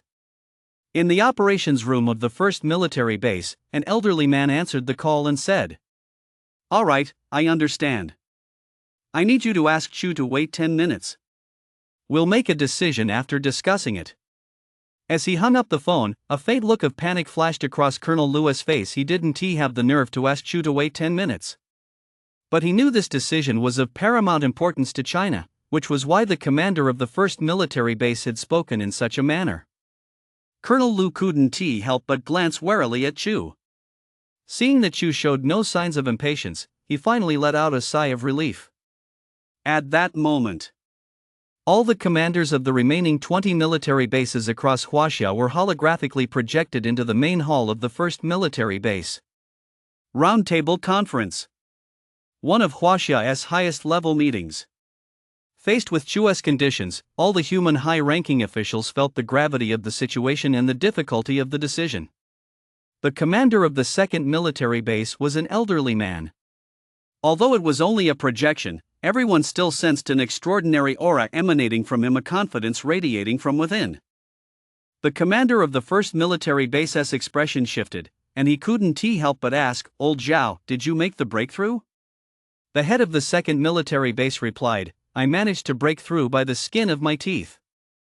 "I didn't let you down, did I, old Lu?" "Ha ha." The two exchanged a smile, and a sense of confidence quietly settled in their hearts. Let the discussion begin. Start the timer. Tick-tock, tick-tock. A 10-minute countdown was set. The head of the 3rd Military Base spoke first. "I believe we should choose one of Chu's moves. I assume everyone has watched the video of Chu's battle. There are a vast number of Lord Stage creatures in the ocean we're facing. Even the beasts near the coast are difficult for us to handle. What if one day a terrifying high-level Lord Stage or even a King Stage emerges from the deep sea? What will we do then?" The head of the 3rd Military Base paused before continuing. "Our current analysis suggests that Chu is very likely the legendary King Stage. Even if he isn't a King Stage, he is at the very least a high-level Lord Stage. Therefore, I recommend taking the opportunity to engage Chu." No sooner had the head of the 3rd Military Base finished speaking than the head of the 4th Military Base interjected, "I choose the Silver Crown King's 3 eggs. First, we've been studying the Silver Crown King for a long time. We've collected its feathers at our military base and have definitively determined that the alien bloodline within it is the Kuan bloodline. This bloodline is extremely powerful. Not only does it grant combat capabilities that surpass its tier, but it also possesses the potential for rapid growth. Furthermore, monsters with alien bloodlines have a higher probability of breaking through to the legendary King Stage." The head of the 4th Military Base paused for a moment before continuing. as long as we obtain the Silver Crown King's eggs and raise them from a young age, they will surely protect our nation when they grow up. The 3 hybrid monsters hatched from these 3 eggs possess immense potential, so from a long-term perspective, I believe we should choose the Silver Crown King's eggs. The heads of the 12 military bases were engaged in a heated discussion. Chu then instructed Tiger 1 to retrieve the large eggs from its backpack. Tiger 1 looked at the eggs excitedly, thinking Chu was going to reward it, but was instead scolded by Chu. Woof! Tiger 1 wore a look of grievance on its face. It had no idea of the significance these large eggs held in the hearts of the people of China. Chu had brought out the 3 large eggs for a trade because he felt that Tiger 1 and Tiger 2 were improving in strength at an increasingly rapid pace, and eating these eggs himself would be a waste, so it would be better to make a deal with Huaxia. In the hall of Huaxia's first military base, everyone was engaged in a heated discussion. They understood that the Silver Crown King's egg was just as important as a single opportunity for Chu to take action, which also demonstrated the status of the large eggs in the hearts of the Huaxia people. Alright, the discussion is over. Let us proceed to a show of hands. Those in favor of the Silver Crown King's egg, please raise your hands. I agree. I agree. One by one, the base commanders raised their hands. 6 votes to 4. Contact Colonel Lu immediately and tell him to choose the Silver Crown King's egg. Mobilize all the steel, iron, and copper in the military base at once. Yes, sir. 2 soldiers hurried out. Chapter 61, The Commander's Concerns. Beep, beep, beep. Colonel Lu's phone rang again. Colonel Lu, the Supreme Council has decided to choose the Silver Crown King's egg, but it will take 5 more minutes to mobilize the resources. Okay, I understand. Colonel Lu hung up the phone. Meanwhile, at the first military base, a soldier rushed up to the commander and reported, "Sir, 100,000 tons of steel and 100,000 tons of iron are ready. According to the optimal plan, they will be concentrated outside Base 10. However, regarding the 10,000 tons of copper, all bases combined could only muster 5,000 tons. The commander of the first military base wore a grim expression as he said, "I recall that in the past, our nation produced tens of millions of tons of copper annually. How is it that we can't even muster 10,000 tons now?" The soldier quickly replied, "After the mana revival, industrial facilities have been virtually paralyzed. We've expended a great deal on constructing military bases, and since copper isn't is widely used as steel or iron, these reserves are only for the military bases." A grave look appeared in the first military base commander's eyes. The deal with Chu could not be taken lightly. He immediately ordered, "Investigate the information on past copper mines and smelters immediately. I don't believe there are no reserves elsewhere." "Yes, sir." The commander of the first military base waited anxiously. He hadn't felt this way in many years. Suddenly, a soldier ran in and reported, "Sir, our investigation reveals that a copper mine in Weiyuan City, Pinghua Province, still holds 20,000 tons of copper in stock. However, the site has been abandoned since the mana awakening." "Good. Contact the Weiyuan City government immediately and have them take over that copper mine." The soldier continued, "Commander, I'm afraid that won't work. The Weiyuan copper mine is located deep in the mountains and forests, and since the mana awakening, Weiyuan City no longer has the capacity to take it over." A pensive expression crossed the first military base commander's face. "I remember now isn't the deep mountain forest the 25th restricted zone of Huaxia, the territory of the one-armed king?" "Yes, Commander. The one-armed king." "The one-armed king," the commander of the first military base murmured softly. 5 minutes later, Colonel Lu approached Chu respectfully and said, "Esteemed Chu, China has mobilized 100,000 tons of steel and 100,000 tons of iron, which have been stockpiled outside the 10th military base. Since transporting them from the south to the north would take a significant amount of time, we need to request that you travel to the 10th military base to utilize them." Chu nodded. He had already planned to head south. He looked quietly at Colonel Lu. Colonel Lu hurriedly added, "Since the military base currently only has 5,000 tons of copper in stock, it cannot meet your requirements. Through our intelligence gathering, we discovered that a copper mine in Weiyuan City holds 20,000 tons of copper. However, that area is under the control of the one-armed king, so Huaxia cannot access it. What do you think? Chu's heart skipped a beat. The one-armed king was ranked 6th on the monster rankings. Its original form was a one-armed monkey, but after the mana awakening, it rapidly evolved and had now reached the Lord stage. Just like humans, there are many exceptionally gifted or bloodline-powered beings among the monsters, and the one-armed king is one of them, as is the Silver Crown King, of course. Give me the exact coordinates. A hint of joy flashed across Colonel Lu's face. When he just heard that Huaxia hadn't managed to gather even 10,000 tons of copper, he felt his luck had run out. He hadn't expected Chu to be angry. Instead, he simply asked for the coordinates. After obtaining the specific coordinates of the copper mine, Chu spoke up, "Humans, what is your choice?" A flicker of excitement flashed across Colonel Lu's face. Since he hadn't perfectly fulfilled Chu's demands, he hadn't dared to hope for anything else yet. To his surprise, Chu didn't seem to mind. Colonel Lu replied, "Esteemed Chu, we choose the Silver Crown King's egg." "Good." Chu nodded. "Awah." Tiger One stared intently at the giant eggs, but eventually, with some reluctance, handed the 3 of them over to Colonel Lu. Chu had already anticipated this outcome. The Chinese still fear my power. Rather than taking a single, uncertain risk, they've chosen the giant eggs, a choice with a longer payback period, but one that's absolutely certain. As Colonel Lu took the 3 giant eggs, the heavy weight on his mind finally lifted. Meanwhile, at the first military base, a group of high-ranking officials appeared via holographic projection in the operations hall, their faces betraying a hint of anxiety. If outsiders could see their expressions, they would be utterly shocked. The head of the 9th military base spoke up, "We were so close. Who would have thought we'd be stumped by these 5,000 tons of copper? Yes, it was supposed to be a flawless deal, but now it's become completely uncertain." A shadow of gloom inevitably fell over their hearts. They could not fathom Chu's attitude. If Chu were to harbor any ill will toward the people of Huaxia, the consequences would be dire. Everyone's gaze was fixed intently on a large screen above them. From a distance, they saw Colonel Lu standing before Chu, looking as if an ant were facing a deity, which only deepened their unease. This unease lingered for a moment. Clatter! Several high-ranking officials instinctively rose from their seats. "Look! The Tiger General has moved. Colonel Lu has taken the egg." The head of the 12th military base shouted excitedly. A look of relief spread across everyone's faces.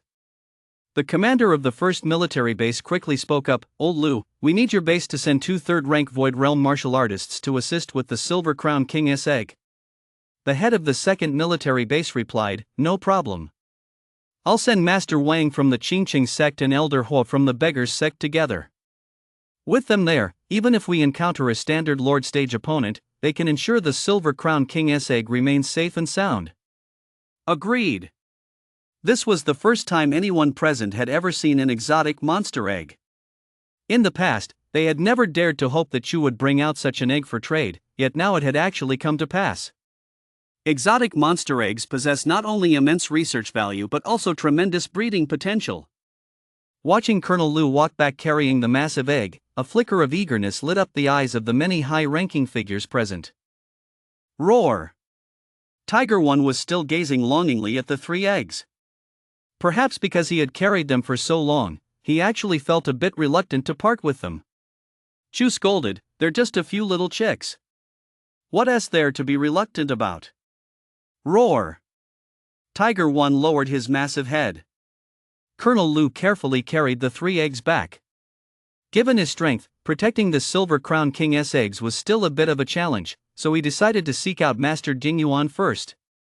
After all, Master Jingyuan was a 4th-rank true core realm cultivator, capable of holding his own against most general stage opponents.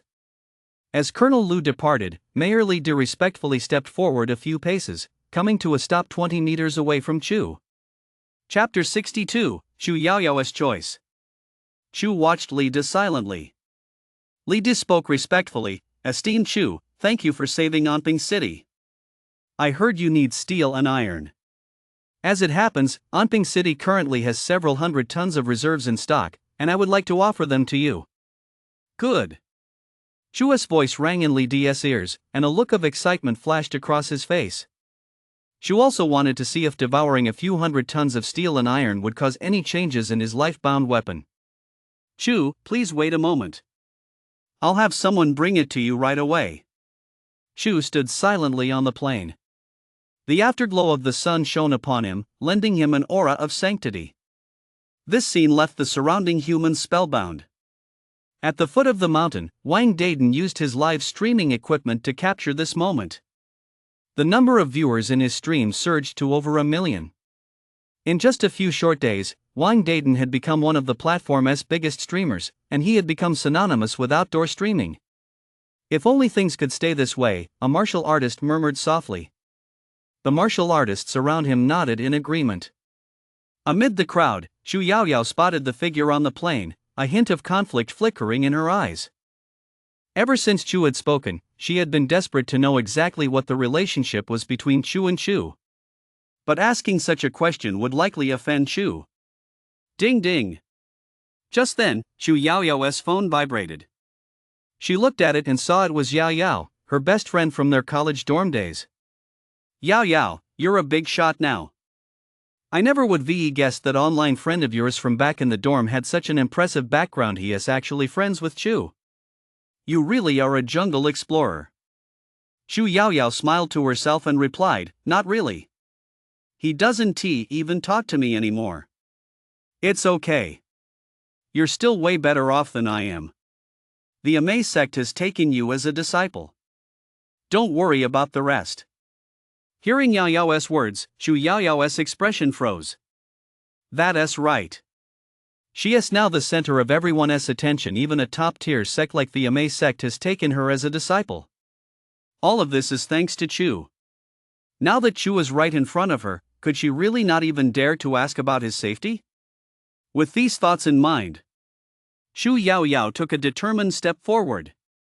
On the plains, another scene unfolded. A slender figure was walking step by step, as if on a pilgrimage. Wang Dayton's livestream equipment closely followed Chu Yaoyao's every move. In the livestream chat, it's that woman, Chu Yaoyao. She is going to see Chu. She really is connected to Chu. Yeah, who else would dare? Meanwhile, inside the 8th military base, many martial artists were still intently staring at the large screen. Everything related to Chu was worth their careful study. An old Taoist master spoke to a disciple beside him. Has your senior sister not emerged from seclusion yet? Reporting to master, my senior sister asked me to tell you that she will emerge once she breaks through to the 4th rank True Core realm. Good. Truly, the new generation surpasses the old. This old Taoist was none other than Taoist Feiyun, and the senior sister they spoke of was none other than Yin. Taoist Feiyun remarked, it's a pity your senior sister didn't witness the battle between Chu and the Silver Crown King. The battles of these top-tier ferocious beasts are of great use to us human martial artists.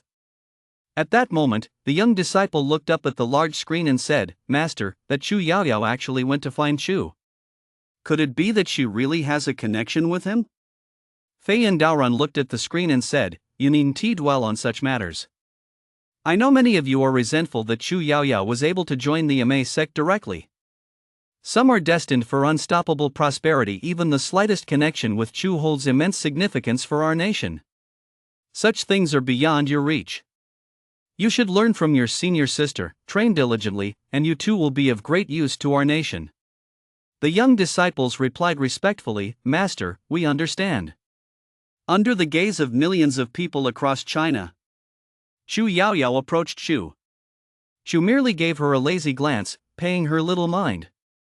Suddenly, Chu Yaoyao spoke up, Esteemed Chu, I'd like to know how you've been? Chu was slightly taken aback. This woman was actually asking that?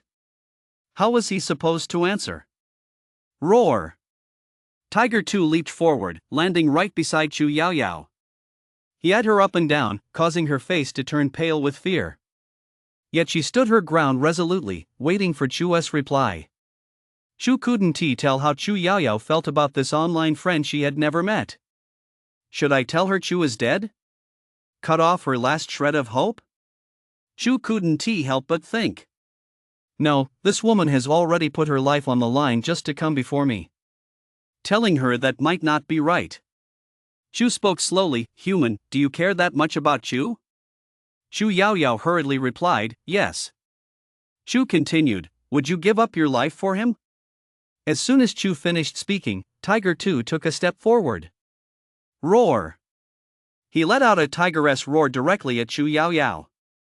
Chu Yaoyao's face turned deathly pale at the same time. She realized that Chu would certainly follow through on his words. A look of inner conflict flashed across Chu Yaoyao's face. She had never considered this question before. Moments ago, her inner impulse had outweighed her fear, which was why she had walked up to Chu. Now that Chu had asked this question, she couldn't help but pause in surprise. She couldn't help but think, I'm only 20 years old, about to become a disciple of Maotame, and the focus of attention for millions of people across China. Can I really give up my life for Chu? Although Chu has truly helped me several times, can I really do it? The look of conflict on Chu Yaoyao's face was exactly what Chu had anticipated. People, driven by impulse, are capable of sacrificing their lives for love or passion. But once faced with a choice, many gradually let that impulse subside. Observing the expression on Chu Yaoyao's face, Chu spoke, Chu has gone abroad and will never return in this lifetime. You should leave. Roar! Tiger 2 was the first to give her the boot, and Chu Yaoyao walked back, looking dazed and dejected. In Wang Dayton's livestream, everyone watched Chu Yaoyao walking back and discussed it excitedly. Look, Chu Yaoyao is back. Chu really didn't kill her. She really does have some connection to Chu. It looks like she even spoke with Chu. Chu Yaoyao's standing in everyone's eyes seemed to have risen another notch. Only Chu Yaoyao herself knew that from this moment on, she and Chu would never have any connection again, and that Chu might never reply to her messages again. With Mana's resurgence and monsters running rampant, some people might never see each other again in their lifetimes. Rumble. Suddenly, the roar of engines echoed across the plain as one heavy-duty truck after another, loaded to the brim with steel, pulled up before Chu. Mayor Li stepped down from the first truck and addressed him, Esteemed Chu, please help yourself. Chapter 63, Base City. Whoosh, whoosh, whoosh. A fierce wind swept across the plain. Under the stunned gazes of the crowd, Chu opened his mouth wide and sucked all the trucks, along with the steel, directly into the weapon mark. Thud. One of the truck drivers was so terrified he collapsed to the ground, while the rest stared at Chu in horror. A thought crossed Chu's mind. He saw the materials instantly melt within the weapon mark, then slowly fuse together to form a mass of silvery liquid. As expected, this is far from enough, Chu sighed inwardly. Let us head to Weiyuan City. Roar! Roar! Tiger 1 and Tiger 2 followed excitedly behind Chu. Mayor Li watched Chu's departing figure, his eyes filled with deep respect, while the faces of all the humans around him revealed a variety of expressions. At the foot of a distant mountain. Inside the livestream. Chu's gone, he really left. Yeah, I was actually looking forward to seeing Chu. Who isn't? Darren, why don't you chase after him and keep streaming? Wang Dayton's face, rarely showing such emotion, took on a hint of sadness as he said, Guys, I wouldn't dare. But I'm really grateful to Chu, otherwise, I wouldn't have so many big shots and brothers following me. As soon as Wang Dayton finished speaking, another storm of virtual gifts flooded the chat. As Chu, Tiger 1, and Tiger 2 gradually disappeared from view, the number of viewers in Wang Dayton's stream plummeted. Chu looked at the map Huaxia had given him, a thoughtful expression crossing his eyes. Weiyuan City in Pinghua Province was neither too far nor too close. It would still take a considerable amount of time to get there. More importantly, with mana now resurging in Huaxia, large numbers of monsters had appeared in the mountains and wilderness. Chu could travel while slaying the monsters along the way to help himself, Tiger 1, and Tiger 2 evolve. Whoosh, whoosh, whoosh. A gale howled past Chu, Tiger 1, and Tiger 2, whipping Chu's fur into the air, giving him an otherworldly appearance. Compared to other monsters affected by the mana resurgence, Chu was far ahead in his evolution. Recalling the information provided by the Chinese military regarding the one-armed king, Chu couldn't help but open his phone again. Although the resurgence of mana had left nearly every city in China paralyzed, the country had still deployed a large number of martial artists to protect its network communications. Beep. With just a quick search on the largest video platform on his phone, a wealth of information about the one-armed king appeared before Chu's eyes. One-armed king, ranked 6th on China's beast list. Before the mana awakening, it was a monkey in a zoo with a violent temper that frequently attacked humans. After the mana awakening, it killed its keeper and fled deep into the mountains, where its evolution spiraled out of control. It has since frequently attacked humans and raided major cities. Reading the description of the one-armed king, a flicker of interest appeared in Chu's eyes. A monster capable of rising to prominence during the early stages of the mana awakening was undoubtedly a being of extraordinary talent. If he could devour the one-armed king, it would be of immense benefit to his own evolution. Just then, a human city with walls as black as iron appeared before Chu. This city differed greatly from the human cities Chu had seen in the past.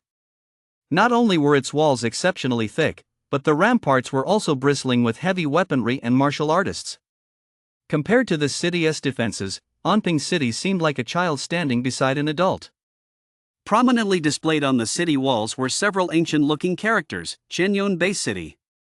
Upon seeing this name, a look of curiosity involuntarily flashed across Chu's face. Base City? Why have I never heard of it before? Chu immediately opened his phone and began searching for information on Qianyun Base City. Beep. In the next moment, a flood of information about the base city appeared before Chu's eyes. The base cities were constructed by China after the mana awakening to counter the powerful monsters. Each base city consumed vast amounts of China's resources, and they served to protect humanity from attacks by powerful monsters and monster hordes. Even for a Lord stage being, attacking a base city would be extremely difficult. Upon reading this, Chu instantly understood. China was vast beyond measure. How could it not be prepared to face the increasingly ferocious monsters that emerged after the revival of mana? Chu gazed intently as various lights shot skyward from within the base city, as if proclaiming humanity's might. However, Chu also noticed a problem. Namely, the base city wasn't particularly large. It could only shelter a portion of the human population. A vast number of people still lived outside the city walls, even in areas close to the mountains and forests.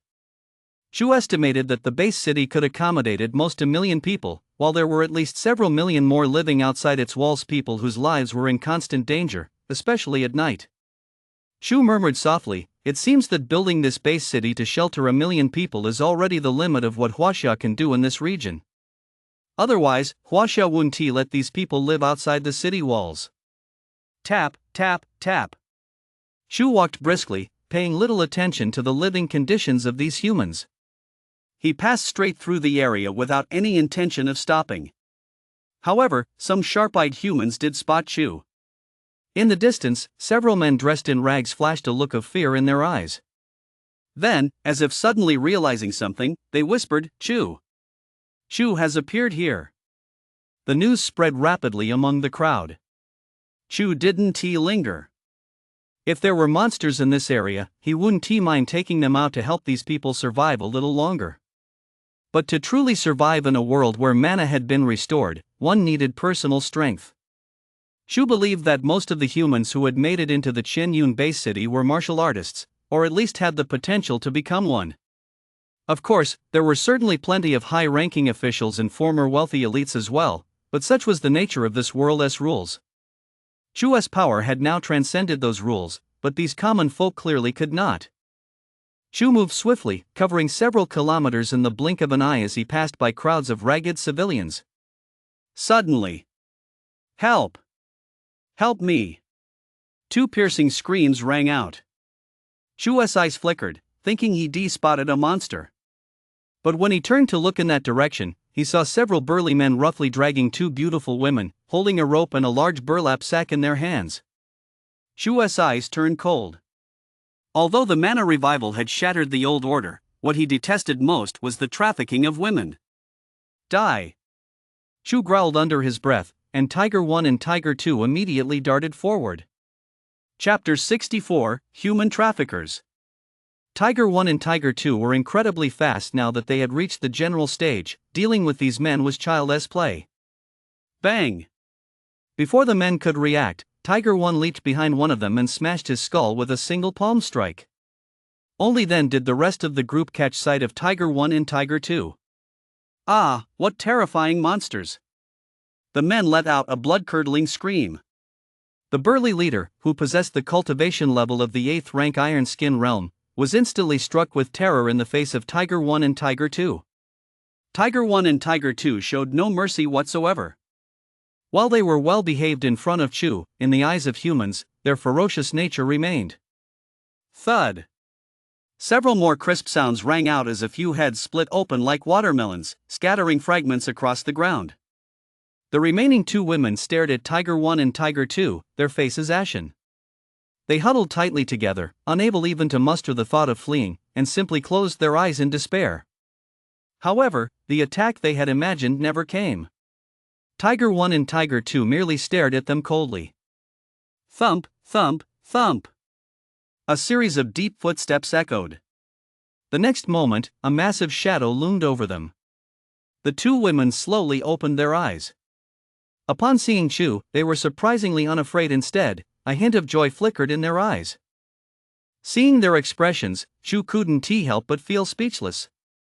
Could it be that I don't look as ferocious as Tiger 1 and Tiger 2? Gazing at the bodies scattered across the ground, a hint of ferocity flashed in Chu's eyes for the first time.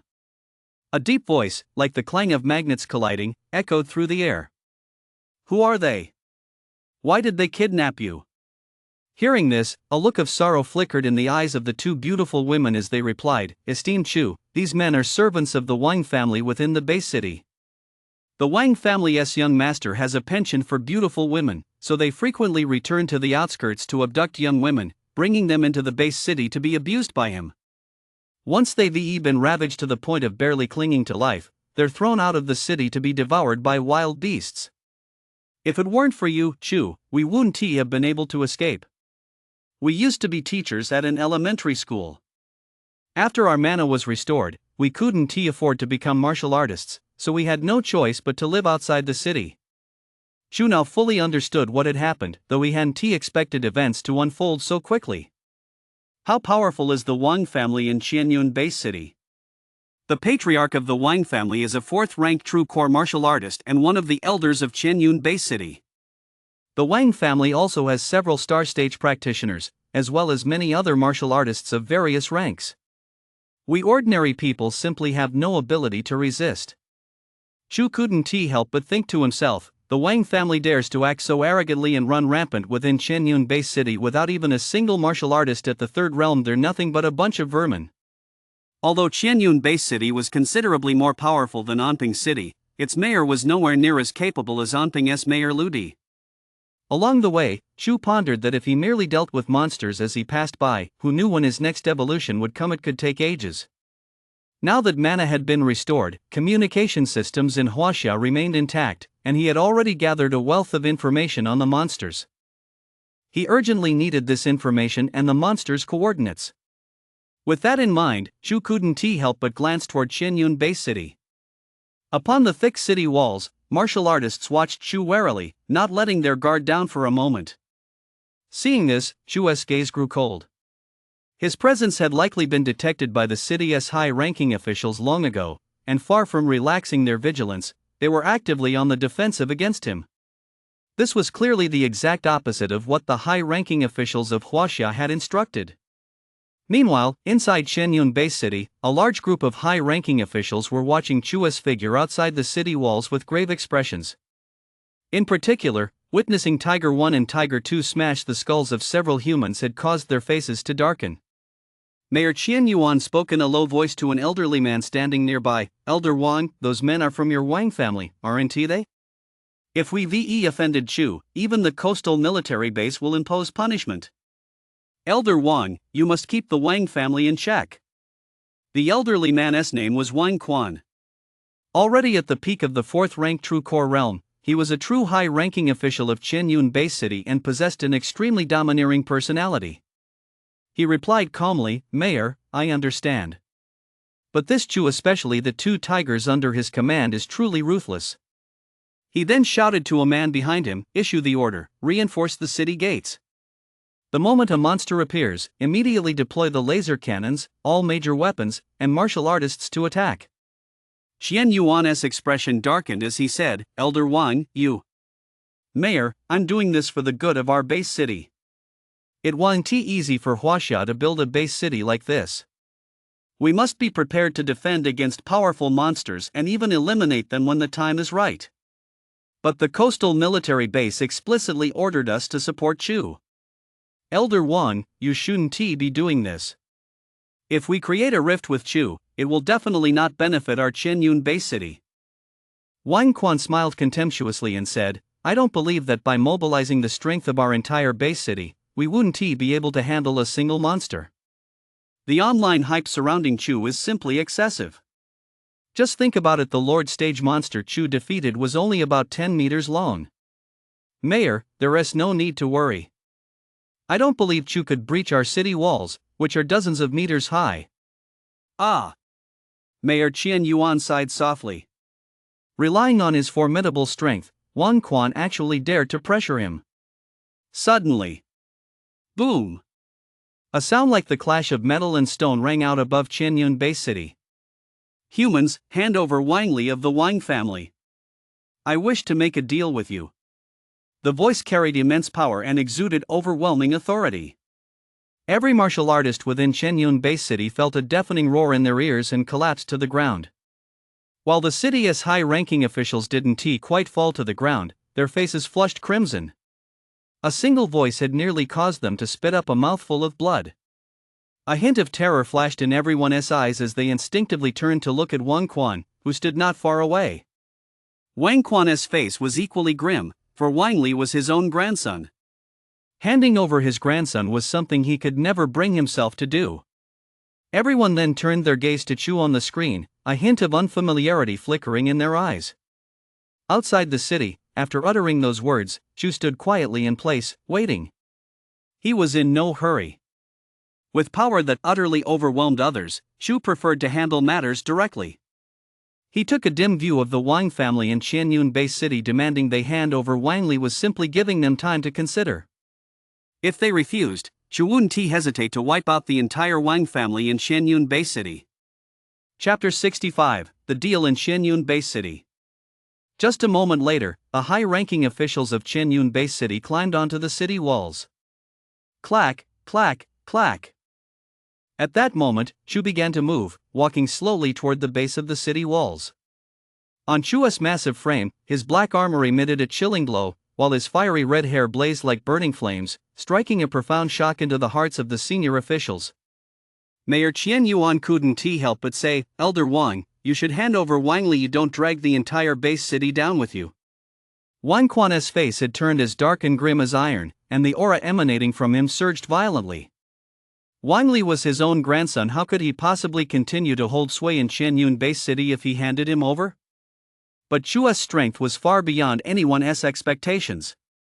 Only after seeing him with their own eyes did they realize they stood no chance against him and that they might even drag the entire base city down with them. Tap, tap, tap. Chu's footsteps grew closer and closer. Wang Quan suddenly bellowed, "Attack!" All the martial artists and soldiers on the city walls froze in surprise. The next moment. Tap, tap, tap. Boom! Countless laser cannons erupted, firing a barrage of laser beams at Chu. Mayor Qian Yuan's face turned ashen, and he couldn't help but mutter to himself, "This is bad. The garrison on the city walls is made up of the Wang family." However, it was already too late for Qian Yuan to issue an order to halt the barrage. The deafening roar of the bombardment shook the entire base city. No one could hear a word Qian Yuan said. The high-ranking martial artists on the city walls remained motionless, their eyes fixed intently on the figure at the center of the barrage. Such a dense barrage of laser cannons, combined with various heavy weapons, would be enough to kill even a Lord Stage martial artist caught off guard. Rat-a-tat-tat. Boom! The noise continued for a full half hour. Wang Quan's eyes had already descended into madness. Before leaving, he had issued a death order to the Wang family members guarding the city walls, to fire every last shell from the ramparts. Watching Chu gradually vanish beneath the barrage of fire, a hint of sickening glee flashed in Wang Quan's eyes. He couldn't help but mutter, "So what if you're Lord Stage? At the end of the day, you're just a beast. How could you possibly be my match?"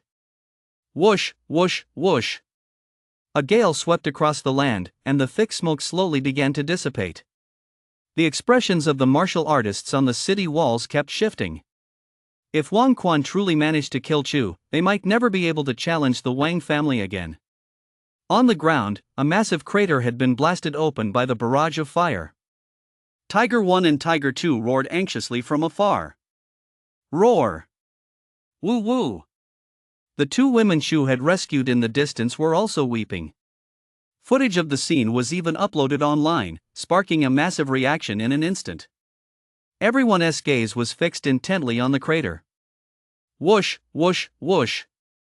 Another gust of wind swept through, and the thick smoke finally cleared. What? How is that possible? Wang Quan stood atop the city wall, shouting at the top of his lungs. As the smoke cleared, Chu's figure appeared in the same spot, completely unscathed. The next moment, a searing heat rose throughout the entire area. Rip! A flash of red light flickered outside the city walls. Under that light, Wang Quan on the ramparts was instantly vaporized. Meanwhile, the other high-ranking officials of the Qianyun base city on the ramparts were drenched in cold sweat, staring fearfully at Chu below.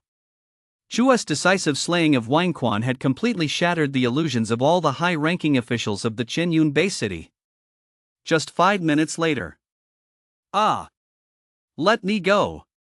My grandfather is Wang Quan. A young man was hauled off the city walls by a star-stage martial artist as if he were a little chick. The next moment, without a second thought for Wang Li's life, he was tossed off the city walls. Thud! Wang Li fell from the city walls, dozens of meters high, and was instantly reduced to a pile of mincemeat. Mayor Qian Yuan hurriedly spoke up, "Chu, please forgive the disrespect of the Wang family of the base city. I will not let a single member of the Wang family go, and the high-ranking officials of Huaxia have already instructed me to eradicate the entire Wang family of the base city." Qian Yuan's face was covered in sycophantic expressions. "Chu, whatever deal you propose, Qianyun base city will do its utmost to fulfill it." Chu glanced up at Qian Yuan but couldn't be bothered to acknowledge him. Instead, he instructed the two women behind him to negotiate with the city's leadership for the coordinates and maps of all nearby monsters. Qianyun base city acted with remarkable speed. Within just 10 minutes, the two women returned to Chu's side, holding an extremely detailed map and a thick dossier. One of the women said, "Chu, this contains not only monster data but also information on some spiritual herbs discovered in Huaxia." Then, a look of inner conflict flashed across her face as she added, "Chu, we really must thank you. My sister and I will be able to live in the city from now on.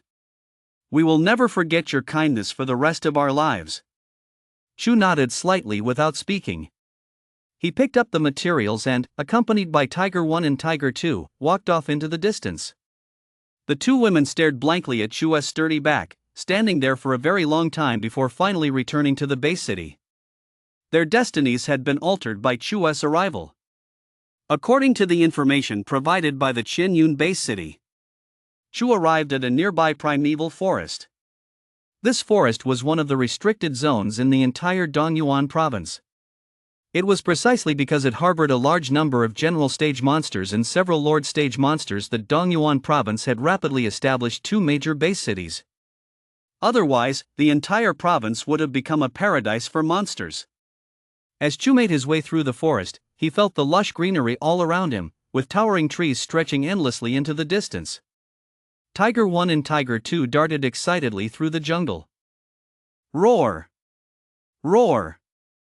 Occasionally, they encountered soldier stage monsters, which the two brothers immediately hunted down and devoured. They made their way deep into the forest. Chu's nose twitched. He caught a whiff of a fragrant scent that made his mouth water. Something good? Chu's heart stirred. With steady strides, Chu kept walking toward the source of the scent. After passing through layer upon layer of dense forest, a patch of crystal clear flowers appeared on a small hillside.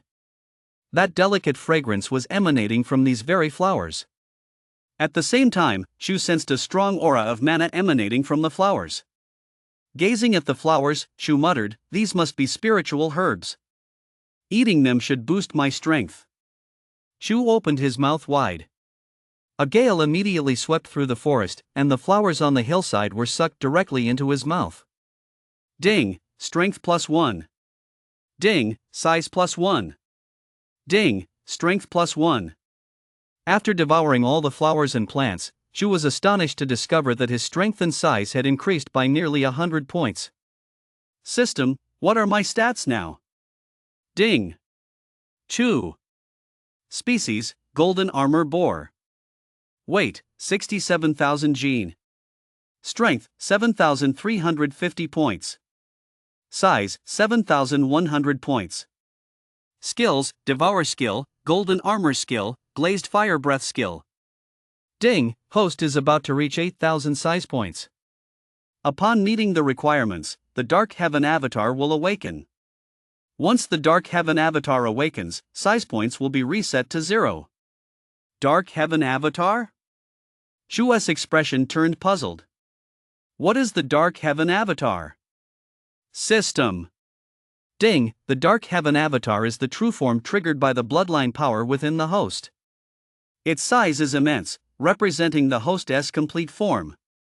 Shu's heart leapt with joy. Ever since his size had broken through to 15 meters in length, it had remained unchanged. It had all been preparation for this true form. He wondered what made this Dark Heaven avatar so special that it was even more powerful than his golden armor form. Looking at his size, which was about to reach 8,000 points, Shu asked excitedly, "System, can I activate the Dark Heaven avatar once my size reaches 8,000 points?" Ding, because the Dark Heaven avatar is so massive, after meeting the activation requirements, you will still need to devour 100,000 tons of Lord Stage flesh and blood. Chapter 66, Slaughter. Shu suddenly felt hungry. Shu pondered inwardly, the Silver Crown Kings I slaughtered in Anping City possessed unique bloodlines, but their weight was at most around 10 tons. To activate my true form, I need to devour at least 10,000 of these puny dogs, that is, 10,000 Lord Stage monsters. At this rate, there might not even be enough Lord Stage monsters in all of China for me to consume, and besides, Lord Stage monsters aren't fools. Shu walked leisurely. Now that he was well fed and content, his current goal was to first increase his strength to 10,000 points and reach a body weight of 100,000 gene before evolving again. Suddenly. Roar! Roar! Two angry tiger roars echoed from the distance. Crash! This was followed by the sound of violent collisions with trees. Have those two run into some opponents? Shu muttered. Judging by the furious roars of Tiger 1 and Tiger 2, Shu concluded that their opponents must be considerably stronger than them. Moo! Moo! Moo! Several moos echoed from the nearby forest. Could it be a general stage bovine monster? Shu looked toward the direction of Tiger 1 and Tiger 2. Rumble, thud. The sounds of collisions and gnawing echoed continuously from ahead. After walking 500 meters, the path ahead suddenly opened up. There, Tiger 1 and Tiger 2 were working together to surround and attack a giant water buffalo monster measuring 11 meters in length. This water buffalo had two massive horns on its head, each a full 5 or 6 meters long, giving it an extremely imposing and domineering appearance. Likewise, the beast exuded the aura of a peak general stage creature, its hide thick and rugged. In the midst of the battle, Tiger 2 had positioned itself on the beast's back, its two sharp silver claws clamped tightly onto its hide while its teeth relentlessly tore at the flesh, yet to little avail, managing only to break the skin slightly. Meanwhile, Tiger 1 was tying up the water buffalo from the front. Every time Tiger 1 lunged forward, the water buffalo would ram him with its massive horns, forcing Tiger 1 to retreat. This stalemate left Tiger 1 feeling at a loss for how to proceed. Roar! Gore! Tiger 1 and Tiger 2 were growing impatient, but they still couldn't break through the water buffalo's defenses. Seeing this, Shu did not intervene. Battles between general stage monsters primarily rely on physical strength. After learning the Devour skill, Tiger 1 and Tiger 2's physical defenses were not much weaker than those of this water buffalo. This battle was a valuable learning experience for them. Moo! Moo! The general stage giant buffalo let out two angry roars and charged outward furiously. Tiger 1 and Tiger 2 were dragged along, clinging to the buffalo's hindquarters. Seeing this, Chu sighed softly. This buffalo has maxed out its defense. Even a typical early-stage Lord-stage monster would have a hard time killing it. You two, step aside. Chu barked a command. Woof! Woof! Tiger 1 and Tiger 2 reluctantly jumped off the water buffalo. Boom! The air rippled as Chu transformed into a golden torrent, crashing directly into the fleeing water buffalo. Moo! The general stage-level buffalo monster let out a bellow before crashing heavily to the ground dozens of meters away. The buffalo monster still had a faint pulse as it lay on the ground. Tiger 1 stepped forward, biting down on its throat to choke it.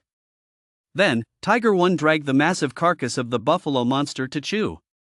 Chu used his silver fangs to tear the buffalo monster clean in two. Tiger 1 and Tiger 2 excitedly grabbed half of the massive carcass each and devoured it. Meanwhile, Chu Feng sucked the remaining half directly into his mouth. Ding, strength plus 100. Ding, size plus 110. System, what are my stats now? Ding. Chu. Species, golden armor boar. Strength, 7,450. Size, 7,210. Skills, Devour skill, golden armor skill, glazed fire breath skill. I'm not far from 8,000 in size, Chu couldn't help but think. Meanwhile, on the other side, the auras of Tiger 1 and Tiger 2, having devoured half the flesh and blood of the water buffalo monster, were rapidly changing. Outside Anping City, they had already reached the peak of the general stage after eating 2 chicken feet, and along the way, they had devoured every soldier stage and general stage creature they had captured. Now, they were finally about to advance. Roar! Roar! The roars of Tiger 1 and Tiger 2 grew even more majestic, shaking the leaves in the forest until they rustled, truly embodying the aura of jungle kings. Streams of mana continuously converged upon their bodies, and the Devour skill began to activate on its own. Woo woo woo woo woo! Tiger 1 and Tiger 2 let out a pained groan. Advancing to the general stage was vastly different from before. Chu sensed that this evolution might take several days, so he waited quietly nearby. Rustle!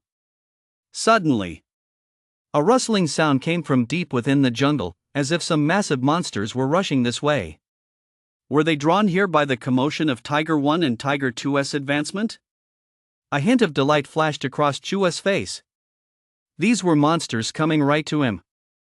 Moreover, given the immense commotion caused by Tiger 1 and Tiger 2's evolution, any creature daring to approach would certainly not be an ordinary general stage. It was highly likely to be a general stage, or even a lord stage. Chu stood motionless, his aura completely concealed, waiting for these monsters to arrive. Hiss, hiss, hiss.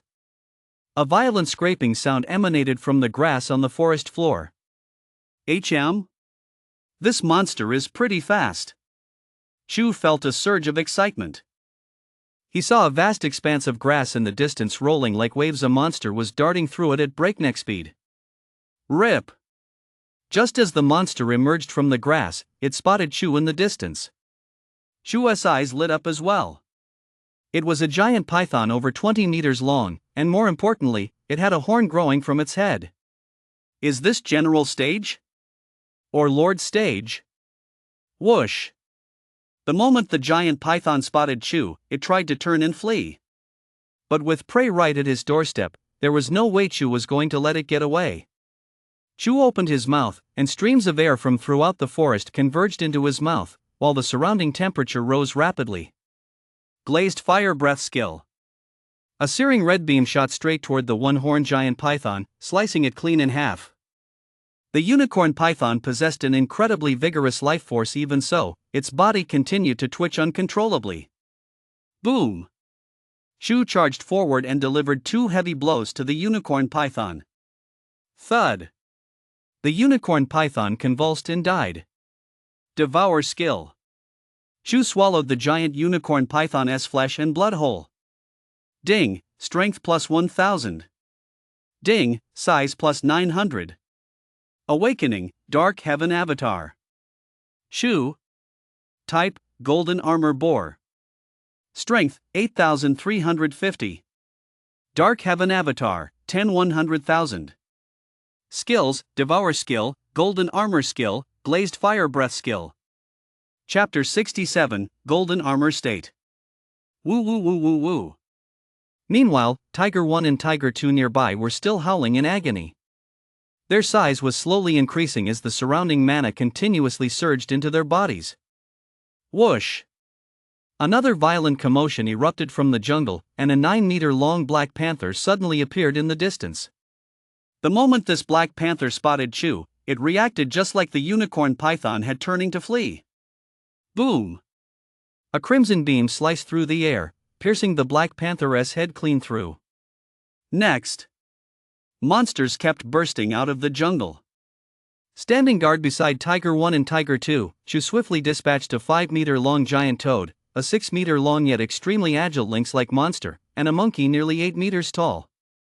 In just a short while, the ground was already littered with the corpses of monsters. The monsters deep within the jungle finally realized the danger and dared not advance any further. Chu looked at the blood and flesh of the monsters covering the ground, a satisfied expression spreading across his face. The giant unicorn python that appeared at the beginning was a junior lord-level monster, while the others were all general stage-level monsters. This was truly a bountiful haul. Chu thought to himself. Devour skill. Gulp. Chu sucked all the monsters on the ground into his mouth in one go. Ding, strength plus 300.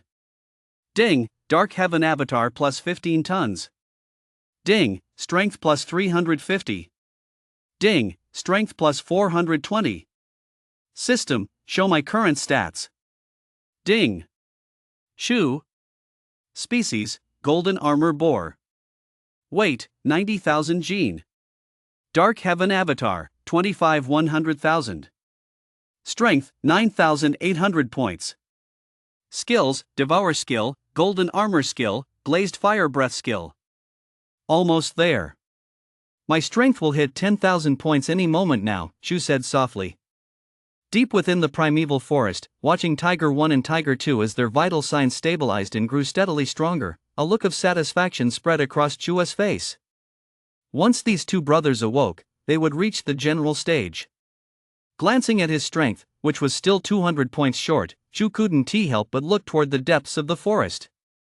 Moments ago, he had sensed many large beasts lurking deep within the forest.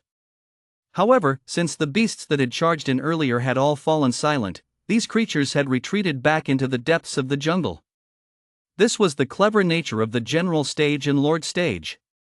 Still, Chu wasn't in a hurry. With only 200 strength points remaining, he was confident he could reach the goal within the next couple of days. Deep within the jungle. Whoa! A piercing scream rang out as Chu sliced through a black wolf over 8 meters long. Looking down at the black wolf's corpse on the ground, a satisfied expression spread across Chu's face. This black wolf was a general stage monster. Devour skill. Ding, strength plus 35. This must be the last one. I haven't encountered a single general stage, though I've come across quite a few others. Shu sighed softly. Ding, congratulations, host. Your strength points have reached 10,000. Ding, congratulations, host. Your body weight has reached 100,000 gene. Shall I evolve? Shu glanced at the dense forest around him, lush and teeming with mana. He then looked at Tiger 1 and Tiger 2, who were breathing evenly. He said, evolve. The next moment. Boom! An overwhelming aura erupted from Chu's body, and some of the towering trees nearby were blown askew by the sheer force of his strength. Whoosh, whoosh, whoosh. A Category 10 gale swept through the entire forest. The immense commotion caused every beast deep within the jungle to show signs of terror. In a nearby pond, a massive black armored crocodile a full 20 meters long slowly submerged itself from the surface to the depths. Elsewhere, a white fox 10 meters long revealed an almost human look of solemnity in its eyes. Its entire form darted swiftly through the jungle, vanishing in the blink of an eye. The aura of might emanating from Chua's body grew ever more intense. In the sky, a massive mana vortex, connected to the thick clouds above, slowly materialized over the forest, unleashing a violent mana storm across the entire area. Chua's figure was gradually enveloped in golden light. Half a day later, two mighty, commanding tiger roars echoed through the jungle. Tiger 1 and Tiger 2 were the first to open their eyes. Their bodies had grown to a staggering 10 meters in length, having reached the general stage.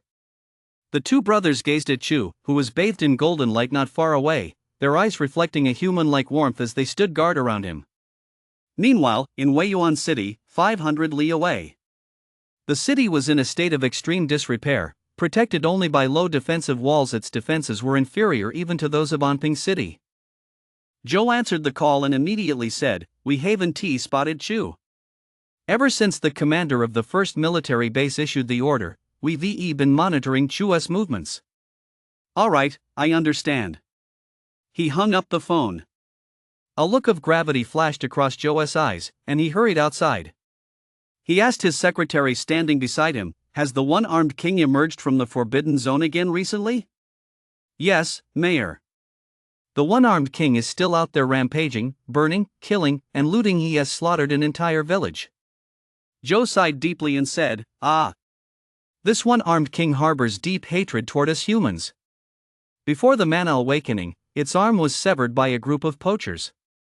I've always feared that one day it would strike at Weiyuan City, and when that happens, we won't stand a chance. Alas! It's a pity the coastal military base is under such heavy pressure, and the one-armed king is a mid-tier lord stage. It's simply too difficult to deal with him," Zhou said, letting out another deep sigh. Then, Zhou's expression changed as he recalled the phone call he'd just received. He quickly asked, "Have you sorted out the information on that copper mine in the dense forest? Are you certain there are 20,000 tons of copper there?" The secretary replied immediately, "Mayor, the person in charge of that copper mine is right here in Weiyuan City. He confirms there are at least 20,000 tons of copper." "Good. We can't be careless with the deal involving Chu. The commander of the first military base has repeatedly stressed this." "Mayor, do you think we could ask Chu to take on the one-armed king?" Zhou's expression darkened, and he said gravely, "I'm afraid none of us can persuade Chu to do that." At that moment, deep within the forest, a figure shrouded in golden light was slowly taking shape.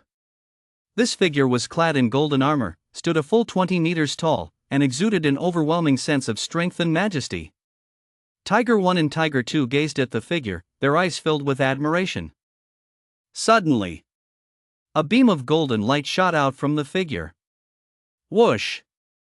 The mana storm in the sky began to churn violently. Whoosh! The golden beam pierced straight through the storm above.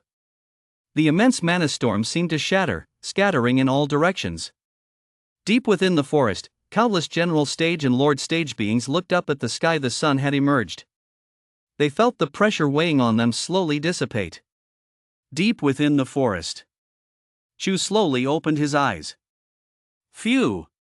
He exhaled softly, and the air currents around him immediately swirled backward. Looking down at his body, Chu showed a hint of astonishment for the first time. "System, what happened?" Ding, hostess current status is golden armor state. Chapter 68, Transformation. Is this the golden armor state? Chu clenched his fists. He now seemed to be in a transformed state, his entire form standing 20 meters tall.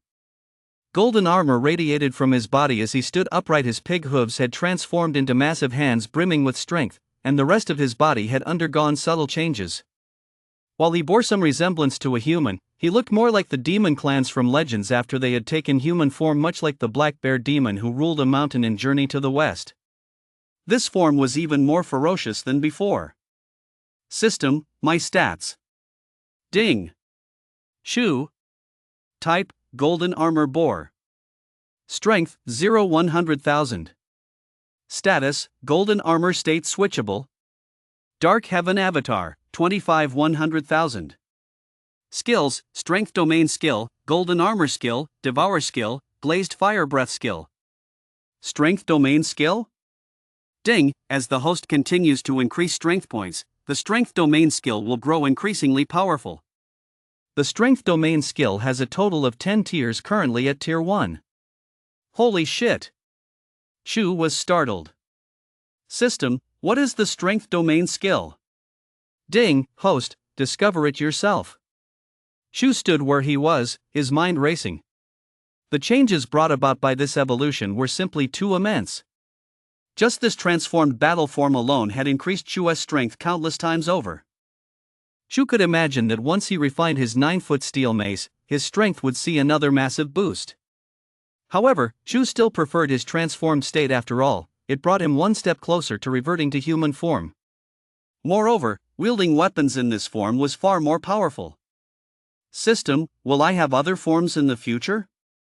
Ding! Once the host refines the Dark Heaven avatar, the battle body will also transform into the Dark Heaven avatar. Chu suddenly understood. His current true form was still the Golden Armored Boar, and the next stage would be the Dark Heaven avatar. It was akin to the great demons in Journey to the West, who usually took human form but could transform into their true forms during major battles. These two states served different purposes. Thinking about the 10 million tons of Lord Stage flesh and blood still required, Chu couldn't help but sigh. Never mind, I'll take it slow. At that very moment, Chu's form shifted rapidly, reverting to his original appearance, though his body had now swelled to 20 meters in height. The aura emanating from him was countless times more powerful than before. Strength Domain Skill? With a mere thought, Chu unleashed an invisible wave that engulfed a 1-kilometer radius, a result of his control. Crack! Crack! Boom! A deafening roar echoed as the once lush trees were instantly crushed to dust, transforming the entire 1-kilometer radius into a barren wasteland. The ground seemed to sink slightly. Chu surveyed his surroundings, a hint of satisfaction flickering in his eyes. This Strength Domain Skill was truly formidable. Whoosh! Enveloped by the Strength Domain Skill, Chu could even fly through the sky now. Chu had truly become a flying pig. Time to go. Off to Weiyuan City to retrieve the copper ore. Chu murmured to himself. Tiger 1 and Tiger 2 returned to Chu's side. When Chu had just transformed into his golden armor state, neither of them dared to approach him, but now that they saw he had reverted to his true form, they dared to step forward. Tiger 1 and Tiger 2 exuded the aura of the general stage, but there was still a huge gap between them and Chu. You two better hurry up and break through to the Lord's stage, you hear me? Tiger 1 and Tiger 2 nodded their massive heads. Chu led Tiger 1 and Tiger 2 slowly through the outskirts of the primeval forest. He did not take them deep into the forest, although there was a high probability of encountering General Stage or even Lord Stage beasts there. After the recent upheaval, these monsters had become extremely cautious. Chu did not want to waste time here and intended to head straight for Weiyuan City. Weiyuan City was not far away. Thinking of the 9-foot steel paddle and its various miraculous properties, a flicker of excitement lit up in Chu's eyes.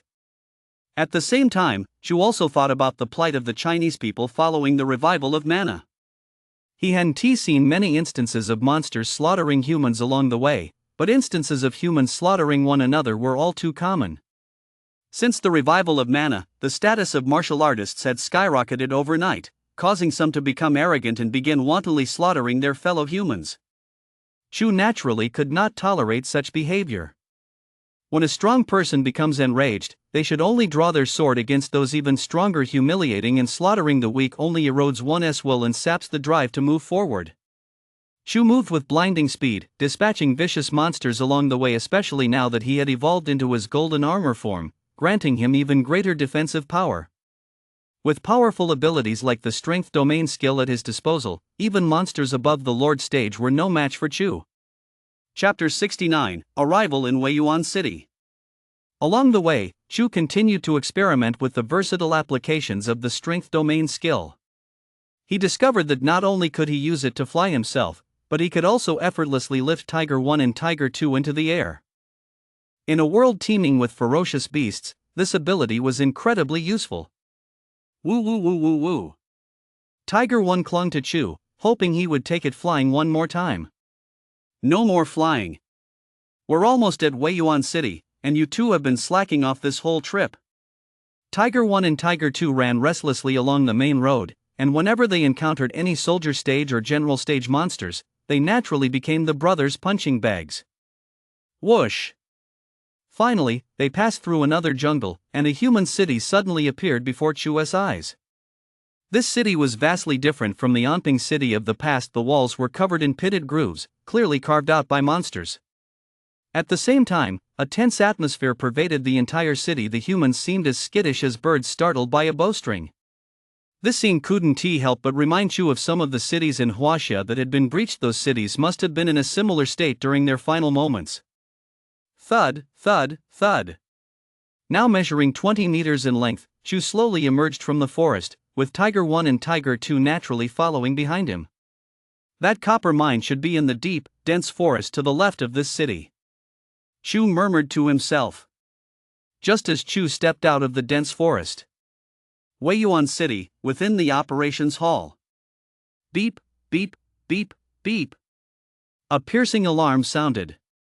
Zhou hurried into the operations hall and asked, "What is happening? Could it be that the one-armed king has attacked?" Zhou knew that the operations room's alarm only sounded when a monster of Lord Stage or higher was detected, so his expression grew grave. A soldier quickly stood up and said, "Mayor, it's not the one-armed king." "Then who is it?" Zhou quickly looked at the large screen, where an incredibly powerful dark red figure had appeared. The alarm system couldn't even register this monster's stats. The radar couldn't make out the monster's exact appearance.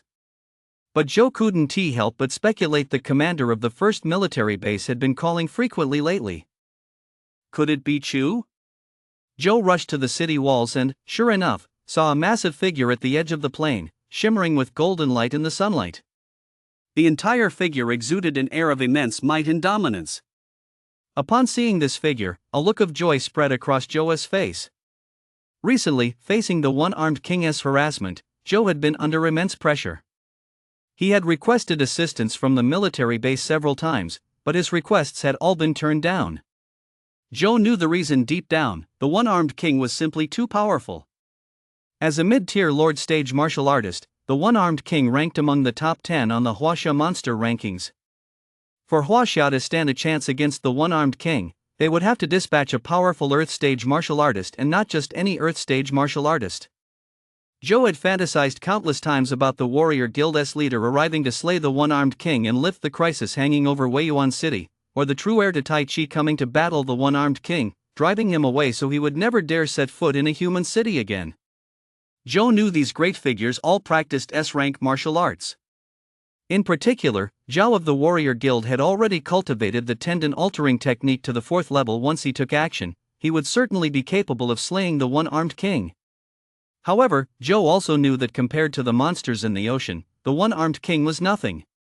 Recently, even Lord Stage monsters had appeared along the coastline, beings that would be extremely difficult for even Zhao to handle. Bring those people over immediately. The copper mine is located in a remote part of the jungle. Perhaps they can guide Chu there. Yes, Mayor.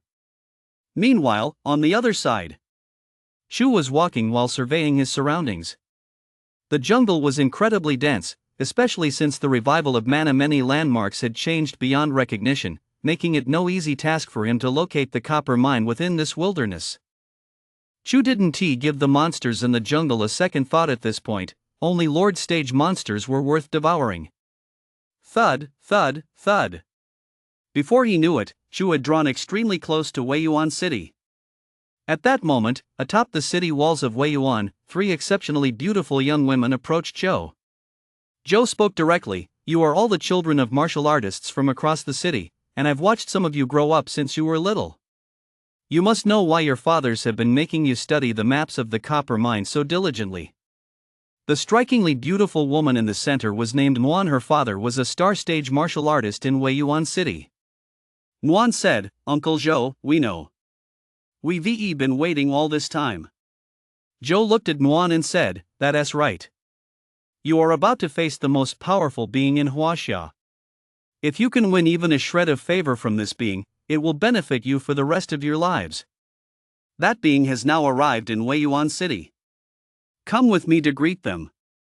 Creak. Due to the grave situation, all the city gates of Weiyuan City had been reinforced and tightly shut. Now, they were all thrown open. All the citizens within the city stared in shock toward the gates, murmuring, "Isn't the mayor afraid the monster will attack the city?" Shortly after, Joe arrived outside the city walls accompanied only by a few attendants and 3 exceptionally beautiful women. Gazing at the mighty figure in the distance, Joe called out, "Honorable Chu, greetings." Chapter 70, Gray Feather King. Human. A majestic, booming voice rang out in the ears of Joe and his companions in Weiyuan City. Shock spread across the faces of Joe and his group. They had long known that Chu could speak, but witnessing it firsthand still left them inexplicably awestruck. Joe was no stranger to powerful monsters. For instance, the one-armed king had evolved from a monkey and possessed intelligence far surpassing that of ordinary monsters, yet he was utterly incapable of speaking. Joe was also curious about Chu's true strength. Could it really be that he was at the king's stage, as the rumors from the military base claimed? Joe didn't dare to delay and quickly said, "Chu, we know you're looking for a copper mine, so we've specially selected 3 experts from the city. They can easily lead you to the copper mine." After speaking, Joe stepped back, and the 3 women stepped forward. Hearing Joe's words, Chu couldn't help but look at the 3 women. Though the 3 were extremely nervous, they showed not the slightest sign of retreat. The woman in the center, in particular, fixed Chu with a determined gaze. Roar! Suddenly, Tiger 2 let out a furious roar. Now a general stage fighter, Tiger 2's roar carried staggering power. Even a typical general stage fighter would see their strength drastically diminished upon hearing it. Let alone a few human women. Sure enough, after the roar, 2 of the women turned pale and stumbled backward. Only Nguyen, the one in the middle, stubbornly kept her back straight. Seeing this, Chu spoke directly.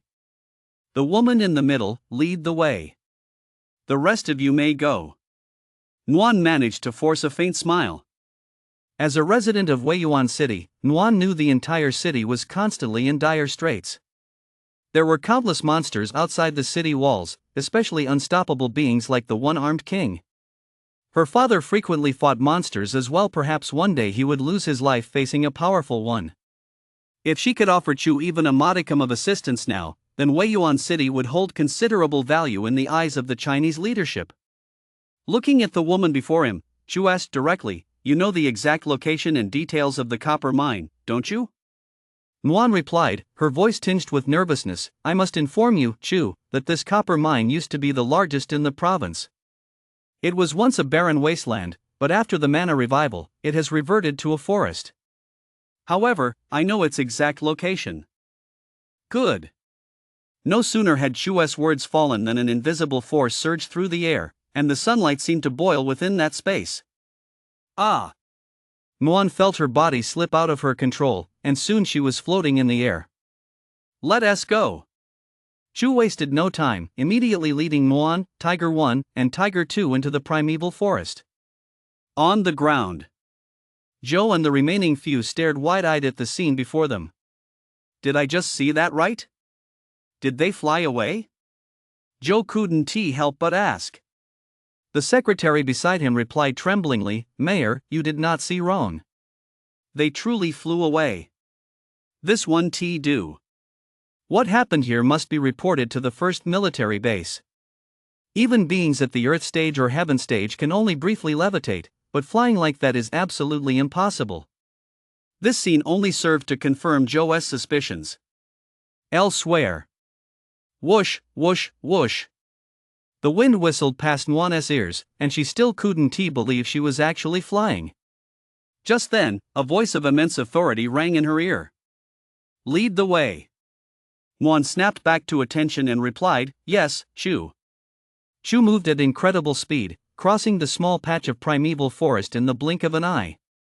The forest was home to a vast variety of monsters, most of which were at the soldier stage or general stage. Monsters at the lord stage were rarely seen. Just as Chu was about to reach the center of the forest, screech! Caw caw caw. A sound that seemed to tear through the sky came from high above. Chu couldn't help but look up. There, soaring high in the sky, was a massive eagle-like monster 15 meters long, with a wingspan of a full 30 meters, staring intently at them. Chu's heart leapt with excitement.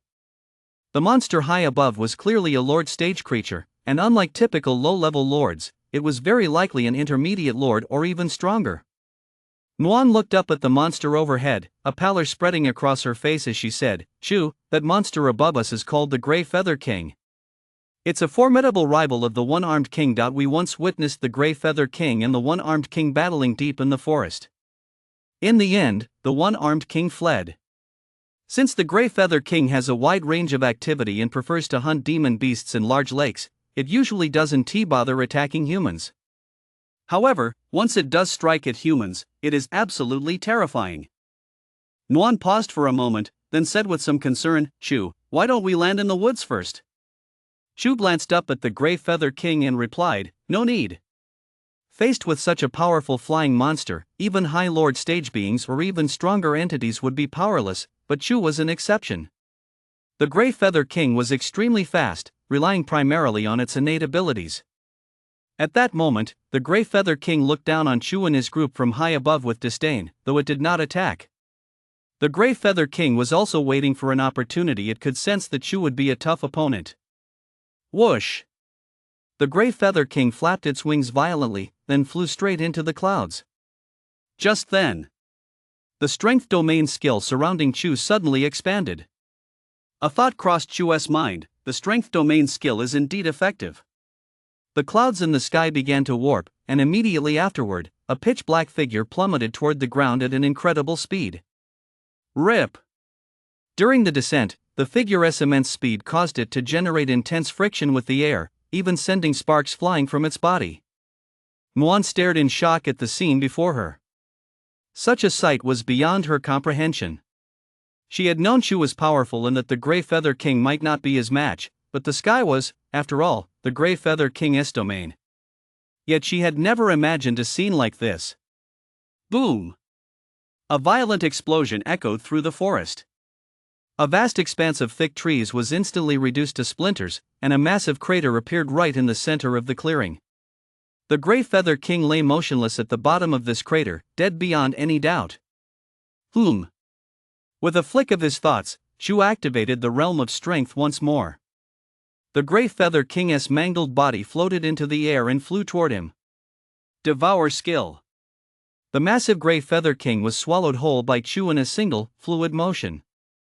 Muan, standing nearby, watched in utter shock. Ding! Strength plus 150. Ding! Dark Heaven Avatar plus 35 tons.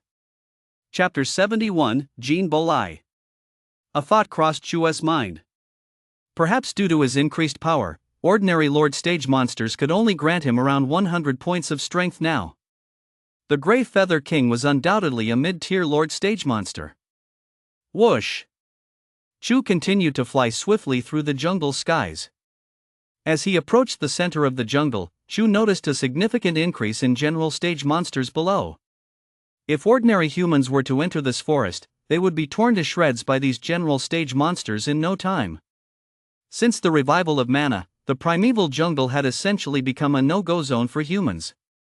At that moment, Muan looked down at the scene below, a hint of excitement flashing in her eyes, though she remained silent. A moment later, Muan spoke up, "Chu, the copper mine is just ahead. It used to be a deep pit, but after Mana's revival, it's become a nest for some monsters." No problem." After passing through another small patch of forest, a massive pit indeed appeared ahead. The pit was lush with greenery, with patches of grayish-white soil occasionally peeking through, confirming to Chu that this was indeed a copper mine. Thud! Chu, accompanied by Tiger 1, Tiger 2, and Muan, landed directly at the edge of the pit. Tiger 1 and Tiger 2 looked at the pit before them, their faces lighting up with excitement.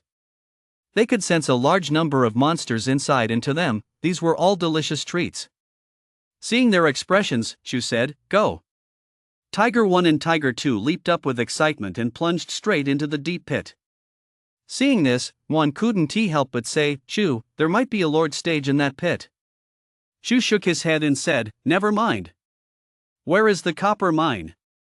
Juan carefully scanned the entire pit, finally fixing her gaze on a spot in the center and said, "Chu, I asked the person in charge of the copper mine, and he said it's right there." With that, Juan confidently pointed to a specific location. "All right." Chu made up his mind and immediately flew toward that spot with Juan in tow. Just as Chu flew to the very center of the pit. Squeak, squeak, squeak. A sharp cry suddenly rang out from the jungle. Crash! Immediately afterward, a massive monkey, 7 meters long, leaped out from beneath the trees, its right hand clutching a pitch-black club as it swung it toward Chu. General stage? It can even use weapons. It's far stronger than a typical general stage. It might even rival Tiger 1 and Tiger 2. The air around Chu began to ripple. Squeak, squeak, squeak. The monkey's speed increased, and as it reached above Chu, it swung the massive club with all its might. Boom! A violent explosion echoed through the air. The massive club in this general stage's hand instantly shattered into pieces. Immediately afterward, the monkey's arm also crumbled to dust. Whoosh! It then plummeted at breakneck speed to the bottom of the deep pit. Boom! Another massive explosion echoed, and a huge crater appeared at the bottom of the pit. Throughout the entire process, Chu didn't even bother to look up at the monkey after all, since it wasn't even at the Lord stage. Chu didn't even feel the urge to devour it. Nguyen, standing nearby, couldn't help but swallow hard at the sight. Her gaze fixed on the monkey on the ground, a hint of longing flickering in her eyes. Nguyen knew full well that the corpse of a general stage monkey-like monster, especially one with such formidable combat power, would fetch an astronomical price on the open market. The monster's bones could be used as raw materials combined with certain human alloys. They could be forged into grade A weapons. Furthermore, the monster's flesh and blood contained vast amounts of mana. For an ordinary martial artist, consuming it regularly would greatly aid their cultivation, especially when it came to a general stage monster like this. Chu, standing nearby, was unaware of Nguyen's thoughts. He knew that he was about to acquire all the materials needed for the first component of his 9-foot steel mace, and a flicker of excitement still stirred within him. After all, his 9-foot steel mace could expand or contract at will, and with the strength he now possessed in his golden armor state, a single swing of the mace could sink even a small island. This was Chu's expectation. Ever since acquiring the strength domain skill, Chu had felt incredibly powerful, even breaking free from some spatial constraints. Thud! Thud! Chu and Nguyen landed directly in the middle of the massive crater. Crash! Without a word, Chu used his strength domain skill to instantly clear away all the surrounding trees and vegetation. A faint glow emanated from the ground. Copper, just as I thought. Chu muttered. Crash! The strength domain skill acted like a polishing machine, scraping away the layer of soil covering the ground and exposing the copper buried beneath. There is certainly a lot of copper here, far more than 10,000 tons. Chu estimated in his mind. Devour skill. One after another, massive chunks of copper flew from the ground toward Chu. Ding, copper plus 500 tons. Ding, copper plus 1,000 tons. A moment later. Ding, copper, 10,000 tons. A thought struck Chu. He focused his consciousness on the weapon's imprint and discovered a large mass of golden liquid inside. After entering the weapon's imprint, the copper was immediately refined. However, unlike the hundreds of tons of steel he deprocessed before, this golden liquid seemed almost alive, constantly flowing within the imprint. Not bad, Chu said softly. Hearing those two words, a hint of joy flashed across Nguyen's face. Receiving Chu's praise meant a great deal to her. At the very least, she could be certain that Chu didn't dislike her. However, a hint of conflict also appeared on Nguyen's face. Her gaze kept drifting towards several golden flowers at the bottom of the deep pit. Even in the darkness, these flowers emitted faint golden light, clearly extraordinary at first glance. Nguyen felt a surge of excitement. She knew she had encountered a legendary spiritual herb, one that grew deep within the primeval forest. This spirit herb was called jinbealai, a name bestowed by the warrior guild. Once, a 5th-rank martial artist had accidentally ventured deep into the jungle and brought back a single jinbealai. He then consumed it directly, instantly breaking through to the 4th-rank true core realm, and his cultivation speed increased countless times over. He managed to cultivate a technique originally rated only D grade all the way to the 5th level. It must be noted that after the revival of mana, the highest tier for all cultivation techniques was only the 5th layer, which propelled him into the ranks of the strongest among the Huaxia humans. Relying on a perfected B-rank technique, the power of some of this 4th-rank true core martial artist's moves could already rival that of a 3rd-rank Void Sun. Moreover, this martial artist was currently cultivating an S-rank technique once mastered. It would be of immense benefit to all of Huaxia. Thinking of this, Juan spoke up for the first time. "Shu, I want to go down to the bottom to pick those few golden bolai." Chapter 72, Earth Dragon Beast. Golden bolai? One of the 9 great spiritual herbs of Huaxia? Chu's resonant voice rang in Nuan's ears. Nuan hurriedly replied, "Yes, Chu. Golden bolai is extremely important for martial artists." After speaking, Nuan looked at Chu nervously. In her heart, she knew it was already a rare privilege just to see such a precious item. She didn't dare hope to obtain it, as these spiritual herbs were usually guarded by powerful beasts. However, with Chu here now, she hoped he could secure the golden bolai. Chu couldn't help but look toward the golden bolai at the bottom of the deep pit. Just then, crash! Crash! The jungle at the bottom of the deep pit began to shake violently. Roar! Roar! The furious roars of Tiger 1 and Tiger 2 echoed up from the depths of the pit. Chu's heart skipped a beat. Have Tiger 1 and Tiger 2 encountered an opponent at the bottom of the pit? This copper mine, deep within the primeval jungle, had become a lair for many monsters. Given the commotion Tiger 1 and Tiger 2 were causing, Chu surmised they must have encountered Lord Stage. Ripping! A chilling sound echoed from the bottom of the pit, and a massive figure suddenly burst out of the dense forest, accompanied by Tiger 1 and Tiger 2. Awah! Roar! Tiger 1 and Tiger 2 were locked in a standoff with this massive monster. Meanwhile, Nuan, who was at the midpoint of the copper mine, couldn't help but gasp at the sight. An earth dragon! An earth dragon has actually appeared here! An earth dragon? A look of confusion flashed across Chu's face. Nuan hurried to explain, "The monster before us looks exactly like the earth dragon beasts in the top 10 of the rankings, only it's a size smaller." Hearing this, Chu couldn't help but look at the earth dragon beast. A monster worthy of being called a dragon must be incredibly powerful. And this monster also had a single horn on its head. Tiger 1 and Tiger 2 now measured 11 meters in length, undoubtedly placing them at the general stage. Meanwhile, this monster's 4 sturdy legs were planted firmly on the ground, covered in jet black scales, and its body length had reached a staggering 20 meters. Without a doubt, this monster was at the Lord Stage. Nuan looked down at the earth dragon beast and said, "Chu, the earth dragon beast is incredibly powerful.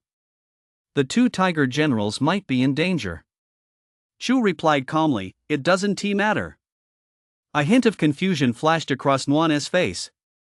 Did Chu not care about the fate of the 2 tiger generals?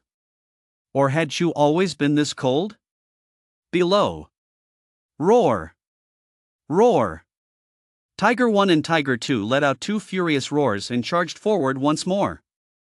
The earth dragon's eyes flashed with a cold glint as it charged back. Thud! Boom! 2 thunderous collisions echoed through the air. Tiger 1 and Tiger 2 were sent flying dozens of meters away, while the earth dragon didn't retreat an inch. Clatter! Tiger 1 and Tiger 2 immediately scrambled to their feet from the jungle undergrowth, their gazes toward the earth dragon now tinged with a hint of fear. Nuan, watching from above, was stunned by the scene. She had never imagined that a general stage could withstand a full-force collision from a lord stage and get back up as if nothing had happened. What kind of monsters were these 2 tigers? Nuan couldn't help but glance at Chu with a sense of awe. She hadn't expected the 2 general stage beasts under Chu's command to be this powerful as well. Tiger 1 and Tiger 2 were not willing to accept defeat. Rustle! They charged forward again, cutting through the dense jungle. Boom! The sound of a violent collision echoed through the jungle once more. Tiger 1 and Tiger 2 were constantly on the defensive against the Earth Dragon, but thanks to their formidable defenses, they managed to block every attack for the time being. Meanwhile, the Earth Dragon grew increasingly alarmed as the battle raged on, and a faint, scorching glow began to emanate from the single horn on its forehead. Whoosh!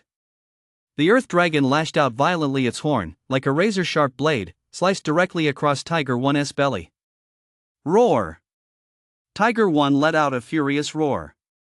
Most of the fur on its belly had been scorched away by the Earth Dragon, exposing a streak of bright red flesh. The Earth Dragon's horn was astonishingly powerful. Tiger 1 and Tiger 2 had already sustained injuries. Though they were still minor, if they accumulated, even their defenses would eventually fail. Seeing this scene, thump, thump, thump. Chu took a few light steps forward. An invisible wave suddenly swept across the entire bottom of the deep pit. The Earth Dragon struggled to lift its head and looked up at Chu, who was standing halfway up the copper pit. A hint of tension flickered in its icy gaze.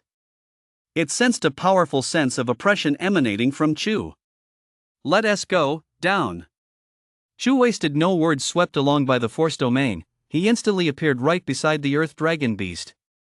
This newly discovered Earth Dragon beast was also capable of ranking within the top 50 on the Huaxia monster list, a list now entirely comprised of Lord Stage monsters. Ryup! The Earth Dragon beast stared at Chu with difficulty, emitting a faint warning sound from its mouth. Die! A thought flashed through Chu's mind. His Force domain spun like a millstone, cleanly severing the Earth Dragon beast's head from its body. Tiger 1 and Tiger 2, dragging their lightly wounded bodies, approached Chu and glanced at the Earth Dragon beast on the ground with a hint of smugness. Chu scolded them, "Your attacks are too weak. You've been fighting for ages and still couldn't break through its defenses, and this monster managed to do it. You need to practice your claws and teeth more." Roar! Roar!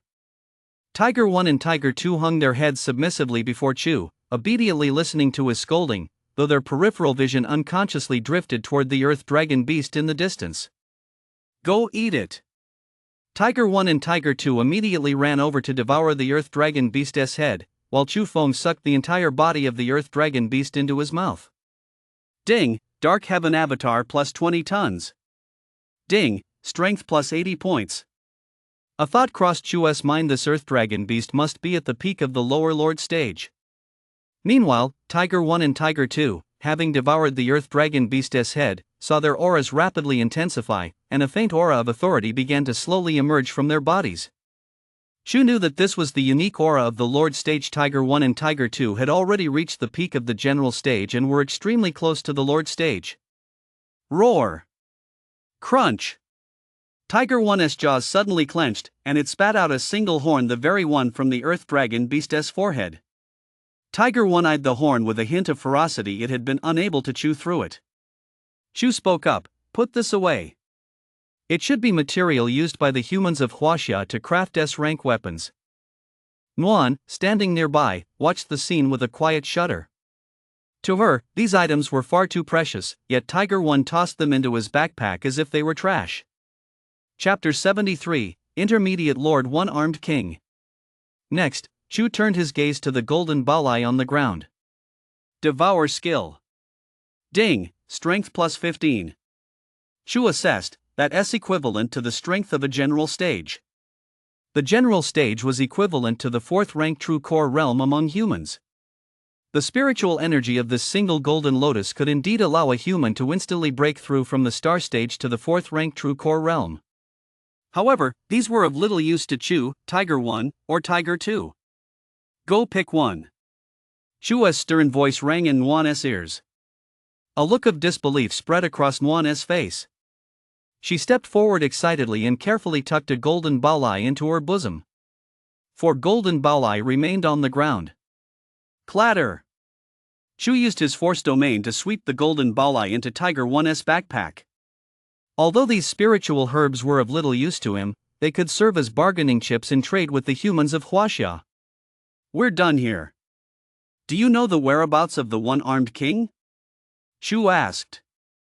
A hint of tension flashed across Nuana's face as she replied, reporting to you, Chu, the one-armed king used to live in this jungle, but he hasn't been seen recently.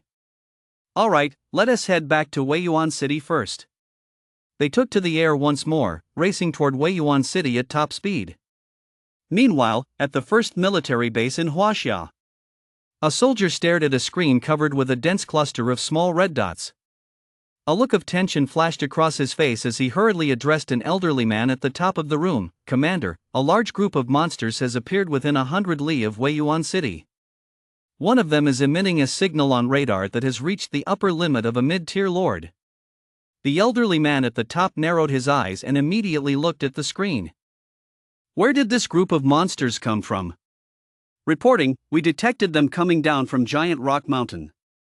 There have always been 2 Lord Stage Ape-like monsters there, so it's been off limits to humans. We didn't expect them to suddenly charge down from the mountain. I recall those 2 monsters were only at the lower Lord stage. Report, radar is detecting spiritual energy fluctuations from 2 lower Lord stage monsters. The elder's expression grew grave. The situation seemed to be becoming clearer. Those 2 lower Lord stage monsters must be the ones from Giant Rock Mountain, but which one was the most powerful, that exceptionally strong mid-Lord stage monster? Notify Weiyuan City immediately and have them begin defensive preparations.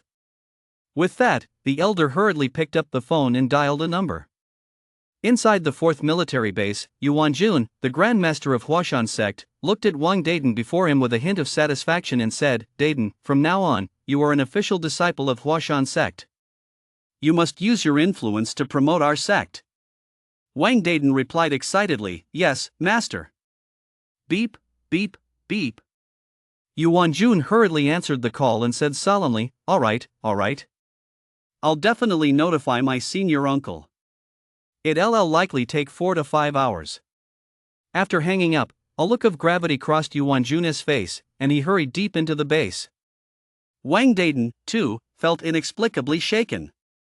The headmaster's senior uncle was the true patriarch of the Huashan sect, a practitioner of the S-rank martial art, the Duga 9 Swords. Whatever had happened must be serious enough to have alarmed him. In the heart of Weiyuan City, Zhou and a group of martial artists watched the red dots on the screen with bated breath, especially the monster at the very front, which was emitting an intense red glow. Zhou spoke solemnly, The commander may not know what this monster is, but we people of Weiyuan City know it all too well. Zhou paused, then said in a low voice, The one-armed king has returned. The martial artists below immediately erupted into a frenzy. That one-armed king is truly cunning. We haven't seen him in so long, it turns out he was out looking for reinforcements. It's clear the one-armed king's target isn't just Weiyuan City, he is even planning retaliation against the military base. I heard that the patriarch of the Huashan sect once engaged in a fierce battle with the one-armed king in the jungle for a full day and night while en route to reinforce the coastal base. That's why the one-armed king hasn't attacked Weiyuan City all this time. I never expected him to become so cunning now. The group discussed the matter, each adding their own thoughts. Zhou spoke slowly, Everyone, let us prepare our defenses. Facing the one-armed king, we must be ready to burn our boats. A solemn, resolute expression crossed the faces of the many martial artists. They all knew what this meant. One of the star stage martial artists looked particularly worried, murmuring to himself, My daughter went deep into the jungle with Chu to retrieve copper ore. I wonder how she is doing now. The one-armed king is advancing fiercely. I hope she'll return a little later. In the war room, everyone fell silent. Zhou turned to his secretary and said, Go evacuate the people immediately. Tell them to head to the back of the city. The secretary's face betrayed a hint of urgency as he replied, Mayor, didn't the military base send the patriarch of the Huashan sect to provide support? Once ordinary residents leave the city, their chances of survival are very slim. Zhou sighed softly and said, It's too late. With so many general stage monsters and 3 lord stage monsters, if they don't run now, it'll be too late. A look of sorrow crossed the secretary's face as he hurried out to begin evacuating the residents. Meanwhile, the situation in Weiyuan City was causing a huge stir across the internet in China. Upon seeing the news, many netizens were horrified. What? Weiyuan City is going to be wiped out? These monsters are so brazen. Bro, I just heard that 3 Lord Stage monsters are heading to Weiyuan City, and one of them is even a mid-tier Lord Stage. Even an ordinary base city couldn't withstand that kind of power, let alone Weiyuan City.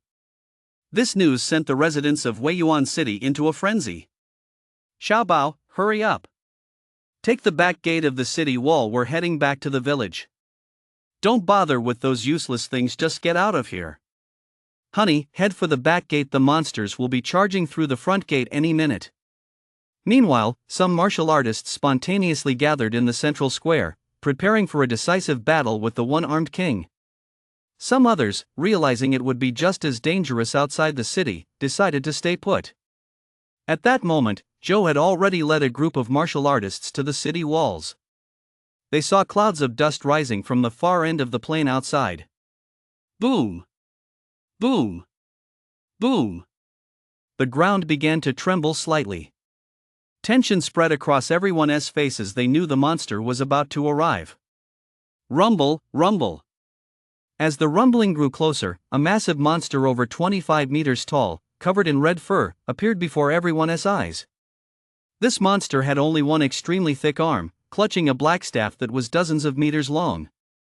Chapter 74, The 9 Swords of Dugu. Ripping. The one-armed king's pitch-black staff struck the ground, sending sparks flying. Behind the one-armed king loomed a vast horde of monsters. Among them, 2 ape-like creatures, one black, one white, stood out most prominently. Both monsters stood around 20 meters tall, and the aura they exuded sent a wave of terror through the crowd on the city walls. On the city walls. A martial artist spoke up, "It's over. Just as I feared, it's the 2 Lord Stage powerhouses from Giant Rock Mountain. This time, Weiyuan City truly has no escape." Despair spread across the faces of the many martial artists. They couldn't even hold off one-armed king on their own, let alone face 2 additional Lord Stage powerhouses. Even if the Huashan Patriarch, who had cultivated the S-rank martial art Duga 9 Swords, came to their aid, no one would be able to handle the other 2 lower-tier lords. Unless the entire Huashan sect stationed at the 4th military base came to their aid, Weiyuan City would have no chance of survival. However, that was simply impossible. The 4th military base was also facing the endless ocean. Watching the one-armed king draw ever closer, Zhou spoke up, "Here he comes. Everyone, get ready." A group of martial artists on the city walls stood poised and ready, while a look of contempt spread across the one-armed king's face. Just as the one-armed king was less than 50 meters from the city gate. Whoosh! An invisible current of air suddenly surged through the heavens and earth. Immediately afterward, a pitch-black staff, carrying an unparalleled sense of oppression, struck the city wall. Boom! Rumble! The one-armed king's strike was immensely powerful, directly blasting a massive gaping hole in the city wall and, in the process, killing over a dozen martial artists from the lower 3 realms. Seeing this, Zhou shouted, "Attack!" At the same time, inside the 1st military base, the old man stared at the large screen before him and asked, "Has the battle between Weiyuan City and one-armed king begun?" An aide standing beside him replied, "Commander, radar shows that one-armed king has reached the city walls of Weiyuan City. The battle should be raging right now." The old man let out a soft sigh and said, "What a pity." Master Feng of the Huashan sect was still a step too late. Weiyuan City is doomed. Meanwhile, on the Chinese internet, some clips of the battle had begun circulating. However, these clips were all disjointed and fragmented, leaving everyone's curiosity at a fever pitch. Some netizens couldn't help but discuss the situation. What's really going on in Weiyuan City? They must be fighting the monsters right now. Too bad we can't see it. The battle in Weiyuan City must be incredibly fierce. After all, there are 3 Lord Stage monsters. Suddenly, amidst the chaotic online footage, viewers spotted an account streaming live. A massive wave of netizens flooded into the live stream instantly. What? This fast?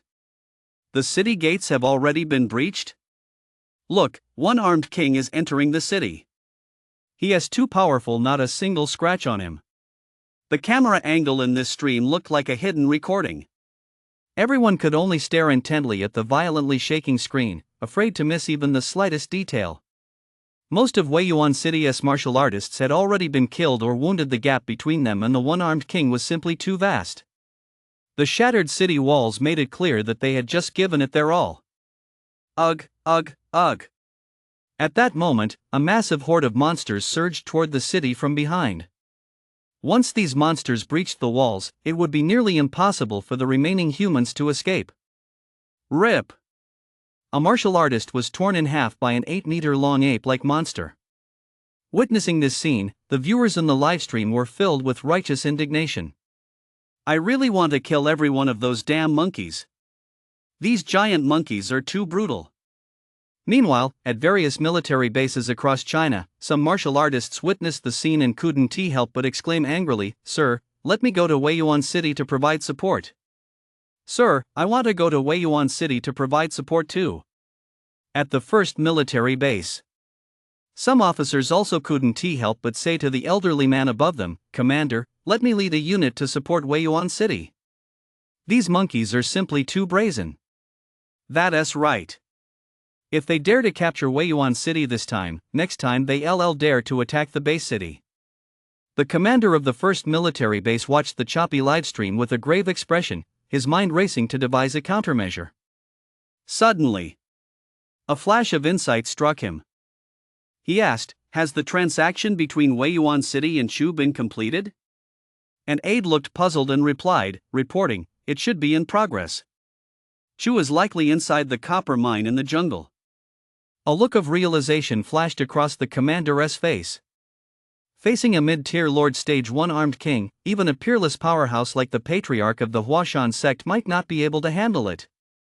But the commander knew there was one being who could absolutely defeat the one-armed king and even resolve the crisis facing all of Wei Yuan City, and that was Chu. He still remembered the shock he felt when he first heard that Chu could fly. Since the revival of mana, the people of Huaxia had even encountered beings suspected of being at the king stage, but without exception, none of them could fly through the air. In the eyes of this elderly man, Chu had now become synonymous with mystery and power. His gaze was fixed intently on the screen, not daring to miss a single detail. At the same time, high above the primeval forest, Chu, accompanied by Tiger 1, Tiger 2, and Muan, was speeding through the jungle. Whoosh, whoosh, whoosh. The wind whistled past them, and the jungle ahead grew increasingly sparse. A clear look of excitement flashed across Muan's face. Obtaining a spiritual herb like Jean Bo Lai was a massive windfall for her. With the golden Bo Lai, she could easily gain admission into one of Huaxia's top major sects. Rustle, rustle.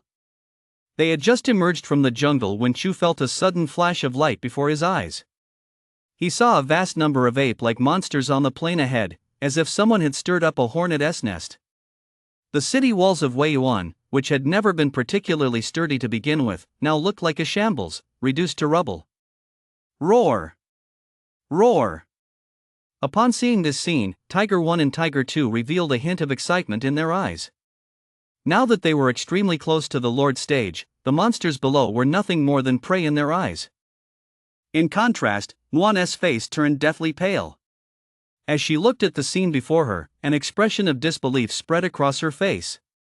Watching the monsters still rampaging below, Muan tremblingly pulled the golden baolai from her bosom and spoke humbly to Chu. "Esteemed Chu, I offer you this golden baolai and beg you to intervene and save the people of Wei Yuan City." Chapter 75, Avoiding the Crisis. Chu cast a cold glance at Muan, and his harsh voice rang in her ears. "Put it away." Muan's face instantly turned deathly pale, drained of all color. Roar! Roar!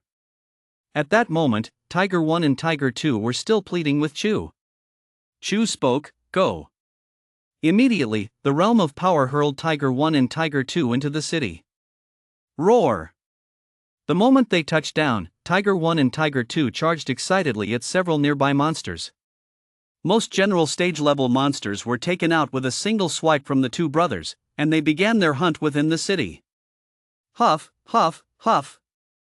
Then, Chu carried Nguyen right through the city walls, arriving in the city center. At that moment, the one-armed king was wreaking havoc throughout the city. Crash! With a single sweep of his long staff, the one-armed king sent a wave of buildings crashing to the ground. But when they saw Chu standing high in the air, the one-armed king abruptly stopped swinging his right arm. He looked at Chu, and in his blood-red eyes, a rare flicker of apprehension appeared. Growling, the one-armed king pounded its chest with its right arm, glaring at Chu in warning. Its immense strength sent dust swirling through the air. Chu merely cast a cold glance at the one-armed king, thinking to himself, it's truly a case of searching high and low in vain, only to find it effortlessly. This one-armed king weighs at least 50 tons. It's exceptionally powerful even among mid-tier lord stage beings. At that moment, the Huaxia livestream was still sputtering on and off. Suddenly, they saw two massive tigers flash across the screen. All the viewers couldn't help but erupt in excitement. Why do those two tigers look so familiar? Aren't those Chu's tiger generals? It really is.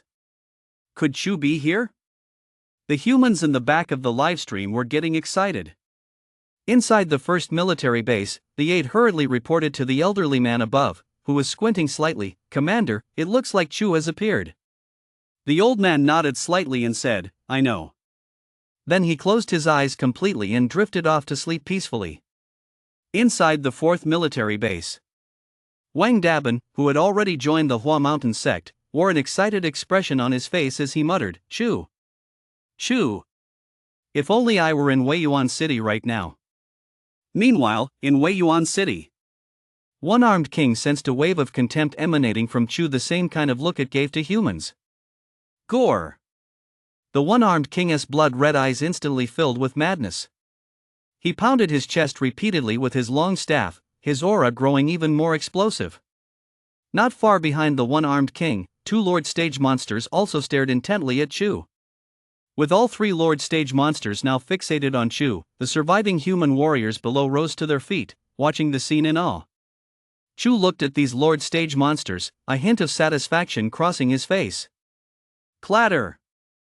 At that moment, fine red lines appeared on one-armed king's body, as if molten lava were flowing over him. Boom! Boom! Boom! The one-armed king knocked over the surrounding buildings and charged furiously toward Chu. Chu cast a cold glance at the one-armed king. An invisible force of strength surged through the air. Strength domain skill. Crack! Instantly, the one-armed king felt a crushing pressure bearing down on him like a mountain. The two lord stage beings behind him were instantly slammed to the ground by this force. Crunch! The one-armed king thrust his single arm upward, attempting to lift the weight of this force. However, the force instantly multiplied countless times over. Crack, crack! Every bone in the one-armed king's body snapped one by one, until his entire body was completely crushed into the ground. The domain of strength was a domain stage-level force, even more powerful than a typical king stage. Awah! The one-armed king let out a piercing howl, his blood-red eyes fading in intensity. Awah! Roar! Meanwhile, Tiger 1 and Tiger 2 were still rampaging through the city, hunting down other monsters. The remaining monsters were no match for them, and most were wiped out in the blink of an eye. Looking at the three lord stage corpses lying on the ground. Devour skill. Chu swallowed all three lord stage corpses whole. Ding, weight plus 55 tons. Ding, strength plus 200 points. Ding, weight plus 20 tons. Ding, strength plus 90 points. System, my current stats. Ding. Chu. Species, golden armor boar. Strength, 750-100,000. Dark Heaven Avatar, 270-100,000. Skills, Strength Domain Skill, Golden Armor Skill, Devour Skill, Glazed Fire Breath Skill. Looking at his stats, Chu couldn't help but reflect on the long road ahead. At that moment, in the live stream chat in China, all the viewers were excitedly flooding the screen with comments. The crisis in Weiyuan City has been averted. The crisis in Weiyuan City has been averted. Shu is so badass. Chu glanced down at the city below and saw the remaining monsters scattering in all directions. Meanwhile, Tiger 1 and Tiger 2 were chasing after several high-level general stage monsters, tearing into them. Roar! Tiger 1 and Tiger 2 devoured a few more general stage monsters, though the change in their auras was barely noticeable. Let us go. It's time to head to the 10th base city, Chu commanded. Roar! Roar! A hint of excitement flashed across Tiger 1 and Tiger 2's faces before they were swept into the air by Chu's spirit domain of power. Whoosh, whoosh, whoosh. A gentle breeze swept by, and in the blink of an eye, Chu had vanished from everyone's sight. Yet, as the humans watched his retreating figure, they still felt a sense of lingering anticipation. At that moment, on an open field outside the 10th base city, the commander of the 10th military base asked, "Have all 10,000 tons of steel and iron been prepared? Not a single gram is missing, right?" A martial artist standing nearby replied, "Sir, it's all here." Good. The commander of the 10th military base and the martial artists gathered their gaze at the distant sky, their eyes gleaming with anticipation. They, too, wanted to see with their own eyes just how powerful the legendary Chu truly was. Outside Weiyuan City, an elderly man landed on the city wall with blinding speed. As he surveyed the ruins within the city, a look of gravity crossed his eyes. The aura emanating from this old man was extremely sharp. Though he merely stood there, he exuded a presence no less imposing than that of a lord stage cultivator. Upon seeing the old man, Juan approached cautiously and asked, "May I ask if you are the patriarch of the Hua Mountain sect?" The old man glanced at Nguyen and smiled faintly. "Young lady, what has happened here? Where is the one-armed king?" Nguyen hurriedly recounted the recent events to the old man, and a look of astonishment gradually spread across his face. Just then, beep, beep, beep. The old man's phone rang, and Yujuan's voice came through. "Uncle Master, I apologize for disturbing you, but the beast tide is coming. Return immediately." Chapter 76, The 15 Great S-Rank Techniques. Feng Qingyun, the Grand Elder of the Hua Mountain sect, wore a grave expression. The term beast tide carried far too much weight. While the one-armed king could only threaten the safety of a few base cities, a beast tide could endanger the entire nation of Huaxia. Feng Qingyun released his mana, preparing to leave. Suddenly, he sensed a peculiar mana fluctuation emanating from the woman before him. Feng Qingyun couldn't help but look at Nguyen and said, "Young lady, there is a peculiar mana fluctuation emanating from you. I'm afraid I'm being a bit presumptuous, but could you tell me what it is?" Nguyen's heart tightened. After returning from the copper mine, she had discovered that her father had already fallen at the hands of the one-armed king. Virtually all the third-rank martial artists in the city had perished at his hands. And the golden bao lai in her arms could naturally never reach her father's hands. Thinking of this, Nguyen suppressed the grief in her heart. She looked at the elderly man before her, whose aura was immense, and a look of hesitation crossed her face. "Ah!" Finally, she sighed softly and took the golden bao lai from her bosom. A golden flower swayed in the breeze, and Feng Qingyun's face betrayed a look of surprise. As one of Huaxia's most elite warriors, he naturally knew of the golden lotus and understood its value. What he hadn't expected was that a mere 7th-rank Steel Bone Realm cultivator from Weiyuan City could produce a golden lotus. Feng Qingyun asked, "How did you obtain this golden lotus?" Nguyen replied slowly, "Shu gave it to me." "Shu?" A pensive look crossed Feng Qingyun's face. He had once witnessed Chu's battle against the Silver Crown King and could clearly sense Chu's immense power even across all of Huaxia, or even in the depths of the ocean. There were few monsters as powerful as that. "Would you be willing to join the Huashan sect?" Nguyen's face betrayed a look of surprise. She hadn't expected the patriarch of Huashan to invite her to join the sect. Since the revival of mana, the 5 most powerful sects in Huaxia were universally recognized as Shaolin, Wutai Mountain, Ame, Huashan, and Wudong. These 5 great sects had become the backbone of Huaxia following the revival of mana, and only true geniuses were capable of joining them. Nguyen's heart skipped a beat. Could it be that he has his eye on my golden treasure? Her eyes darkened. If a figure of the patriarch's stature had set his sights on her golden treasure, there was nothing she could do about it. She might as well use this opportunity to join the Hua Mountain sect. With that in mind, Nuan spoke up, "I am willing to join the Hua Mountain sect." As she spoke, she raised the golden treasure with both hands, intending to present it to Feng Qingyun. Seeing Nuan's gesture, Feng Qingyun smiled faintly. He knew she had misunderstood him. "Take the golden treasure now. I'll guard you." "Ancestor." "You?" "Although the golden treasure is extraordinary, it offers me no benefit. This Chinese spiritual herb is useless for cultivating S-rank techniques, and the mana within it is equivalent to the total mana of a 4th-rank true core cultivator at best." Nuan's face flushed red. She knew she had misunderstood Feng Qingyun. An ancestor of a top-tier Huaxia sect would indeed look down on the golden treasure lily. Even ordinary Lord stage cultivators were not taken seriously by the Huashan sect's ancestor.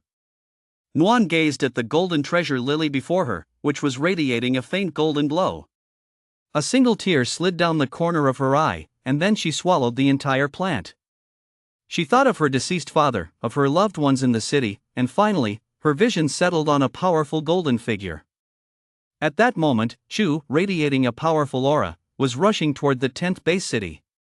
Tiger 1 and Tiger 2, enveloped by Chu's realm of power, were leisurely gliding through the sky. With a mere thought, Chu's phone flew out of Tiger 2's backpack and appeared before him.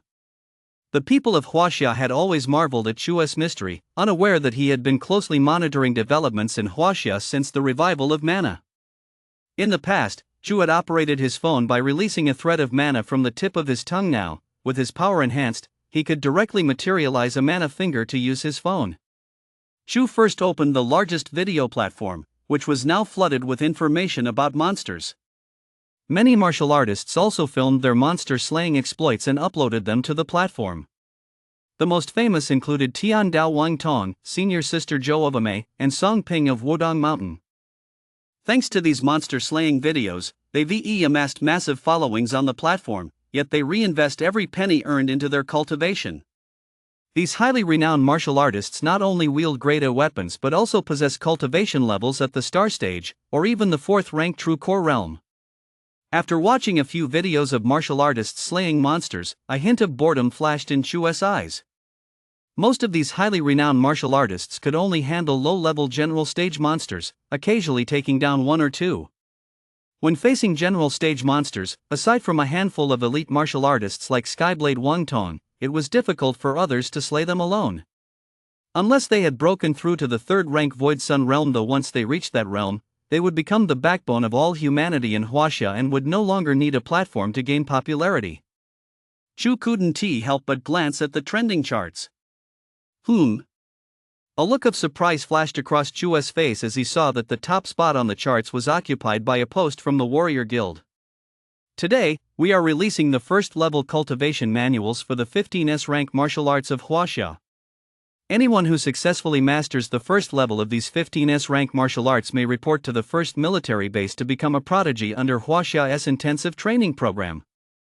The 15S rank martial arts of Huaxia are as follows: the 5 great sword styles, Ame sword style, Bodhidharma sword style, Tai Chi sword style, Duga 9 swords, and 5 elements sword formation, the 5 major fist and palm techniques, Tai Chi fist, brightness fist, for symbols palm, 5 elements fist, and Xingyi fist. The 5 major internal cultivation techniques, tendon altering technique, divine illumination cultivation, purple mist divine cultivation, diamond cultivation, and Zhou Tian cultivation. Following these martial arts were the cultivation manuals for their first levels. Upon seeing this announcement, a hint of surprise flashed in Chu's eyes. The Huaxia leadership is truly wise. S-rank techniques are extremely difficult to master, but once mastered, their power is immense. Even the most gifted disciples of various sects find it extremely difficult to achieve success. However, there are still some prodigies among the people of Huaxia. Perhaps one of them will find a perfect match with one of these techniques. The post was immediately pinned to the top of the platform, and everyone was engaged in a heated discussion below. Ever since I was a kid, I felt like I'm a once-in-a-lifetime cultivation prodigy. I've decided to practice the tendon altering technique and join the Shaolin Temple. Give me a break. There are 50,000 people in our city practicing the tendon altering technique, and not a single one has succeeded yet. Everyone knows the 5 great internal arts are the most powerful and the hardest to master. I'm going to practice Xingyi Quan to become a martial arts master and punch a little monster to smithereens with a single blow. As everyone was discussing wildly, the popularity of a particular post suddenly skyrocketed, and in no time, it had surged to 5th place on the entire platform. It read, "Master Ma has already mastered the first level of Xingyi Quan. His self-created lightning 5-strike whip is immensely powerful and complements Xingyi Quan perfectly." Chapter 77, Panic at the 10th Military Base. This news caused quite a stir online. Many netizens were discussing it fervently. "I've been saying Master Ma is amazing for a long time, do you believe me now? I'm sure Master Ma will become a leading figure in China before long." Upon seeing this news, Chu felt a slight stir in his heart. Xingyi Quan is an S-rank martial art, yet Master Ma has managed to create the lightning 5-strike whip, which complements it perfectly. He is truly a prodigy in the martial arts world. Suddenly, whoosh, whoosh, whoosh. A faint, damp sea breeze blew in from the distance. Looking up at the sky, Chu saw an endless coastline appearing on the horizon. A flicker of emotion crossed Chu's face. That was the true battlefield of all of China, and the 100,000 tons of Lord Stage flesh and blood he needed were also there. Inside the 10th base city, Star Stage cultivators, 4th-rank True Core Realm practitioners, and even 3rd-rank Void Sun Realm cultivators who rarely appeared in public would occasionally walk up to the city walls to gaze into the distant sky. Some ordinary martial artists and soldiers, witnessing this scene, couldn't help but whisper among themselves. Even the elders of the base city have come out several times, and the prodigies from those sects are popping out every so often. This Chu sure knows how to make a grand show. Don't talk nonsense. Who in all of Huaxia doesn't know how powerful the Chu clan is? Have you forgotten Chu Yaoyao from Amei? Or Nuan from Huashan? As long as you can tie yourself to the Chu clan in even the slightest way, you're set for life. That's right. I never expected Nuan to suddenly be taken in as a disciple by the patriarch of Huashan. And that Chu Yaoyao, if I could join Wudong Mountain, I'd even be willing to be Chua's son. Forget it. Get in line. A group of martial artists stared intently at the 10,000 tons of steel and 10,000 tons of iron ahead. To them, these materials were more important than the corpse of a general stage cultivator. Meanwhile, in the hall of the 10th military base, a group of martial artists with powerful auras sat inside. A middle-aged man at the head of the table spoke up. "What level is the beast tide attacking the 4th military base?" A young officer replied, "Sir, it's a level 3 beast tide, though it's south extremely close to level 2. The Wind Patriarch of the Hua Mountains sect is on his way back, he should have no trouble holding them off." Another martial artist with a powerful aura added, "Thank goodness the 4th military base is guarded by the Hua Mountains sect, otherwise, other bases might not have been able to withstand it." Indeed, the beast tides have been growing more frequent lately. The monsters in the ocean seem to have become increasingly violent. I hear Zhao from the Martial Artists Association has already gone out to the ocean to investigate. We might know the specifics in a few days. Let us take care of Chu's matter first, this is equally important. Everyone nodded. Their most urgent task at the moment was to welcome Chu's power was undeniable. Meanwhile, it wasn't long before Chu spotted a military base perched on the cliffs along the coast. The base was shrouded in a deep inky blackness, densely packed with large-caliber heavy artillery and laser cannons that glinted silver. The entire base resembled a steel fortress guarding the coastline. Only a base of this caliber could withstand the relentless attacks of the sea monsters. The value of such a military base was incalculable. Since the revival of mana, China had already lost 4 such military bases, and the remaining 20 were now in grave danger. This was not the 10th military base, but the 9th. Just as Chu's figure appeared above the military base. Beep, beep, beep, beep, beep, beep. A piercing alarm blared throughout the military base. A large group of human martial artists quickly assembled on the city walls, while in the operations hall, the base's high command stared intently at a small, dark red dot on the screen. Report. We cannot detect any readings from this monster. Report, the magnetic field of the entire military base is being disrupted. Should we enter combat readiness? Report, all sect leaders have been notified. At the very front of the group, a middle-aged man stared intently at the screen, a look of conflicted resolve in his eyes. He said gravely, "Wait a little longer."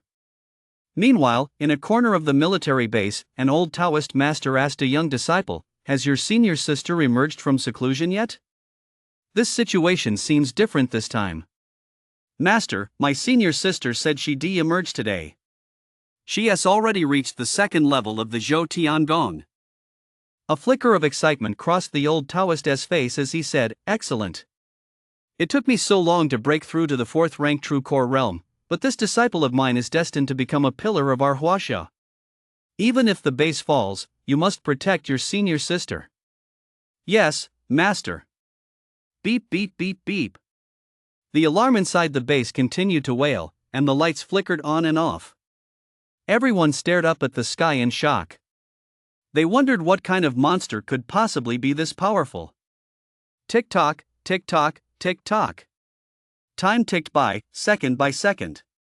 Suddenly, the alarms at the 9th military base fell silent. Everyone felt a sense of relief at having narrowly escaped disaster, while in the operations hall, a group of powerful martial artists wore expressions of deep relief mixed with lingering fear. One of them, a martial artist with graying eyebrows, spoke up, "What kind of monster is this? Just passing through the sky was enough to disrupt the magnetic field of our entire military base." The other martial artists' expressions grew grave. One middle-aged martial artist spoke up, "Everyone, I have a theory." "What do you mean?" "Chu is heading to the 10th military base and he'll be passing right through here." Whoa! The operations hall was filled with heavy breathing. It became so quiet you could hear a pin drop. Chu had no idea that his passage through the 9th military base had caused such a massive disturbance. It was all an unintended consequence of his strength domain. The strength domain had 10 tiers in total. Although Chu currently mastered only the first tier of the strength domain skill, there were almost no monsters capable of withstanding it. Perhaps there were some in the ocean, but Chu hadn't encountered any yet. At that moment, at the far end of Chua's field of vision, another pitch-black military fortress appeared. This military base also commanded a stretch of sea, and atop its impregnable walls, a large number of martial artists stood waiting in silence. Whoosh! When they spotted a golden figure in the distant sky, excitement flashed across their faces in unison. Some of the younger martial artists couldn't help but take several steps forward. Their admiration for Chu grew even stronger. Chua's speed was extraordinary. In the blink of an eye, he went from a tiny golden speck on the horizon to right before their eyes. He saw the dense piles of steel and iron stacked outside the 10th military base. Thud! Chu landed directly on the ground. Chapter 78, Een emerges from seclusion. Boom! The ground shook. The moment Chu touched down, he had already captured everyone's attention. The walls of the 10th base were lined with martial artists, who stared at Chu with a mix of curiosity and fear. Awa! Roar! Tiger 1 and Tiger 2 let out a furious roar at all the humans on the walls. They found the humans' gazes rather irritating. Many third-rank martial artists on the walls cast wary glances at Tiger 1 and Tiger 2. They sensed a heavy sense of oppression emanating from those roars. One martial artist whispered, "Are these the Tiger generals under Chua's command? They feel just as terrifying as the Lord stage beings in the ocean." Another martial artist said, "These Tiger generals have fought many Lord stage beings. I'd say they're already on par with most Lord stage beings." Chu paid no heed to the multitude of warriors on the city walls. Devour skill. Huge chunks of steel and iron on the plain were all sucked into Chua's mouth. Clang! Before the 10th military base, a gale swirled, and mana fluctuated violently.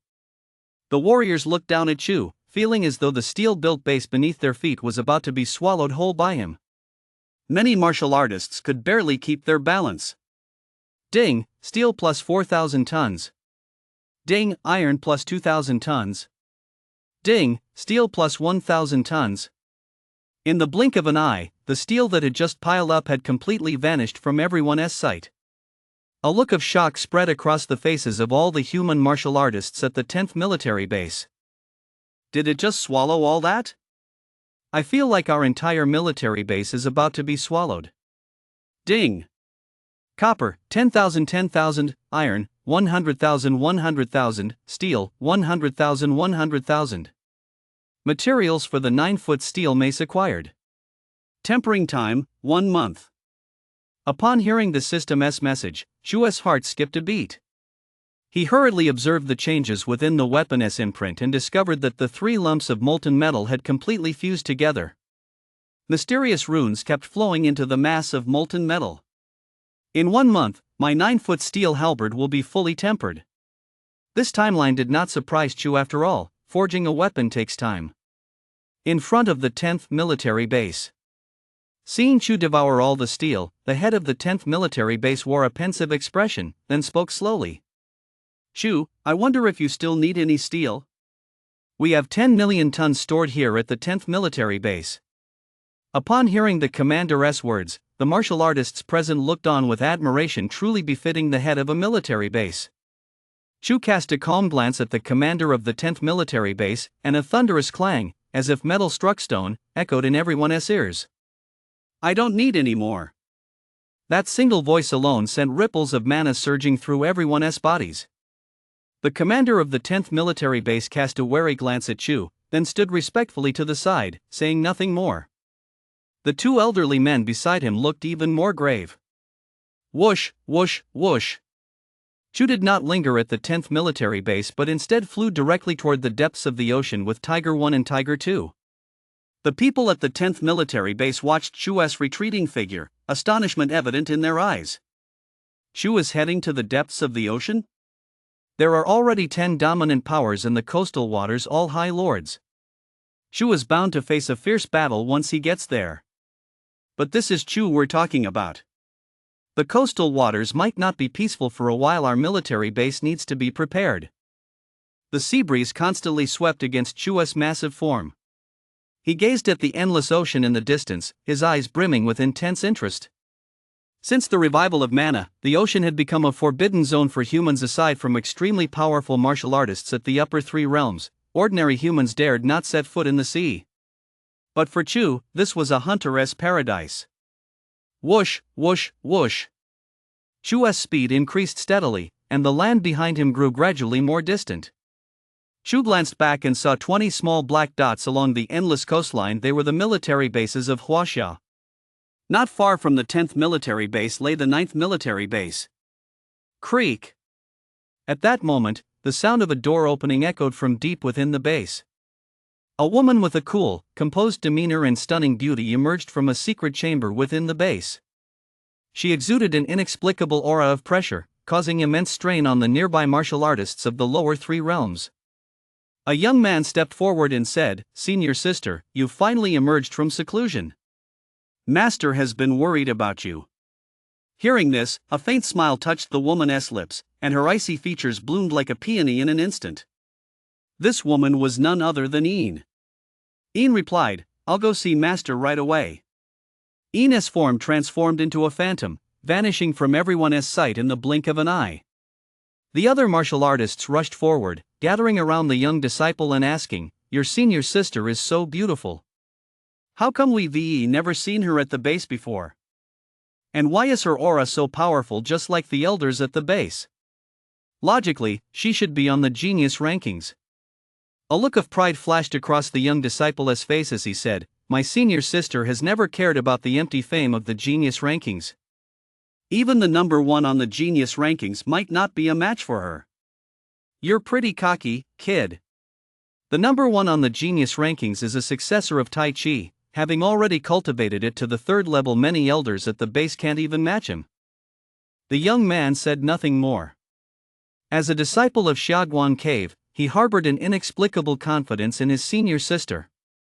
In a hall at the 9th military base, Taoist Feiyan looked at Een with a satisfied expression and said, "Excellent, excellent. Recently, major sects like Huashan and Ma have admitted some disciples touted as geniuses, but they still fall short of you."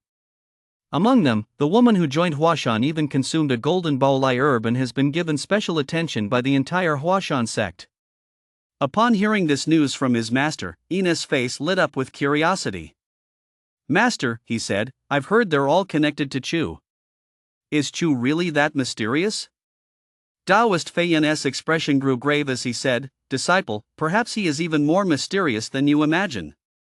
While you were in seclusion, Chu passed over the 9th military base, placing unprecedented pressure on us. However, I hear he has now headed out to sea." Ina's face took on a pensive look. Master Fei Yin continued, "But you need not envy those women who have even the slightest connection to Chu. Your talent far surpasses theirs. You are now at the half-step upper third realm you must break through as soon as possible." Yin replied respectfully, "Yes, master." Just then, beep, beep, beep, beep. The base's alarm sounded once more. Taoist Fei Yin and Ina's expressions changed instantly, and they hurried toward the city walls. Chapter 79, Teaching the Lustrous Fire. Outside the 9th military base, countless beasts, led by over a dozen general stage and 2 lord stage beasts, launched an attack on the military base. Everyone at the 9th military base wore solemn expressions. This beast tide was extremely close to the scale of a level 3 beast tide. The 2 elders' auras surged as they spoke. "We can barely hold off those 2 lord stage beasts. The rest of you will have to deal with the dozen or so general stage ones." The commander of the 9th military base wore a grave expression. Ordinary 4th rank true core realm martial artists were no match for general stage beasts. These dozen or so general stage creatures would be difficult to fend off. Rumble. The monster's massive bodies stomped along the shoreline, charging toward the military base. One by one, the martial artists struggled to fight the monsters. Suddenly, a slender figure leaped down from the city walls, her body floating as lightly as a feather to the front of a general stage monster. Thud! After just a few moves, the general stage monster was slain. Whoosh! In the blink of an eye, the figure had already appeared before another general stage monster. Unnoticed, the commotion had already captured the attention of everyone present. Typically, it takes at least 2 true core realm cultivators to handle a general stage monster, yet this suddenly appearing woman's aura was astonishingly powerful. Tian Dao Wan Tong was in the midst of battling a peak general stage monster. He glanced back, a look of shock crossing his face. This woman was far stronger than he was. Meanwhile, the head of the 9th military base and the 2 senior elders also wore expressions of relief at that moment. They felt the pressure on them ease considerably. The beast tide had been successfully repelled, and Ina's name echoed throughout the entire 9th military base. Many people firmly etched that beautiful figure into their memories. After this battle, Ina's name skyrocketed up the celestial genius rankings, directly overshadowing Chu Yaoyao and Muan, who had recently been in the spotlight. Chu paid no attention to any of this. At that moment, he was lying on an island, soaking up the sun. The warm sunlight bathed Chu's body. There were many general stage cultivators on the island, though they were currently being hunted down by Tiger 1 and Tiger 2. Roar! Roar! Tiger 1 and Tiger 2 were now furiously attacking an evolved giant sea turtle. The giant sea turtle's shell was extremely hard. Tiger 1 and Tiger 2's sharp claws could only scratch a faint white mark on its surface. Chu merely glanced at it indifferently before turning his attention elsewhere. Gazing out at the endless ocean, Chu muttered to himself, "How did these monsters gather here? There must be a gathering place for them." Chu couldn't help but open his phone to examine the information on the coastal monsters in detail. China's records on the 10 dominant creatures of the coastal waters were rather vague, merely marking 10 red restricted zones. However, the entire ocean was now off limits to humans. Finding these monsters within these restricted zones was actually no easy task. Suddenly, Chu suddenly recalled a notebook he had obtained from the bearded man in the forest, which contained some records about the coastal waters. As a professional poacher, the bearded man would have documented some special locations in the coastal waters. Chu flipped through the slightly yellowed notebook and suddenly came across a piece of specific information. This notebook contained nothing but events that occurred before the mana awakening. It read, "One day 5 years ago, I and several teammates braved a storm to sneak ashore on a deserted island. We used it as a way station to restock our supplies. However, a terrifying incident occurred that very day. We discovered a strange creature along the island's shoreline.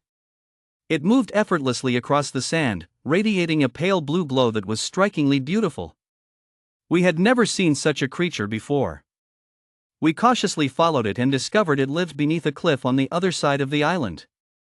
Just as we approached the cliff, this creature, which measured over 10 meters in length, suddenly unleashed a blue electrical current into the air, striking one of our teammates, who died instantly. Shortly after, the seawater below the cliff began to boil. In the end, we fled frantically and left the island. Below are the detailed coordinates for this island. Chu's eyes lit up upon reading this message. For this creature to have grown this large before the mana awakening, it must possess extraordinary innate talent. It is highly likely to evolve into a top-tier monster after the mana awakening. The coordinates of this small island were only a few hundred li away from Chu. He watched as Tiger 1 and Tiger 2 continued to furiously attack the turtle. Whoosh! A streak of red light sliced through the air. The glazed fire breath skill instantly killed the turtle, which was at the peak of the general stage. Roar! Roar! Tiger 1 and Tiger 2 wore excited expressions as they began devouring the turtle. Watching Tiger 1 and Tiger 2 like this, a thought crossed Chu's mind. System, can I teach them my glazed fire breath skill? Ding, host, please try on your own. The glazed fire breath skill has high bloodline requirements. Bloodline? These two brothers are originally of the Siberian tiger bloodline, but by devouring a large number of monsters with the devour skill, their bloodline has shifted slightly. Especially some Lord Stage monsters have been extremely helpful in improving their bloodline. With that in mind, Chu immediately transferred the entire glazed fire breath skill into the minds of Tiger 1 and Tiger 2. Tiger 1 and Tiger 2, who had been devouring the giant turtle just moments ago, suddenly stopped. They stood frozen in place, their minds seemingly churning with a flood of information. Roar! Roar!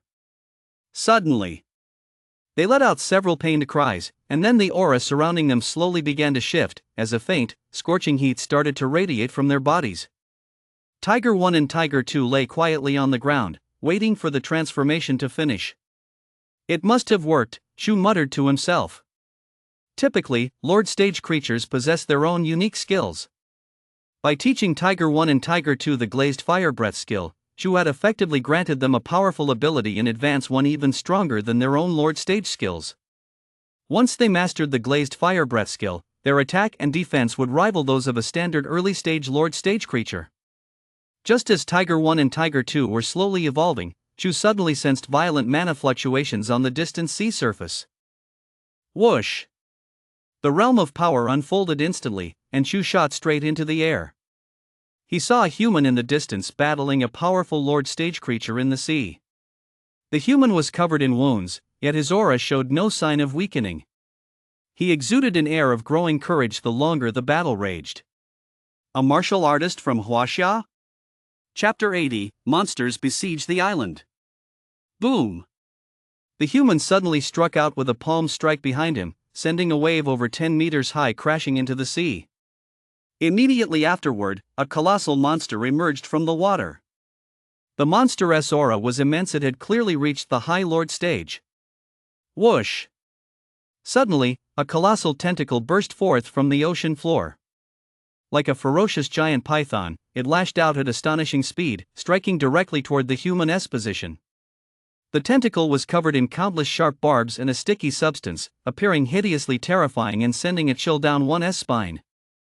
It carried a fierce momentum, as if it were about to tear the entire world apart. Crack! A crisp sound rang out. An unknown aura swirled around the human, who managed to withstand the monster's strike before dashing toward Chu. Chu stood high in the sky, a hint of surprise flashing in his eyes. According to his perception, this human should be at the Earth stage, yet he was actually holding his own against this High Lord. This couldn't help but remind Chu of the 15S rank martial arts techniques recently announced by China. Clearly, this human had cultivated one of those techniques to an extremely advanced level.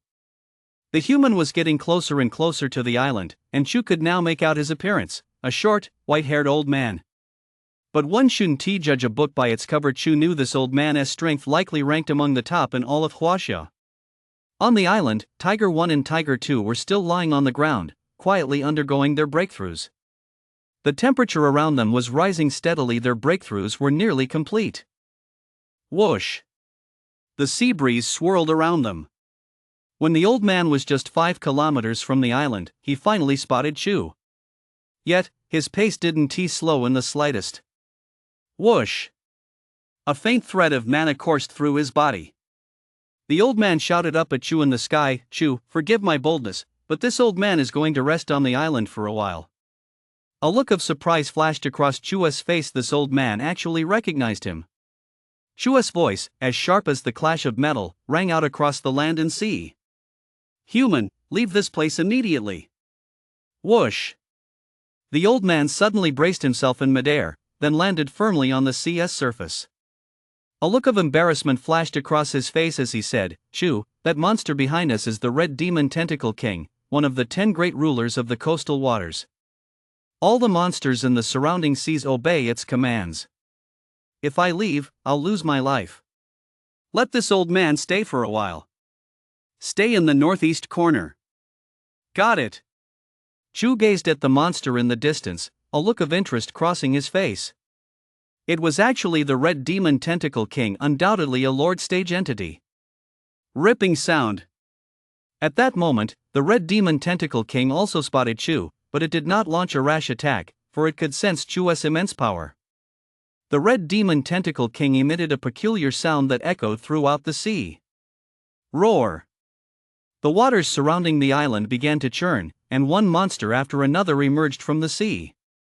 These monsters had all been hiding in the depths of the ocean, and 7 or 8 of them exuded the aura of the Lord Stage. Chu's heart skipped a beat. This Dominator-class monster summoning ability is truly powerful. I wonder what kind of heinous deeds this old man has committed to have the Red Demon Tentacle King hot on his heels. Watching the monsters continuously emerge from the sea, a look of satisfaction spread across Chu's face. It would be no easy task to find this many monsters on his own. Chu then glanced at the old man behind him and couldn't help but sigh, if only there were a few more old men like this. Ripping! The Red Demon Tentacle monster continued to warn Chu, hoping he would leave the island.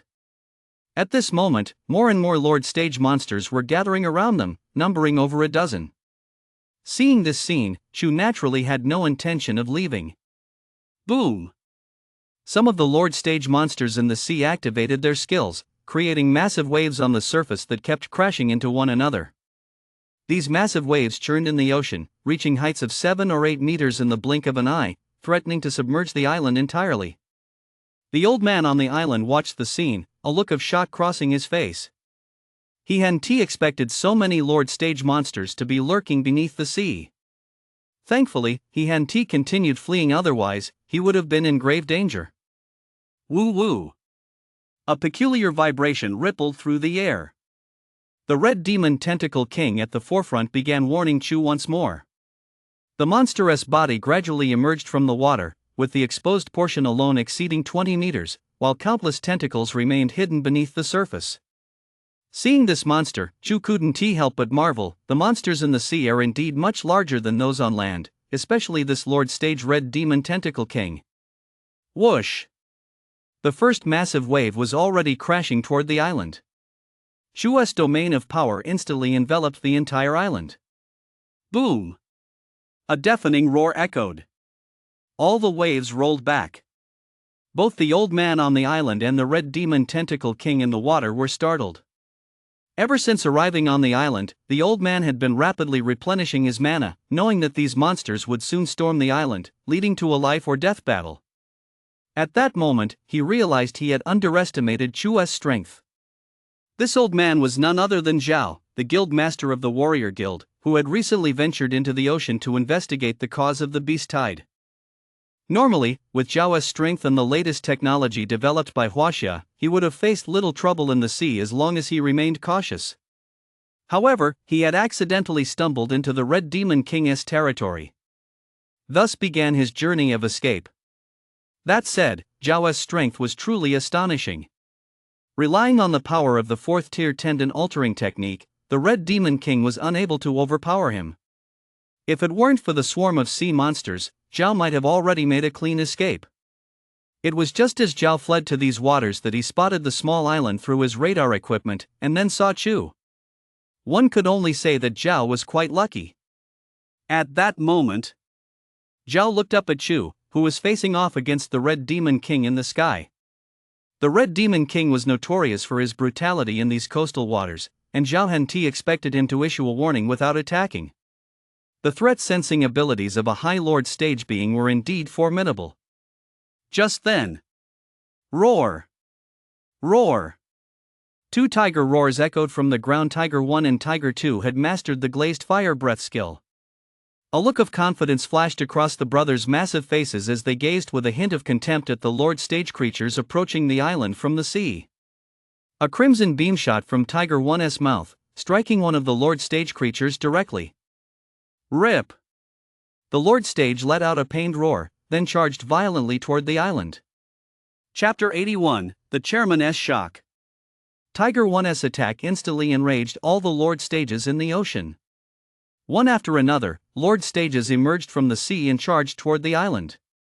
Seeing this, the Red Demon King at the forefront violently lashed out with a tentacle dozens of meters long, striking toward Chu. Crack! The tentacle struck directly against the force field surrounding Chu's body. The mana in the air rippled violently. The blow was immensely powerful, yet it fell far short of Chu. The Red Demon King abruptly withdrew his tentacle, then summoned over a dozen massive tentacles from the sea, which launched a frenzied assault on Chu. Crack! Crack! Crack! Crack! Crack! The tentacles seemed poised to shatter the air itself, yet they couldn't even come close to Chu. Below, Tiger 1 and Tiger 2 were also locked in a frenzied battle with the Lord stage creatures surging onto the island. These Lord stage creatures were all massive in size. Tiger 1 and Tiger 2's claws couldn't harm them, nor could the creatures easily injure Tiger 1 and Tiger 2. Having only just mastered the glazed fire breath skill, Tiger 1 and Tiger 2 could only occasionally land a strike to inflict some damage on these Lord stage monsters. However, this battle significantly accelerated Tiger 1 and Tiger 2's evolution. Boom, boom, boom. The ground trembled. Two more colossal monsters, each over 40 meters in length, charged toward the island. These two monsters had reached the Lord stage, exuding an exceptionally formidable aura. But Zhao, standing nearby, wasn't idle either. He leaped straight up from the ground, forming a palm with his left hand and a fist with his right, and charged toward the two monsters. Boom! A deep, rumbling sound echoed. Zhao managed to knock one of the monsters back more than 10 meters with a single palm strike, while simultaneously engaging the other in combat. Zhao's combat prowess was immense. Facing two mid-tier Lord stage monsters, every strike landed with devastating force, and he held his own against both without faltering. Meanwhile, high in the sky, the Red Demon King's tentacles had become mere afterimages, lashing out relentlessly at the force field surrounding Chu. Whoosh! Under the Red Demon King's lashes, the surrounding mana gradually coalesced into a mana vortex, its might truly staggering. Meanwhile, Chu, enveloped within his force field, merely watched it all with indifference. This Red Demon King was indeed a high-rank lord. Unfortunately for him, he'd run into Zhao. Boom! The force field suddenly expanded, instantly covering the entire island and the surrounding waters for a kilometer. Under the suppression of the force field, the sea water grew still. All the monsters in the vicinity, including the Red Demon King, suddenly found themselves unable to move. Zhao Wanping was also shocked to discover that he couldn't move either. Crush! A low cry rang out in Chu's mind. Splash! The force field acted like a giant millstone, directly slicing through every monster on the island and in the sea. Thud, thud, thud. Many monsters' bodies were sliced into several pieces, all falling into the sea. Zhao Wanping stared blankly at the scene. As the guild master of the warrior guild, he had survived numerous monster tides, but he had never witnessed anything like this. These were all Lord stage monsters, and in the blink of an eye, they had all been slaughtered. Zhao Pingwan stared blankly at Shu in the sky, a hint of disbelief still evident in his eyes. Shu's domain of power erupted once more, transporting all the monsters' corpses onto the small island. The corpses piled up, forming a small mountain. Shu looked at the pile of corpses, a satisfied expression spreading across his face. Roar! Roar! Tiger 1 and Tiger 2 let out a few weary roars. The recent battle against a group of Lord Stage monsters had taken a heavy toll on them.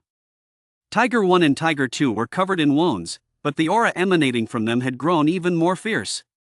After fighting so many Lord Stage monsters, facing a single Lord Stage monster alone was no longer a threat to Tiger 1 and Tiger 2. Thud! Shu handed the corpses of 2 Lord Stage monsters directly to Tiger 1 and Tiger 2, letting them devour them one each. Then he cast the Devour skill on the mountain of monsters piled up below. Ding, strength plus 550. Ding, strength plus 100. Ding, strength plus 1750. Ding, Dark Heaven Avatar plus 500 tons. Ding, Dark Heaven Avatar plus 2000 tons. Ding, Dark Heaven Avatar plus 70 tons. A string of numbers echoed in Shu's mind. System, my current stats. Ding. Shu. Species, Golden Armor Boar. Strength, 5,200 100,000. Dark Heaven Avatar, 4,900 100,000. Battle Form, Golden Armor State. Skills, Strength Domain Skill, Golden Armor Skill, Devour Skill, Glazed Fire Breath Skill. That has quite a boost this time, but I'm still a ways off from 100,000 tons. I wonder if there are any monsters that grant a 10,000 ton increase? Shu muttered to himself. Suddenly, Shu's mind jolted. The Lizard King hasn't been seen around Huaxia lately. I almost forgot about it. That monster still holds the top spot on Huaxia's monster rankings. It might have even reached the king stage by now. It would be great if I could find the Lizard King. Its subordinates, those giant lizards, are pretty decent too. Tap, tap, tap. At that moment, Zhao approached Shu with cautious steps, his face bearing an unprecedented look of reverence. Looking at the old man, a hint of curiosity flashed across Shu's face. Since the Mana-S revival, the ocean had become off limits to humans, yet this old man was quite bold, especially given his formidable combat prowess. Even 2 mid-tier Lord Stage monsters were no match for him. Shu could even sense that, had he not intervened just now, this old man could have beaten those 2 Lord Stage beasts to death. What were you doing in the depths of the ocean? Shu asked. Zhao Pingwan hurriedly replied, beast swarms at the military base have been growing more frequent lately. I went to investigate the cause. Who are you? Have you found anything? I am the guild master of the warrior guild. Through my investigation, I discovered that 5 of the 10 dominant beasts in the coastal waters have already sworn allegiance to a sovereign in the ocean depths. It is precisely at this sovereign's behest that the Huaxia military base has suffered an unprecedented onslaught. A look of curiosity flashed across Shu's face. This old man's status was indeed extraordinary. He held significant influence throughout all of Huaxia. But Shu was even more curious about the sovereign of the ocean. Why didn't this monster come here itself? According to my findings, this ruler may have just swept through and defeated several other monster rulers in the ocean depths. It will soon be heading toward Huaxia. I was in a hurry to return and devise a countermeasure, which is why I accidentally strayed into the Red Demon King's territory. Hearing this, Shu pondered. He was currently out at sea, not far from China's military bases. If there were a large-scale monster invasion, he should be able to sense it. Shu recited the coordinates of the monster recorded in the bearded man's notebook and asked Zhao, whose territory is this? Zhao quickly looked up the coordinates on his device and said, this area is shrouded in mist year-round. It isn't the territory of the coastal overlord or any other lord stage monster. Shu's eyes lit up. It seemed this monster was even more powerful than he had imagined. If the mist functioned like a domain, this monster was very likely a king stage creature, one that the humans of Huaxia simply couldn't detect. Chapter 82, Points. Zhao looked at the coordinates Chu had given him, a pensive expression crossing his face. Is there something special about this place? Since the revival of mana, there were far too many mysterious places in the ocean. After a moment's thought, Zhao had a sudden idea and said, Chu, the bodies of sea beasts can be exchanged for treasures with humans. Is there anything you need? There were still some low-level monsters on the surface, including many general stage monsters, that had perished in the aftermath of the recent battle. And these sea beasts were no longer of any use to Chu. It seemed the old man was quite interested in these low-level sea beasts. With that in mind, Chu asked, what can I exchange these remaining sea beast corpses for? Zhao's face lit up with excitement as he replied, My lord, these high-tier general stage corpses and lord stage sea beast remains on the surface can be exchanged for anything in Huaxia such as the newly developed S-class weapons, as well as all manner of Huaxia resources. Chu's expression remained calm. These items were of little use to him. However, he couldn't simply give his resources away to Zhao for nothing, so he said, You may take all these monsters. I have no need for them. Zhao Pingwan's face lit up with joy. Chu continued, However, I am well aware of the value of these monsters. Convert them all into your current human points, and I will find a representative to manage these points on my behalf. In the future, whenever I need any resources, you must do your utmost to provide them. Hearing Chu's request, Zhao pondered briefly. This request could deepen his connection with Chu, but the status of this representative would likely be extremely special. Even he would have to treat this representative with the utmost caution. Zhao spoke solemnly, No problem. From now on, for every monster you slay, Huaxia will exchange points for you at the highest rate, and all of Huaxia's treasures will be open to you. I wonder who you'd like to appoint as your agent. As he asked this, Zhao felt a flicker of anticipation. If only he could become Chu's agent. However, in the face of Zhao's anticipation, Chu didn't even glance at him. A tablet floated in the air, clearly displaying the ranking of the elite. At the very top of the list, Ina's name stood out in second place. Chu couldn't help but think of the woman who had wanted to take him home. Though she might be a bit naive and possess an excessive sense of compassion, her character was sound.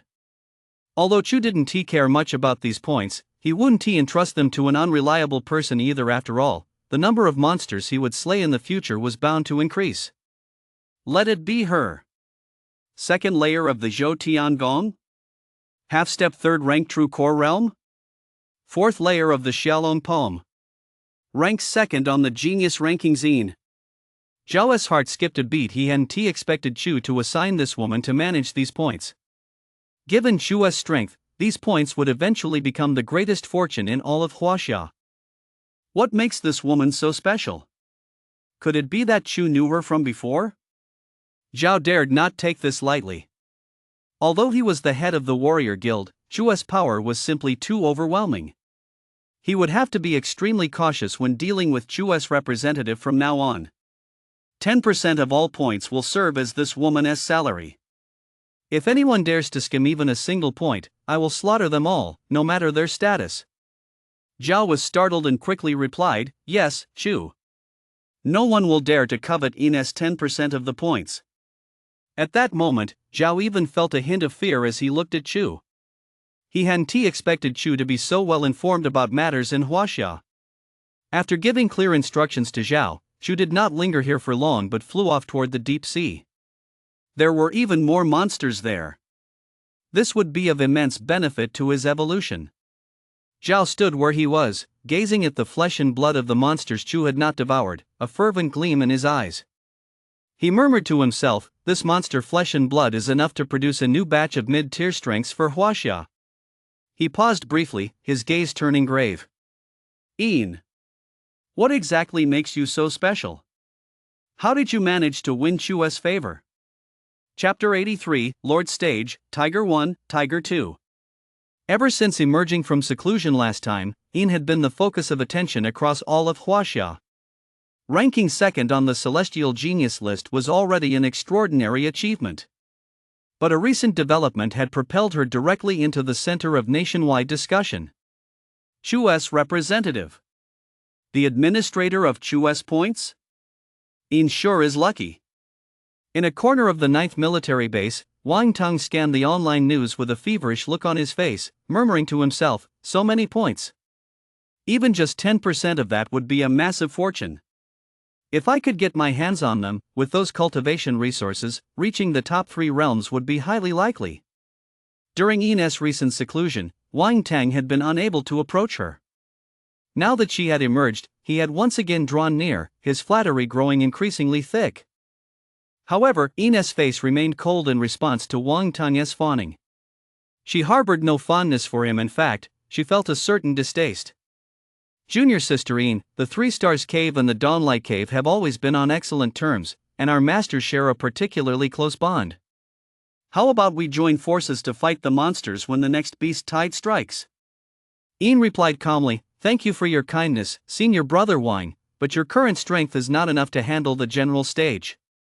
Wang Tang had recently broken through to the star stage himself, yet even he was no match for general stage opponents, let alone those at the general stage. Wang Tang walked away dejectedly, already plotting other strategies in his mind. In was still deeply puzzled. Why had Chu asked her to manage these points? She had never even met Chu before. At that moment, out on the endless sea, 2 tiger roars, imbued with a regal aura, echoed across the ocean. Roar! Tiger 1 and Tiger 2 had finally broken through to the Lord stage. Their size had surged to 15 meters, and the patterns on their fur had become even more vivid. The most significant change in these 2 brothers' evolution to the Lord stage was the growth of 2 silver blades, resembling wings, on their thick legs. These blades allowed Tiger 1 and Tiger 2 to swing their claws several times faster than before, and their strikes carried even greater power. A look of satisfaction spread across the massive faces of Tiger 1 and Tiger 2 as their paws blurred into afterimages, relentlessly slamming into the giant boulders on the island. Boom! One by one, the massive boulders were effortlessly shattered by their blows. Enough playing around. Let us go. As soon as Chu spoke, the realm of strength carried Tiger 1 and Tiger 2 away into the distance. The deep blue sea swept past beneath Chua's feet. Though countless monsters lurked within the waters, they automatically ignored Chu and Tiger 1 and Tiger 2 the moment they spotted them. Occasionally, some general stage monsters would launch attacks at Chu. Chu never imagined that one day, the bearded man's notebook would guide him to find monsters. He had accidentally killed that bearded man before the mana awakening, yet he never expected it to prove so valuable later on. Just as Chu was heading toward that mist-shrouded area, deep within the ocean, splash!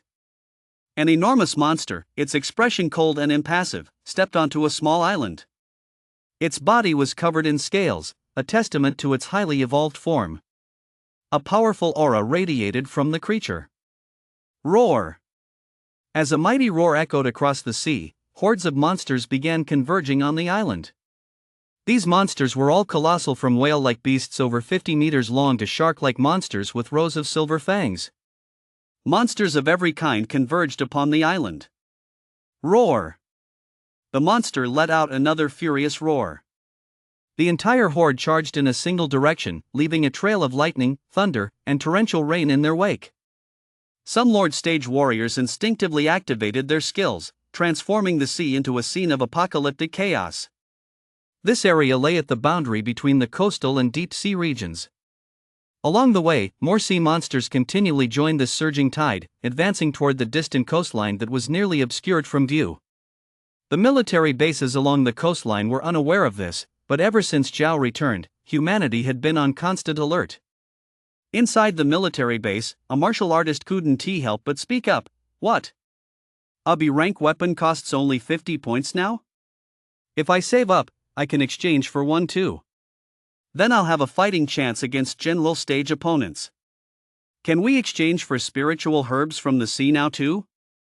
50 points for a pound of green spirit grass? That's right. All 20 major military bases have now opened their trading halls. Let us hurry and make our exchanges before others snap them up. Groups of martial artists streamed toward the trading halls. Green spirit grass is a marine specialty, found in abundance in coastal waters. Rich in mana and easily absorbed by martial artists, it offers immense benefits to those in the lower 3 realms. Meanwhile, in the inland-based cities, nearly all the mayors had received the news. In Anping City, Li Dis spoke up. Everyone, any martial artist at the 8th rank Iron Skin realm or above may choose to go to the coastal military bases. These bases have abundant cultivation resources. Many martial artists have broken through to the middle 3rd realm after spending just a year there. You may decide for yourselves. A large group of martial artists in Anping City looked hesitant. Before long, a large number of them shouted, "I'm going. I'm going too. I've been stuck at the 7th rank Steel Bone realm for a long time." Scenes like this were unfolding in major base cities across the inland regions. The entire nation of Huaxia was mobilizing, and Shu had already arrived at the mist-shrouded area near the coast. Sensing the persistent mana within the mist, a glint appeared in Chu's eyes as he murmured, "It is indeed a mist composed of mana. There might be a major discovery here." Whoosh! Chu's domain of power swept over the mist, causing the fog ahead to quickly disperse, gradually revealing a small island. Upon seeing the island, Chu's eyes flickered slightly. It was larger than he had imagined. The island was lush with many unknown spiritual herbs, and there were also several lord stage creatures. Chu's eyes flickered again. There was actually a high-tier lord stage creature. Chapter 84, Discovery of a King Stage. However, it was clear that this high-rank lord stage was not the one recorded in the bearded man's notebook. Tiger 1 and Tiger 2 let out excited shouts and leaped onto the island. Thud! The moment they landed, a monster charged straight at them. Tiger 1 immediately raised its massive right paw. Whoosh!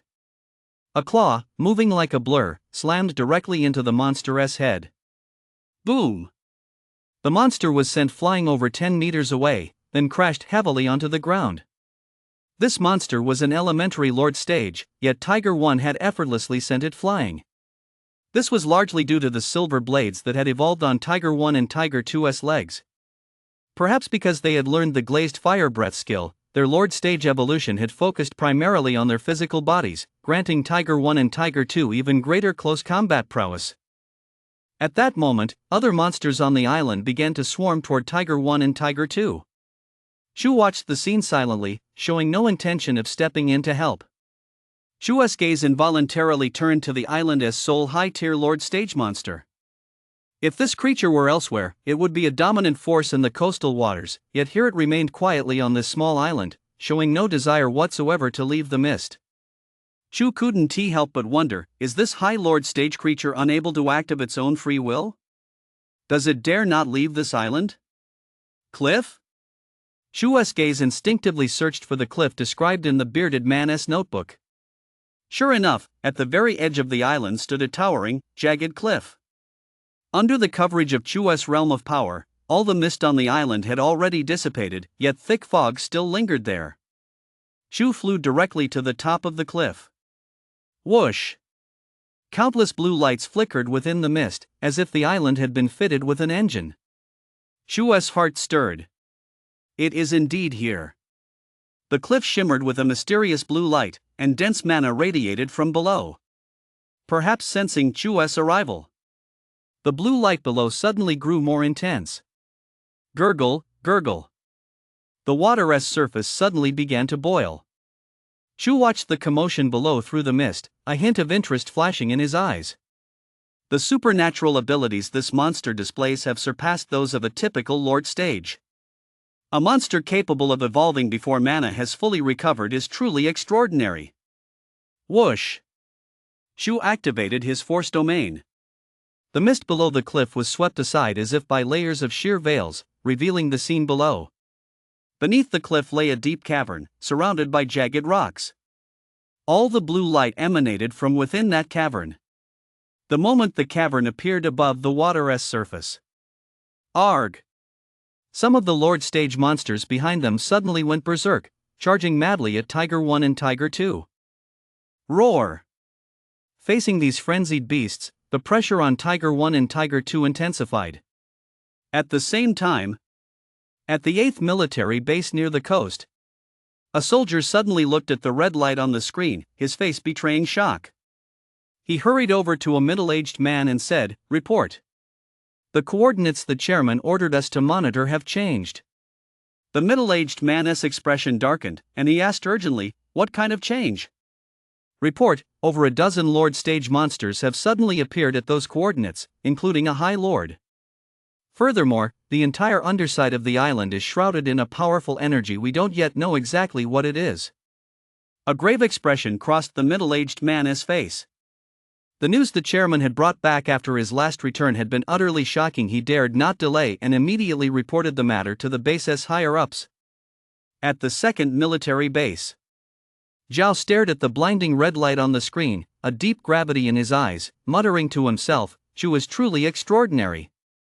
How on earth did he know there were monsters there?" Over a dozen Lord stage creatures and a High Lord. That level of strength is already on par with one of the 10 great overlords of the near seas. Suddenly, another blinding red dot appeared on the screen. Compared to the High Lord stage monster, the energy radiating from this newly appeared beast seemed as scorching as the sun.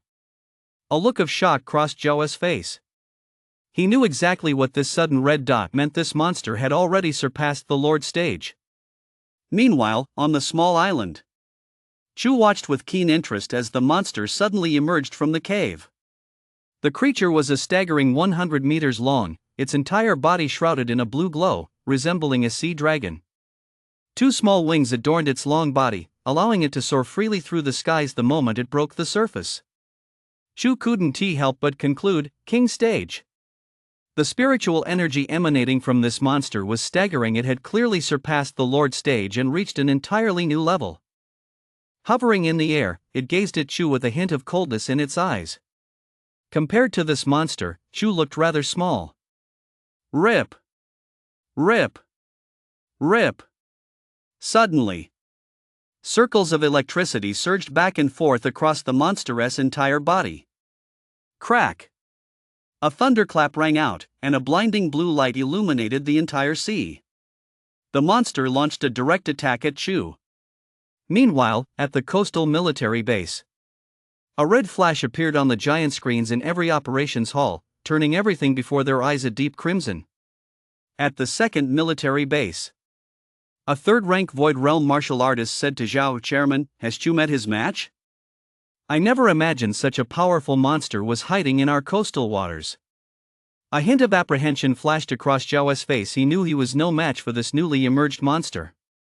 But for some reason, ever since meeting Chu, Zhao had felt an immense confidence in him. Zhao asked, "Have you confirmed this is a king stage?"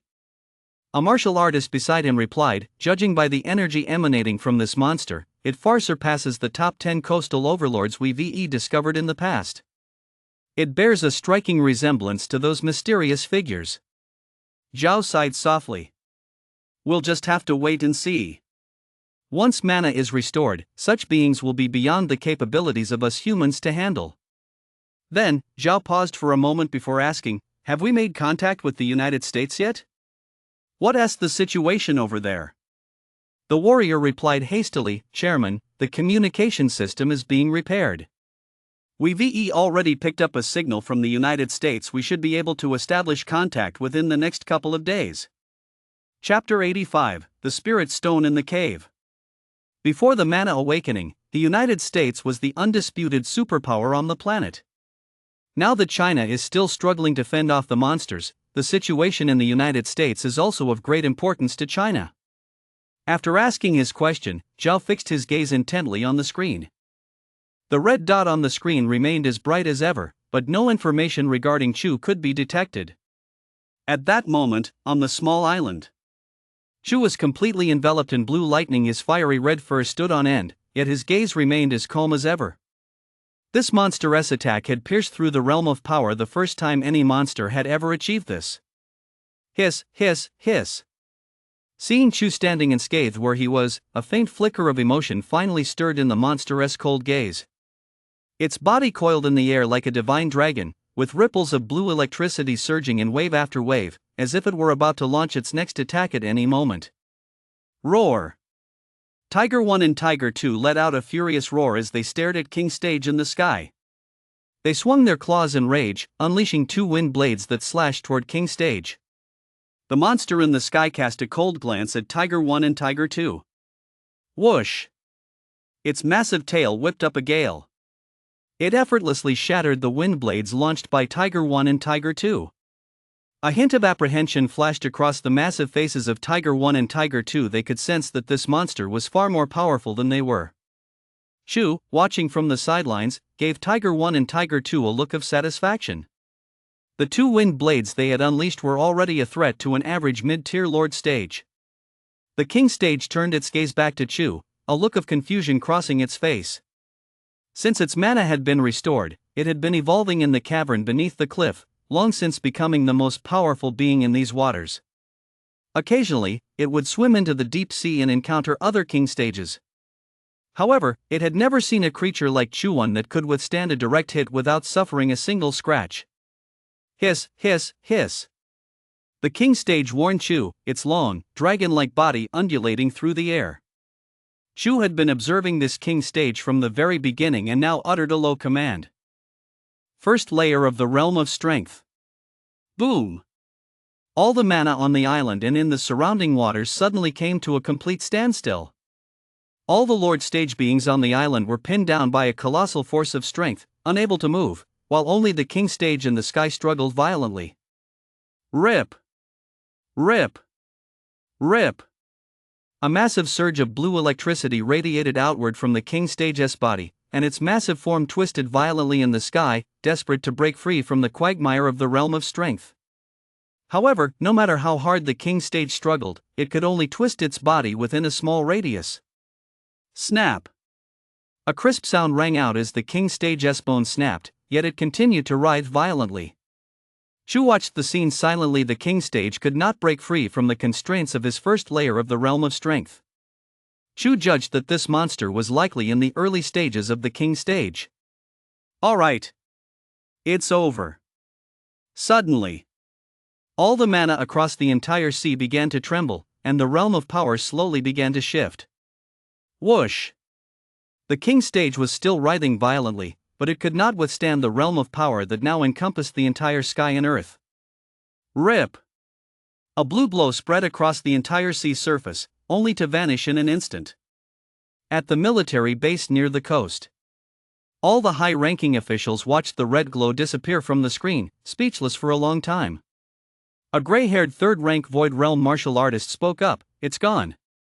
The monsters on the entire island vanished in an instant, including that king stage. What on earth happened? Zhao, the guild master of the warrior guild, gazed calmly as countless thoughts churned within him. Though he had anticipated this outcome, he was still deeply shocked when it actually occurred. On the island, Chua's first layer of the realm of power had wiped out every monster. Looking at the mountains of corpses piled on the island, especially the massive carcass of that king stage, a hint of satisfaction flashed across Chua's face.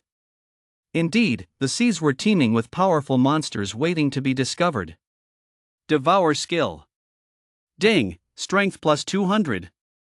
Ding, strength plus 1050. Ding, strength plus 7300. Ding, dark heaven avatar plus 35 tons. Ding, dark heaven avatar plus 300 tons. Ding, dark heaven avatar plus 6500 tons. A hint of joy flashed across Chua's mind. This king stage monster is truly extraordinary. This has been quite a haul. System, my stats. Ding. Chu. Species, golden armor boar. Battle form, golden armor state. Strength, 13,800 100,000. Dark heaven avatar, 11,300 100,000. Skills, Devour skill, Golden armor skill, Glazed fire breath skill, Strength domain skill level 2. Looking at his stats, Chu couldn't help but feel a surge of excitement. If he could find a few more king stage creatures like this, his Dark Heaven avatar would soon be within reach. While Tiger 1 and Tiger 2 were still devouring the body of that mid-tier lord stage creature on the island, Chu couldn't help but glance toward the king stage's lair at the base of the cliff. Chu dived straight into the water and entered the cavern below. The surrounding seawater rushed past him at high speed. The cavern was much larger than Chu had imagined, and he continued to venture deeper into it. Suddenly, The surrounding mana surged dramatically, and a transparent water curtain appeared before Chu's eyes. Chu charged straight through it. A breath of fresh air washed over him. Behind the water curtain was not seawater, but an extremely dry and tidy cave. The cave was strewn with large clusters of transparent gems, and these gems were actually emitting a dense aura of mana. A word involuntarily popped into Chu's mind. Spirit stones. At the same time, Chu couldn't help but marvel inwardly. No wonder that monster was able to break through to the king stage. It must have something to do with these spirit stones. System, can I devour these spirit stones? Ding, host, try it yourself. Chu opened his mouth wide. A crystal clear spirit stone flew into Chu's mouth. Crunch! As it flew into Chu's mouth, the mana on the spirit stone was rapidly stripped away, and the stone eventually turned into a pile of dust. Ding, strength plus 100. Wow, that's equivalent to the strength of a low-tier Lord stage monster. Chu marveled inwardly. Chapter 86, the S-rank weapon, Tianxiang Sword. Devour skill. Another massive spirit stone flew toward Chu. Ding, strength plus 150. A hint of joy flashed across Chu's face. This cavern was littered with countless spirit stones. Perhaps he could raise his strength to 100,000 and unlock the next evolution. Devour skill. Ding, strength plus 50. Ding, strength plus 90. Ding, strength plus 110. Clatter! A massive number of spirit stones flew toward Chu from all around, forming countless mana vortexes within the cavern. Suddenly. Ding, strength 50,000 100,000. Host meets requirements. Storage space now activated. Ding, 5th tier of the realm of strength. Chu's heart leapt with joy. Previously, Tiger 1 and Tiger 2 had to carry many of his belongings, but from now on, he could store everything in the storage space. Ding, strength plus 0. Basic spirit stones cannot provide strength to the host. Holy shit! This mix of disappointment and joy came too fast. Chu hadn't even had time to process it. At the same time, Chu looked at the remaining spirit stones in the cave and muttered to himself, so these are all basic spirit stones. According to the system's prompt, if I want to increase my strength in the future, I'll need intermediate spirit stones or even higher grade ones. Still, Chu was incredibly excited. Being able to quickly reach 50,000 strength points was already quite impressive. Normally, reaching that level would require slaying countless Lord stage or even King stage opponents. Chu gave a mental command. A massive spirit stone was instantly stored in his storage space, and Chu got a full view of its interior. How is it so huge? A hint of astonishment flashed in Chu's eyes. The storage space resembled a miniature universe, with scattered stars twinkling above. At that moment, a ripple of energy emanated from outside the cave entrance. Splash! Tiger 1 and Tiger 2's massive bodies broke through the water curtain and entered the cave. Upon seeing the scene inside, expressions of curiosity appeared on their massive heads. You too, use your devour skill on some spirit stones. Devour as many as you can. Tiger 1 and Tiger 2 obediently followed Chu's orders, approaching the largest spirit stone and beginning to devour the spiritual energy within. Whoosh! Threads of mana peeled away from the spirit stone, flowing into the bodies of Tiger 1 and Tiger 2. Tiger 1 and Tiger 2 thoroughly enjoyed the process. Having just devoured a mid-tier Lord stage opponent, their aura was now far more powerful than when they had first broken through, and it carried an added hint of savagery. The mana contained within the spirit stones was relatively gentle, and under its nourishment, the savage energy emanating from Tiger 1 and Tiger 2 became somewhat more subdued. Chu was curious, could Tiger 1 and Tiger 2 break through to the Lord stage using these spirit stones? Meanwhile, at a military base in China, an officer's face lit up with excitement as he said, "We VE made contact. We VE connected with the United States." A middle-aged man approached him and asked, "What is the situation over in the US?" "Sir, the United States has lost nearly all of its coastal military bases, but they VE established large base cities inland and are continuously researching monster genetics. They VE developed a new type of genetic serum when injected into ordinary people. it grants them some of the monster's strength. That's how the United States has managed to survive. The middle-aged man nodded. Given the United States' advanced technology, it wasn't surprising they achieved this. Beep, beep, beep. Suddenly, another message popped up on the screen. The soldier said, "Sir, the United States is requesting a full network connection with China for mutual communication." The middle-aged man replied, "I'll report this to the first military base and have them hold on for a moment." A moment later, inside China's first military base, the news regarding the United States was finally confirmed. The head of the 7th military base spoke up, "I've heard that many people in the United States who have taken genetic agents have turned into monsters. Although they have their own methods of cultivation, they are clearly heading in the opposite direction from China." The heads of the other bases also wore expressions of gravity. The United States was indeed an extremely unstable factor at present. Of course, this matter had already caused a huge uproar on China's internet. Many netizens were discussing it. "I heard the United States discovered the body of a king stage cultivator. That's how many of their powerful figures come to be. It seems our cultivation methods here in China are still the most orthodox. I just wonder what the situation is like in the United States. Rumor has it the United States plans to send people to exchange knowledge with us in China. I wonder how they cross the ocean." Chinese netizens continued to discuss the matter. Meanwhile, martial artists from various cities in the rear had also arrived at the military base on the front lines.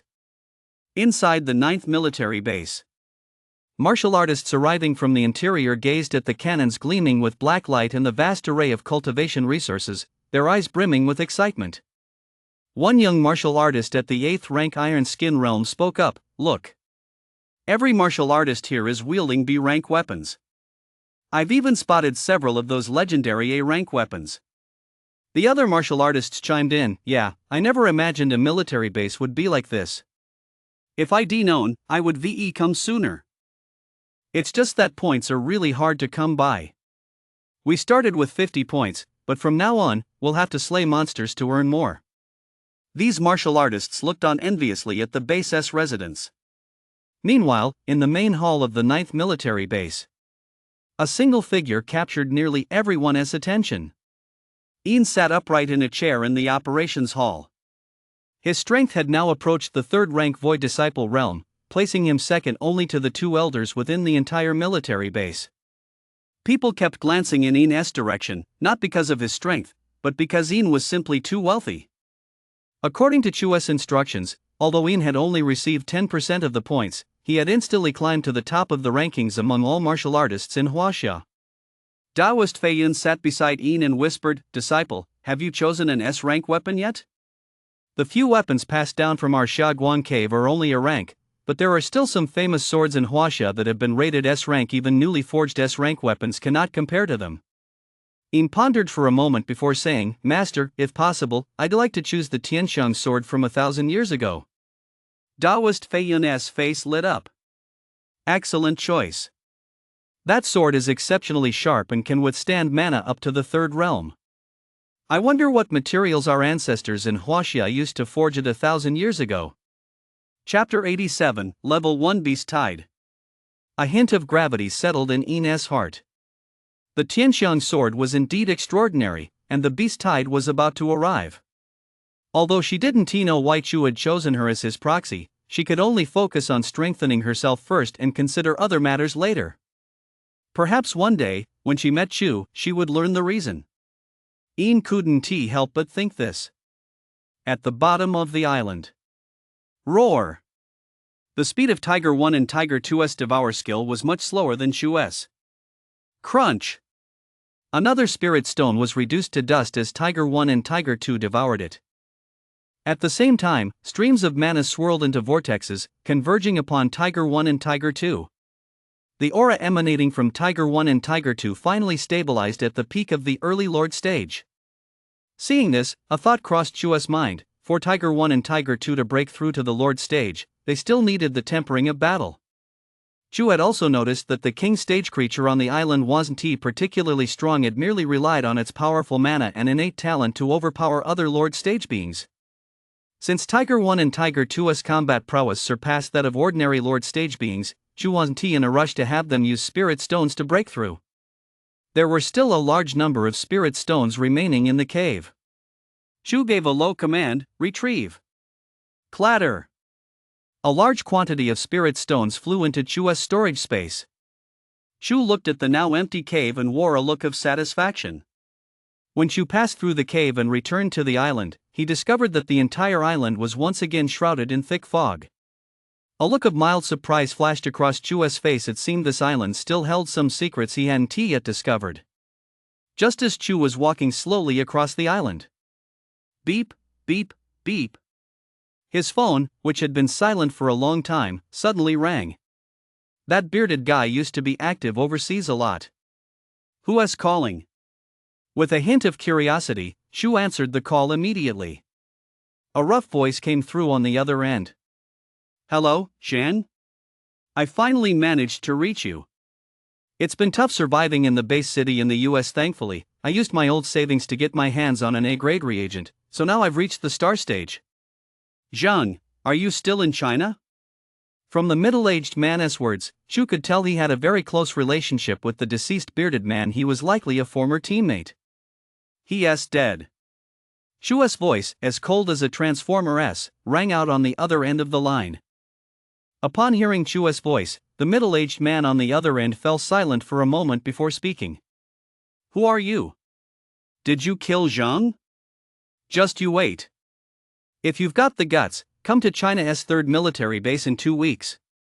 If you're a man, don't be a coward. Don't just play games over the phone. Beep, beep, beep. Chu ignored the man and hung up the phone. Meanwhile, in distant America, a middle-aged man stared at his phone screen, his eyes flashing with intense fury. A tall white man approached him and asked, Lu, what happened? In 2 weeks, under the leader's guidance, we'll teach those Huaxia people a lesson. They don't realize we've formed an alliance with the mighty ruler of the deep ocean, all thanks to His Excellency the leader. The middle-aged man replied, a Chinese man killed my friend. I want to go to China and teach him a lesson. The tall white man said, no problem. If China knows what's good for them, they'll hand over that murderer. Good.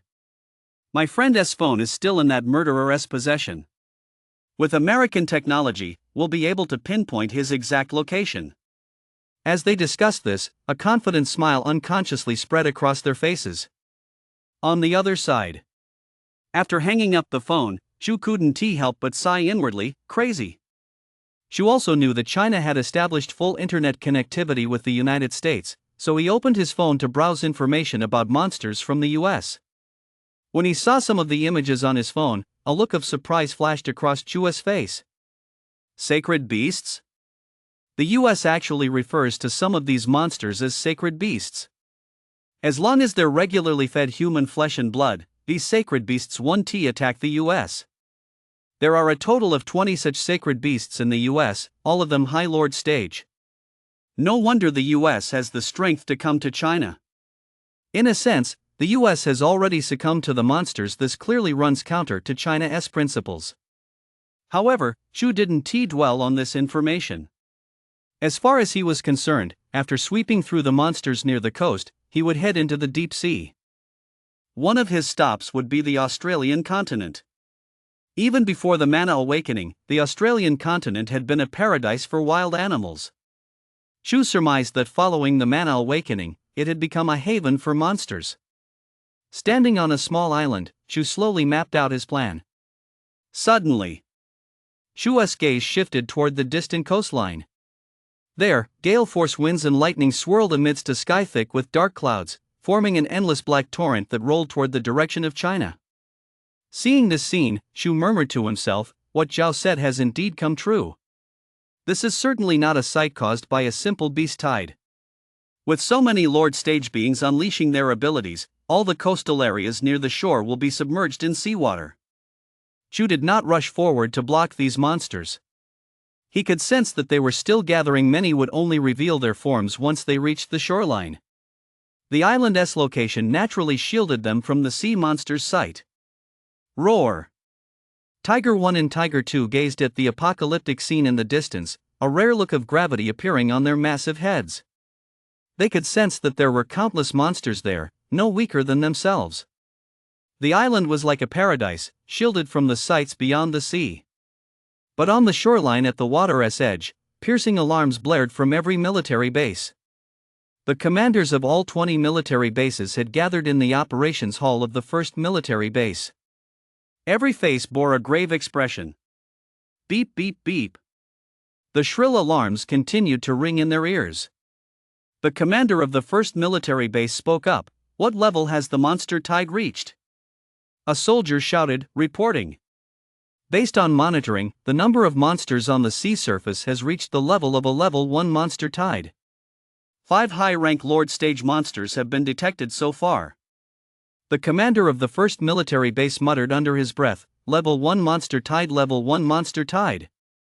At the very front, Zhao also spoke up, "Everyone, if a king stage monster appears this time, it will definitely exceed the scale of a level 1 beast tide. This is a battle that concerns the very survival of our nation." Chapter 88, The Starry Sky Faction. Zhao's words left all the leaders of the base cities with an unprecedented sense of gravity. The leader of the 7th base city spoke up, "If a king stage monster really appears, is there anyone left in our nation who can stop it? Never mind the king stage, we can't even hold off the few high lord stage beasts that have appeared so far." The commander of the first military base spoke up, "There are still several of our ancient ancestors in the Kunlun Mountains. They will be rushing here this time, and the Snow Mastiff King from the monster rankings has already established a connection with one of them. He will be coming along as well." Upon hearing this news, the tension on the faces of the other military base commanders eased slightly. The reason Huaxia established military bases along the coastline was, on the one hand, to secure cultivation resources, and on the other, to preserve certain traditions from the interior. Since the revival of mana, renowned sects and major clans have emerged in droves, but the core of all Huaxia's sects remains deep within the Kunlun Mountains. There, the ancestors of each faction are devoting themselves to cultivation, striving to break through to the legendary heaven stage and even more powerful realms.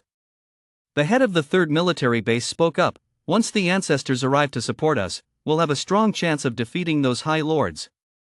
But if a king stage appears, it will be difficult for us to hold them back." The heads of the various military bases felt a jolt of alarm. They all understood that the king stage had surpassed the capabilities of the heaven stage. Even several heaven stage cultivators joining forces might not be a match for a single king stage.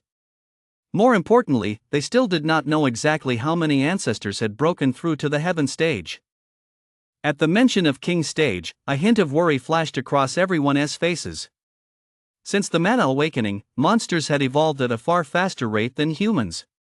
Several king stage creatures had already been discovered in the deep sea, yet humanity had barely any heaven stage practitioners. The gap was simply too vast. Zhao, seated at the head of the table, muttered to himself, "King stage. Chu." In the end, Zhao let out a soft sigh. Everything Chu did was part of his own plan, something Zhao could not influence. At that moment, on Mist Island, thud, thud, thud. Chu's immense strength pounded the ground. Crackle, crackle. Dense cracks appeared all over Mist Island. An ordinary island could never withstand such immense strength, it would have sunk immediately. But Mist Island did not sink. Beneath the countless cracks, a layer of blue stone slabs was revealed. These slabs emitted a faint glow, which radiated around the island, causing it to be shrouded in mist year-round. Large sections of the blue stone slabs were exposed, and at the very center of the slabs, a massive groove appeared, its edges engraved with countless mysterious patterns. Seeing this scene, Chu's eyes lit up. "What is this groove for? This thing looks incredibly ancient." Chu pondered for a moment. He pulled a large piece of low-grade spirit stone directly from his storage space. Without worrying whether the stone would fit the groove, Chu used his immense strength to force it inside. The moment the spirit stone fully entered the groove, the mana within the spirit stone was instantly drained. Crack! The spirit stone turned to dust. The groove remained unchanged, showing no signs of reaction, causing Chu to ponder once more. Countless large spirit stones flew out of his storage space, one after another, heading toward the groove. The mana from these spirit stones was instantly absorbed by the groove, yet it still showed no change. Chu placed 100 spirit stones into the groove one after another, yet in the end, the groove merely flickered with a faint glow. Could it be that the spiritual energy of spirit stones below the basic level is too low? Chu muttered to himself. At the same time, in the distant starry sky, a grand hall that had existed for countless ages was suddenly opened. Creak! A young man entered the hall and glanced up at a glowing star map on the ceiling. A hint of puzzlement flashed in the young man's eyes as he spoke softly, "Strange. How could a mana planet appear in such a desolate place? I'd better report this matter first." On Mist Island, Chu had no idea that a single, unintentional action of his had caused such a massive impact. Looking at the blue stone floor beneath his feet and the mysterious grooves, Chu decided to commit this place to memory for now and return to try again once he found higher-grade spirit stones. Roar! Elsewhere, Tiger 1 and Tiger 2 stood on Mist Island, roaring furiously at the monsters outside. Now, their roars carried the overwhelming pressure of the Lord Stage, reaching the horde of monsters beyond Mist Island. Ordinary general stage monsters would have fled in panic long ago at these roars, and even entry-level Lord Stage monsters wouldn't dare to provoke Tiger 1 and Tiger 2 lightly. As Tiger 1 and Tiger 2 continued their constant bellowing, they actually caught the attention of a high-tier Lord Stage monster. Seeing this scene, a look of interest flashed across Chua's face. High-tier Lord Stage monsters are dominant rulers in coastal waters and hold an extremely high status even in the deep sea. Although Tiger 1 and Tiger 2 are currently approaching the mid-tier Lord Stage, they likely still aren't a match for a high-tier Lord Stage monster. Whoosh! In the distance, the seawater began to churn violently. The monsters in the water began to scatter in all directions, and a colossal creature emerged. This monster had a gaping maw filled with rows of sharp teeth.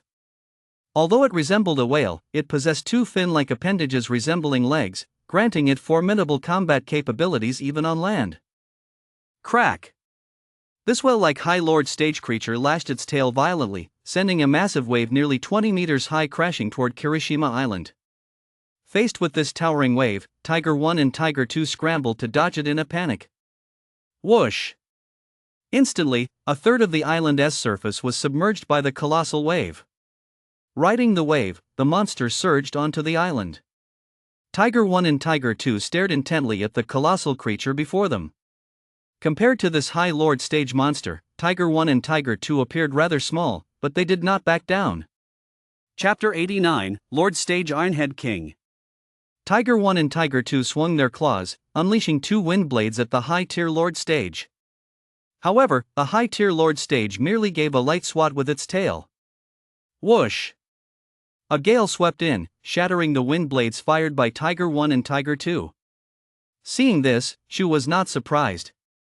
This high-tier Lord Stage before him was extremely popular on Chinese social media, with many netizens referring to the monster as the Iron-Headed King. It was also one of the high-tier Lord Stages that China had detected migrating from the deep sea to coastal waters. Chu opened the most widely circulated video on the Chinese internet. In it, a massive head leapt out of the water, its sharp teeth glinting coldly in the sunlight, before plunging back into the sea. An elementary Lord Stage monster had already been crushed by the Iron-Headed King. Below the video, a large group of netizens were discussing it. How are we supposed to deal with such a powerful monster? Yeah, look at that wave splashing up from the surface. It feels like even an average upper third realm martial artist couldn't block it. I just wonder what this monster's special ability is. If it's something like a water column, the military base really wouldn't stand a chance. This Ironhead King has become quite famous in China and is one of the monsters the military base is most on guard against. Unexpectedly, Tiger 1 and Tiger 2 were the first to encounter it. Roar! Seeing that their wind blades were ineffective, Tiger 1 and Tiger 2 immediately used their agile bodies to lunge at the Ironhead King. However, the Ironhead King was covered in thick layers of fat. Even the evolved claws of Tiger 1 and Tiger 2 couldn't pierce through the fat on its surface. Smack! Ironhead King's tail lashed out violently, striking Tiger 1 directly. Thud. Tiger 1 was sent flying dozens of meters before crashing heavily back onto the small island. After a moment to catch his breath, Tiger 1 staggered to his feet. Roar! A furious roar echoed through the air. Tiger 1 opened its mouth wide as countless streams of mana converged within it, causing the temperature on the small island to rise rapidly. A hint of gravity flickered across the Ironhead King's cold eyes. Rip! A red beam flashed and shot toward the Ironhead King. A thick jet of water suddenly erupted from the Ironhead King's massive head. Boom! Tiger 1's glazed fire breath skill collided with the water jet. Whoosh! A massive amount of steam filled the air. The glazed fire breath skill clearly had the upper hand, piercing through Ironhead King's water jet and shooting directly toward its head. However, by this point, the power of the glazed fire breath skill had already been greatly diminished. Ironhead King's head wobbled slightly. The glazed fire breath skill had merely burned a large hole through the surface layer of fat, failing to damage Ironhead King's core. Grr! Feeling the pain of the burn, Ironhead King let out a furious roar. Another massive jet of water sprayed toward Tiger 1. Boom! Tiger 1 was struck squarely by the water jet and sent flying dozens of meters away. Seeing Tiger 1 injured, Tiger 2 let out a furious roar. He immediately began to channel the glazed fire breath skill. Whoosh! At close range, a red beam shot directly at one of Ironhead King's eyes. The beam was so fast that Ironhead King had no time to dodge. The iron-headed King's eye was instantly burned through. Now with only one eye remaining, the iron-headed king frantically pounded the small island, as if trying to sink it and drag Tiger 1 and Tiger 2 into the sea. But the iron-headed King's plan was doomed to fail. Mist Island could withstand even Chua's strength, let alone the iron-headed King's. At that moment, Tiger 2 also went berserk. It leaped directly onto Ironhead King's back and began tearing into him viciously. The battle here had returned to its most primal state. Seeing this scene, Chu showed no intention of intervening. Ironhead King was a formidable opponent. The fact that Tiger 1 and Tiger 2 could fight him to this extent demonstrated their tremendous progress. Splash! Ironhead King's remaining eye flashed with a hint of fear. It violently flung Tiger 2 off its back and then swam frantically toward the open sea. Chu made no move to stop the iron-headed king. In his view, this High Lord stage creature was now effectively prey for Tiger 1 and Tiger 2. Perhaps soon, Tiger 1 and Tiger 2 would be able to hunt down the iron-headed king themselves, and Chu wanted to leave that opportunity to them. Roar! Watching the iron-headed king plunge into the sea, Tiger 2 stood atop the island and let out an angry roar.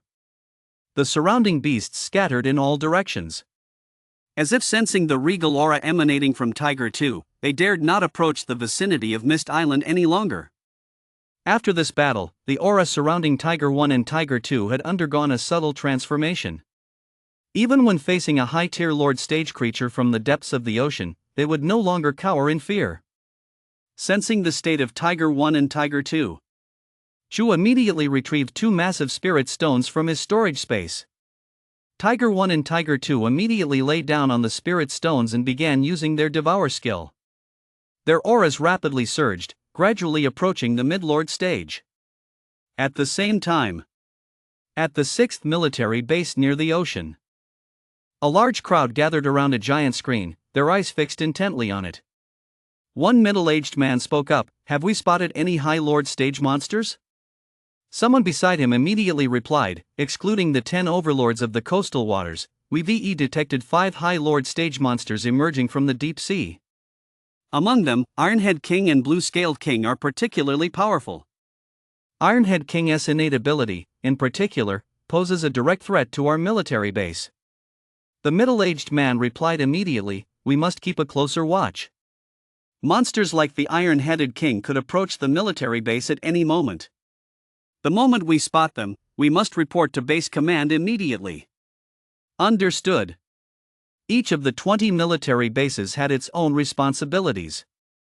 Now, facing the ever-approaching tide of beasts, an atmosphere of extreme tension permeated the military bases. Everyone knew this battle would be no walk in the park. Behind the military bases, the entire nation of Huaxia was watching the situation on the front lines. Inside the 4th military base, the disciples of the Huashan sect were each armed with an A-grade longsword, and every one of them was practicing intently. Wang Dayton blended in among them like a husky among a pack of wolves. Wang Dayton harbors his own bitterness. He has realized his cultivation talents simply cannot compare to these beasts. Currently, he is the only one in the entire Huashan sect still stuck at the 7th rank steel bone realm. Thinking back to the joy he once felt during his live streams, a bold idea suddenly took root in Wang Dayton's mind. Now that all 20 military bases have reached a moment of life and death, I should let more people in China see what is happening here. With that in mind, Wang Dayton resolutely made his way to the room of Yu Junwan, the leader of the Hua Mountain sect. Chapter 90, Flying on a Sword. After leaving Yu Junwan's room, Wang Dayton's heart burned with excitement. He was going to restart his streaming career, but this time, he would broadcast from all the military bases as a disciple of Hua Mountain. Meanwhile, under the immense pressure of the beast tide, breakthroughs were occurring daily across all the military bases. Inside the 9th military base, a vortex of mana kept forming above the base. Everyone looked up at the sky in astonishment, unable to resist discussing it. Such immense power, who has broken through to the upper 3rd realm? Is it Yin from Shaguang Cave, or Wang Tong? There are only those two in our 9th military base, aren't there? Deep within the 9th military base, Yin looked up at the sky, a hint of admiration in his eyes. Wang Tong, as an independent cultivator, had actually reached the upper 3rd realm. Meanwhile, in the 9th military base's command hall, a look of delight spread across the faces of all the high-ranking officials. They remarked, on the eve of the great battle, Wang Tong has managed to break through. His resolve is truly extraordinary. That's right. Due to the limitations of his cultivation base, Wang Tong's Wang family sword technique had only reached the 4th layer. Now that he has broken through to the 3rd rank Void Disciple realm, his Wang family sword technique might be able to advance further to the 5th layer. On the other side, the beast tide was drawing ever closer to the military base along the coastline, but this time, it seemed organized. Instead of immediately launching a frenzied assault on the base, the beasts continued to gather. This scene left the expressions of all the high-ranking officials of Huaxia extremely grim. With so many High Lord stage beasts gathered together yet not attacking, there was only one possibility: they were waiting for a more powerful entity to issue orders. Without a doubt, there was definitely a king stage being behind this beast tide. Dark clouds loomed over the sea, towering waves crashed, and countless monsters lurked beneath the surface. There was no longer any sign of human activity in the coastal waters. Even Zhao, the head of the warrior guild, dared not venture out onto the open sea at this moment. Facing so many monsters with his strength would be a suicide mission. Zhao gazed at the surging, churning waters in the distance, and a sudden chill ran through his mind. He realized that Chu was still out there on the sea. What had become of him? Had he joined forces with the king of these monsters? Or had he clashed with them? In Zhao's mind, Chu had already reached the king stage. In his view, Chu and the king stage beings emerging from the deep sea were unlikely to coexist peacefully. A battle between these two rulers might well ensue. However, none of this would be confirmed until the human military base withstood the onslaught of the beast horde. Compared to Chu, the Chinese military base was clearly far weaker. At that moment, around Mist Island, massive waves churned, and countless monsters lurked beneath the sea. In the distance, the sky was thick with dark clouds, as if the end of the world were upon them. Chu watched the scene and couldn't help but feel a sense of exhilaration. To humans, standing amidst such a scene might seem helpless, but Chu thoroughly enjoyed this environment. The countless powerful monsters hidden beneath these waters would all become his sources of strength. Chu waited quietly. Exactly one day after Ironhead King's escape, a monster of colossal size passed through the ocean. Buzz, buzz, buzz. The mana throughout the entire world began to tremble violently. The monstrous silhouette flashed across the horizon. Its cold gaze seemed to glance at Mist Island, but it did not come to attack. King stage? Chua's heart skipped a beat. Sure enough, there was a king stage monster amidst this massive beast tide. Clearly, this king stage monster was both larger and more powerful than the one on Mist Island. Judging by the faint silhouette in the sea, this monster was at least several hundred meters long. The fact that it didn't immediately attack Mist Island after Ironhead King was injured suggested that this monster possessed a high level of intelligence. A hint of curiosity flashed through Chua's mind. I wonder if the people of China can withstand this king stage? But a king stage this massive should accelerate my evolution significantly. Kirishima seemed to have become the last sanctuary on the sea. Due to the king stage's appearance, the winds and waves on the surface grew increasingly fierce, and the waters near the coast appeared to turn pitch black, though this was actually an optical illusion. The primary cause was the sheer number of lord stages, which were unconsciously affecting the coastal waters, even causing the sea level to rise slightly. This slight rise made the people of Huaxia realize a terrifying truth: this wave of monsters had reached a point where it could destroy Huaxia. Inside Huaxia's first military base, countless martial artists hurried back and forth through the base.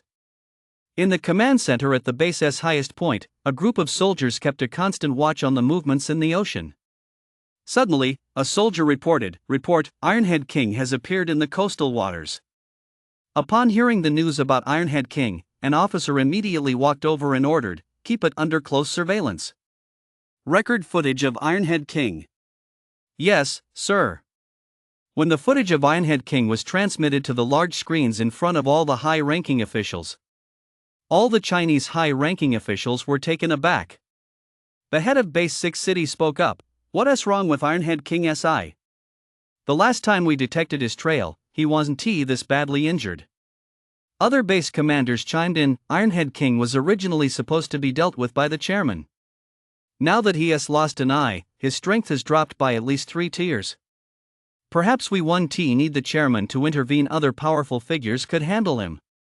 Indeed.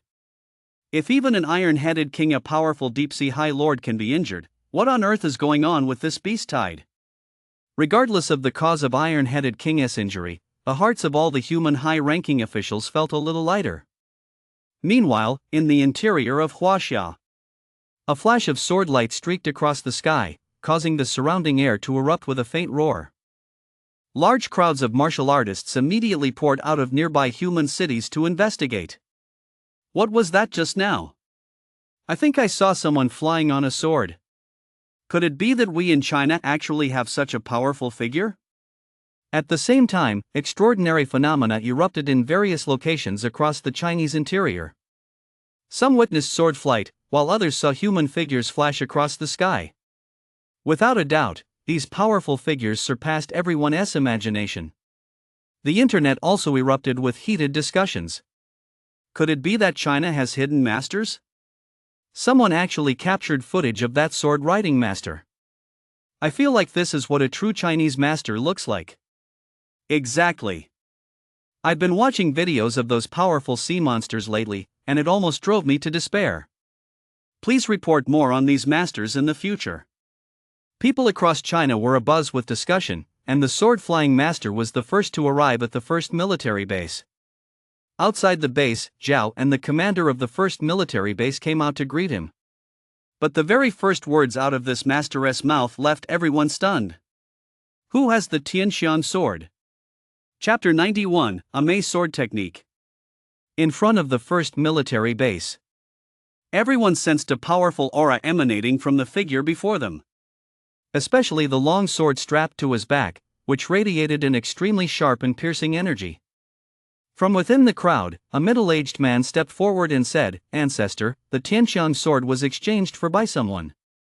The elderly man in the blue robe, with the long sword on his back, narrowed his eyes and said, "I recall that exchanging for the Tianxiang sword requires a large number of points. I wonder which of our friends made the exchange."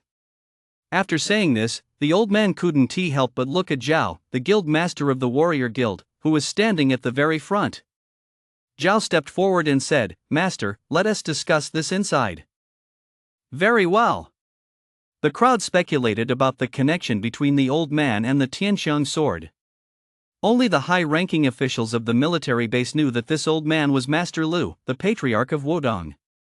1,000 years ago, the Tianxiang sword had been kept in the main hall of Wudong for a long time, but after the dynastic changes, it eventually ended up in the outside world.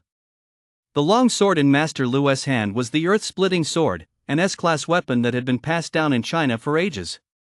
Its power was equally immense, even surpassing that of S-class weapons forged with mid-tier Lord Stage materials. Both the heavenly fragrance sword and the earth-splitting sword were legendary blades and the lifelong pursuit of every sword cultivator. The crowd was not surprised by the old man's question, but it still caused a pang of unease in the hearts of Huaxia's high-ranking officials. They sensed a hint of overwhelming pressure emanating from him. There were quite a few practitioners at the upper three realms present, and a suspicion inevitably arose in their minds. Perhaps this Master Lu was on the verge of taking that final step. The senior officials of Huaxia couldn't help but grow cautious. The fact that Master Lu had asked about the whereabouts of the heavenly fragrance sword right from the start suggested he might harbor some dissatisfaction with its allocation. On one side stood a heaven stage powerhouse, while on the other, Chu stood behind him, a situation that left these Huaxia officials deeply conflicted. Inside the 9th military base, Yin was brandishing an exceptionally beautiful long sword. Whoosh, whoosh, whoosh. Mana surged around him, and streaks of sword energy appeared one after another. Upon seeing this scene, Master Feiyan nodded with satisfaction and said, "Disciple, by channeling the Amei sword technique with the second layer of the Zhou Tiangong, combined with the Tianxiang sword, your strength is now comparable to that of a third-rank Shuzi realm cultivator."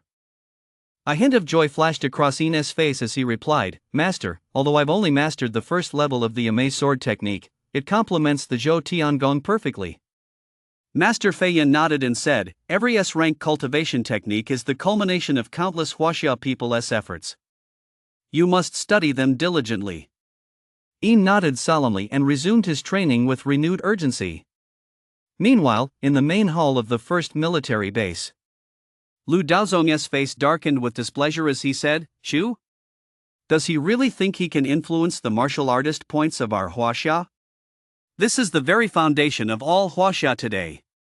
Moreover, he didn't bring back the corpse of a high lord stage cultivator. While Yin has decent talent, I suggest we deduct half of his points." Zhao's expression grew grave. He couldn't help but recall Chu's words. And he thought even more of Chu's strength, that was equivalent to a king stage in the ocean or even a more powerful, more unique existence. Facing a being capable of determining Huaxia's very survival, Zhao was extremely cautious. He was about to speak, but Master Lu, having read his thoughts, said, "Let us wait until the other fellow Taoists arrive before discussing this further." Zhao could only nod helplessly. While the strength of these ancient ancestors might be earth-shaking, they lacked a certain sense of reverence when it came to Chu. Ordinary king stage cultivators wouldn't make Zhao this cautious in his heart. Chu was someone worth befriending.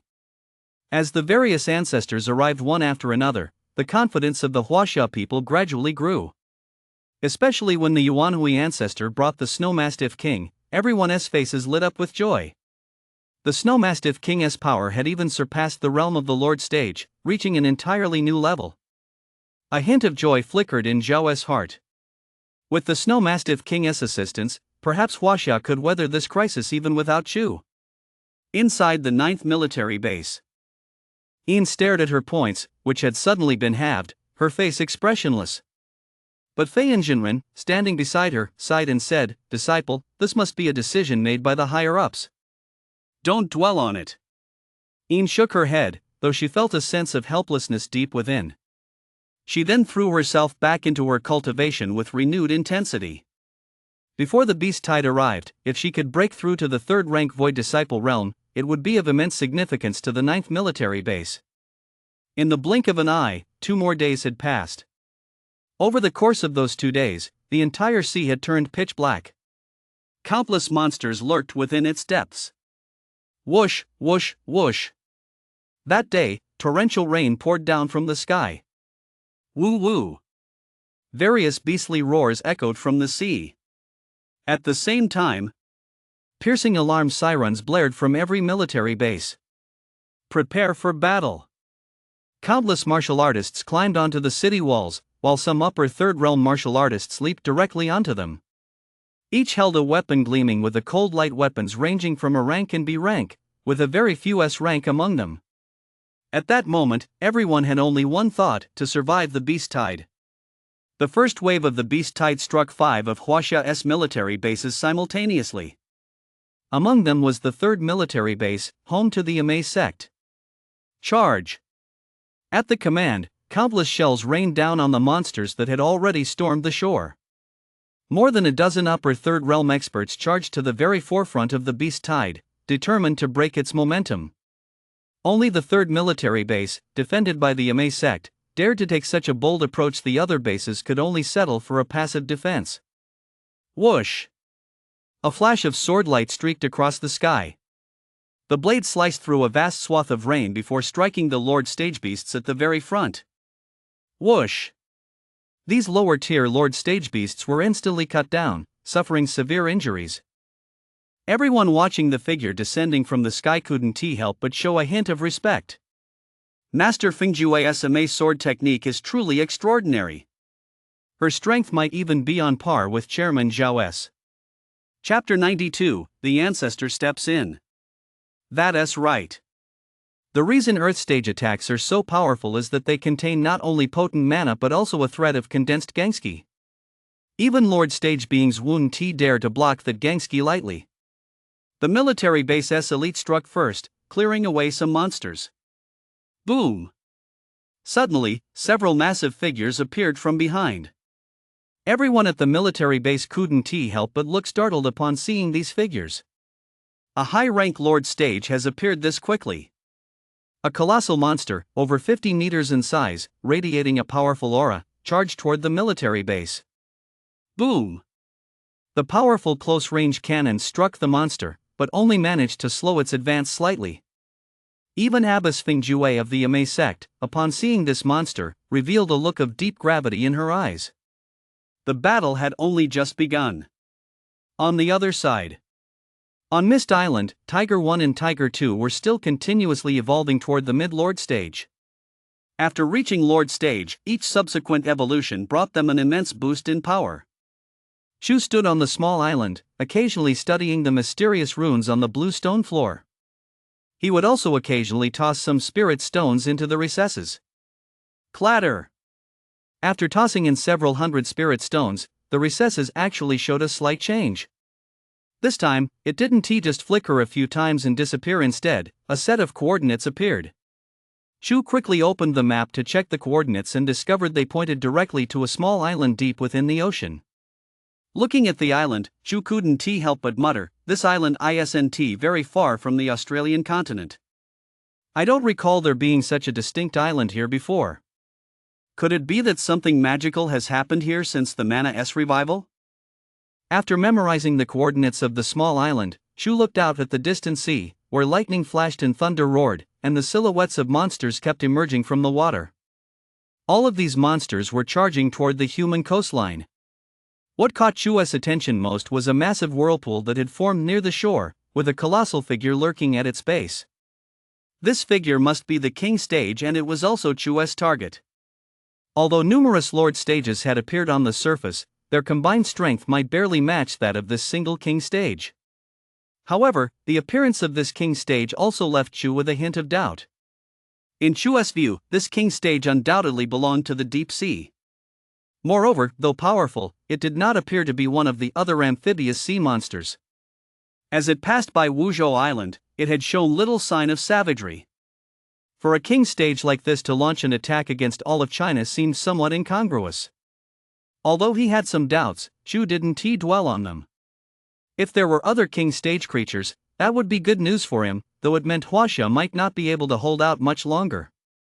At that moment, as Lord Stage creatures continued to come ashore one after another, some of Huaxia's strongest warriors stepped in to fight.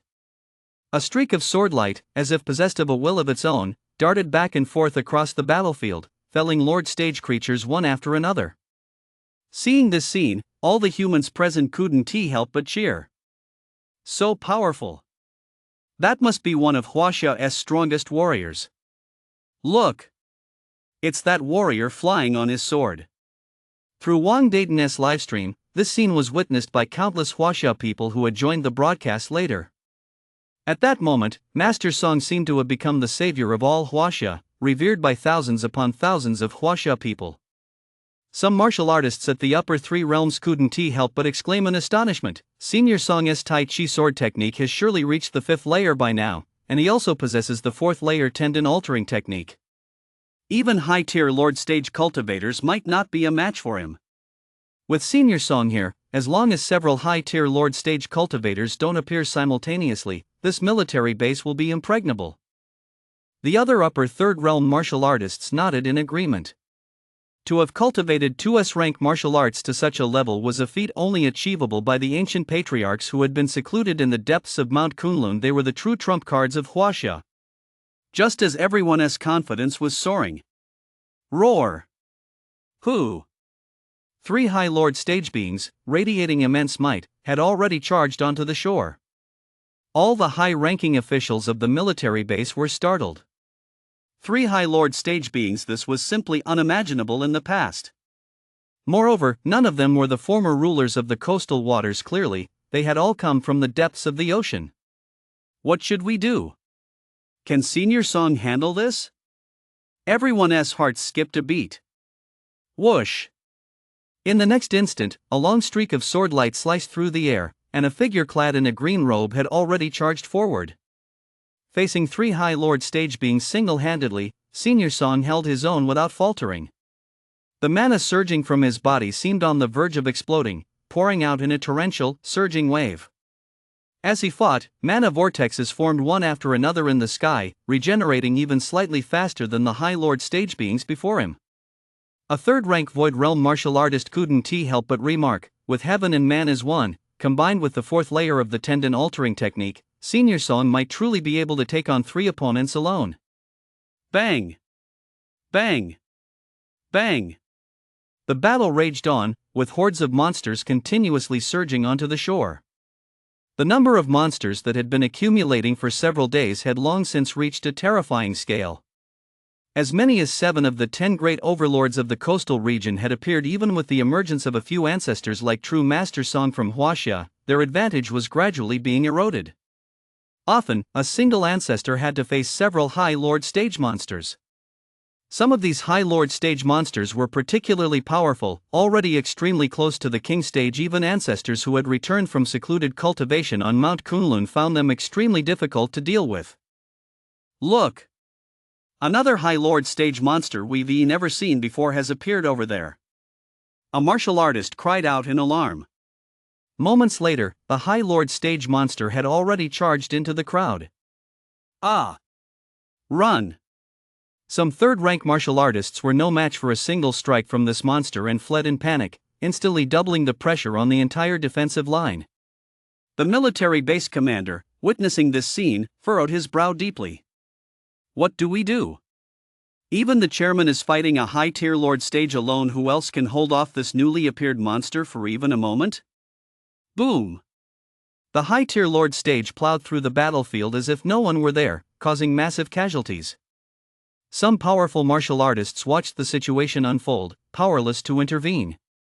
Zhao also furrowed his brow with his Earth Stage strength. He could barely hold off a single High Lord Stage monster. Chapter 93, Contract Rewards. Boom!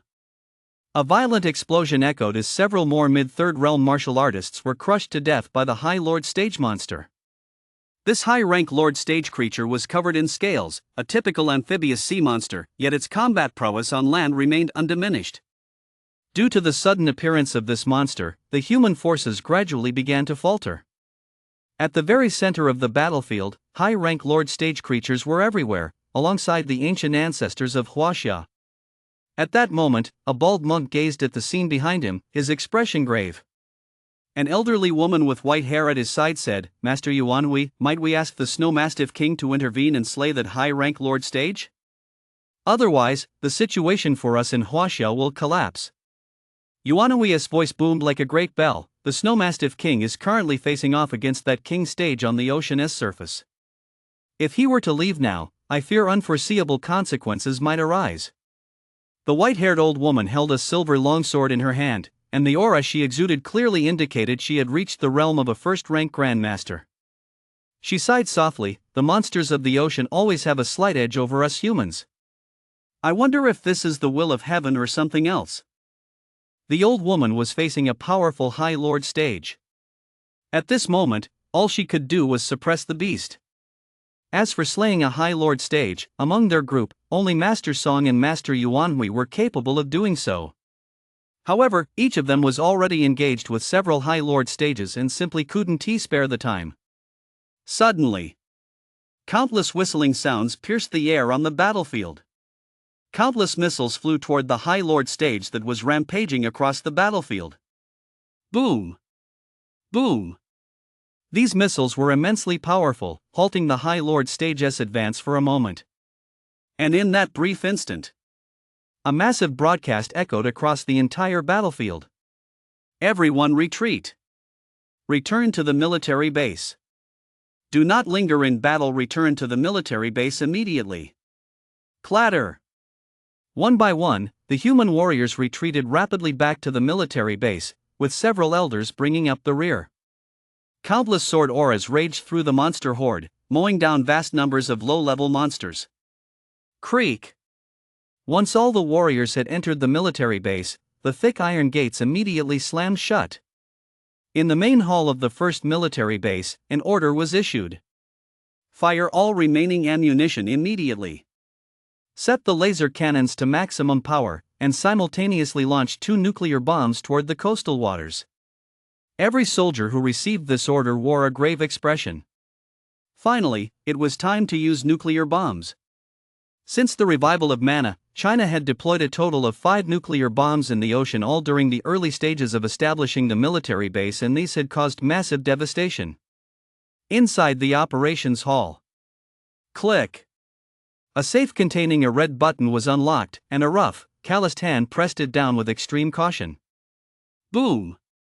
Deep within a mountain range far behind the first military base, a manhole cover suddenly swung open. Whoosh!